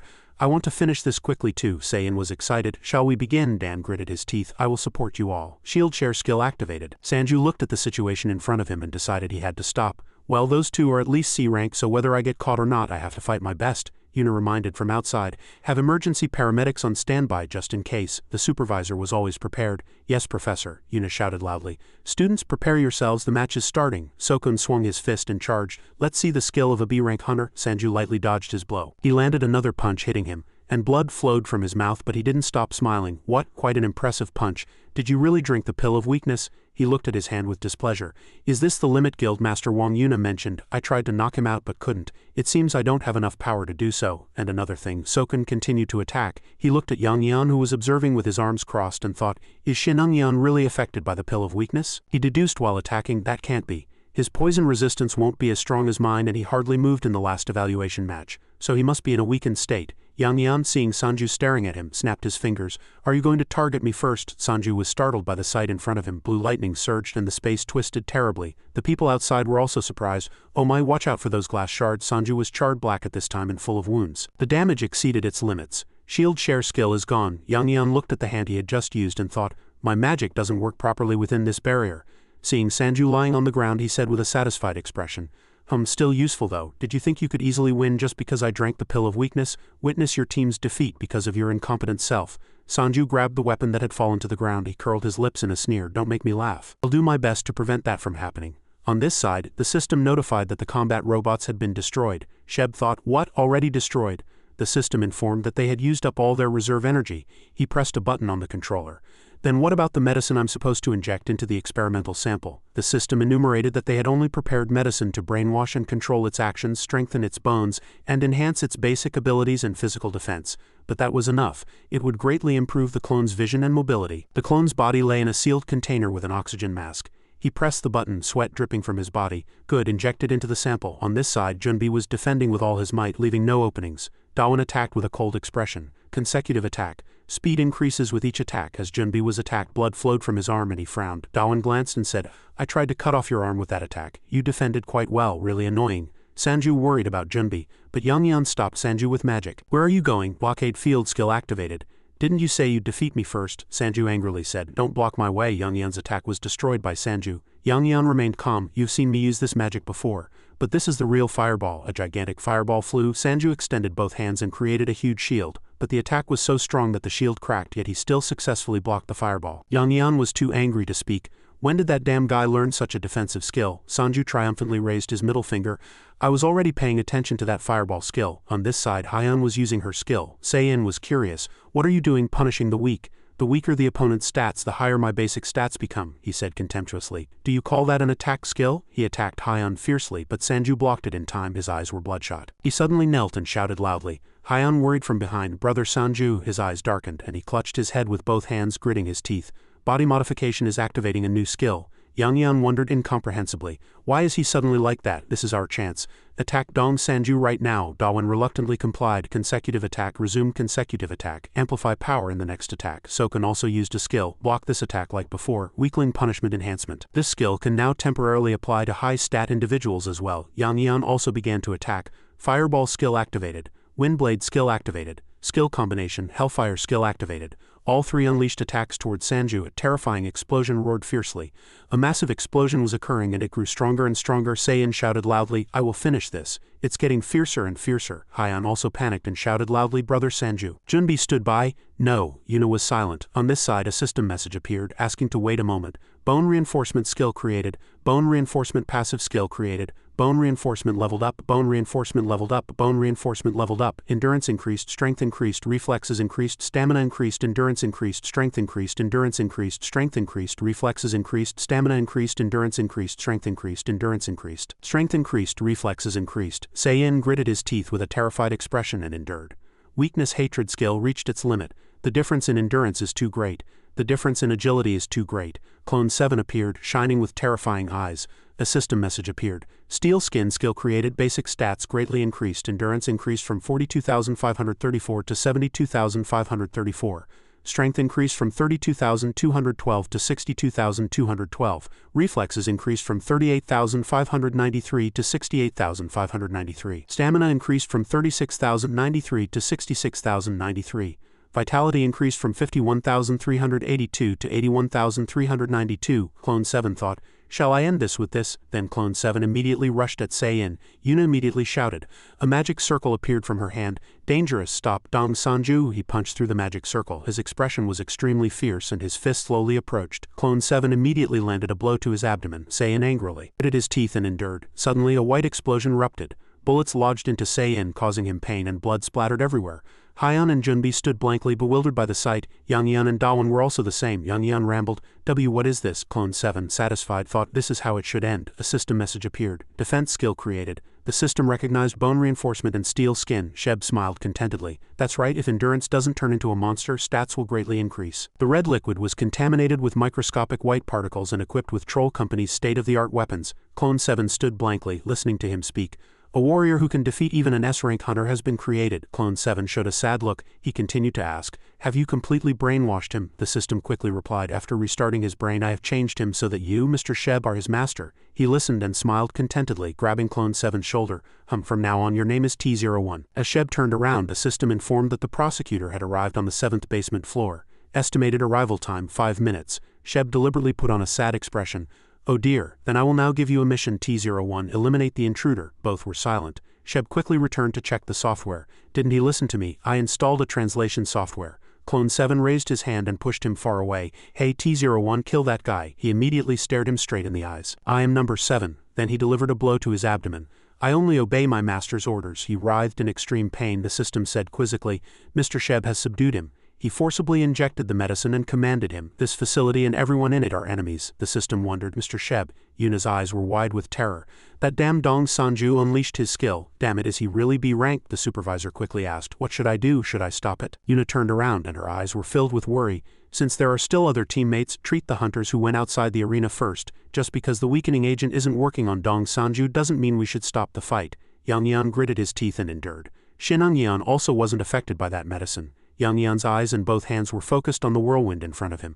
This medicine doesn't lower skill ranks. It just requires an enormous amount of mana to use strong skills. If stats were lowered by the medicine, he should be exhausted and powerless by now. Yoon looked at him with a slight tilt of her head, but this war had already transcended such limits. Let's continue. Keep watching. Dan frowned. Yangyeon had commanded me. Yangyeon gritted his teeth and endured. Why are you? Yangyeon's face darkened. Dan was startled. He widened his eyes and told Yangyeon to snap out of it. Clone 7 slowly approached. Didn't you see? He didn't dare to look directly. I'm sorry, Dan turned to Yangyeon. Have you finally come to your senses? He immediately felt a pang of regret. Foolish, what was I thinking? In the past, a man sat in a chair and said, take that medicine, this is your chance to prove yourself. Yangyeon hesitated, thinking, I have no chance to give up, it's do or die. Dan took his side, saying, I'll speed you up, so tie that guy down. A system window appeared. Speed, reflexes, and agility increased. Yangyeon slowly ran. As he battled the monster, he grabbed a part of Clone 7's body. System window appeared. Speed boost ended. He muttered, that blade, what effect does it have to disappear so quickly? He charged in more fiercely. Seeing that, he fought to the end. I will also end this. Clone 7 leapt high.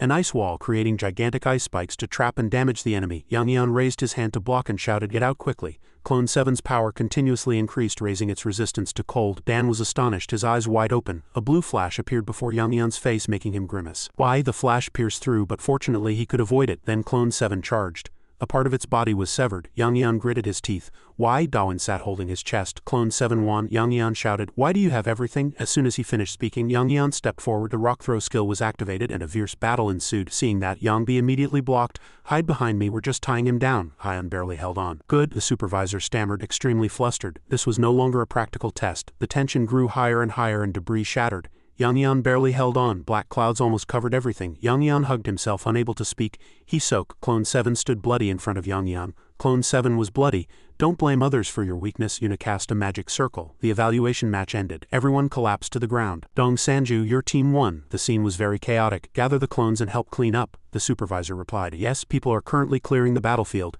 Yuna stood blankly. This should be enough. Sanju slightly tilted his head at her. Hunter Dong Sanju, follow me. Hearing that, he quickly followed Yuna. Suddenly Yuna paused and abruptly asked, how did you nullify the effect of the pill of weakness? Sanju was startled by the question. Sanju stood straight and looked directly into Yuna's eyes. I just drank it and the effect disappeared on its own. She asked again. What's your poison resistance? He hesitated and replied. Around 8,138. Yuna was astonished. What, 8,138? She continued to press him. Ordinary people would have to eat countless poisonous mushrooms to get that poison resistance. How did you do it? Sanju's face trembled and his voice stammered. I just trained hard. Actually, it's thanks to the clones. Yuna picked up a lighter and lit the cigarette in her mouth. Since it's not cheating, I won't ask any more questions. Other students will certainly grumble about this, but I'll somehow handle it. Yoon raised her hand and signaled. Go now. He quickly fled. Good, Sanju sighed in relief. It seems I escaped. Sanju looked at his black fingers and thought to himself, but what is this skill? It not only appeared but also came with numerous impressive effects. A system window appeared. Invincible body. User's body becomes as hard as stone. Passive. Physical defense and magic resistance increase by 50. Pain reduction. Active passive effect temporarily doubles. Sanju suddenly thought, it's probably because of 7. Master, have you successfully acquired the skill? With doubt and a sharp gaze. No matter how I think about it, only 7 could have this skill. Could he have been experimented on after being kidnapped? Should I check with my familiar skill? Recalling the suffering skeleton, he activated the defense protocol skill. Then Sanju chuckled slightly and put that thought aside. Alright, let's stop. He walked thinking, 7 is also smart and clever. And Heritage also promised to return him. They're probably doing that too. Elsewhere, a hand holding a sword was destroying the facility. Stop. He became even stronger. The system alerted. Stop T01, he clearly replied. I am 7. The notification vehemently warned him again. You are destroying valuable facilities and research equipment. Stop immediately. Clone 7 replied without hesitation. I only obey my master's orders. Hearing that, the system warned. Troll Company is your master. Suddenly, footsteps were heard. VV met Clone 7 and asked solemnly, Are you 7? He stopped everything and thought for a moment. It seems all problems were solved before I arrived. Sheb was lying on the floor. Then it's simple. Let's escape this place together. Clone 7 turned to him. Excuse me, what organization do you belong to? He quickly replied. I was dispatched from Heritage. I heard you were supposed to cooperate with Heritage for 3 months. Haven't you told your master this yet? He seemed to have discovered something. Heritage. Then Clone 7 fell silent. He was curious. Are you all right? Holding the flashlight in his hand, he shone it forward and said, I'm sorry, but I don't remember receiving such an order. As the flashlight's beam fell, the notification rang again. Perhaps the brainwashing medicine is still effective. Now follow our orders, and he cut himself off, looking towards the voice. I only obey my master's orders. That will not change. He closed his eyes and thought, did I lose my memory because of the brainwashing medicine? It's complicated. He doesn't seem to be brainwashed, but he seems to have forgotten the order to cooperate with Heritage. He slowly drew his sword. We can contact your master, but unfortunately there's no way to contact him right now. The sword was drawn. Sorry, but I'll have to take you by force. He was still calm and confident. Then you will be my enemy. Elsewhere at the Hunter Academy's affiliated hospital, Yang Yan woke up from his bed. Then Yang Yan recalled what Clone 7 had said. Don't blame others for your weakness. Thinking that, Yang Yan felt disappointed. He covered his face. I lost. Yang Yan grabbed the doorknob. Disappointment washed over him. I even resorted to dirty tricks. He bowed his head. But I failed again. Heavy footsteps slowly approached through the bushes. Sei-in suddenly rushed out. Sei-in grabbed Yang Yan's neck, causing him pain. Soken growled with an angry face. Hey, are you mocking me? I heard you passed out before even getting hit. He replied in unspeakable pain. And you call yourself B rank? You couldn't even defeat that simpleton who couldn't even properly use his unique clone skill. Soken grew increasingly angry. Wait a minute, you. Sanju suddenly came out and kicked Soken in the stomach. The simpleton you're talking about is right here. Soken collapsed to the floor. Shut up. If you lose, don't blame others. Because of that, he was hurt and angry, unable to say anything. Someone called Dong Sanju from a distance. But Soken continued to mock first. What, you can't use your power because of the weakening agent and you're inside a barrier? Then come here and fight me. Clones 2 and 3 arrived. Soken had no time to counterattack. Wait a minute, a clone commanded from a distance. Teach him to respect others. Hearing that, Clone 3 immediately punched him in the stomach. Wait, please wait. Stop, please stop. Yang Yan was stunned. Sanju was extremely satisfied. Before you go. Yang Yan looked up at Sanju and asked, why did you save me? Sanju denied. Don't misunderstand, he was just hit for insulting me. Far away, someone with a broken leg moaned, friend, my precious leg is broken. Hearing that, Yang Yan was annoyed. We're not friends, so don't misunderstand. Sanju turned and walked away. Just think you're the best in this academy, Yang Yan called out again. Wait a minute. Hearing that, Sanju turned back and clenched his fist. What now? Do you need another beating to learn your lesson? He bowed his head again and continued to explain. I heard that my team leader, Team 2's leader, went too far. I really didn't want that. I just asked her to protect the monster poacher group from being caught and to ensure no killing. Sanju remained silent and looked aside. He explained again. She didn't seem to care much about that. But I really don't want any misunderstandings, Sanju said softly. It doesn't matter. Clones 2 and 3 were very enthusiastically handling Soken, and Soken cried out, it hurts, please stop hitting me. The two were delighted. Yes, that's it. Elsewhere, Raven's face was stained with blood. I heard the owner of this clone is also B rank. He sat on top of a young man holding a knife. The hunter ranking system seems to be wrong. The young man was still lying down and he thought carelessly, he's probably unconscious. I don't want to wake him up again. He could catch up with my attack trajectory until the very end. Clone 7 was holding a flashlight looking for something. Is that his offensive and defensive tactic? He could match me that much. No. Moreover, his master has several such clones. That would be quite tiresome. He gave a wicked and satisfied smile. It's not like me, but I'll probably have to take on a disciple. seeing Sheb not moving. Let's take care of this side now. Suddenly Sheb moved. I know you're awake. Seeing that, Sheb got up and raised his hand to block. Wait, clone with the sword, what do you want? Please, I can't die yet, Raven muttered softly. I'm the one asking the questions. I want you to tell the truth. His sword slowly revealed itself. Were you the one who made the children at Troll Company? Sheb hesitated and replied, yes. Sheathing his sword, he questioned again. The child's voice was Elisa. Do you know her? Sheb was immediately shocked and sweat profusely. How do you know that name? He thought deeply. Is she alive? Then he asked again. Then you were also a researcher involved in that experiment. Since you know Elisa, you must know others too. He was too exhausted to keep his eyes open. Her lover, Liverenstein. Liverenstein? Sheb asked where Elisa was now. Please tell me. If you tell me, I'll even give you my bank account. Please tell me. Wait a minute, what did you just say? She has a lover. Then he raised a hand threateningly. Shut up, I'm the only one who asks questions. Understand? Raven exuded a powerful intimidation. Since you participated in the experiment, you must be Liver's accomplice, right? Tell me everything you know about him. Sheb seemed to recall the past. Liver? It's been a really long time since I heard that name. Accomplice? I've never thought of him as an accomplice. Raven turned his eyes. You two didn't seem to get along. Murderous intent flared in his eyes. Good, I plan to kill Liver with my own hands. Sheb was so frightened he pissed himself. I know a few things, but I don't know if they'll be helpful. There's a place he used to work. Raven paused for a moment to see what he was going to say. I don't know if that place is still there. It's been 50 years since I last went there. He put his sword back. That's enough. Where is it? Sheb pleaded in an appealing voice. I'll send you the location via bracelet. Please tell me your identification number. He was immediately met with Raven's glare. Bracelet, just write it on a piece of paper. Sheb quickly scribbled on a piece of paper. Here, Raven shrugged and took the paper. Preparing to leave, he said, all right. Sheb hastily grabbed him. Wait a minute, before you go, please tell me where Elisa is. He just wanted to know if she was alright. Raven didn't answer. As I said, I'm the only one with the right to ask questions. On this side, Sanju also received a call from B. I heard Seven was successfully rescued. B reported, yes, that's right, but it seems he was experimented on multiple times. B guessed. I think they tried to brainwash him, and I think his memory was recovered during that process. Can you command him to cooperate with Heritage Headquarters again? Sanju was slightly blank. Command. Understood, I'll do that right away. Brainwashing. Do you understand now why it was experimented on? Thanks to Clone 7 I suddenly became this strong. Sanju was confident in his abilities. With these skills and stats, A rank will be a piece of cake. All basic stats increased by 30, and I even gained an invincible skill. How can this happen? At the same time, he wondered if Clone 7 had been kidnapped again. Sanju immediately slapped his cheek. What am I saying? I promised myself I wouldn't treat them as tools. He skipped back, bouncing along. Anyway, the rescue was successful. The villains who interfered with the hunt were dealt with, and he even triumphed in interviews with reporters, so everything was going smoothly. Recently, rumors began to spread in the hunting grounds. The rumors said that Sanju's clones had defeated not only B-rank hunters but also A-rank hunters. Everyone quietly thought, seriously, the root cause of all this was someone stealing the monsters caught by the clones. But as the rumors spread, the story began to subtly change. Death awaits anyone who steps into their territory. Numerous victims. If you steal monsters, not only does death await, but you might also be tortured. Even looking them in the eye for too long will break your teeth. Thus, their bad reputation began to spread throughout the hunting grounds, and as the rumors grew more intense, no one dared to make eye contact with the clones. Everyone who met him bowed their heads. We're sorry. Please forgive us. And after this situation continued for several days, one day, Sanju and his companions had a celebratory meal.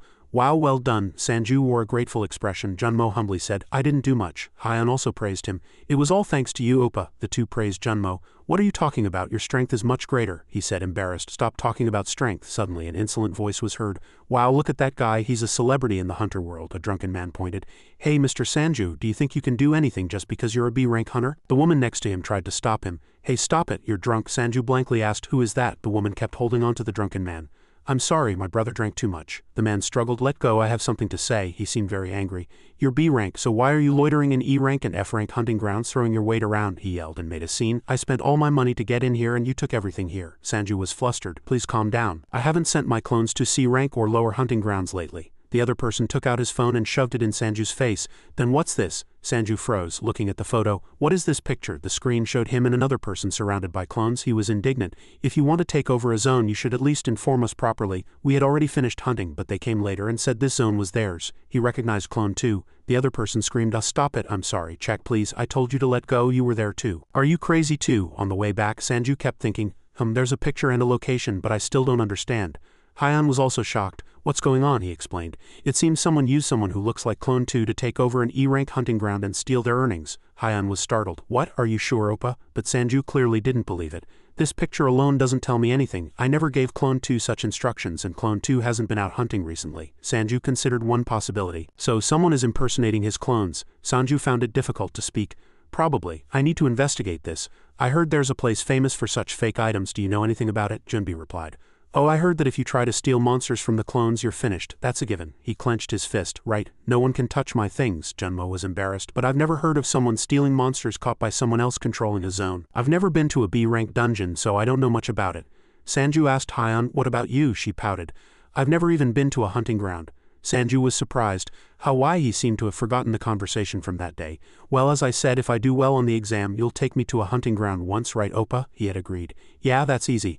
I'll take you if you get into university. Hyeon was angry. You promised you'd take me to the hunting grounds when I got into university, Oppa. You probably forgot, Oppa. Sanju then suddenly remembered.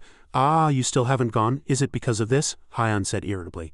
Of course, I wanted to go with you for the first time, he promised, touching his nose apologetically. All right, let's go tomorrow. Hyeon's mood immediately brightened. Really? Don't change your mind, Oppa. She was delighted. The bank will keep its promise. The two pushed Junmo aside and whispered. He clutched his chest, a jealous expression on his face. The next day at the JM facility, Sanju was perfectly dressed in his attire. Junmo saw him and asked, Do you have another PvP class at the academy? He replied while getting ready.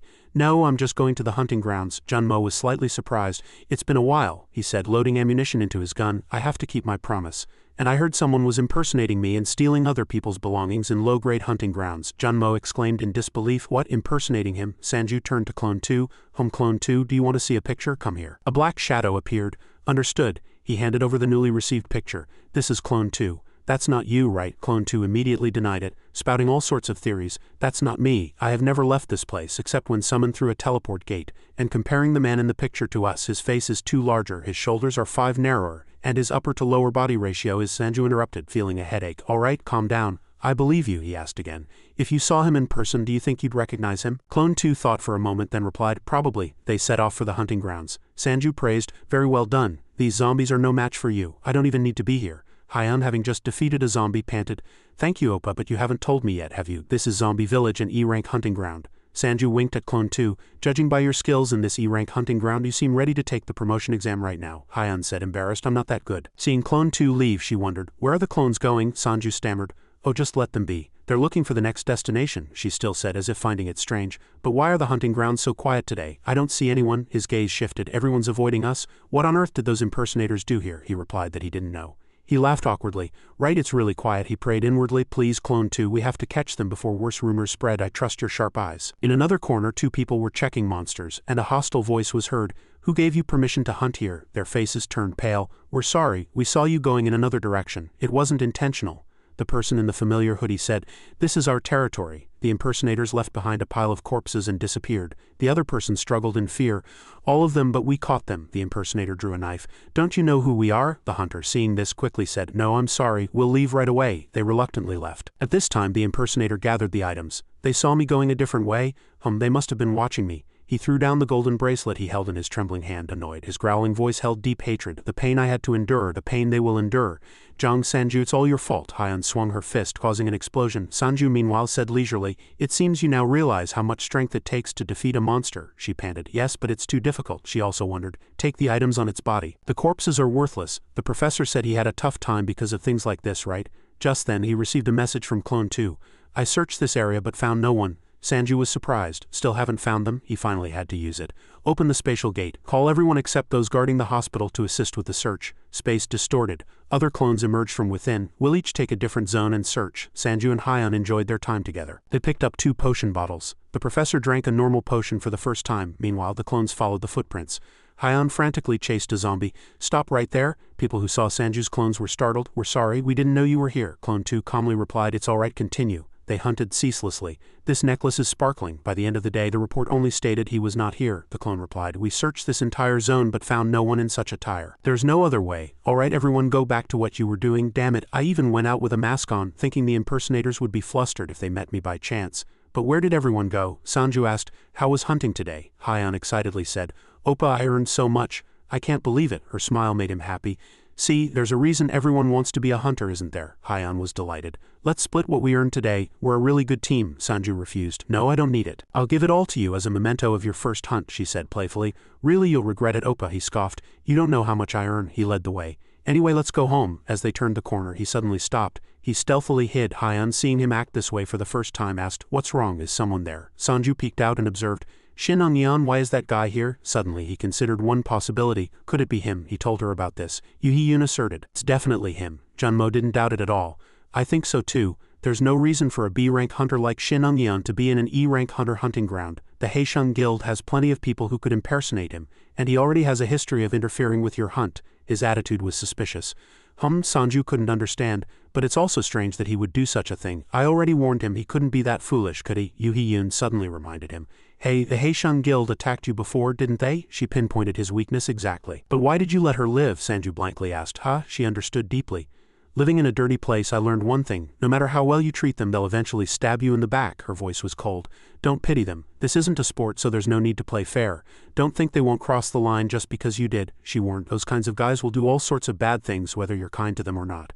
Be careful in the future. You'll meet many of them. I think he's one of them. As if everything was trying to prove her point, the impersonators, emboldened by no one stopping them, were doing even worse things. Hey, is this all? I couldn't find many giant rats. The impersonator lifted a rat, checking it. He declared coldly, leave all your equipment and go. Naturally, the hunter couldn't agree. What? How can we do that? How are we supposed to continue hunting? The impersonator immediately rushed forward and kicked the girl in the stomach. There was no human emotion in his eyes. I'm not asking you, I'm ordering you. Yoo Hee-yoon. And as time passed, those who looked at them with shame and hatred tried to resist. They even stole our equipment. Why aren't we reporting them? We should catch them and stop them from coming in. But they all knew, if we do that, we'll be killed. Everyone was clearly afraid. Hey, there's no way someone named Sanju who would stop us from killing them is here. But the security guard was firm. I'm sorry, but only staff can view entry records. The crowd protested even more. We have the right to hunt peacefully, don't we? Show us the entry records. The rumors about Sanju were getting worse and worse. Sanju knew it wouldn't be long now. His expression was clouded with worry. Most of the victims were E-rank and F-rank hunters. Even the academy students began to look at him differently. He pondered deeply.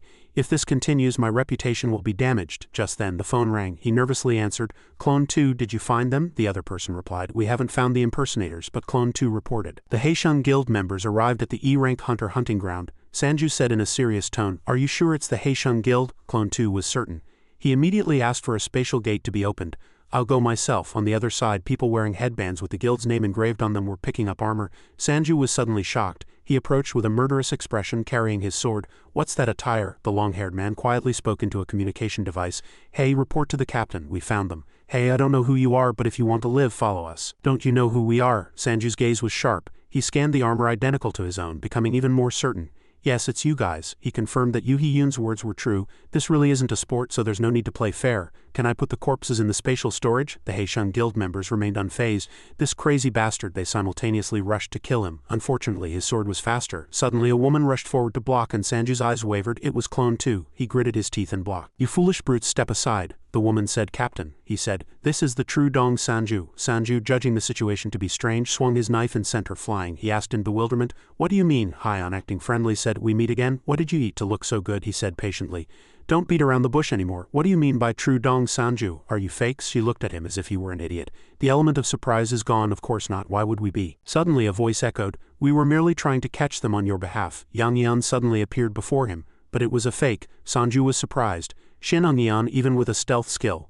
But why are you trying to catch the people impersonating me? Why would you do that? He was still suspicious. Here, it looks more like you're interfering with my work, Yang Yan said in a low voice. Please accept this action as my apology to you. He still maintained an arrogant attitude. Of course, that doesn't mean you won't be able to change your attitude towards me later. He said seriously, but currently we don't know if they are just one person or an organization. We have prepared a trap to catch them. Perhaps it's because we met at the academy, but they have shown me favor. At this moment, elsewhere in the hunting ground, the impersonator continued to impersonate Sanju and cause chaos.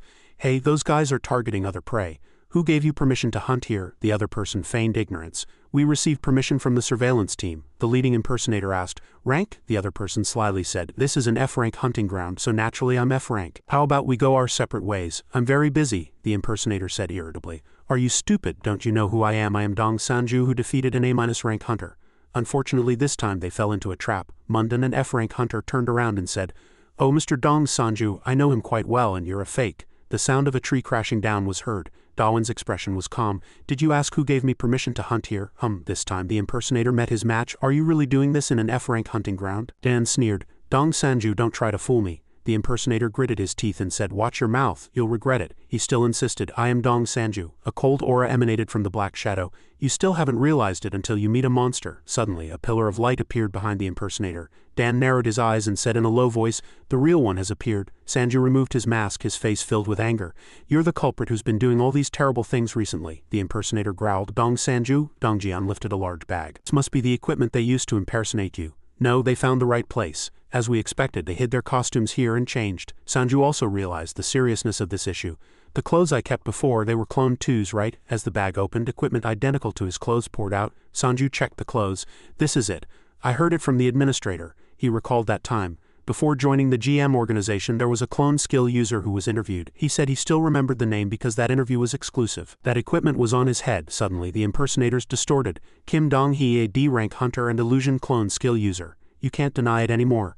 "So you're the one who impersonated me," he admitted. "Yes, I'm a fake." "Then what are you?" he accused. "If you didn't have a clone skill like me and weren't so famous, I wouldn't have had to create this misunderstanding." Sanju couldn't tolerate it anymore. "Disgusting." He threw a helmet and a sword at him. "Put it on." At this moment, his anger reached its peak. "Think of it as a helmet. How many hits will it take for you to come to your senses?" Dong-hee said as if he knew well. "You're still the same." He donned the equipment and charged. Sanju raised his hand to block the attack. On the other side, Dong Jian was talking to Dan. "Mr. Dan, thank you. I've just sent the fee. Please check it." "Thank you." He was surprised to see Dan's injuries. Dan said as if it was nothing. "That guy used a few tricks, so I wasn't paying attention," he said contemptuously. "That guy kept mixing in with his clones to confuse people." Dan nodded. Of course he always did that, but he completely trusted Sanju. But such tactics won't work on Dong Sanju. He let Dong-hee hit him and then counterattacked. Dong-hee flew backward and crashed into a tree. Sanju calmly dusted off his hands. "You still can't even stand properly." Dong-hee spat and said, "Is this power the result of the clone's training?" He refused to admit defeat. Despite being beaten, he said, "I also trained a lot. It's because you despised my skill. Illusions can't cause damage, but I still trained myself." Everyone welcomed him. Hunter Dong Sanju's clone then welcomed to the team. But as soon as they heard about his ability, their smiles disappeared. "Oh, only illusions? You should have said that from the beginning, but no one gave me a chance." He leapt again. "But one day I realized that people avoided me when I wore a hoodie. It was because they thought I was you." At that time, everyone welcomed him. "Is this Mr. Dong Sanju's area?" "Yes." Without a chance to explain, they left. "Excuse me. We'll leave right away," he cried out unfairly. That's when I realized. The problem wasn't me, but that damn prejudice. They acted that way because they thought I was you. Dong-hee was satisfied with his actions. "They didn't even attack, yet they couldn't resist my skill. If they had attacked, they would have discovered me." The blade glowed blue. "Spear nullification, physical defense greatly reduced on next attack. Cooldown 240 hours, he said triumphantly. "Even when they were in groups, they trembled at my skill." Illusions appeared. "Do you even know how this feels?" He was overwhelmed by personal feelings. The feeling of someone whose skill has been ridiculed and despised since birth forever. Sanju pursed his lips and gave a contemptuous look. "I don't know." Dong Jian's blade was blocked. Clone 2 walked out of the space. "Why should I know that?" Dong-hee exclaimed. "How did he find the real one among all those illusions?" Dan agreed. "Truly astonishing." Sanju raised his fist. "Didn't you have a chance to change?" I told him. "I did, but it was you." He continued to hit him. "I heard the GM organization sent you a passing notification, but you gave up after seeing your skills ranking online." Dong-hee couldn't resist, and the pain surged. His mood was extremely angry because of all this commotion, and just like when others despised his skill, the fist landed on his face even when other hunters mistook him for me. Dan was annoyed. "I can't watch this anymore.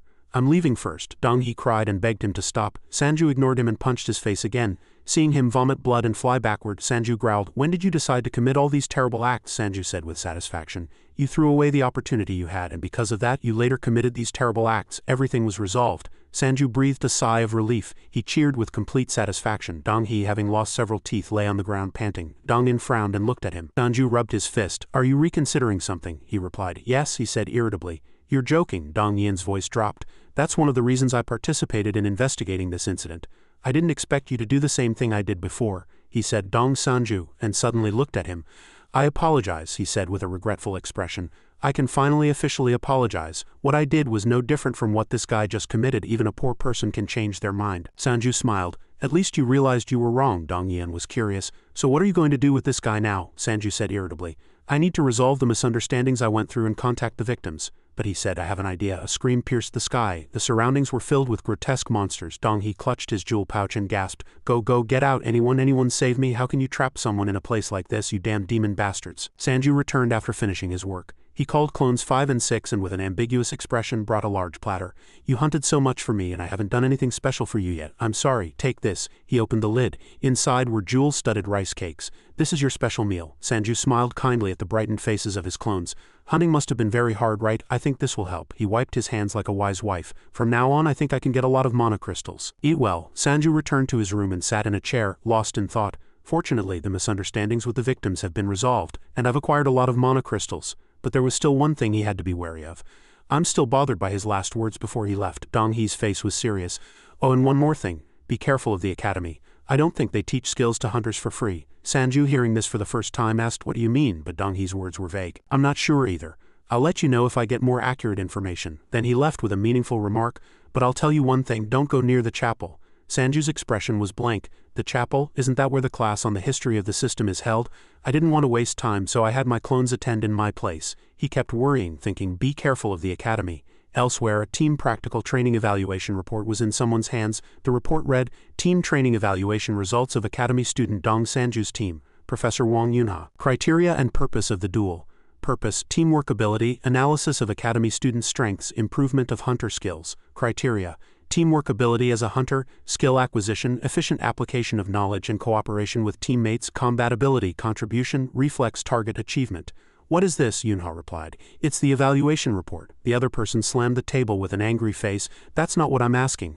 I'm the former academy director, he asked in bewilderment. How can Dong Sanju get an A? Don't you understand what I'm saying? Yunha replied with a professional attitude. Weakening agent and clone prohibition.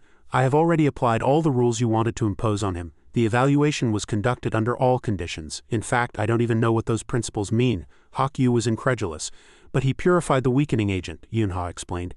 He didn't express it verbally or use a skill. What was I supposed to do? Hak Yu was almost driven mad. Anything is fine. Don't you think the reason I set all that up was to control the academy's top hunters? He immediately smashed the table and threw it at the wall. Hak Yu sweated coldly and remained silent. High heels clicked loudly. That's enough, Yunha exuded killing intent. All academy professors are C rank, right? You invited me here because your rank was too low to supervise classes with B rank hunters. And now you're trying to control the top academy students with elixirs? She irritably took out a cigarette. You can't do anything because when Dong Sanju gets angry, no one can stop him. And you abused this small authority to underestimate him, but he overcame it. Isn't that excessive? Hak Yu stammered, making excuses. No, that's not it. Sometimes high-ranked hunters don't adapt well to classes, so it was a way to help them blend in better, Yunha said curtly. Then go and tell them yourself, she left. I will continue with the curriculum. But no more, she also warned. If you call me again for such meaningless matters, you won't like the outcome. The door slammed shut and glass shards shattered. But Hak Yu angrily picked up the phone. Damn it, fine, be as angry as you want. Fine, let's see how long you can gloat. Hak Yu quietly gave an order. It's me. From today, designate Professor Wang Yunha as the prayer room manager and have my office cleared out. The next day, the instructor introduced himself. Nice to meet you. I'm Hunter Kong Sung-won. I'll be in charge of your hunting class. He was Kong Sung-won, a professor of monster hunting techniques. In front of various students, he spoke clearly. What do you think is the most important thing in monster hunting? Teamwork, stats, good equipment, a calm and steady voice. Of course, they're all important. But more important than anything else is strategy. He asked them to look at the materials they provided, saying, you can see the hunting strategy details for each monster type. Read it thoroughly. Sanju suddenly paused. He felt something was off. This part is really strange. The book stated that if you make eye contact with giant rats, you can attract and maintain their attention, preventing your teammates from being hit by ranged attacks, allowing for effective close-range attacks. You must use appropriate defensive skills in combat. The giant rat skull is its weakness, so attacking the head is most important. Distract the monster, focus on the head and observe and predict the monster. And this part also changed his expression. It's slightly different from commonly known strategies, even in a bad way. He remembers very well because he taught the clones strategies all night. He was slightly flustered. While you can't fully trust all information on the internet, most of it is true. These facts were taken from Edson and proven in the clones' actual combat. Sanju closed the book, feeling something was wrong. They subtly twisted the information, making it very difficult to notice unless you're an experienced person. At this, his suspicion grew even stronger. What is this academy thinking? Sung-won interrupted again. Now let's move on to practical training. In the hunter trainee training room, a place with countless courage, a giant rat was cut in half in the blink of an eye. Sung-won demonstrated. How about that? It feels real, doesn't it? This is a virtual reality simulation room created with the skills of several hunters, he reassured them. Here, you can learn how to fight monsters without risking your life. He pointed at his palm and smiled. But of course your senses will be very realistic, so be careful. You can not only learn strategies but also how to overcome your fears, he said in a dark tone. Sanju raised his hand and asked, there's no rule against using clones, right? Sung-won said calmly, of course, monsters will be assigned according to your rank. Sanju raised his hand and said, but it's not working. At this he was startled. What? He was flustered. That's strange. You can even summon here, but well, I'm not sure if clones can use equipment, but he decided, I'll give you some connection tools. Sanju's clones were startled as they were suddenly teleported. Sanju joyfully held both clones. I missed you, everyone whispered. Look, those are the clones I only heard about. I've seen them before. Sungwon was curious and confused at the same time. He can bring clones into virtual space. How? What a strange skill. But he didn't show it outwardly. Now are you ready? You will be moved to a different location. Sungwon prayed. May everyone finish safely. Then the students' entire bodies were enveloped in a red light. Brother, I'll be fine, right? It's okay. Don't mind the book, just do as we practiced. Just a few seconds later they vanished simultaneously. When they came to their senses they found themselves teleported to a forest. Sanju first looked around. He was slightly surprised.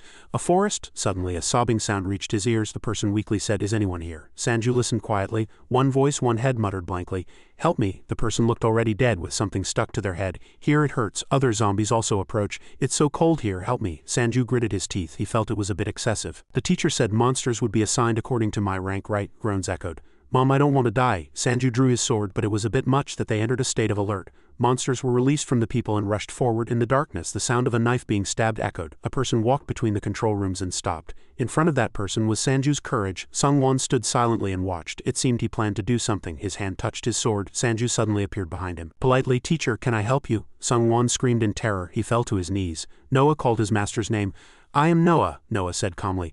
My master told me to guard the gate from threats. The gate is flexible and can be dangerous for academy students, Sungwon thought. Damn it, what nonsense is this? He's just shamelessly trying to protect his master and only making things worse. After thinking that, Sungwon hesitated. Alright, he stood up and imitated him. What a coincidence, me too. I'm patrolling for the safety of the academy students. Noah continued formally. Professor, you're truly amazing. Hearing that, Sungwon complained inwardly. Damn it, what should I do? If that's a clone, then what I have to do is… Suddenly, Noah's eyes widened as if looking at something. Seeing the look in his eyes as if he was about to hit someone, Sungwon scratched his head and awkwardly laughed. Then I should go over there. Then he thought to himself, I should just leave him alone, I can't win. Elsewhere, a person was fighting a giant dragonfly monster. It was Noah, one of Sanju's clones. He was fighting his best. He plunged his sword straight into the center of the dragonfly's eye and shouted. The enraged dragonfly spewed flames of hatred.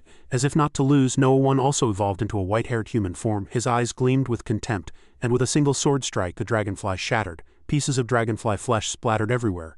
Noah One returned to his normal state thinking, I heard that for the same level monsters are stronger than hunters in one-on-one combat, even in this situation where a B-rank dragonfly monster and 5 others attack simultaneously. Noah One continued to think, everyone seems to have scattered without teaming up. Will the hunt succeed? After a moment of thought, Noah One said, it seems to be over. Everyone worked hard. The people replied, yes. Sanju appeared and sighed. He was surprised to see everyone exhausted. He thought to himself, but most of them seemed to have failed the hunt. After looking around for a moment, Sanju asked, Hyeon, are you okay? What monster did you encounter? Hyeon continued, a giant turtle. It reflected all my attacks. Sanju asked blankly, why didn't you run away? Hyeon was blank. This is a monster hunting class. Suddenly, Sungwon said, everyone worked hard. Some succeeded, but some failed. Sungwon continued his lecture.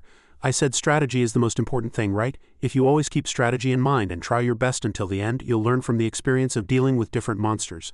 That concludes the class. Hearing that, Sanju fell into thought. Suddenly Noah approached him closely and whispered, I must tell you this story, brother. Sanju was startled and asked, what's wrong? Let's go outside. Noah finished his story and Sanju asked incredulously, the professor secretly approached me while I was hunting in virtual reality. Noah replied, yes. Then he thought to himself, it's a good thing I secretly summoned Noah just in case. As Shin Yuyun said, this place is really strange. Sanju thought to himself, it's also strange for hunters to form teams in virtual reality duels, and making them hunt monsters alone is also too abnormal. Providing expensive skill orbs and teaching strange strategies that manipulate monster weaknesses. All for free. Hyeon suddenly appeared and asked, what are you two talking about? Sanju flusteredly replied, nothing, just planning the hunting schedule. The more he spoke, the more awkward it became. Sanju tried to change the subject. By the way, what's the next class? Hyeon replied, why are you so flustered? It's system history and understanding class. It'll be held in the prayer room. Hearing that, Sanju was slightly surprised. Sanju recalled Dong-hee's words, but I'll tell you one thing. His eyes narrowed. Don't go near the chapel. Ever. Sanju returned to reality and lazily replied, Big brother suddenly feels good. Then he awkwardly asked, shall we go watch a movie? Hyeon giggled. What are you thinking? This is a mandatory class so we can't skip it. Hyeon continued excitedly, isn't it fun? I didn't know the system had such a history. Sanju hesitated and interrupted. Hyeon, Big brother is serious. Big brother will send the clones to class. Then she placed her hand on Sanju's shoulder. She said blankly, Oppa, we have to go. She kept asking, do you really want to skip class right now? Seeing that, Sanju's eyes narrowed as if seeing his master being threatened. Noah struck Hyeon's back of the head. Sanju praised. Well done, Noah gloated. As per master's command, Sanju picked up the unconscious Hyeon and said, you were clumsy with your strength. He apologized while carrying Hyeon on his back. Sorry Hyeon, maybe I'm overreacting when nothing has happened yet. But I'll apologize later, Sanju was confident. If someone I care about is in danger, I won't hesitate. Hyeon's eyes slowly opened. She was startled to see herself lying down and quickly sat up. A person in a hat said, "You're Hyeon, right? You're awake." Hyeon asked in surprise, "Who are you?" The person introduced himself. "I'm Kim Yoo Hyeon. This is young Sanju's company." Hyeon asked incredulously, "Sanju Oppa, why am I here?" Yoo Hyeon said, "You seemed exhausted after the hunting class. He said you suddenly fainted. He told me not to worry because he would check your attendance for you." In class, Sanju's and Hyeon's clones were blankly listening to the lecture. Hyeon heard that and asked, "Where is he now?" Yoo Hyeon was speechless. "That damn bastard, so young Sanju will be back soon." Yoo Hyeon took out a potion bottle. "This is a vitality potion. It increases vitality for a certain period. The side effect is losing consciousness." Yoo Hyeon held out the potion bottle and said, "Drink this and rest, you'll recover faster." Yoo Hyeon cursed inwardly, "That crazy young Sanju. He suddenly dumped her on me and ran off to who knows where again." Late at night, a man was lurking on a rooftop. It was Sanju, he thought to himself. Now this is the problematic place, he thought to himself. It's fine for Clone 2 to check attendance for me, but Hyeon's condition is strange. If it were me, I would have turned everything upside down and interrogated them. Sanju continued to think, but if I do that, the academy will close or I'll be expelled, then I can't get the elixir. After a moment of thought, Sanju couldn't hold back anymore. He thought to himself, there's no time to wait for Shin Yu-yoon's news. I have to act myself, he observed from another building. It seems to be a high-ranking person's room. Sanju was startled, looking at the ground. Broken glass shards. He approached the open window. The person inside, feeling movement, was startled. He turned around guardedly. Sanju asked, "Hey, why are you here?" Shin Yu-yoon quickly covered Sanju's mouth and signaled shish. Shin Yu-yoon complained and asked, "That's the question I should be asking you. What are you doing here? I told you to wait." Sanju said, "Hyeon's condition is strange." Shin Yu-yoon asked, "Hyeon, that girl who always follows you around?" Sanju replied, "Right, she attended many classes in the prayer room, and when I said I wanted to skip class, her expression changed strangely." Sanju asked, "So you're hiding here too? You said the prayer room was very strange." Shin Yu-yoon said, "This way." Then he subtly lifted a book. A secret door appeared. Shin Yu-yoon continued, "If you're curious, I only found out today. I haven't gone inside yet." Shin Yu-yoon entered the secret room. Shin Yu-yoon was startled to see the place. "This is," Sanju said from over there. "Cameras and microphones. It seems they were always in contact with someone far away." Shin Yu-yoon said, "Let's get the data first," someone shouted from the door. "Chairman, are you there?" Both of them were blank. The person's voice outside slowly faded, then a loud noise was heard. The person outside became quiet, and soon a loud noise sounded as if something was breaking through the door. Shin Yu-yoon was flustered inside. What do we do now?" Sanju was also startled for a moment. He thought, "What idiot, let's run away. You have teleportation skills and stealth skills." Shin Yu-yoon argued, "Idiot. If someone makes a noise and disappears from a secret room, wouldn't that be strange, huh?" The person shouted excitedly as if hearing something. "Who's there? Wait, emergency key," Sanju urged like a pig squealing. "If it's come to this, you'll need to use a skill to completely change your appearance and voice. You have so many skills. There must be one that can do that." Yoo Hee-yoon, standing nearby, ground her teeth and said, "You damn idiot, do you think I can just casually create a skill and acquire it?" Sanju then opened his skill window and froze. Unfortunately, he did have a disguise skill, and it activated. Sanju asked, surprised, "Really sis?" Yoo Hee-yoon asked, "Can you escape?" Sanju proudly gave a thumbs up and said, "Of course." A moment later the door opened and Hak-yu rushed in. Someone's hand appeared, laughing loudly. "Haha," Yoo Hee-yoon said, pretending to be Hak-yu. "What's the matter? Why did you break the door?" Hak-yu stood blankly and said, "Headmaster." From a hole he'd secretly made in one wall, Sanju furtively watched and eavesdropped on their conversation. Hak-yu asked, "I didn't know you were here." Yoo Hee-yoon with a changed voice replied, "Oh, I had an urgent matter." Hak-yu suddenly asked, "Didn't the master call for you?" Yoo Hee-yoon was momentarily surprised and thought, "Master." Hak-yu continued happily, "Just as I thought." Sanju listened intently from inside. Hak-yu, confident, spoke about the two troublesome individuals, Dong Sanju and Shin Yoo Hee-yoon. Sanju was surprised and thought, Yoo Hee-yoon continued calmly as if nothing was amiss. "That's right, both of them are troublesome." Hak-yu replied, "Indeed, is it right not to respond? I decided not to follow orders so that other academy students wouldn't be disturbed." Yoo Hee-yoon spoke faster than expected. "Didn't we agree not to regret it?" Hak-yu probed. "Did we?" Hak-yu smirked when the headmaster fell silent. "Anyway, this issue will be resolved at the meeting 3 days from now." I was too hasty. Hearing this secret information, Sanju and Yoo Hee-yoon were surprised. Having finished speaking, Hak-yu left. "Sorry to disturb you late at night." Suddenly, Yoo Hee-yoon called out to Professor Hak-yu. Yoo Hee-yoon asked, making an excuse, "You haven't forgotten the meeting time, have you?" Professor Hak-yu replied without any suspicion, "Of course I haven't forgotten. Wasn't it at 11 o'clock? As Hak-yu left, Sanju broke through the wall and asked, "Hey, what's going on?" Sanju muttered, puzzled. "Master, a meeting and troublesome children." Yoo Hee-yoon drank some water and said, "Shut up. My ears are practically burning from trying to figure out how to deal with him." Sanju was confused whether to use formal or informal language and finally asked, "Then?" Sanju continued to be suspicious. "Wait a minute, why did you say the prayer room was strange at first? Now that I think about it, you were outside during the first class too." Yoo Hee-yoon replied, "A warning sounded." Sanju replied, "Of course I intended to participate in the prayer room class at first since it was a mandatory class." Yoo Hee-yoon recalled that time and said, "What kind of class is this?" Yoo Hee-yoon hesitated, but then broke out in a cold sweat. The system said, "Warning, psychic shield activated. Warning, psychic shield activated." The warning messages continued to appear incessantly. Yoo Hee-yoon thought, who's attacking me with a psychic skill right now? Yoo Hee-yoon continued, "It was the same when I went elsewhere. The skill remained active and there were no changes in sound or monoflow." Then Yoo Hee-yoon thought, "No way." Yoo Hee-yoon continued, "But the entire room was filled with psychic energy." Back in reality, Sanju asked, then why didn't you tell others?" Yoo Hee-yoon thought, evaluating him. "Are you serious? You know now, so why are you just standing there?" Sanju said, "You could destroy the entire academy, couldn't you?" Yoo Hee-yoon lowered her head. "Yeah, I can't because of the new medicine. Ultimately, we need information." Yoo Hee-yoon said, "We need shackles to bind them." Sanju sighed. "Yeah, we need to find their weakness to act freely." As they tried to open the door, a voice from the door said, "Enter the password to exit." Yoo Hee-yoon grumbled irritably, "What's this password, damn it? He wasn't a fool after all." Sanju pointed at a piece of paper stuck to the door with a sneer. The password 1Q2U 3 times 10 to the 4 feet was written on it. Yoo Hee-yoon also looked.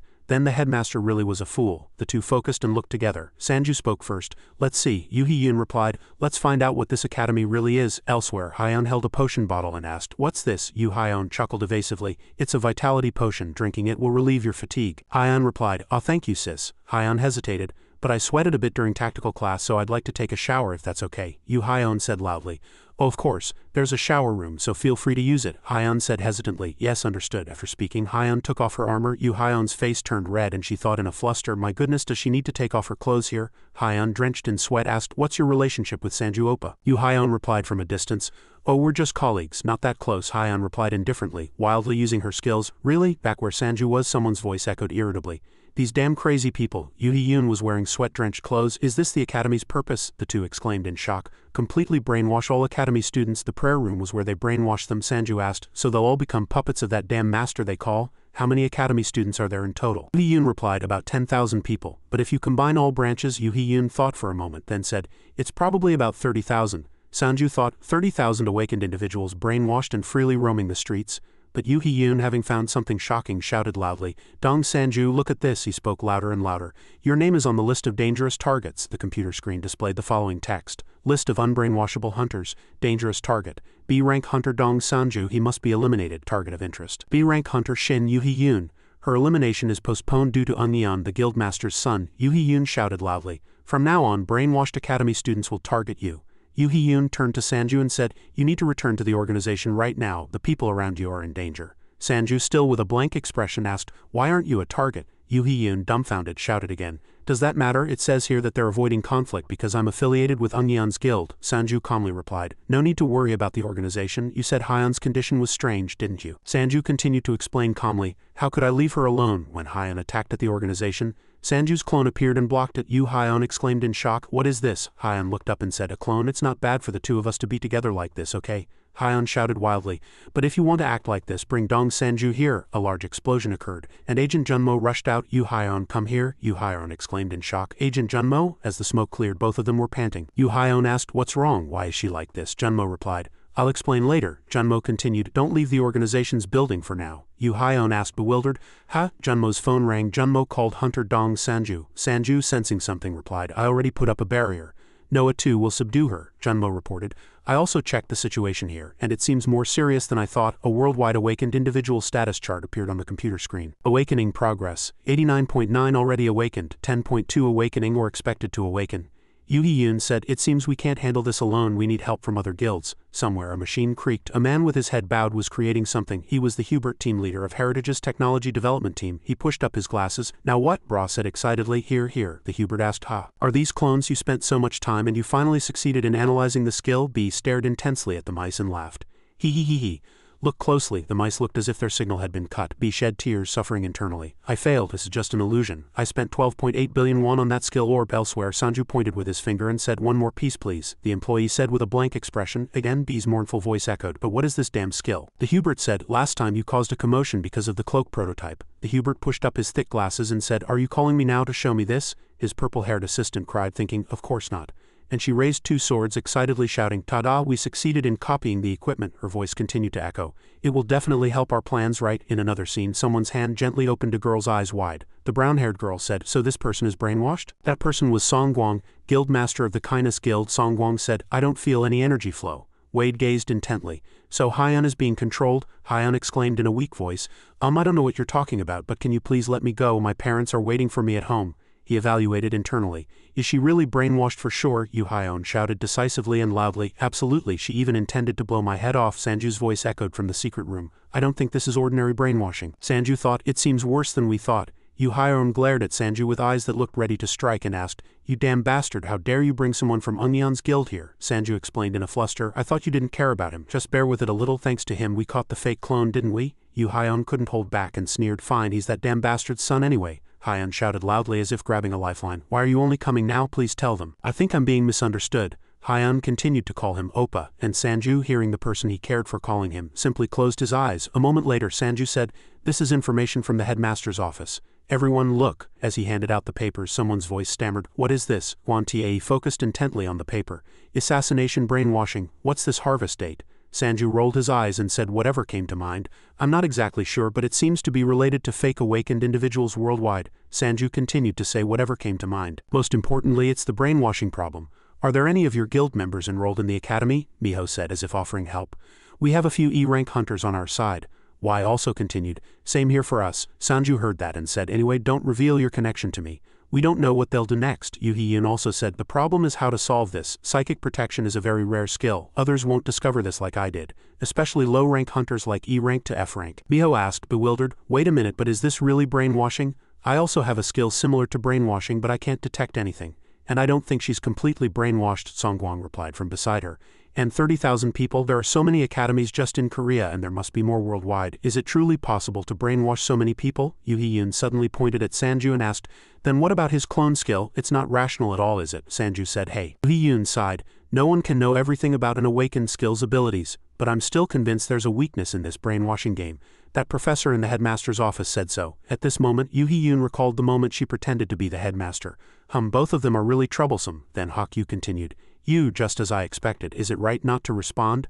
I decided not to follow orders so that other academies wouldn't be disturbed. Yoo Hee-yoon continued, they accepted high-ranking hunters against orders. Do you understand what that means? Their priority is not to follow their superiors' orders. Sanju asked suspiciously, so they're really working for someone else? But their way of working can change according to their own thoughts, right?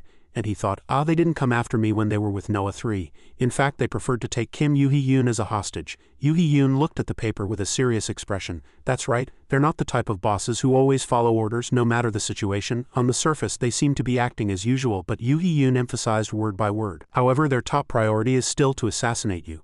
Sanju cried out inwardly, are you crazy? How is that normal? Junmo suddenly asked. But that's not the only bad news we have, is it? The inability to even detect this brainwashing will be an even greater disadvantage for us. We can't accuse them based on their actions alone. Dong Jian raised an eyebrow slightly.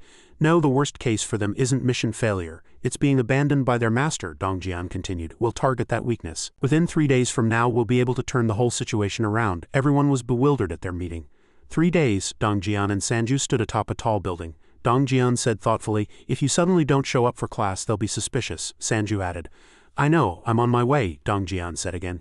You could just send a clone to class, Sanju replied. No, I'm assigning the clone's security duty until the meeting. I think if I remain at the company, others will also be in danger. Sanju looked up and asked, I want to personally verify the actions of the brainwashed individuals. Sanju asked again, anyway, I can't just leave Hyeon like that. Is there any way? Dong Jian thought for a moment, then replied, there is, but it's a bit risky. I heard she was transferred to be the prayer room manager, Dong Jian continued. Since she's an outsider, we can hope she hasn't colluded with them. In another room, Yuna was fuming, having been in the prayer room all day. These damn bastards. Yuna looked around the room and saw a piece of paper. Handle Mana carefully. Yuna muttered to herself, what is this? Which crazy person is it now? Sanju sighed. So I'm back at the academy after 3 days. Sanju sat in the classroom thinking the elimination order was issued recently. They must have found out I sent a clone to class. How many academy students are targeting me? I don't know how long it takes to brainwash one person in the prayer room. Suddenly, he heard 2 female students chatting, the red-haired girl said. This class is so boring, the black-haired girl added. Yeah, I thought they'd give us some skill orbs. Sanju focused and thought, at least for now they seem normal. He continued to think, it seems there are fewer brainwashed people than I thought. Suddenly, a knife flew at Sanju, making him cry out, He leaned aside and stared blankly at the knife under the desk. He frowned and asked, Who threw that? He looked around the classroom to find the culprit. The academy student's eyes were still blank. Sanju's eyes hardened for a moment. Hyeon asked nonchalantly, Mr. Sanju, is there a problem? Sanju gritted his teeth in anger. Is this how they want to play? He growled as he broke the knife. It's nothing, I just need to use the restroom. Sanju walked down the hallway thinking, such a strange feeling. Suddenly, a female student bumped into him and she explained in a fluster, I'm sorry. I'm in a bit of a hurry, Sanju replied. It's all right. He saw a tear in his clothes. Outwardly their actions still seemed normal, but in reality, everyone is targeting me. Sanju sighed. She must have been carrying a knife. Sanju continued to think, the attacks from low-rank hunters aren't dangerous, but I can definitely feel their killing intent. As he walked, he saw a water bottle with a note attached. Mr. Sanju, drink this. I've been a fan for a long time. Sanju picked up the bottle without suspicion and took a sip. Sanju quietly deduced the situation. As soon as he finished the potion, a system warning sounded. Poison detected. He let out a slight sigh. Poison. Thus 3 days passed. The academy was shrouded in darkness. Headmaster Hokyu spoke first. Thank you to everyone who attended today, he continued. As you all know, today we will resolve a problem. The two professors looked on thoughtfully. On the left was Kong Mei-Hian, a B-rank hunter and professor of hunter pharmacy, and on the right was Kong Bei, a B-rank hunter and professor of dueling. Headmaster Hokyu continued. Dong Sanju and Shin Eungyeon. Those are the two. Eungyeon slammed the desk in anger. We shouldn't have gotten involved with them in the first place. Especially Shin Eungyeon. Because of that damn Haesheng guild we couldn't do anything, Hokyu said. But I thought it was a good idea at first. You said so. If we involved Shin Eungyeon in this, we could influence the Haesheng guild. The headmaster said in a louder voice than usual. You said it would have been possible if everything had gone better. Someone interrupted him and said, then what about Dong Sanju? Professor Meiji offered his opinion. Of course, the academy students couldn't even scratch him. Hokyu clicked his tongue. Is he that strong? The headmaster said loudly. Even if all of us combine our strength right now, we won't be able to deal with Dong Sanju. You can tell by looking at the clone's eyes. Hokyu propped his chin up and said, that's true, but don't worry too much. The master hasn't abandoned us yet, he continued. They said they would send us an S-rank assassin from the 13 Gates Assassin Guild. He emphasized each word. They've arrived in Korea. Professor Meiji flushed. Oh master, Professor Hokyu also slammed the desk in excitement. Oh our master, Professor Hokyu said excitedly. If it's the 13 Gates, they can probably fight even the Eungyeon Guild. Kill Shin Eungyeon too, kill Dong Sanju and deal with Shin Eungyeon. Ha ha ha ha. Everyone cheered. Thank you, system. The door shook. Then the door flew off due to a powerful force. One foot stepped in and the person still spoke politely. Knock knock. Sanju's eyes were filled with killing intent. If you hear a knock, you should know what to do. Sanju emphasized each word. Because of you bastards, I haven't had a single peaceful day for the past 3 days, Sanju sneered as he approached. Let's discuss how to punish you at today's meeting, Kong Eungyeon stammered with a trembling voice. Dong Sanju? Sanju opened his eyes coolly. Yes, Professor, what's wrong? You monitored me every class, so you know well, Headmaster Hokyu said, sweating coldly. Hunter Dong Sanju, I don't know why you're here, but we can resolve this with words. Sanju frowned. Resolve with words? Interesting, he said in a cold voice. But people only resolve issues with words when they're equal. Sanju continued to hint. There are 5 of you, but I'm alone, so I should call more people. Huge shadows appeared one after another behind the teachers. Sanju's clones placed their hands on their respective shoulders. He sat boldly in the center seat. Now let's talk, Sanju said. The past 3 days have been quite something, he said nonchalantly. The bastards trying to kill me have become bolder and bolder. Sanju continued to say nonchalantly. Poison ambushes, even snipers. Thanks to that, I had to block all the windows of our company building. After all that, only one thought was in my head. Sanju emphasized each word. I couldn't stand it anymore. Even if they were brainwashed and did it, Headmaster Hokyu said with a trembling voice. Excuse me, Hunter Dong Sanju, but what do you mean they tried to kill you? He still said slyly. I still don't understand. Clone grabbed Hokyu's hand. He screamed in pain. Sanju continued. Stop with the pointless chatter, Sanju said in a threatening voice. If you think your fingers are strong enough, keep going. Go on. Hokyu slammed the desk and stood up. Are you toying with us? He was about to argue further. But a fist landed on his face. Professor Kong Hokyu was struck by a clone and flew far away. Sanju sighed. Goodness, I wasted 10 turns on pointless chatter, Headmaster Hokyu said with sudden anger. What are you doing? At least tell us what you want, he still said loudly. As far as I know, if the academy disappears, we're not the only ones who suffer, Sanju frowned. Are you threatening me with the new medicine? A round of applause echoed. The headmaster slammed the desk. I'm just stating the facts. Sanju held up 3 fingers and demanded. These are my conditions. First, stop the brainwashing of all academy students and end this foolishness. Second, guarantee that I am the only one who can participate in the World Academy tournament so I can obtain the new medicine. Third, do not report this to your superiors. Hearing the outrageous demands, everyone's expressions became uncomfortable. Headmaster Hokyu still stammered slyly. I'm sorry, I don't know what you're talking about. Then Sanju's clone twisted Hokyu's finger harder and he cried out in pain. Headmaster Hokyu said nervously, You've underestimated us too much. If you want to kill us, kill us. Such threats won't work on us. But he added, You'd better give up on the new medicine. Sanju thought with a sneer. I hear you. I know how you've calculated everything. Recalling that time, Shin Dongjian advised him not to reveal his weakness. Sanju asked incomprehensibly. What do you mean? Dongjian explained. You're too easily swayed. Sanju retorted angrily. Why does everyone think that I'm strong too? Dongjian leaned close to his face and hinted. To get what we want, we have to instill fear. But reckless use of violence won't be effective. You have to show your will and their weakness. Back again, Sanju pulled out a white piece of paper. This. You don't know that I know about your master's existence, do you?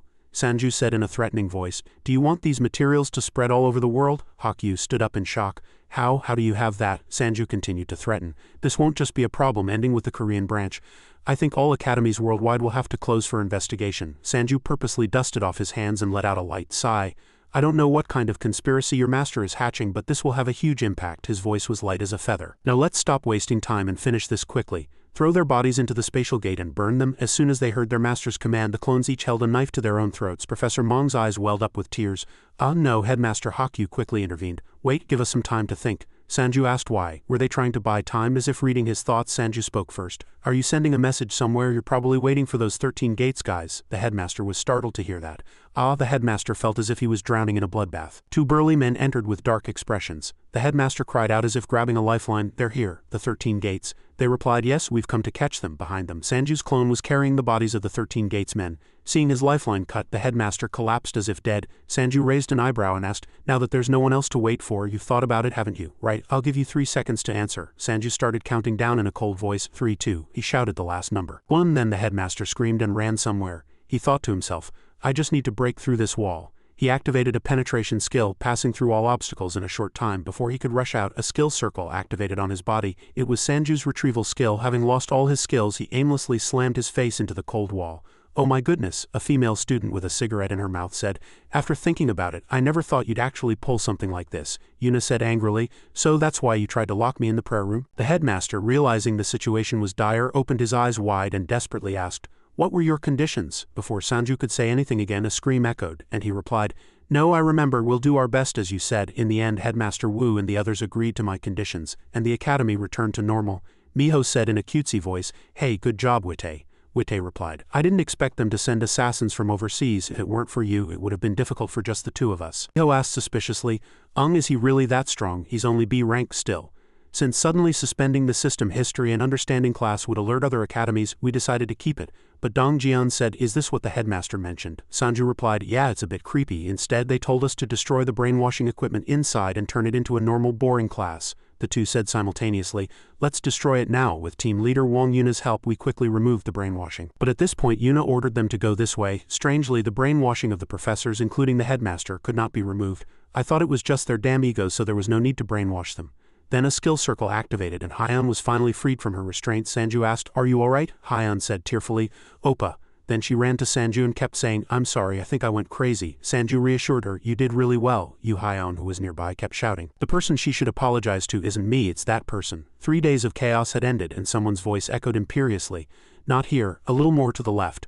Another person flattered. Here, the one who gave the order subtly conceded.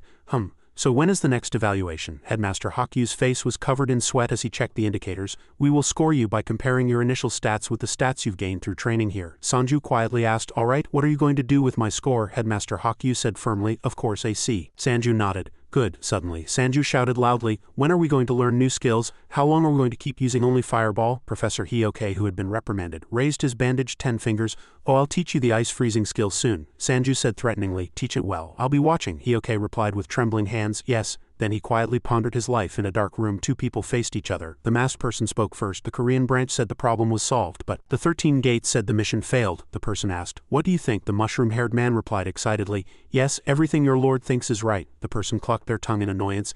That's a terrible answer. What if I say it's right for you to die? The mushroom-haired man, as if possessed, drew his knife and said, I'd be very willing. He silently cut himself with the knife and blood splattered everywhere, making it impossible for the masked person to avoid. The person spoke, I was just joking, and that guy is the master. He laughed loudly. Hey, clean this up and send someone to investigate the guy named Young Sanju. Sanju's story spread, and the academy students had 2 reactions. The blue-haired girl bowed her head and apologized, HMPH, I'm truly sorry.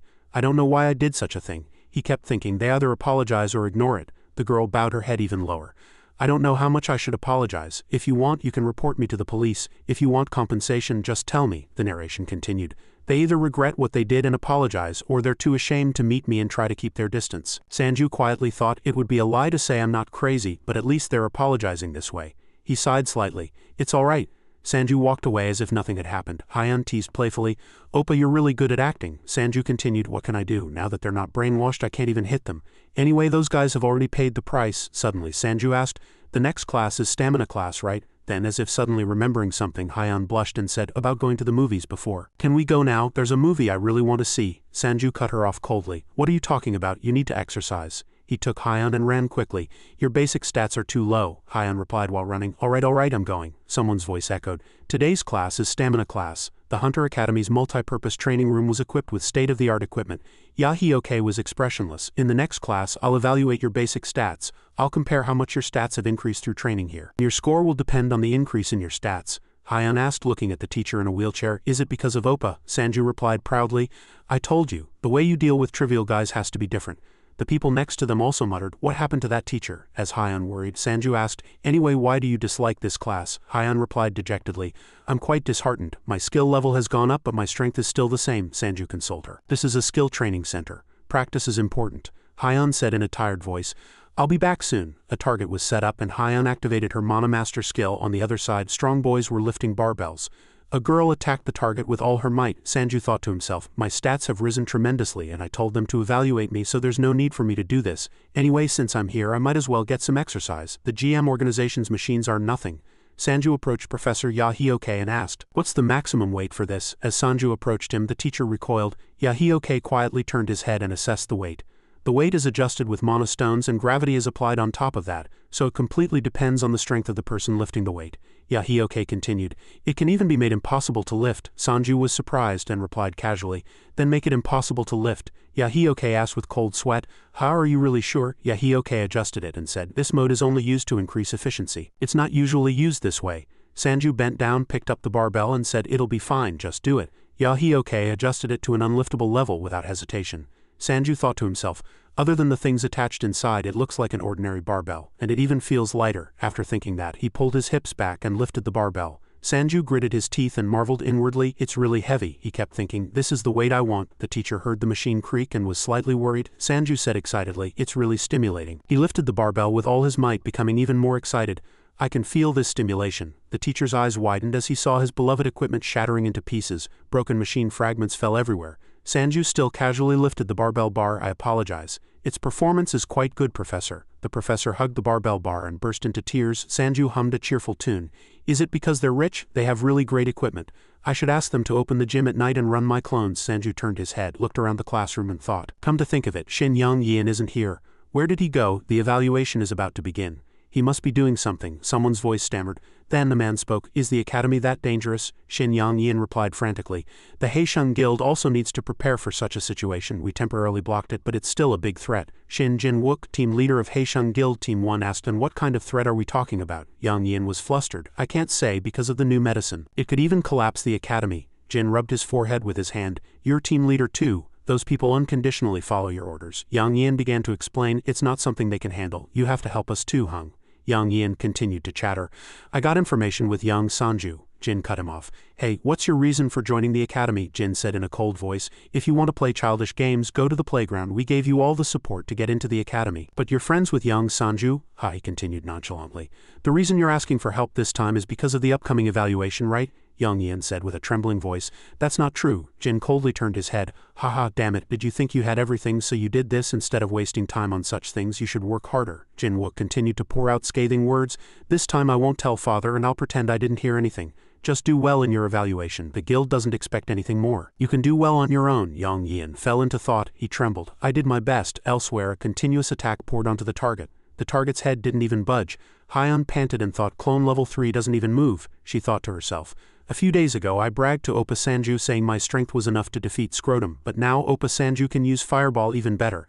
I can't be a burden to Oppa anymore, she resolved inwardly. A majestic voice echoed. Everyone trembled. Junmo held Sumi and asked, Hyeon. Hyeon was also staring blankly at the opposite side. What is it? I thought she was still brainwashed, Hyeon replied. This is the only place I can rely on. I want to become stronger. She was determined. Please let me join the GM organization. Night fell and a certain room was still lit. Sanju rudely kicked the door open. Open the training room door, please. Headmaster Hakyu's eyes widened as he looked at the hunter. At this hour, you mean? Sanju continued. Clones can hunt at any time. Couldn't use them all day because of classes today, Headmaster Hakyu said frantically. But the training room is... Sanju sighed. Keep talking. Headmaster Hakyu kindly replied. There's no problem at all with using the academy facilities outside of class hours. Hearing a satisfactory answer, Sanju turned his head. I'll be using it all night, so don't turn off the lights, the headmaster replied. Understood. Headmaster Hak Yu fell into thought. It's not my fault if I tried to stop him. Hunter Shin Young Yeon and Sanju led the clones into the training room. Train for 2 hours and hunt. Repeat these 2, the clones replied. Understood. Sanju was excited. Hey, use it as much as you want. I've rented this place all night. Suddenly he noticed something. A voice echoed, Doan Nim. Skin said with an angry expression, Doan Nim, why aren't you answering? Doan was sitting in the ruins. Skin Hunter, go torment some low-rank hunters elsewhere. I'm going to eat here tonight, Doan sneered. Anyway, why are you talking like that? Skin's neck veins bulged. Me, damn it, I'm used to it. Listen to what I'm saying. It's about Shin Yang Yin. Doan looked at Sayin with a confused expression. Sayin yelled in annoyance. Shin Yang Yin, that damn bastard, I think he faked his rank. I was so angry after losing that match that a fight broke out. Skin recalled the moment he choked Shin Yang Yin. Selkin seemed to have discovered something. Wait a minute, you. A notification window appeared in front of Selkin. Opponent's stats are too low. Contempt for the weak has reached its limit. Skin said in annoyance. Yang Sanju appeared, so I couldn't investigate properly. But Shin Jun Hyuk is, Skin said with a sense of injustice. He's not a B-rank hunter, nor is he someone we call a high-rank hunter. In another room, Shin Yang Yin was gasping for breath. He panted and said, Yang Sanju. Hearing someone call his name, Sanju replied. Shin Yang Yin's hands were tired. Empty stamina potion bottles were scattered all over. Sanju asked in disbelief. All of this? Shin Yang Yin's face was covered in sweat. Why? Why are you here? Then a system notification appeared. Archmage passive. You can learn all skills faster than anyone else. All learned skills are automatically upgraded to maximum level. The system coldly notified. Penalty cursed mage. All stats are fixed at 0.2, strength 0.2, agility 0.2, stamina 0.2, endurance 0.2, magic 0.2. Sanju was startled. I think an explanation is needed here, Sanju continued to ask. What exactly happened? Yang Yin trembled. He turned and walked away. I was just training for the evaluation match. I'm almost done. Sanju raised his voice. Shin Yang Yin. Sanju ran and placed a hand on Shin Yang Yin's shoulder. Don't just walk away. Shin Yang Yin violently shook off his hand as if he were mad. Can't you see, after lifting a 3 kilograms barbell, this is all I can manage? Isn't it laughable? Shin Yang Yin gritted his teeth. This is the skill I got after awakening. Shin Yang Yin emphasized each word. All my stats are fixed at 0.2. Hearing that, Sanju was startled. A cheerful voice echoed. Oh wow, the bald old man asked. All the skills you learned are at max level. That's really strange. Then Shin Yang Yin replied, yes. The bald old man turned his head and praised him. What an amazing talent. You might even become Korea's first S-rank hunter. At that time, Shin Yang Yin was just a child, he said. I was a magic prodigy, he continued. Excluding awakening skills, I could copy any ordinary skill I saw within 1 or 2 months. Bald professor held a book and looked for a place to hide. No, you only learned fireball to that extent, he continued. Skills I can't copy are preserved in the vault, Shin Yang Yin said with a trembling voice. Everyone placed their hopes on me. He grew sadder and sadder as he spoke. Even Father believed in me. At that time, Father proudly declared, you are the future of our guild. Keep working hard. Envious gazes poured down. At that time, Shin Yang Yin was still innocent, he continued. That's right. Then suddenly young Shin Yang Yin felt excruciating pain. He was in agony, and Shin Yang Yin spoke. At that moment he collapsed to the ground and heard firm resolutions and flattering words. Shin Yang Yin continued. I was a genius, but all my stats are fixed at 0.2. He grew even sadder. If only I could have spoken then. He recalled the moment he was drenched in sweat from even the simplest exercise. The bald man looked on with suspicious eyes. Your basic stats haven't increased compared to last year. That time, Shin Yang Yin's father's face darkened. He coldly commanded, Yang Yin, go to the tea house. An unexpected voice. 0.2. All abilities were fixed at 0.2. Yang Yin could only tremble and endure, and his father was disappointed. Forever, Yang Yin quickly said. I don't know yet. If I train hard from now on, his father angrily slammed the table. The world will know you're just a fool. He coldly turned his chair. I've heard of cases where individuals who awakened fire-related skills experienced a decrease in cold resistance. It's useless, regardless of the skill's rank, even mana, everything is at a 0.2 level. All this time I've been pouring money into a bottomless pit. Hearing that, Yang Yan's eyes welled up with tears. Father, he screamed like mad, but still, thankfully no matter what you do I don't need to stop you. His voice was full of contempt. Because if I hit you too hard you'll die. Hearing these words, young Yang Yan clutched his clothes even tighter. Yang Yan said in a desperate voice, from that day on Haiyan erased all traces of me. All news and articles about me were deleted from the internet. Even my skills. With Haiyan's help my hunter rank was maintained as B rank. Yang Yan continued, that's when I learned that an elixir could be obtained at the academy. An elixir is a medicine that can remove all curses and heal all wounds. That became my life's purpose, Yang Yan continued. To hide my lack of mana I hid mana potions in my teeth and carried medicine in my water bottle to classes. It was truly desperate, Yang Yan sighed. Of course in the end I lost to you, Yang Yan said admiringly. Mr. Dong Sanju's awakening might be a miracle for you, but he sighed. For me it was the worst curse, Sanju thought to himself, so that's why the weakening agent didn't work in the team battle. There was nothing to weaken in the first place. Sanju stood up and asked those who knew about it. Yang Yan replied that only his father and brother knew, no one else. Sanju felt disgusted inside. If you use such heavy things, why not use them at home? Don't you think you'll get caught? Yang Yan shouted. I asked the headmaster to lock the door, but who would have thought someone would come here at night? Besides, all this equipment was already used, Yang Yan shouted. There was equipment that could assist training based on the user's strength with gravity magic, but it was broken when I came today. Sanju asked, then what were your basic stats recorded during registration? Yang Yan replied, 40. Sanju asked in surprise, 40? Then Sanju approached Yang Yan. How shameless, there's a limit to lying, you inflated it by 200 times, Yang Yan retorted. Who would have thought someone would evaluate my abilities? Yang Yan said helplessly. Oh, what else do I have to do? I have to go, Yang Yan urged as he left. Please keep what I said today a secret, even the headmaster doesn't know this fact, please. Sanju flustered, scratched his head and exclaimed, ah damn it. At that moment Yang Yan left the academy and his gaze met someone. It was his father. He was drunk, holding a beautiful woman. You want teammates for the promotion test? His voice was full of mockery. Do you know Dong Sanju? Yang Yan replied. The one who uses clones, he chuckled softly. I saw him when he was F rank. I laughed at him seeing him with Junmo. It was truly enjoyable to see him stuck at F rank, ha ha ha. But later I heard that Dong Sanju passed the B rank test without any help. He still emphasized each word. Some people can't even attempt a promotion test without help. He touched his forehead. I mocked someone for picking up pebbles. And those pebbles became jewels. His voice was full of mockery. And the jewels I polished every day became mere pebbles. Ha ha ha. Yang Yan fell into deep thought. Even pebbles can roll. Lost in thought, Yang Yan was grabbed by a person in black clothes. He screamed, Who are you? The person signaled him to be quiet. If you want to live inside another building, a suspicious voice echoed. Even if the skill level goes up, the strength remains the same. Junmo asked Hyan. You're not lacking mana, are you? Hyan shyly replied. The only ability I'm confident in is mana. Junmo thought for a moment. But the academy evaluation was fine. It took a while. Hyan asked as if she couldn't understand. Why, where is this? Junmo laughed awkwardly. You said the same thing before joining GM, but actually there's someone very skilled at using mana, Junmo continued. But his training is very harsh, Miho asked excitedly. Is it a guest on the day of the basic ability evaluation? The professor introduced a total of 5 evaluation tools. They evaluate strength, speed, stamina, explosive power, and endurance, in order. The professor continued his introduction. Once you complete one section, move immediately to the next, Hioke declared. Then let's begin the evaluation. Hioke asked, those who are confident come forward first. Then someone's powerful footsteps were heard. It was Yang Yan. He looked imposing. The evaluator nearby asked him to hit with full power here. He replied yes, and Qin with contempt began at Yang Yan. Her hands are really thin. Doan watched and said, let's see if you're right. Yang Yan's hands burned with mana. Sanju quietly watched and sighed.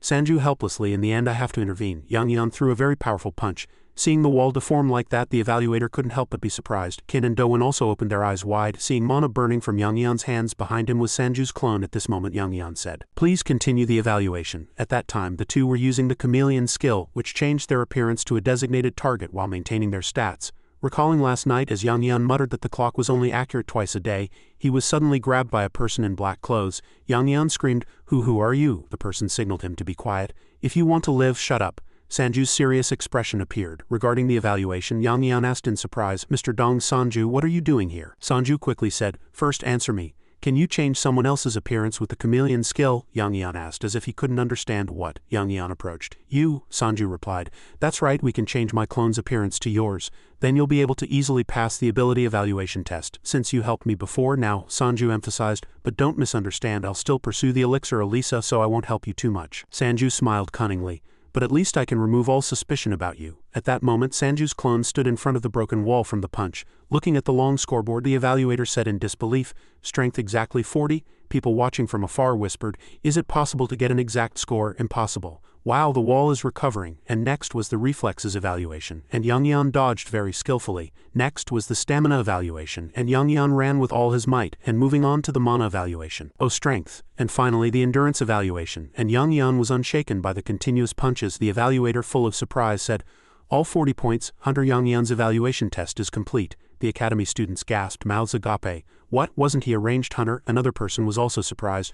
So strong, all 40 points, he can be promoted to A rank, Qin also said in disbelief. What, that's truly impossible. Dan wasn't particularly surprised. HMPH, I knew it. Just go, take your test. The inertia effect skill ended. Doan thought inwardly in disbelief. What effect does that blade have to disappear so quickly? I suspected it before, but I guess I'm overreacting. Hioke looked at the documents and fell into deep thought. Hioke looked at Yang Yan's evaluation sheet. All 40 points. He thought to himself, what kind of stats are these? How are they all 40? Higher than mine. One stat is even slightly lower. Hioke held up the evaluation sheet. Hunter Yang Yan's stats increased by an average of 0.249 points. A little disappointing but not bad. Elsewhere, Yang Yan was replenishing his mana. He gritted his teeth inwardly. That fool told me to do it roughly. How could he put it exactly into one stat? Anyway, if stats can be adjusted like this, can he even be called human? But elsewhere, Qin still couldn't believe it. He must have cheated, Dan said helplessly. Stop it. Didn't you see the wall was broken? Yang Yan narrowed his eyes. He quietly looked at a corner and said, Mr. Dong Sanju, thank you. Sanju gently approached the clone and commanded, It's over, now quickly escape. You're probably full of medicine, the clone replied. Understood. At that moment, Sanju remembered something that had been bothering him for a long time. I need to check this after this is over. Sanju said, I'd like to participate in the evaluation too, the evaluator commanded. Hit this part of the wall as hard as you can. But he hesitated, seeing Sanju's overflowing mana. Sanju, with veins popping all over his body, charged at the wall. With one punch to the wall, it was pierced through to the other side, making everyone turn their heads to look, and the wall collapsed. Sanju muttered, My stats haven't increased for a while since I absorbed mana crystals. Elsewhere, his clone was eating bread. Sanju opened the evaluation sheet and asked the clone to eat as much as possible at the same time. Hearing that, the clone frantically shoved food into its mouth. Sanju gritted his teeth, thinking inwardly in disbelief, My stats aren't increasing at all. What's going on? They skyrocketed after Seven was kidnapped. Sanju continued, Except for turning clones into monsters, jewels have no effect. Then how should I use this guy reasonably? I need to go back to Heritage Headquarters, New York, USA. Heritage Headquarters, a joyful voice echoed. Oh my, Sanju said flatteringly. Did you fail to replicate the clone skill again? How regrettable. Briel's expression was disgusted. You think it's regrettable, Sanju continued. Of course, ho ho ho ho ho. It's a very complex skill, Briel radiated, killing intent. But we have succeeded in applying the clone skill to parts of equipment. Though it's still regrettable that it doesn't work on living things. Sanju opened his eyes wide and asked, What? How did you do that? So amazing. It's truly astonishing. Every time I summoned clones, I wish they would appear dressed to cover their bodies, Briel continued. It's impossible to create skills that surpass the original's power. The ability to copy equipment is one of the special effects of the clone skill. If you still can't use it, it means your skill can still evolve perfectly. Sanju had a blank expression. Briel suddenly remembered. Some people want to meet you, is that okay? Sanju asked. Me. The door opened. De Hubert spoke first. Oh, you are the master of the clones? I am De Hubert, and this is Javan. De Hubert shook his hand. I was able to achieve what I had long desired. It's all thanks to your skill. I really wanted to meet you. Sanju politely bowed his head. I'm glad I could be of help, although I can't replicate objects, Briel introduced. Mr. De Hubert is the one who creates items for Heritage Company. The cloak I gave you is also his work. Hearing that, Sanju replied, Thank you very much, Briel continued. And this is Mr. Javan, you should know him too. Sanju was foolishly blank. Yes, Briel said contemptuously. You don't know, he is the world's strongest swordsman, S-rank hunter swordsman. Hearing that introduction, Javan's face also turned pale. Sanju asked, S-rank hunter? Then he thought to himself, as far as I know, there are no S-rank hunters in Korea. Am I meeting an S-rank hunter for the first time? Sanju said embarrassedly, I'm really sorry, I don't know much about the hunter world. Javan sighed softly. I'll never mind anyway, I'm not the strongest swordsman or that kind of nonsense. See, I'm not even that famous. Hearing that, Briel had to continue the introduction. Mr. Javan rescued Seven. Troll Company was behind it and he destroyed that lab, Sanju said in surprise. And then asked, I have a question. Do you remember exactly what experiments they conducted there? I was truly curious about what happened to Clone 7. Raven replied indifferently. Well, of course, I still remember it vividly. Raven described how there were countless machines there. Large pipes were connected everywhere. The control machines all sparkled and there were also numerous robots. There were also many test tubes as large as cages. They seemed to be conducting some kind of experiment. Raven asked, Did my answer help? All three were startled to hear that story. Raven continued to chatter, and I'm sure the electricity bill must have been quite high. Seeing that, B interrupted, Let me explain, we conducted some experiments after rescuing him. We believe your clone was affected by DEB. Sanju was startled. Then did Troll Company create DEB? Briel replied. Do you know what DEB is? I was just about to explain. Sanju mentioned something that happened in Korea. But isn't DEB something like a crystal that turns users into monsters? Briel said. So you knew about it. Yes, you're not wrong. The crystal is medicine for humans, but it has a side effect of turning users into monsters. It's an unfinished product, but because your clone isn't a true human, he completely absorbed the crystal. By observing this process, I believe they've figured out the exact mechanism of the crystal. Sanju asked, Then was the DEB used on my clone a completed medicine with side effects? He then thought, In that case, that's why my clone's stats increased without turning into a monster. Briel replied, This is just a hypothesis, but due to the completed DEB, the stats you could forcibly increase through abnormal methods have reached their limit. That's why I believe the crystal no longer has an effect on your stats. Bell slowly said one word at a time, You'll have to train directly now. Sanju rubbed his forehead, thinking, So I really have to move myself now, huh? I might even have to use the monster absorption skill. Briel asked, Do you have any more questions? Sanju let out a small sigh. Well then, Sanju thought, I don't know if she'll know, but there's no harm in asking. Sanju asked, "Do you know what the day of harvest is?" Hearing that, Braille was startled. All three looked at him with serious faces. Sanju, seeing their expressions, hesitated and asked, "What's wrong? Did I say something wrong?" De Hubert pressed a button and a powerful strike was launched towards Sanju. Sanju thought, "My bracelet is off." Raven said, "Don't worry, the translation mode is still working." Raven's eyes suddenly darkened as if filled with displeasure. "But you'll have to choose your words carefully." Sanju's face grew even more serious with incomprehension, and he spoke in an intimidating voice. Then the clones appeared. "All right then, let me rephrase the question. Are you also on the side of the Academy?" The space immediately became extremely oppressive and tense, with smoke scattering everywhere. De Hubert was also startled. She screamed helplessly, "Stop it, both of you, stop it!" B's voice was firm. "You too, Dong." Sanju stopped. "We are not enemies," Sanju said in an indifferent tone. "I don't think you can persuade me that easily. You started this first." B, with a gentle voice, quickly said, "Raven, put your sword down. I truly don't think he knows." Raven remained silent for a moment. She continued to explain, "Your help, which we gained from Sanju, is truly necessary for our plan. You know that too, don't you?" In the end, he withdrew his power and the black sword was firmly sheathed. Sanju also said nothing. Clenched his fists, withdrew his clones, and the dark shadow that had fallen over his face almost disappeared. Seeing the two in a temporary truce, B sighed exhaustedly. She turned to him and slowly said, "I'll tell you what the day of harvest is, but there's one thing you must accept before hearing this story." Sanju asked, "What is it?" B closed her eyes, rubbed her ear, and calmly said, "This world is much wider than you think. We are actually not from Earth." He opened his eyes wide in surprise, and B's ears were long like those of a spirit. Her voice was slightly uneasy. "We are aliens from a very distant place. Our original planet was Taber, a star quite similar to Earth. It was a peaceful place where many life forms coexisted harmoniously. The Urentia Empire, covered in grass, flowers, and magic. A gentle and beautiful planet, medieval-like architecture with tall, massive pillar corridors. All life forms were friends with each other, until the Granite Horde invaded. Huge scorpion-like monsters that fell from the sky destroyed the green lands and ancient architecture. The Urentia Empire fought back, but there was a truly terrifying hidden threat in these monsters attacking all living things. It was a threat we couldn't stop. The countless black vortices that suddenly appeared in the sky were the spatial gate skill. From there they poured countless granite monsters onto this once beautiful land. Because no matter how desperately we fought, countless monsters would continue to pour out. One region after another began to be invaded, gradually moving towards the center of the empire. When Urentia stood on the brink of despair, a man appeared. He walked out of the ashes and stood before the fallen knights. He was Liverenstein, a scientist from Earth. And he was also the one who invented the system. To Sanju's surprise, he opened his eyes wide and raised his voice. "Wait, the system was really created by one person?" B calmly replied. "That's right, we were surprised at first too," she said. "I told you last time how difficult it is to learn skills, didn't I?" Thick books were scattered all over the desk. People on our planet could hardly become combat mages unless they focused on magic training for at least 10 years. Liver was different. He learned magic at an incredibly fast pace, becoming Urentia's archmage in just 5 years. After that, he focused on researching how to quickly acquire magic to increase the number of combatants who could protect the empire. Reviewing countless research materials alone, he strived to enable even those without knowledge or understanding of complex magic or with low mana to protect the empire. And finally, the machine was created. Red orbs like lava were placed on the main platform. That's how skill orbs were born. It was a truly perfect plan. Even though the system was still incomplete, it supported basic attack skills. Fiery barrages covered the sky. Magic was firmly cast and people began to counterattack and learn magic using skill orbs. As the system was nearing completion, people could use higher-level magic and gradually gained hope. Monsters died, and there was hope that peace would return to Taber once the Granite Horde was defeated. After that, the long war continued until the day the system was completed, but his eyes hardened and were filled with madness. And Liver began the slaughter. Even to this day I can't understand why Liver that day looked like a demon lord. The tentacles on his back stretched out like threads, hanging countless corpses. All the people were killed. Not even the descendants of the elemental sword or the dragon race could stop him. He continued to kill and slaughter. Urentia was submerged in a blood-red sky, with corpses scattered everywhere.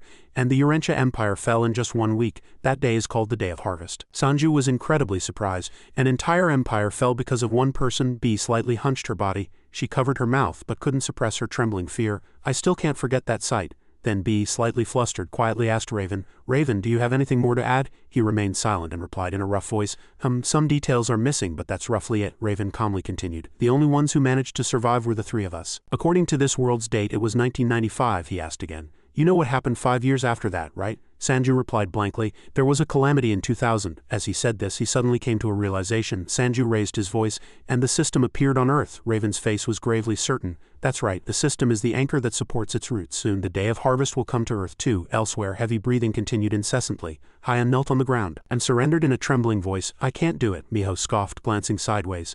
"Goodness, you seem tired. Get up," she commanded, pointing at a few target boards, and then hummed again, "You still have a lot to learn." but Hyun's body slumped to the floor. Going back a week, Hyun cautiously looked at a giant object above her head and said in a weak voice, "This." In the dense smoke, Miho lifted the orb with one hand and firmly introduced it. "This is the original size of the skill orb I used, now I'll throw it." As soon as she finished speaking, she pulled her hand back slightly and then threw it towards the target board.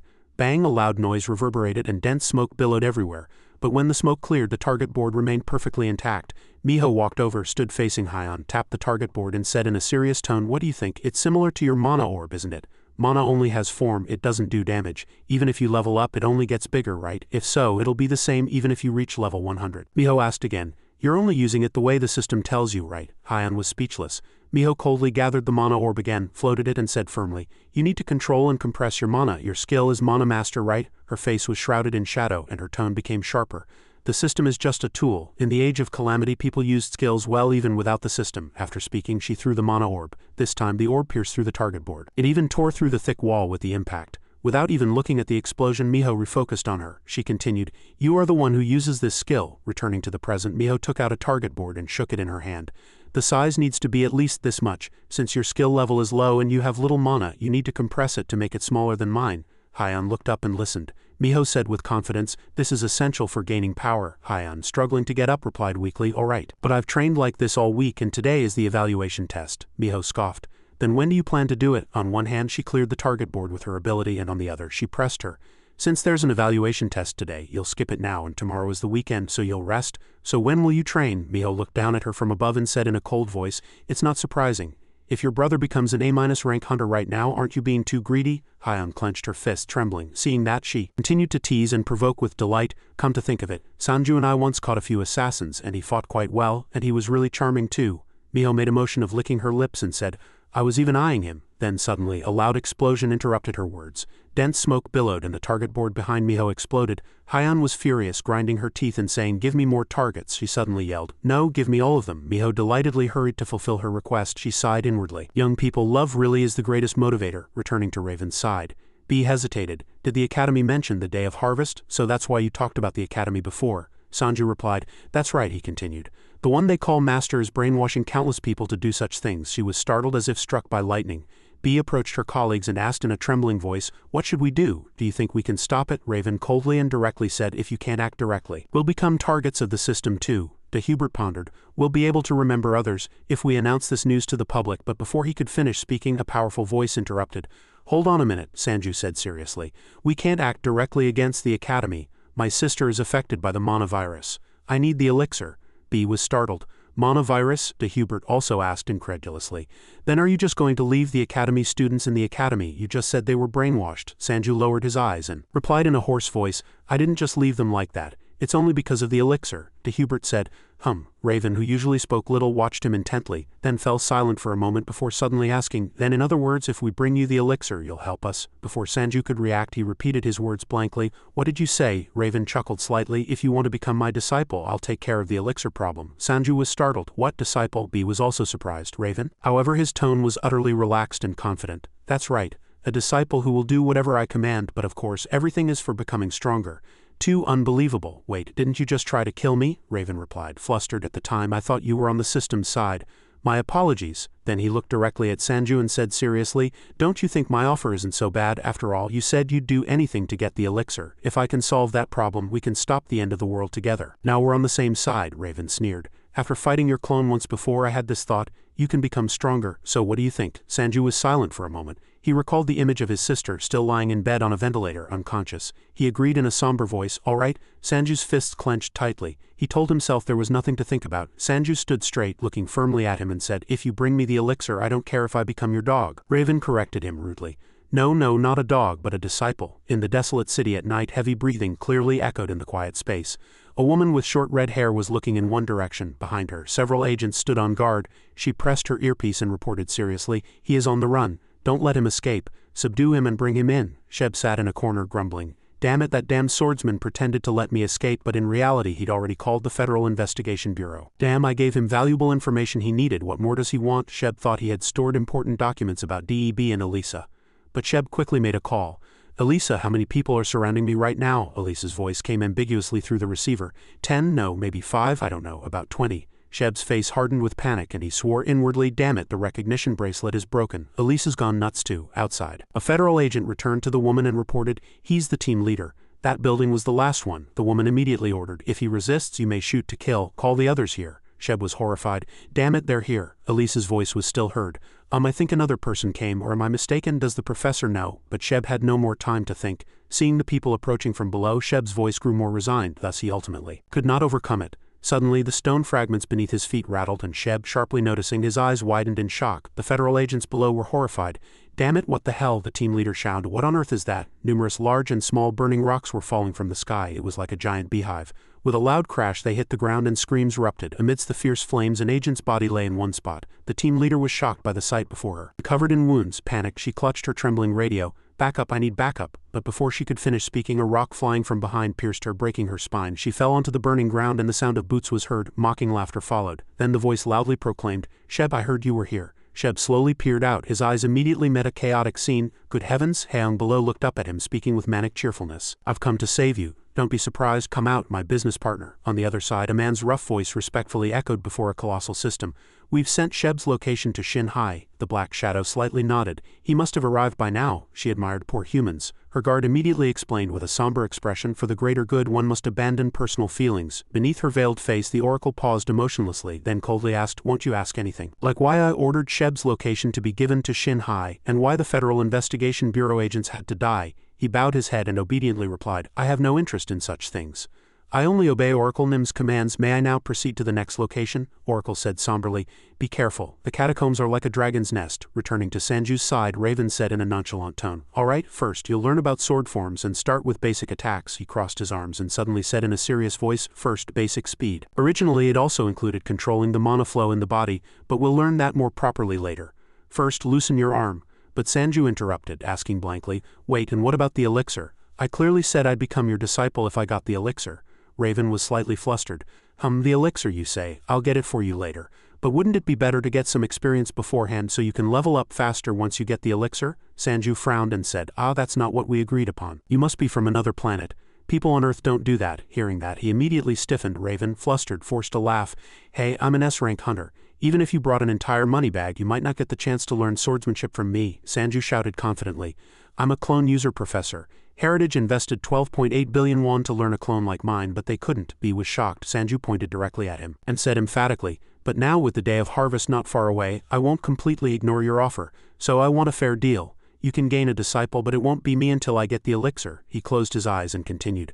And I have the perfect person to be your disciple. He'll do whatever you tell him to do. At the same time, the space shattered like glass. Sanju brought out another clone and boasted, this is the one. This person will learn swordsmanship from you. The clone was blank. A huge steak was still in its mouth. Sanju, having finished his business, happily waved and fled. 7. Good luck and listen well to him. I have a class at the academy, so I have to go first. Raven froze, watching his retreating back. In the end he resigned himself. It's enough just to have someone to teach. All right, disciple, start with the basic stance. But before he could finish speaking, 7 chewed and swallowed his meat, then interrupted. I am not your disciple. Raven was immediately startled, his imagination of happily learning swordsmanship together. Haha, my disciple, how about learning this today? Yes, master. His imagination of sharing delicious food. Delicious? What kind of food is this? It's ramen, master. I bought it for you to try. And his imagination of farewell. There's nothing more to teach. You may now descend the mountain. But master, there's still so much to learn. All these imaginings shattered with the master's sigh. Raven had an unreadable expression. I am a lonely disciple. First, quick sword, I will teach you, so listen carefully. 7 obediently replied, yes, back at the academy. He held a box full of boxes and said, all right, today is the day you've all been waiting for. You'll now learn a new skill. Now I'll hand out the freezing skill orbs. We'll do it like last time. The student in the front row received the skill orb with a tired expression. Meanwhile, Sanju was lost in thought. So Raven, B, and Yu-Hee weren't Earthlings, but aliens from a planet destroyed on the day of harvest. He imagined Liverstein's dark face. The creator of the system, why did you do that? What was your purpose? Sanju used the freezing skill orb with a cold expression. Notification, freeze, skill created. He was silent and suddenly an idea struck him. Wait, and does that mean the system won't be usable on the day of harvest? I learned basic mana control during meditation. Sanju walked blankly, releasing mana. Seeing where he was going, was slightly worried and reminded him, Hunter student, you must only use skills in the training room. But he was still lost in thought. Then what's the core attribute conversion? Can I use mana without the system? After thinking that, he continued to shout with hands blazing with blue energy, without stopping, amidst everyone's stares as if he were an idiot. I'm hot, you damn bastards, give me a fireball or even a freezing orb. Suddenly at this moment, a notification window popped up. Stop, Sanju was startled. Notification messaged Sanju to go to the catacombs. He frowned blankly, annoyed. The day of harvest is definitely coming. What the hell is this now? Sanju went to the auditorium and found an empty seat. He saw the screen with the message, reply if you understand, but he couldn't understand where the catacombs were. He didn't know what this name was, but he knew his name. He looked at Professor Hioke standing on the podium and thought to himself, this must be his doing. Who else would do something like this? Hioke stood on the podium and said seriously, we will train like last time, but before that I have one thing to say. Until now you've only trained in the training room, circling within it. But this time will be a little different, he said in a loud, energetic voice. This time you'll learn new skills against monsters in a dungeon. This is an international event, and our academy has been assigned the task of going to a dungeon. Hioke shouted loudly. Catacombs. Immediately behind him, an image of a dungeon skeleton soldier appeared on the screen. He was excited. It's a huge dungeon with various sections and basement floors. Sanju was startled and frowned. After a moment, suddenly there was a knock on the door from the next room. Hioke asked blankly, who is it? Sanju kicked the door with all his might. The door immediately swung wide open. He said imposingly, I'm back. Then he spun around, grabbed Hioke by the collar and angrily demanded, do you want to die? You planned this, didn't you? I can't even pretend to respect you anymore. He shouted, flustered and hastily. What's going on? What's happening? Sanju said firmly, what are you thinking? Real combat training in the catacombs. Now everything is going your way, Hioke, flustered, vehemently retorted. I don't know what you're talking about. Dungeons were randomly assigned to all academies worldwide for practical training, and it's not something you can change just because you want to. He frowned, displeased. Ly. What? Then he calmed down slightly and asked, so you weren't the one who did that to my status window? He said even more incredulously. How there was something there. At this moment the status window appeared again. Sanju's eyes widened in shock and he swore inwardly, damn it. If it's not the academy, then the status window is appearing strangely again. Notification, I want to stop the day of harvest, help me. He was blank. Then who sent this to me? On the other side, Miho was intently watching the smoking target board behind the hazy smoke. Hyon, trembling with exhaustion, barely asked, how was it? She replied meaningfully, good, very good, you succeeded. Hyon was very excited. Finally, she happily hugged Miho. Thank you, really, thank you so much. Miho said nonchalantly, you did very well. Even if your skill level goes up, you need to maintain that level. Understood? And don't let Sanju get away. She scoffed mockingly and used a healing skill on Hyon. Hyon happily left. Hey, goodbye. Miho waved and let out a sigh of relief. She picked up the target board and checked it again. Miho admired, I can't believe she can compress mana that much. A small circular hole was drilled in the target board. No level would be able to block this skill. Returning to his private room, are you listening to me? Sanju slumped onto the bed, annoyed. Who are you? The system window flashed. Our conversation is limited. The answer to your question requires an explanation, and if I do that, the system will detect me. I want to stop the day of harvest. I can't say more than that, he said frankly with a serious face. Sorry, but I've already heard about the day of harvest. They say it's because of the system and liver, so how can I trust a message through the system? The screen reappeared. First, I am blue. We are different colors. Sanju read that and was enraged. He snarled, are you messing with me, you damn bastard? The system screen flashed again. Think of it this way. If I was part of the system, why would I contact you? All I'd have to do is tell the people at headquarters. Sanju was startled at this moment. Suddenly, there was a knock on the door followed by a voice. Sanju, you have a guest. The system immediately reported, this is all I can say today. We could get caught. The message flickered. Go to the catacombs and acquire the 7 deadly sins. Only you can stop the day of harvest. He was silent blankly.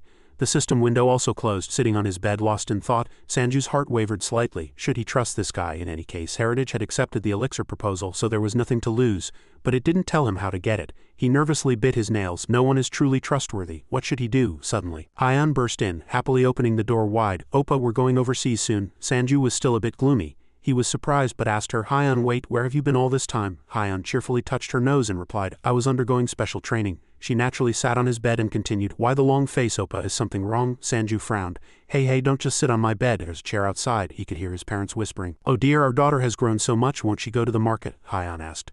Oppa, is there something you can't tell me? Sanju glanced at her gloomily, paused for a moment, then said, aren't you worried? You know the academy isn't normal, and you know they're trying to take us overseas. Hyon, as if not understanding, calmly said, of course I don't trust the academy. I only trust you, Oppa. He was surprised. Then Hyon laughed joyfully. Hee, I trust you 100, Oppa. Sanju was slightly blank. Then after a moment of silence he sighed in relief and replied, now that I think about it, you're right. Sanju was internally convinced. Right, I don't need to worry about who to trust. Hyon hesitated, then continued, if Oppa is still worried about those things, she said softly, Oppa can rely on me anytime. But before she could finish speaking, Sanju blankly cut her off and said confidently, I can only rely on myself. He chuckled foolishly. Now that I think about it, I'm quite strong. Honestly, who would dare betray me? Hyon was disappointed to hear that. She had been played twice by the dealer. The scene shifted. Sanju. The master muttered, a B-rank hunter from Korea. He only became a hunter a year ago. Then he was surprised. An average of 70, this won't do. I didn't know such a skill existed. I can't just sit back and watch anymore. Elisa suddenly shrieked. Everything your lord surmises is correct, the master said irritably. Ah, enough. Suddenly, a ray of light streaked across the sky, then with a thud the entire room shook. The master's mood suddenly improved. Ho, let's see who's here. Jumper, a blond man in a three-piece suit, walked leisurely out of the smoke. He said, I heard you've been causing quite a lot of trouble. He rested his chin on his hand, looking self-important, and said, So you've come to kill me? Jumper frowned, speaking in a heavy, angry tone. That depends on your answer. As soon as he finished speaking, he clenched his hand and bones creaked. Abundant mana emanated from his body as he stood facing the master. The next moment, the master waved his hand dismissively. The mana flow also disappeared. Tisk, he sighed. It's because of the catacombs, right? The master said. I didn't do such a thing. I didn't know the catacombs would become a hunting dungeon. Jumper said gloomily. Are you saying you don't know about this? He replied nonchalantly. The Academy's dungeon practical training is a medium-scale event, so I had someone else handle it. Elisa kicked a person lying on the ground, eyes rolled back in disgust. The master keeps saying that guy is the one you're looking for, so if you're angry at him, let it all out. He raised an eyebrow and frowned. His eyes were sharp as if wrapped in blades. The master warned again with a crazed, cold face. I know what you're worried about, but don't look at me with such eyes. The 7 deadly sins will be safe. An illusion in a maze. In the colossal basement floor of the catacombs dungeon stood orange glowing skeleton warriors and grotesque monsters. As soon as it suddenly shrieked deformedly, people appeared, kicking up dust and unleashing both magical and physical attacks. Finally it expressed its displeasure but fell bleeding. A hunter shouted, trying to stop them. Everyone step back 1 pace, the academy students murmured. This is a real monster. This is my first hunt. Hyan, still slightly blank, asked incredulously. What kind of monster is that? It's really disgusting. Sanju said coldly. It's probably a speed golem or something, and the important thing is that they won't let us hunt at this moment. Kim Sung-ah, a manager from the Yolo Guild, firmly shouted. All right, don't leave the formation without permission. It will be very dangerous. He was blank. Sung-ah? Sung-ah was also surprised. Oh, Sanju? Sanju approached and spoke. What are you doing here? She replied coolly. I'm working part-time. The academy has too many people and not enough professors, so they hired additional B-rank and higher hunters. Sung-ah also added, What about you? Sanju immediately said blandly. I'm an academy student here. Please protect us. She chuckled. What, you? An academy student? Who's protecting whom? We don't even need a guild here. But his face was serious, even slightly wary. What are we doing here? Sung-ah also said openly. Only the hired hunters fight. The academy students are mainly here to observe. Not far away, 2 people were fighting skeleton soldiers, she added. Oh, the academy asked us to do it that way. Sung-ah thought for a moment. I don't know why, but maybe it's because there are too many academy students. They just told me to protect the academy students from contact with monsters. Then she glanced at him and said, Anyway, if you break formation and sneak off, I'll pretend I didn't see it, so help me protect the other academy students too. Sanju focused on only one thought.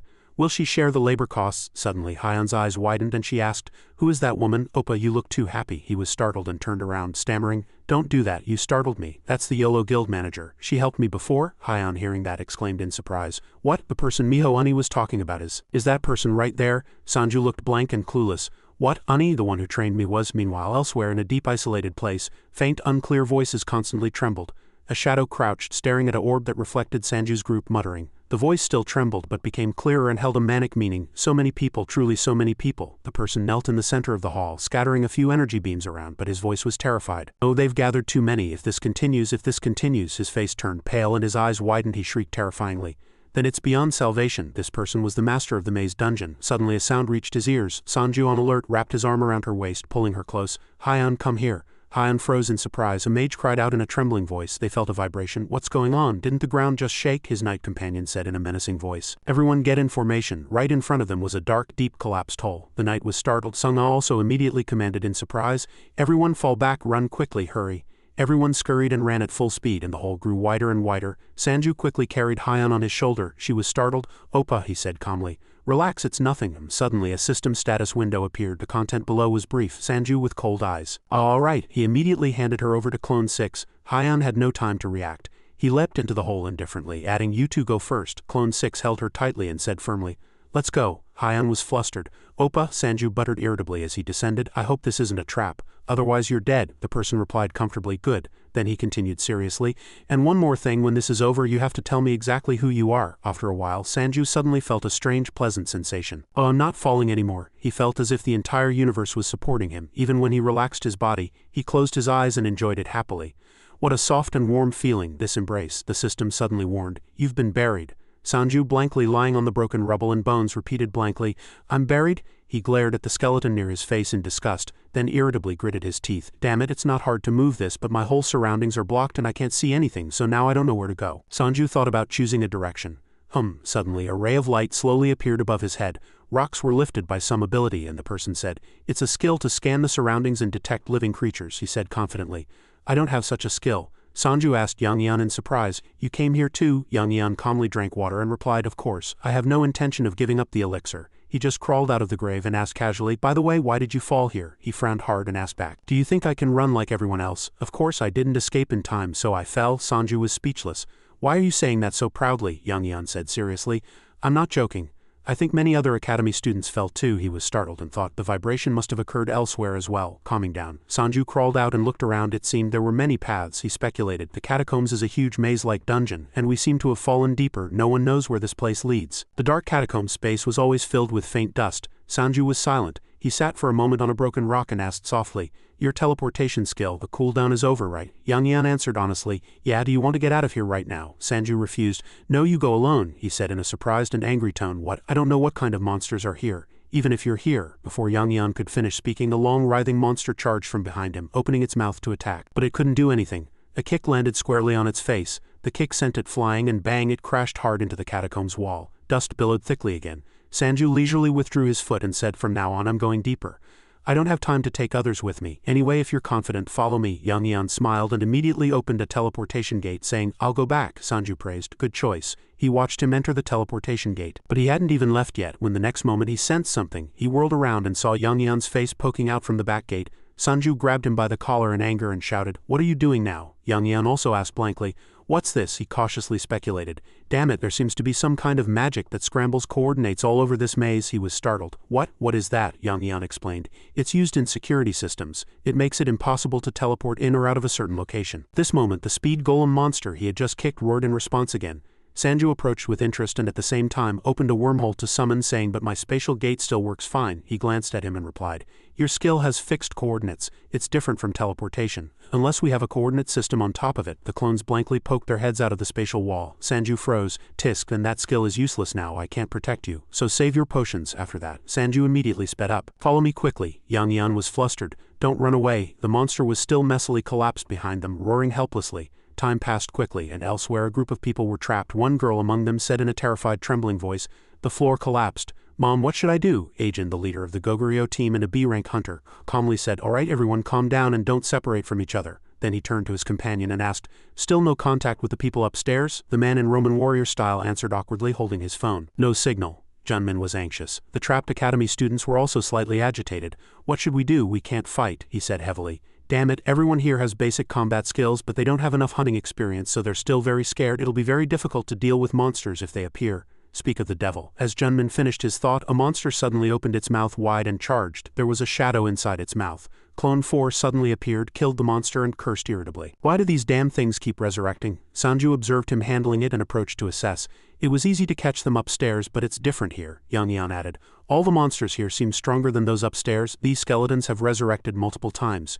Janmin was startled to see the two. Sanju also paid attention. "How are you from the Academy Guild?" he replied with a slight tremor in his voice. "Yes, I'm Junmin, team leader of the Goguryeo Guild." "Are you hunters Sanju and Yang Yan?" The Academy students cheered upon hearing his words, regaining their spirits. "We're going to be rescued, Hunter Dong Sanju and Hunter Shin Yang Yan. They're the two strongest students in the Academy." But the girl from before was slightly flustered. "But I'm uncomfortable meeting Hunter Dong Sanju." Regardless of the other friend's noisy chatter, he answered concisely, "That's right." Suddenly, the monster shrieked sharply. Sanju was annoyed. "Damn it, it resurrected again," he ordered. "Tear it to pieces. Then it won't be able to resurrect anymore." Clones 1 and 2 immediately drew their swords and replied in unison, "Understood." The monster's agonizing screams were heard again. The bloody scene terrified the Academy students. "We're all going to die. So are you really seeking revenge?" Janmin also felt a chill, and his voice trembled even more. "Excuse me, but did you see anyone else besides us?" Sanju put his hands on his hips and said firmly, "You're the first ones." Then he continued, "We can't contact the people upstairs?" he asked in surprise. "Contact?" Sanju said, "There's a way to contact them." A few seconds later, Hyun's figure appeared from a spatial rift and she said tearfully, "Oppa, Ani was really angry up there. Are you okay? Are you hurt anywhere? Are you crazy?" Why did you jump down voluntarily? He weakly consoled her in a fluster. Calm down. Junman also stared blankly. Oh, there's a way. Sanju quickly turned his head, cutting off his thoughts. You can't pass through dimensional space. No one else can enter besides me. He asked Hyeon. What happened upstairs? She replied concisely. They're checking how many people fell. Sanju informed her of the situation here.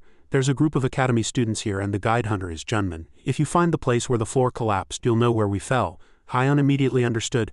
Ah, I see. I'll let them know right away. Suddenly, an academy student, her face pale, screamed, Ah, it's a spider. Jin noticed what was happening on that side. Sanju was still speaking. Ah, and the teleportation skill won't work. Someone said there's an interference skill here. Then she obediently replied, I'll let them know. He continued to reassure her. I have all the clones I need here. If teleportation works, I'll bring clone 6, so don't worry. Hyeon urged. Oppa, you have to be careful. The spatial wall closed. Yang cautiously asked, What are we going to do now? Are we going to wait here until they're rescued? Sanju immediately retorted, No, I'm going to leave one clone here and go somewhere else. He stuck his head out, giving advance notice. Mr. Junman. Sanju suddenly froze. Before his eyes, the long underground maze corridor was empty. With no one in sight, he asked blankly, Ha, Yang also ran over, looked and was shocked.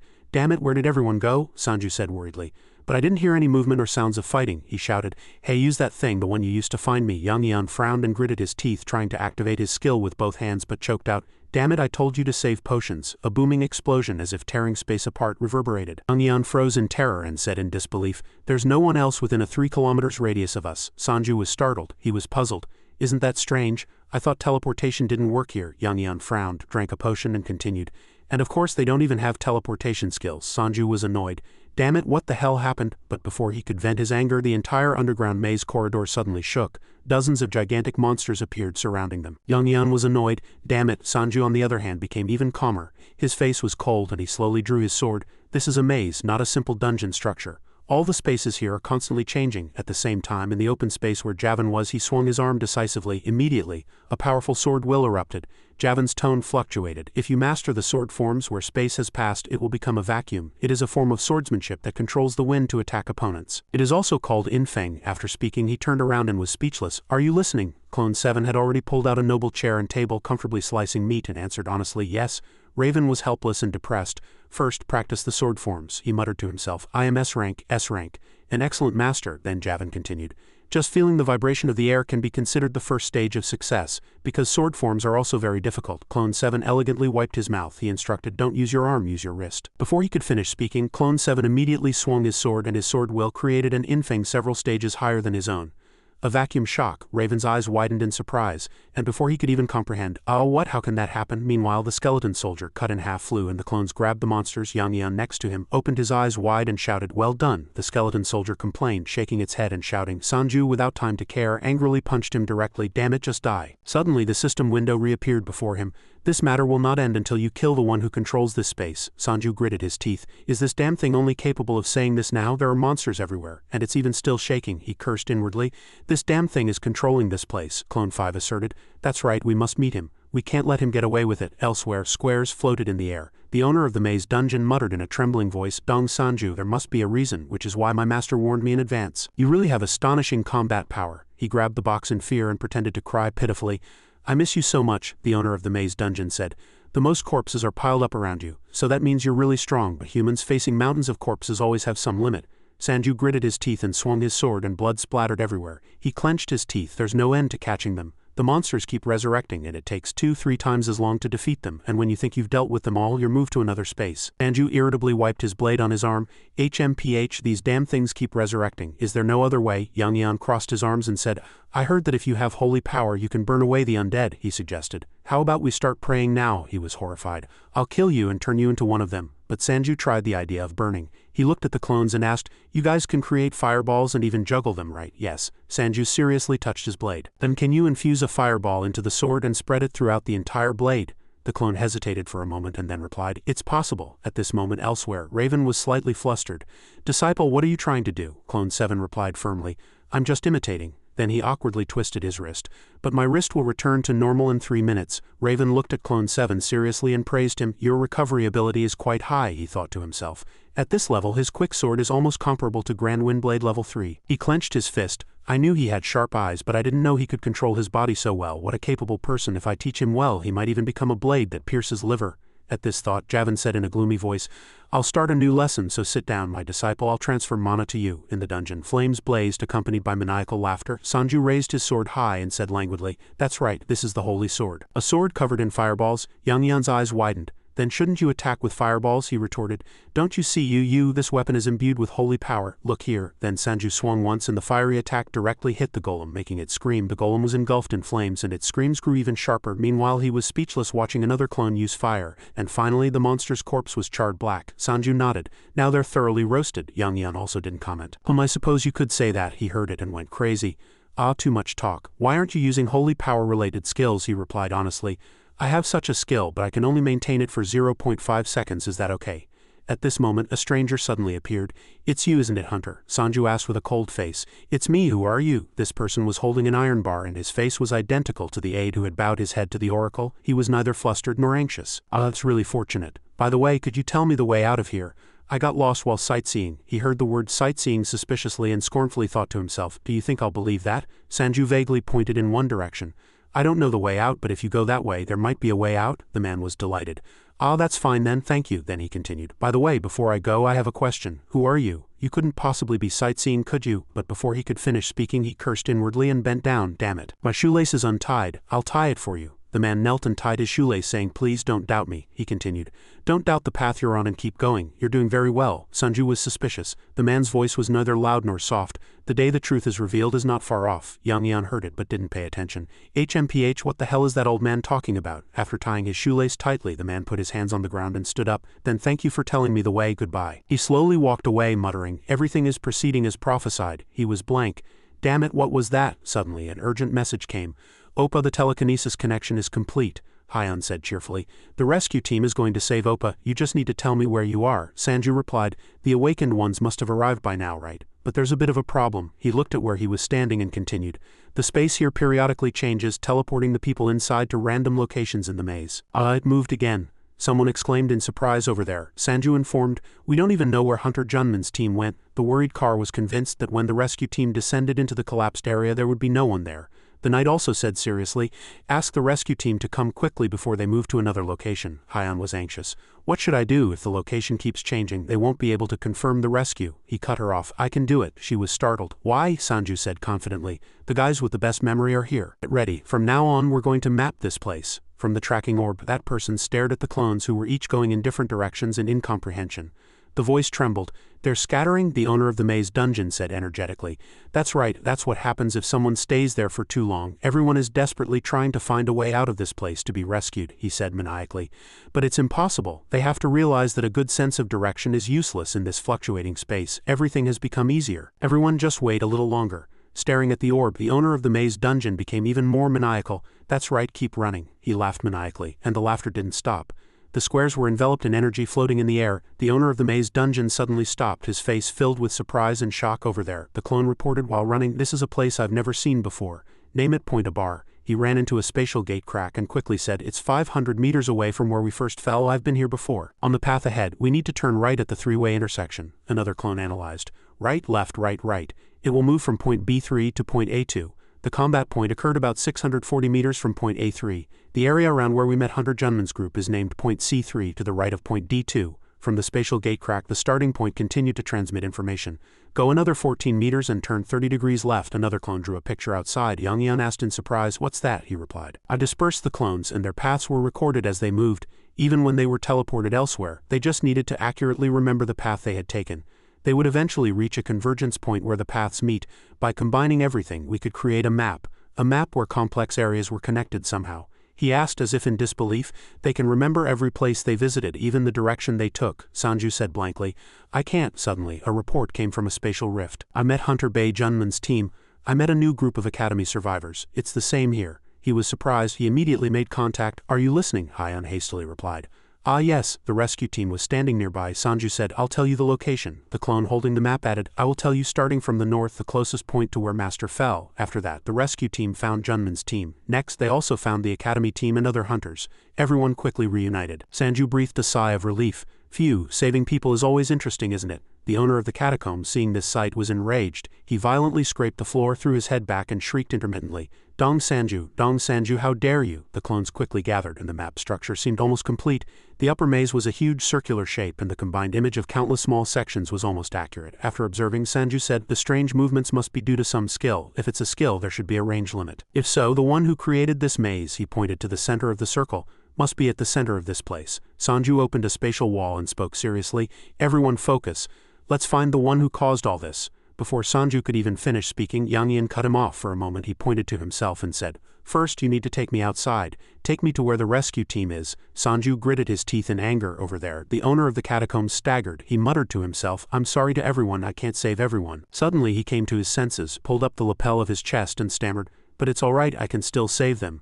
At least I'll stop anyone who dares to set foot in here. The owner of the desolate catacombs pulled out a cylinder. Perhaps he had anticipated this. Now he decisively jabbed it hard into his neck. With this I can go back to those times when everyone was happy. The space instantly darkened and a voice was heard. Suddenly a hole opened in the sky and monsters poured out. As if transported back in time in the dark catacombs, they couldn't believe it. Everyone died. The streets were filled with corpses. Suddenly a radio box crackled and came to life.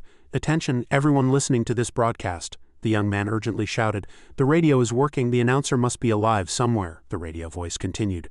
Simultaneously, strange phenomena are occurring in various places around the world. Monsters are pouring out of unidentified gates and attacking people. We are naming this phenomenon the catastrophe and declaring a state of national emergency. If you witness any strange phenomena, evacuate the area immediately. If you encounter any life forms you have never seen before, do not provoke them. Run away. Everyone was speechless. The radio broadcast continued. Stockpile food and water and notify the rescue teams. This is not a drill. I repeat, this is not a drill. Suddenly a strange movement caught everyone's attention. Someone shouted, hey look, skeletons are floating, then sticking together and moving. They've become skeleton soldiers. Everyone fled in terror.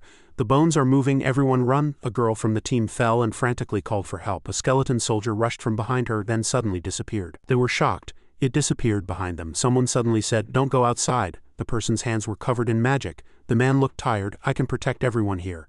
The labyrinth has distorted space at specific locations. All spatial skills related to movement, including teleportation, will be unusable for traveling between the distorted space and the outside. However, the labyrinth will still function. His voice trembled. Outside is dangerous. Returning to reality, the cylinder fell to the floor. The owner of the catacombs' voice whimpered. I just wanted to keep everyone safe and at ease. He rolled his eyes. Mana surged above his head, and with a crash, smoke billowed out like lightning. The owner of the catacombs' voice complained. Why does no one understand? He screamed maniacally. Why does no one understand me? Over there, Yang Yan sighed. A rescue worker shouted, we are the rescue team. Climb up the rope. He hesitated with the rope, but then climbed it. Sanju ordered irritably. Clone 2, carry him. All right. Before he could even lift a hand, the space suddenly bent and twisted, and everyone there disappeared. He was startled. What is this? Sanju angrily jumped to a high place and cursed. Damn it, it's blocked. I'll have to use my spatial skill. Yang Yan was flustered.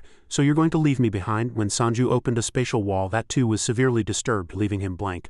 Spatial skills are blocked too? I thought I could use them. Listening nearby, Yang Yan froze. They were silently worried. Sanju spoke. Perhaps this is the only way. I'll have to go to the central area. As originally planned, Yang Yan returned with a calm expression, opened a potion bottle, and chuckled indifferently. Tisk, I was going to stay to help you anyway. Let's go. Upstairs, the rescue worker was flustered. I can't see inside the rope. Hyon was blank. At that moment, someone's voice suddenly echoed faintly. Get out of the way. She turned around, surprised. With a loud bang, black smoke exploded, thick dust billowed, and dense white smoke quickly disappeared. A low voice cursed. Damn it. Miho appeared uninhibitedly, stroked her head and asked herself, is it still not enough? Hyon said blankly. Unny. Miho paid attention. Hyon, fortunately you're safe. Hello, clone, Miho continued. I heard Sanju Oppa is still trapped inside, Hyon said worriedly. Yes, he went with Mr. Shin Yang Yan, Miho said seriously. Unny doesn't think he's in danger, but if we leave things as they are, no one knows what might happen. We need to deal with the one who activated the spatial movement restriction skill right now.